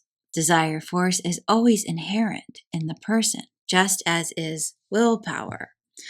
But both need an incentive to action, a stimulus to manifestation. It is a well-known law of psychology that desire flows out and manifests itself in response to an object. This object of desire is always something that affords pleasure, satisfaction, or content to the individual, or else that will rid him of pain, discontent, discomfort, of dissatisfaction, either immediate or remote in both instances. And sometimes indirectly, that is, the pleasure or pain may be occasioned by the pleasure or pain, immediate or remote, of some other person in which the original person is interested. Mental images awaken desire. The clearer the mental image of the object of desire, the greater will be the degree of desire manifested. All other things being equal, a child may be filled with discontent. It wants something, but does not know what it wants. Then the child thinks of toys, and it begins to want still harder. Then it sees a toy, and then its want becomes very intense. One may feel hungry in a degree, but when he sees some particular object of taste, the hunger becomes far more intense. And so it follows that if one will keep on presenting to his desire the suggestion and mental image of the object, then will the desire begin to burn more fiercely and strongly, and may be cultivated to almost any degree. We all know how one may awaken desire in another in this way, by means of suggestion and by presenting the mental image of the object, in conversation, etc. How many of us know, to our cost, how the sight of an unthoughtful of thing makes us begin to hanker after it and long for it. The book agent plays upon this trait of character in us, and so does the department store man on bargain days and by his window displays. You will remember what I told you in the lesson on suggestion about the steps in salesmanship. The important point being to arouse desire in the customer, and what I said about the same thing in the case of the advertiser. This idea underlies all forms of suggestive influence and is manifest in the lives of every one of us every day of our lives. And if this be so, can you not see that by autosuggestion you may arouse the same degree of desire in yourselves that others arouse in you and you in others? The threefold method in desire. So, then you see that our threefold method, autosuggestion, visualization, and acting out the part, will develop desire in you. In autosuggestion along these lines, you must treat yourself as I have told you for desire. Tell the John Smith part of you how much he desires this or that, how much he aspires to this or that, how strong is his ambition for this and that, etc. Then visualize the object. That is the thing desired, until you can see it plainly and clearly. See yourself in possession of or as having attained it. Keep this mental image always with you, for it will act powerfully in arousing your desire force. Then act out the idea of you gaining headway and moving on to the possession or attainment. Cultivate the outward actions and demeanor of yourself as you can image yourself to be when you have attained. If you are after success, then act out the part of the successful man. You need not be told why, after what I have said. Why desire should be developed. In conclusion, I will again remind you that the objects of this development of desire are number one, that your will may be called into play, and number two, that your desire force may be set into activity and thus begin in its drawing, attracting work. Read what I have said about desire force in the second lesson. Now do not dismiss this part of the subject lightly. It is most important to you. Desire and will are the two phases of the underlying force, and you must develop both of them in order to get the best results. Keep the flame of right desire ever burning brightly. Feed its lamp with the ideas of the objects of desire by autosuggestion, visualization, and acting out. Remember my parting words about desire. The first thing in the direction of doing things or getting things is to want the things hard enough. A strong, ardent, keen desire will clear away the undergrowth of the path of success. It will attract you to the people and things needed for its satisfaction, and will attract to you the people, things, circumstances, environments, etc., needed for its satisfaction. Desire is the soul of the law of attraction, the magnetic will. And now let us consider the second attribute of our positive magnetic man. It is willpower. Our man is an example of living will. He is filled with the force of action. He is determined. He keeps his will on an object, just as a machinist keeps his chisel on the hard metal, letting it bite in deeper and deeper until the desired impression and end is obtained. I have told you how the will is always set into operation by the urge of desire. When you develop and cultivate desire, you are doing much to cultivate willpower. So I need not repeat this part of the process. I have just told it to you under the head of desire. But there is another feature about the use of will which I must call to your attention. It is the feature of its determined application and manifestation.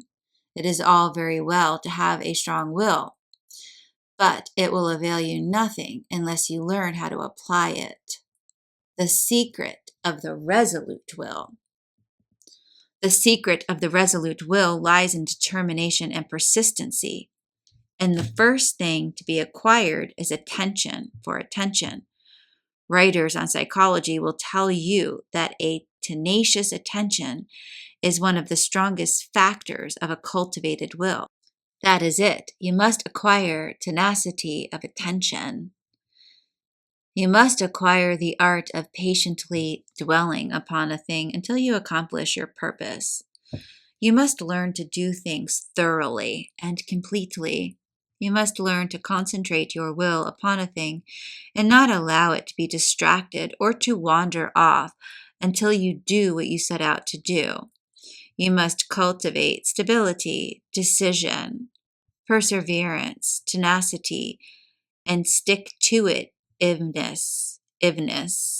Stick-to-it-iveness.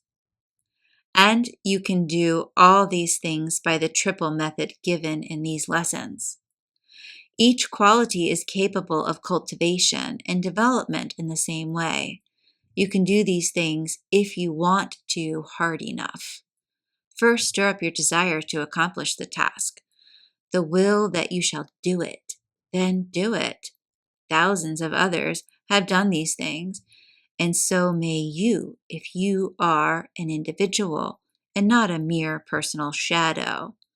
I shall now give you some advice regarding will development, to which I ask you to pay close attention.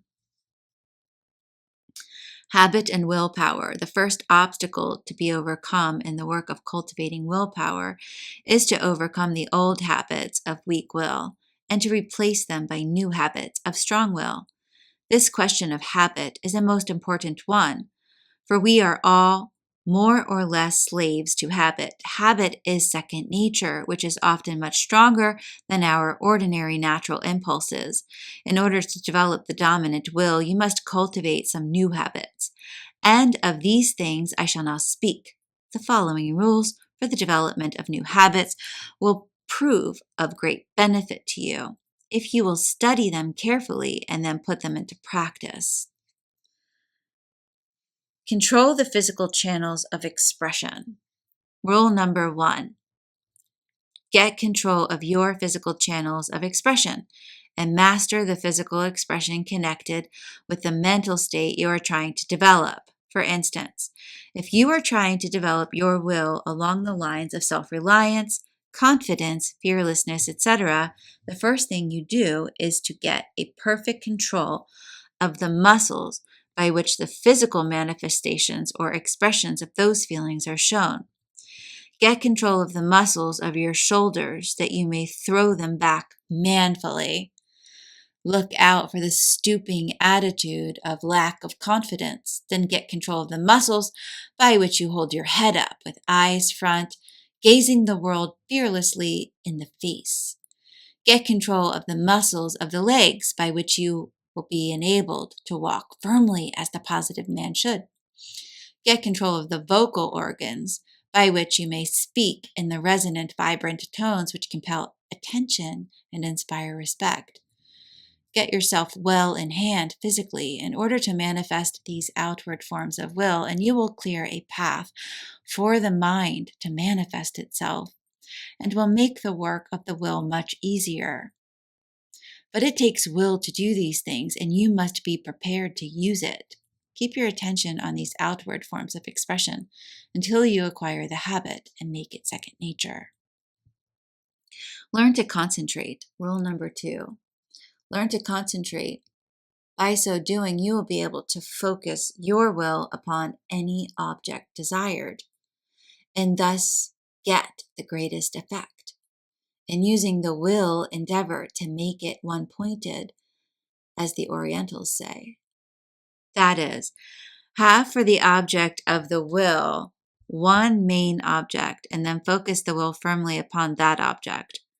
Cast from your mind all ideas and thoughts not in harmony with the one idea upon which you are concentrating your will. In the beginning, it will be well to avoid all persons, environments, etc., calculated to distract you from the main idea.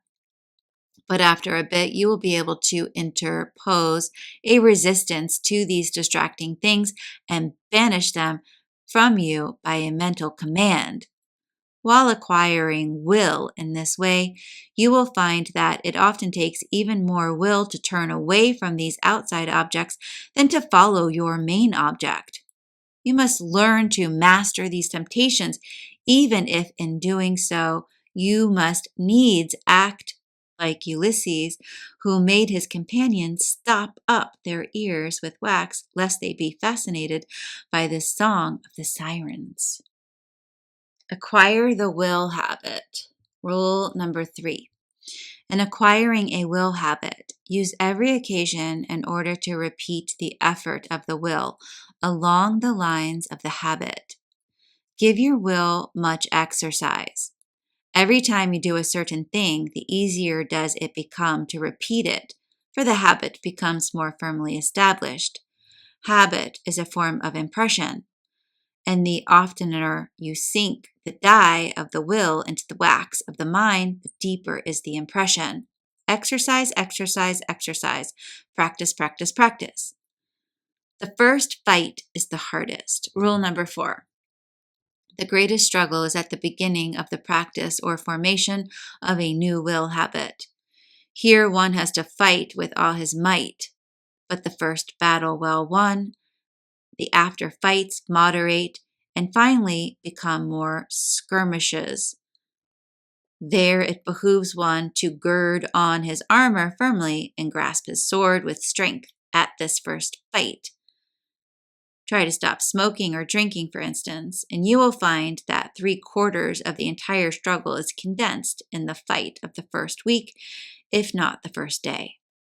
Remember the case of Rip Van Winkle with his, "Well, this glass don't count"? He could never get started.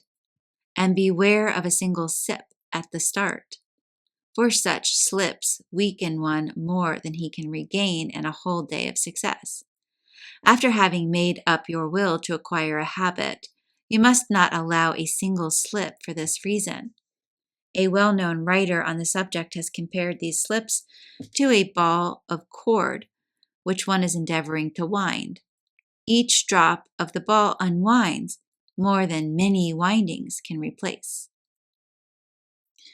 Acquiring second nature. Rule number 5. Endeavor to fix the habit as a strong mental impression by any and every means that suggest themselves to you. For when this habit becomes firmly impressed upon your mind, you will find it most natural and easy to act along its lines, and most difficult to break away from it or to act contrary to it. You are building second nature. Remember, judge, weigh, and measure, then go ahead. Rule number 6. Look before you leap, and be sure you're right, then go ahead. Always take a good look at a thing before plunging in. Give it the benefit of your judgment, and do not be carried away by the judgment of others. Use your reason and judgment. That's why you have them. But after once having decided that a thing is right for you to do, then you must learn to go ahead to the finish. Learn to place your hand upon the plow and look not backward. Learn to control your willpower and do not let it leap into action until you are sure it is right to do so. And all of this means rigid self-control and mastery of one's moods, as well as one's passions and emotions. Guard yourself against yourself, and also guard your desire from the influence of others. For through your desires, your will is called into action. Children, savages, and undeveloped individuals manifest little or no mastery over their desires, but allow themselves to be affected by every little wave from within or without, and then let their will fly into action in response thereto. The individual learns to inhibit, that is, to check, restrain, hold back, forbid, prohibit, etc. emotional states and feelings. By so doing, he will hold his willpower under control for use when it is advisable. Pull the trigger of your willpower yourself after you have taken deliberate aim and at some object worthwhile. Do not allow others to pull it for you, nor do you yourself pull it in response to a whim, a dare, an unrestrained feeling. A useful rule along these lines is given by Professor Hofding, who says, even if we cannot prevent a feeling from arising, we may possibly prevent it from spreading by inhibiting the organic movement which accompanies it, the indulgence in which argument it. In other words, retrain the physical action and the feeling dies. Do you see how this idea of physical expression and acting out runs shoulder to shoulder with the idea of mental states all through the subject of psychology? Fill your mind with good mental pictures. Rule number 7. Keep the mind filled with mental pictures of the thing which you wish to become a habit, for by so doing, you are constantly adding oil to the flame of desire, and desire is the cause of the manifestation of will. The feminine desire asks, and the masculine will seeks to gratify the request of his mate in any direction indicated by her. Therefore, the more she sees what she wants, the more she asks, and the more she asks, the more eager does he become to please her. The apple was shown Eve. Then she told Adam it was good and asked him to take a bite. And then Adam ate, and the mischief was done. But this rule works for good as well for bad. It's a poor rule that won't work both ways, but the principle is the same in both good and evil cases. Act out the habit. Rule number 8. Act out the habit as often as possible and as well as possible. Learn to go through the motions until the part becomes perfect and easily performed. I needn't tell you students the reason for this again. It should be an old story with you by this time. Practice doing disagreeable things. Rule number 9. Practice doing disagreeable things. This will strengthen the will wonderfully for reasons that should be apparent to every student. What would be the condition of your muscles if you never had to use them? And what will be the condition of your will if you never have to exercise it by doing something unpleasant or disagreeable? Anyone, even the weakest, can do a thing along the lines of no resistance. Pleasant, agreeable things, without opposition or resistance. But it takes a true man or woman, a true individual, to do things against resistance from without or from within. And when one has learned to master himself, that is, his own moods and feelings, then he is able to master the outside world, and not until then either. Therefore, often set yourself an unpleasant or disagreeable task to perform, for by so doing, you acquire mental muscle, which is but another name for will.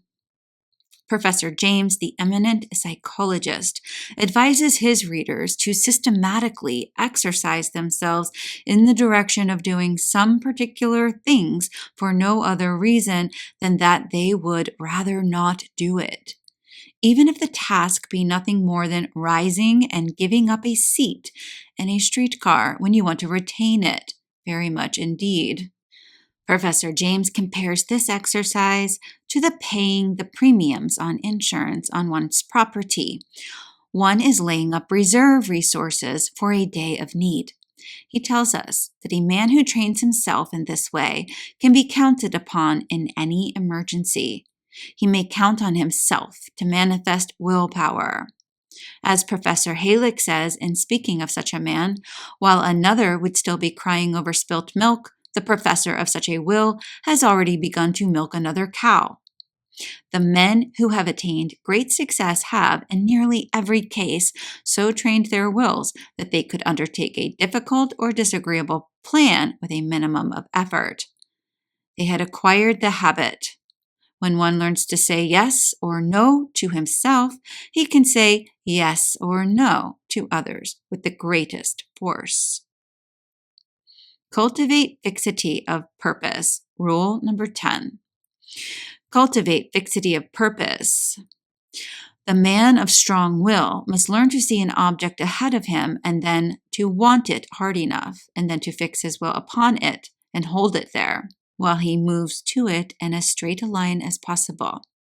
But no matter how he may have to swerve from his straight line of approach by unforeseen obstacles, nor how many times he may stumble, he still always remembers what he is after, and he keeps after it.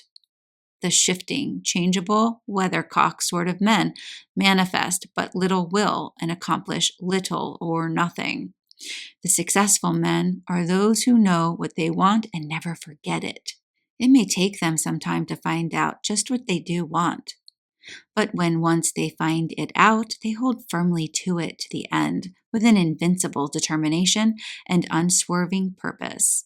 And these qualities always win in the long run, if for no other reason than because so few possess them, and the majority of men get tired of the struggle and drop out of the race. It's the fellow with the staying qualities that pulls through in the end, no matter how much of a start the others may have had on him in the beginning. Concentrate and cultivate. Stick to itiveness. Develop these mental faculties. I shall now briefly run over the mental faculties most necessary of development in the case of the man who wishes to gain the magnetic will. And I shall add a few words of advice regarding the development of each of the said qualities. The faculty of stability. Number 1, continuity. This faculty has been so named by the phrenologists and defined as the faculty that enables a man to stick to it until it is done. That gives him patience to complete his task. That gives him stability. Its lack makes a man restless, changeable, shifting, disconnected, scattered, unstable, and unreliable. To cultivate this faculty, follow the threefold method in the direction of concentrating, dwelling upon, and sticking to a matter once undertaken, doing thorough work, and fighting against distracting ideas and things, or temptations to make a change. The faculty of the will to live. Number 2, vitality. This faculty is defined by phrenologists as one that makes a person tenacious of life, and which causes him to fight off death, sickness, or weakness. This is a necessary faculty for the magnetic man to develop, for by so doing, he not only becomes stronger, but also imparts a certain quality of strength and resistance to his personality that will be felt by others. As an example, contrast the fight for life in an animal of the cat family, and then the lack of it in a sheep or rabbit. Then think which of them is more respected and regarded in the world of animals. By all means, cultivate that resolute fight for life that is manifested by all strong creatures. Try the threefold method along the lines of holding on to life and manifesting the will to live. The faculty of courage. Number 3, combativeness. This phrenological faculty manifests in the direction of resistance, opposition, courage, boldness, defensiveness, defiance, spirit, self-protection, determination, leave me alone, get out of my way, etc. It goes with all strong characters. It is true that its perversion renders one a nuisance and a quarrelsome and brawling person, and such state is to be avoided, but its absence makes of one a human doormat, and the world proceeds to wipe its feet on him. The strong magnetic man may have this faculty well developed and also well controlled. It must be the case of the soft voice and the big stick, of which we have heard so much of late. The world loves the brave man and hates a coward. And this means mental bravery and mental cowardice, principally in these days of mental struggle. By all means, learn to stand up like a man and looking the world firmly and calmly in the face, say in the words of the old verse, "Come one, come all, this rock shall fly from its firm base as soon as I." Don't be a brawler, but don't be a weakling. Avoid the rabbit and sheep mental attitude. Develop this faculty by the threefold method, along the lines of debate, argument, mental conflict, mental resistance, asserting your individuality, insisting upon your rights, self-confidence, self-assurance, and I can and I will. The barrier-breaking faculty. Number 4, destructiveness. This name is not well chosen, in my opinion, by the phrenologists, but I shall not attempt to change it here. It is used by them to indicate the faculty that manifests in determination to overcome obstacles, beating down resistance, brushing away barriers, making headway, pushing to the front, clearing away underbrush, pushing through the crowd, holding your own, etc. Its perversion renders one a hated man, and one who is not sufficiently regardful of the rights of others, and whom it becomes the duty of society to restrain. But still, it is a quality that is needed by the magnetic man, lest he allow himself to be walked over with impunity, outraged, and treated with contempt by the world, or which will cause him to be pushed aside and imposed upon. Its absence also causes one to be overcome with impotence when obstacles confront him or resistance shows itself. Its absence causes one to be a whining, I can't person, and also causes one to be too much subject to precedence, pretend authority, etc., and kills off his originality. To develop this faculty, use the threefold method along the lines of breaking new mental ground, striking out into new paths, breaking down barriers, overcoming restraint, holding your own, pushing to the front, even if you have to elbow the crowd, etc. The getting and keeping faculty. Number 5, acquisitiveness. This term is used by phrenologists to indicate that faculty which manifests in getting, acquiring, possessing, drawing to oneself, obtaining and securing desired things, etc. It may be perverted into miserliness, penuriousness, meanness, hoggishness, etc.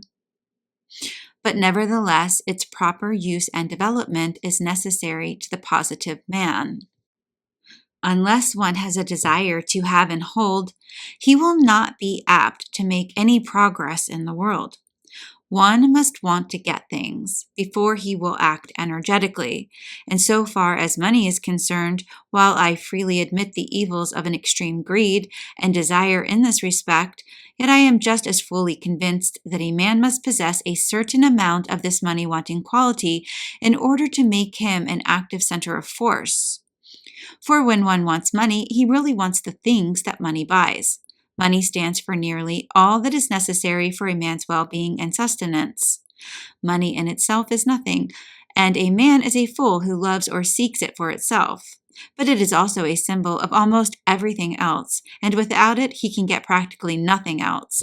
So just as I think it justifiable and proper for a plant to desire and seek and to draw to itself the sustenance of the soil, air, water, and sunlight, so do I think it proper, desirable, and praiseworthy for a man to desire and insist upon drawing to himself the proper sustenance of life, and money means just that, to the sane man, and nothing more.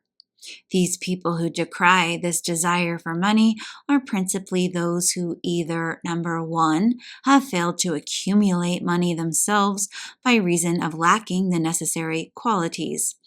The really unfortunate ones do not join in the condemnation of the desire, or 2, those who have inherited money, of which they did not know the labor, excitement, or satisfaction of making for themselves, and who therefore grow rightly disgusted at the money which they did not have to use their heads or hands to acquire. These people are like those who take no exercise and get indigestion at the sight of a good dinner, while those who have worked well come to the dinner with a good appetite and cannot understand the sick feeling of the others. It is a law of nature that makes both of these classes of people sick at the sight of that which they have not worked. Or number 3, that class of parasites who live by the hard work of others, doing nothing themselves and deeming themselves far above those muckers or money grubbers who work and toil and labor to support these parasites, Among this last mentioned class, the parasites, I cheerfully include that class of pampered wealthy women who take no part in the world's work, even refusing to make their own beds or sweep their own rooms. These good souls often think that they are living the higher life in this way, and they consider money as something sordid and unworthy of us who dwell in the higher spiritual or artistic planes of thought. They look down upon their husbands or fathers who are right in the thick of the money-making madness, which is made necessary by the demands of these very high souls for sealskin sacks, diamonds, automobiles, etc. This last mentioned class, the female parasites of society, are the ones really responsible for much of the inordinate and excessive development of the faculty of acquisitiveness noticeable in the world today. They lead their beautiful lives far above the roar and bustle of the mart, but every dollar that procures them this privilege comes from the same desire for money, which they hypocritically decry. For very few normal men will work themselves to death to pile up accumulations for themselves alone. It is always for those dependent upon me. And in this class of parasites, I, of course, include those sap-headed youths who, with their cigarette sticking between their foolish teeth, speak pityingly of their fathers who are down among the muckers, grubbing for money. I am not trying to preach a sermon, but this hypocrisy makes me sick. They are all after money, every blessed mother's son and daughter of them, in one way or another. And what's the use of denying it? Someday we may have better economic conditions. I pray to God that we may, but until that time, all of us must chase the nimble dollar to the best of our ability. For unless a man does this thing, then shall he not eat, nor be clothed, nor have shelter, nor books, nor music, nor anything else that makes life worth living for one who thinks and feels. Therefore, I feel justified in saying to you, develop a normal degree of acquisitiveness. If you wish to amount to anything in the world's work, develop it by the threefold method along the lines of realization of what it means and what it will do for you in this stage of the world's economic evolution. But don't be a hog, and while you're getting, get all you can, but give the other fellow a chance. Live and let live. The faculty of keeping your own secrets. Number 6, secretiveness. This is the name given by the phrenologists to that faculty that manifests as policy, tact, concealment, self-repression, self-restraint, etc. Its perversion leads to deceit, double-dealing, duplicity, lying, false living, etc. But a certain amount of it is necessary for the magnetic man, lest he fall into the error of wearing his heart on his sleeve, transparent simplicity, loose-mouthedness, blabbing, lacking ordinary prudence, indiscretion, etc. Developing this faculty by the threefold method along the lines of tact, diplomacy, reticence, cautiousness, politeness, etc. The main object being to acquire a faculty of keeping your own secrets, keeping your affairs to yourself, avoiding that leakiness that has ruined so many men and women. Regarding this, and women, I would say that my business experience has taught me that in spite of the alleged secret telling of women, it is true that the women stenographers in an office are far less liable to disclose their employer's secrets than are the men employees. And then again, while a woman may have a tendency to pass on a secret, still she knows how to keep certain secrets that concern herself, or the man she loves, or the child she loves, in a manner, and in ways that cause a man's hair to raise in bewilderment. And why should I say anything about this matter anyway? Am I not telling you the secrets of mental magic in these lessons? The faculty of prudence. Number 7, cautiousness. This faculty manifests in carefulness, prudence, watchfulness, foresight, judgment, etc. Perverted, it leads to timidity, irresolution, etc. But a certain amount of it is necessary. One should learn to use judgment and reason to be sure he is right before going ahead. If deficient in this quality, develop it by the threefold method along the lines of care, prudence, watchfulness, thought, use of judgment, etc., and by looking before you leap. If you have too much of it, restrain by similar methods along the lines of boldness, daring, don't worry, take a risk on it, etc., and a general spirit of not crossing a bridge until you come to it. The faculty of what will people think. Number 8, approbativeness. This faculty manifests in a desire for approval, praise, flattery, fame, show, and ceremony connected with one's personality, etc. It is seen frequently in a perverted sense. Very few of us need to develop this quality. We have enough or more than enough of it already. If you wish to restrain this faculty, you may use the threefold method along the lines of indifference to public approval or opinion. What does it matter anyway? They say. What do they say? Let them say. Do not worry about it. Your friends will not care, and your enemies will persist anyway. So what's the use? What care I for the opinions of the crowd anyway? They are 95% fools at the best, etc., etc., etc. Learn to live your own life and stand upon your own feet. Other people would like to even breathe for you if you would let them, but say scat to them and shake them off when they bother you. You've got to live your own life, and why bother with the people who are always telling you you mustn't do it this way? Do it as I say, when their own lives are glaring examples of the folly of their way.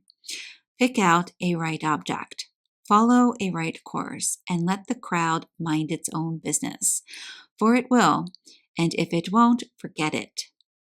You will find it ready enough to shower favors upon you when you finally succeed, and do not be deceived by its praise or flattery. The same people who are singing your praises today will damn you tomorrow if occasion offers. They are throwing roses at you now. Tomorrow, they may throw rocks with the equal grace and delight. Don't be a slave to the crowd or its opinions.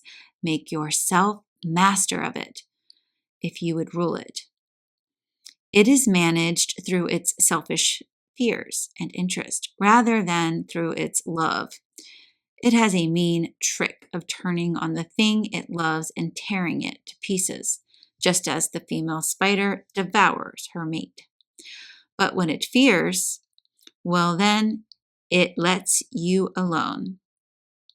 Not high spiritual teaching, perhaps, but a bit of worldly wisdom. Shake off the crowd from your heels.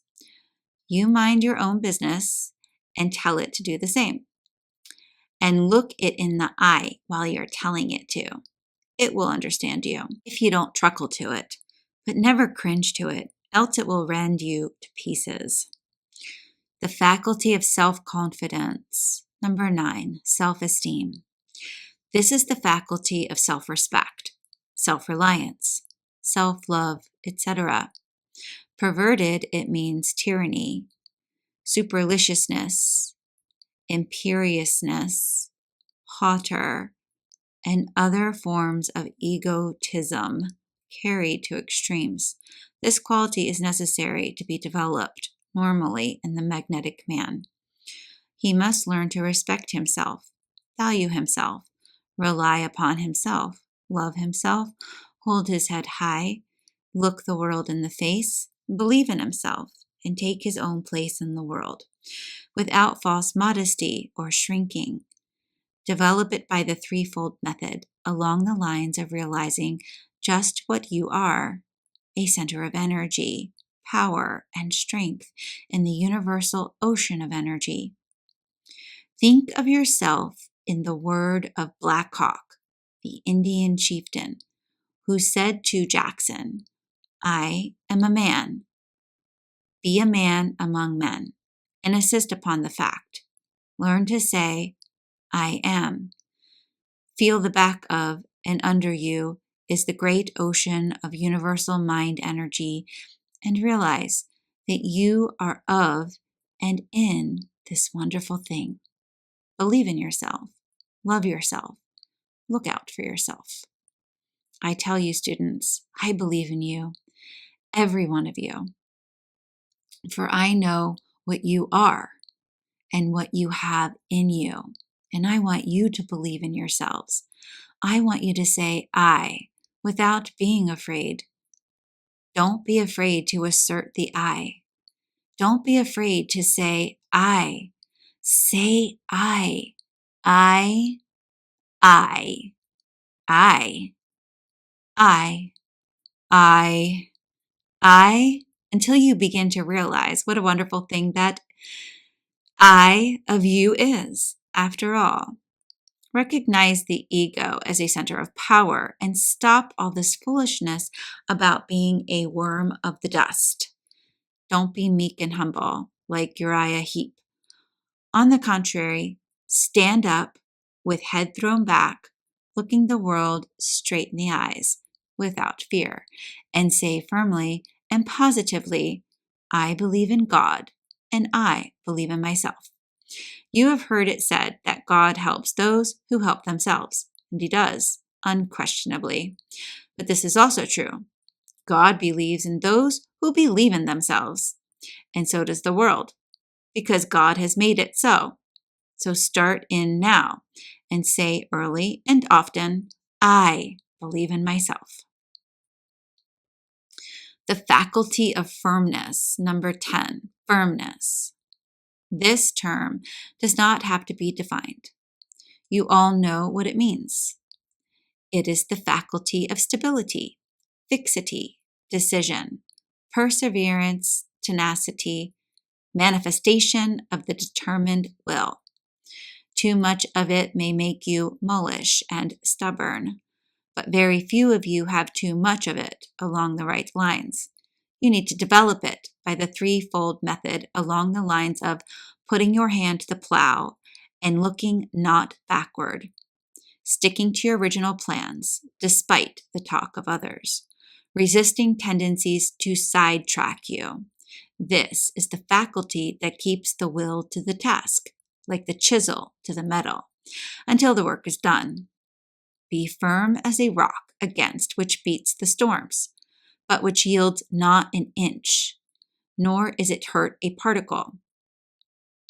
Have a mind of your own and hold to what you believe is right. See your object and match straight to it. Firm in your determination and purpose. By all means, develop the faculty of firmness. The faculty of earnest expectation. Number 11, hope. This is the faculty of expectation and anticipation. It gives us the three features of success. Earnest expectation. You must believe in your success and must earnestly expect it. Cultivate hope and earnest expectation by all means. Be not a mere dreamer or visionary through excessive hope, but cultivate desire. Then develop earnest expectation. Then will to act. Each of these features is necessary to the great three. Develop it by the threefold method along the lines of looking on the bright side, visualization, looking aloft, not worrying, and belief in the efficacy of earnest demand accompanied by earnest work. Visualization is the greatest incentive to hope and earnest expectation. When you can see the thing done in your mind's eye, you have started to build in earnest. The rest is a mere matter of detail and work. The faculty of good nature. Number 12, mirthfulness. This is the faculty of humor. By all means, cultivate the sense of humor.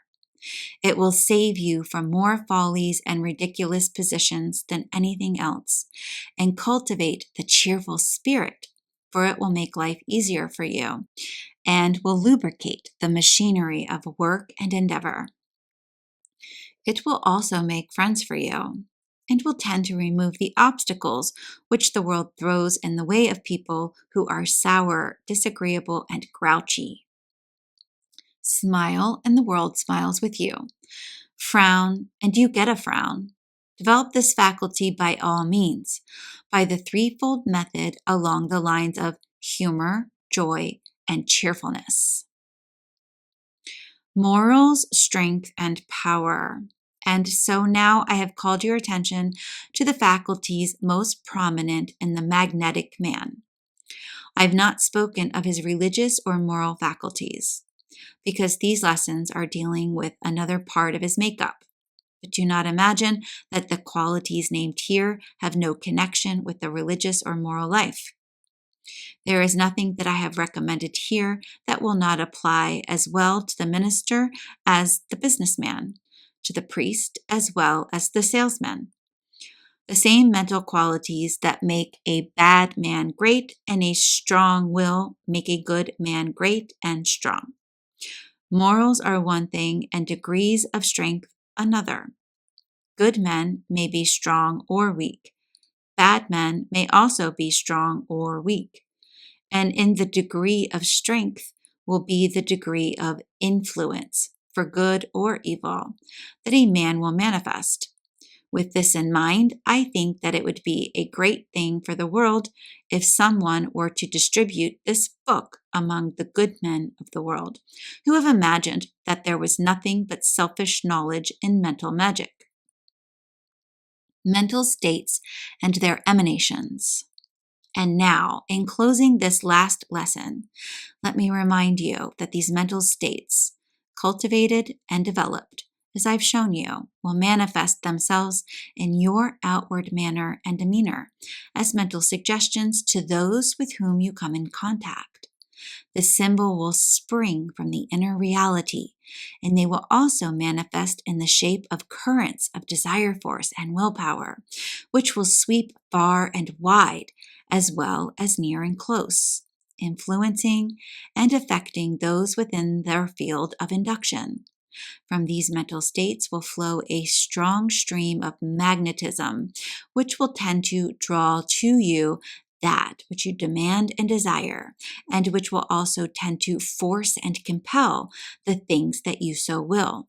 You are a great center of force, which radiates from you continually. Realize this and endeavor to charge that force with the best qualities and properties, that while you are asserting your own individual rights, you will still be doing something toward the great work of strengthening the race, to the end that it may produce more real individuals ready and capable of playing their part in the great drama of life on the stage of the universe. Concluding remarks. I consider these lessons to be my most important work. They are along new lines and are radical in the treatment given the subject. They are as meat for strong men and not milk for babes. There is no bromide or pink tea effects in them. They are vital, radical, and positive. Their message is strength. All truth that is worthwhile renders its possessor stronger. If any teachings cannot stand this test, discard them. Nature's law is toward producing strong individuals. Fall in with it, and nature will come to your aid, for then you will be one of its chosen ones. Fall in with the law of evolution. Do not run contrary to it. In the one case, you are nourished, supported, strengthened, and encouraged. In the other, you are relentlessly crowded out by the operations of the law. For whom these lessons are written. If you get 1/2 the benefit from the study of these lessons that I obtained from the writing of them, you will be well repaid for your task. They are as a live wire charged with the elemental force, energy, and truth about certain occult natural laws. They contain a message for you. I trust you will heed, for you need it. If you are an individual, this teaching is just what you want. And the same is true if you are not one, but want to be one. But if you are a weakling and prefer to remain so, instead of rising and claiming your birthright of strength, your heritage of power, then by all means remain as you are and go on your own way. Leave these teachings for the others of your brethren, who will not sell their birthright of power for the mess of pottage of negative content and sheep-like passivity, but who are boldly claiming their own and demanding their rightful portion. These strong brothers of yours, the individuals who are the coming inheritors of the earth. My message to the individual. I have tried to infuse my words with the strong, vital energy which I feel surging through me as I write out this message of strength to you. I trust that these words will act as a current of verbal electrons, each carrying its full charge of dynamic power, and I trust that each word will act to so fill you with the mentative energy that gave them birth, and will thus awaken in you a similar mental state, desire, and will to be strong, forceful, and dynamic, determined to assert your individuality in being and doing that which the universal creative desire and will is hoping that you will be and do. I send to you this message, charged with the very dynamic vibrations of my brain, as it transforms and converts the mentative energy into thoughts and words. I send it to you. Yes, you, who are now reading the words, with all the energy, force, and power at my command, to the end that it pierce your armor of indifference, fear, and doubt. And I can't. And that reaching into your heart of desire, it may fill you with the very spirit of individuality, conscious egohood, perception of reality, and realization of the I, so that from hence on your battle cry will be changed, and you will plunge into the thick of the fight, filled with the berserker rage like the Icelandic hero of old, and shouting your positive cry of freedom. I can and I will. You will mow your way clear through the ranks of the horde of ignorance and negativity and reach the heights beyond. This is my message to you, the individual. Finis.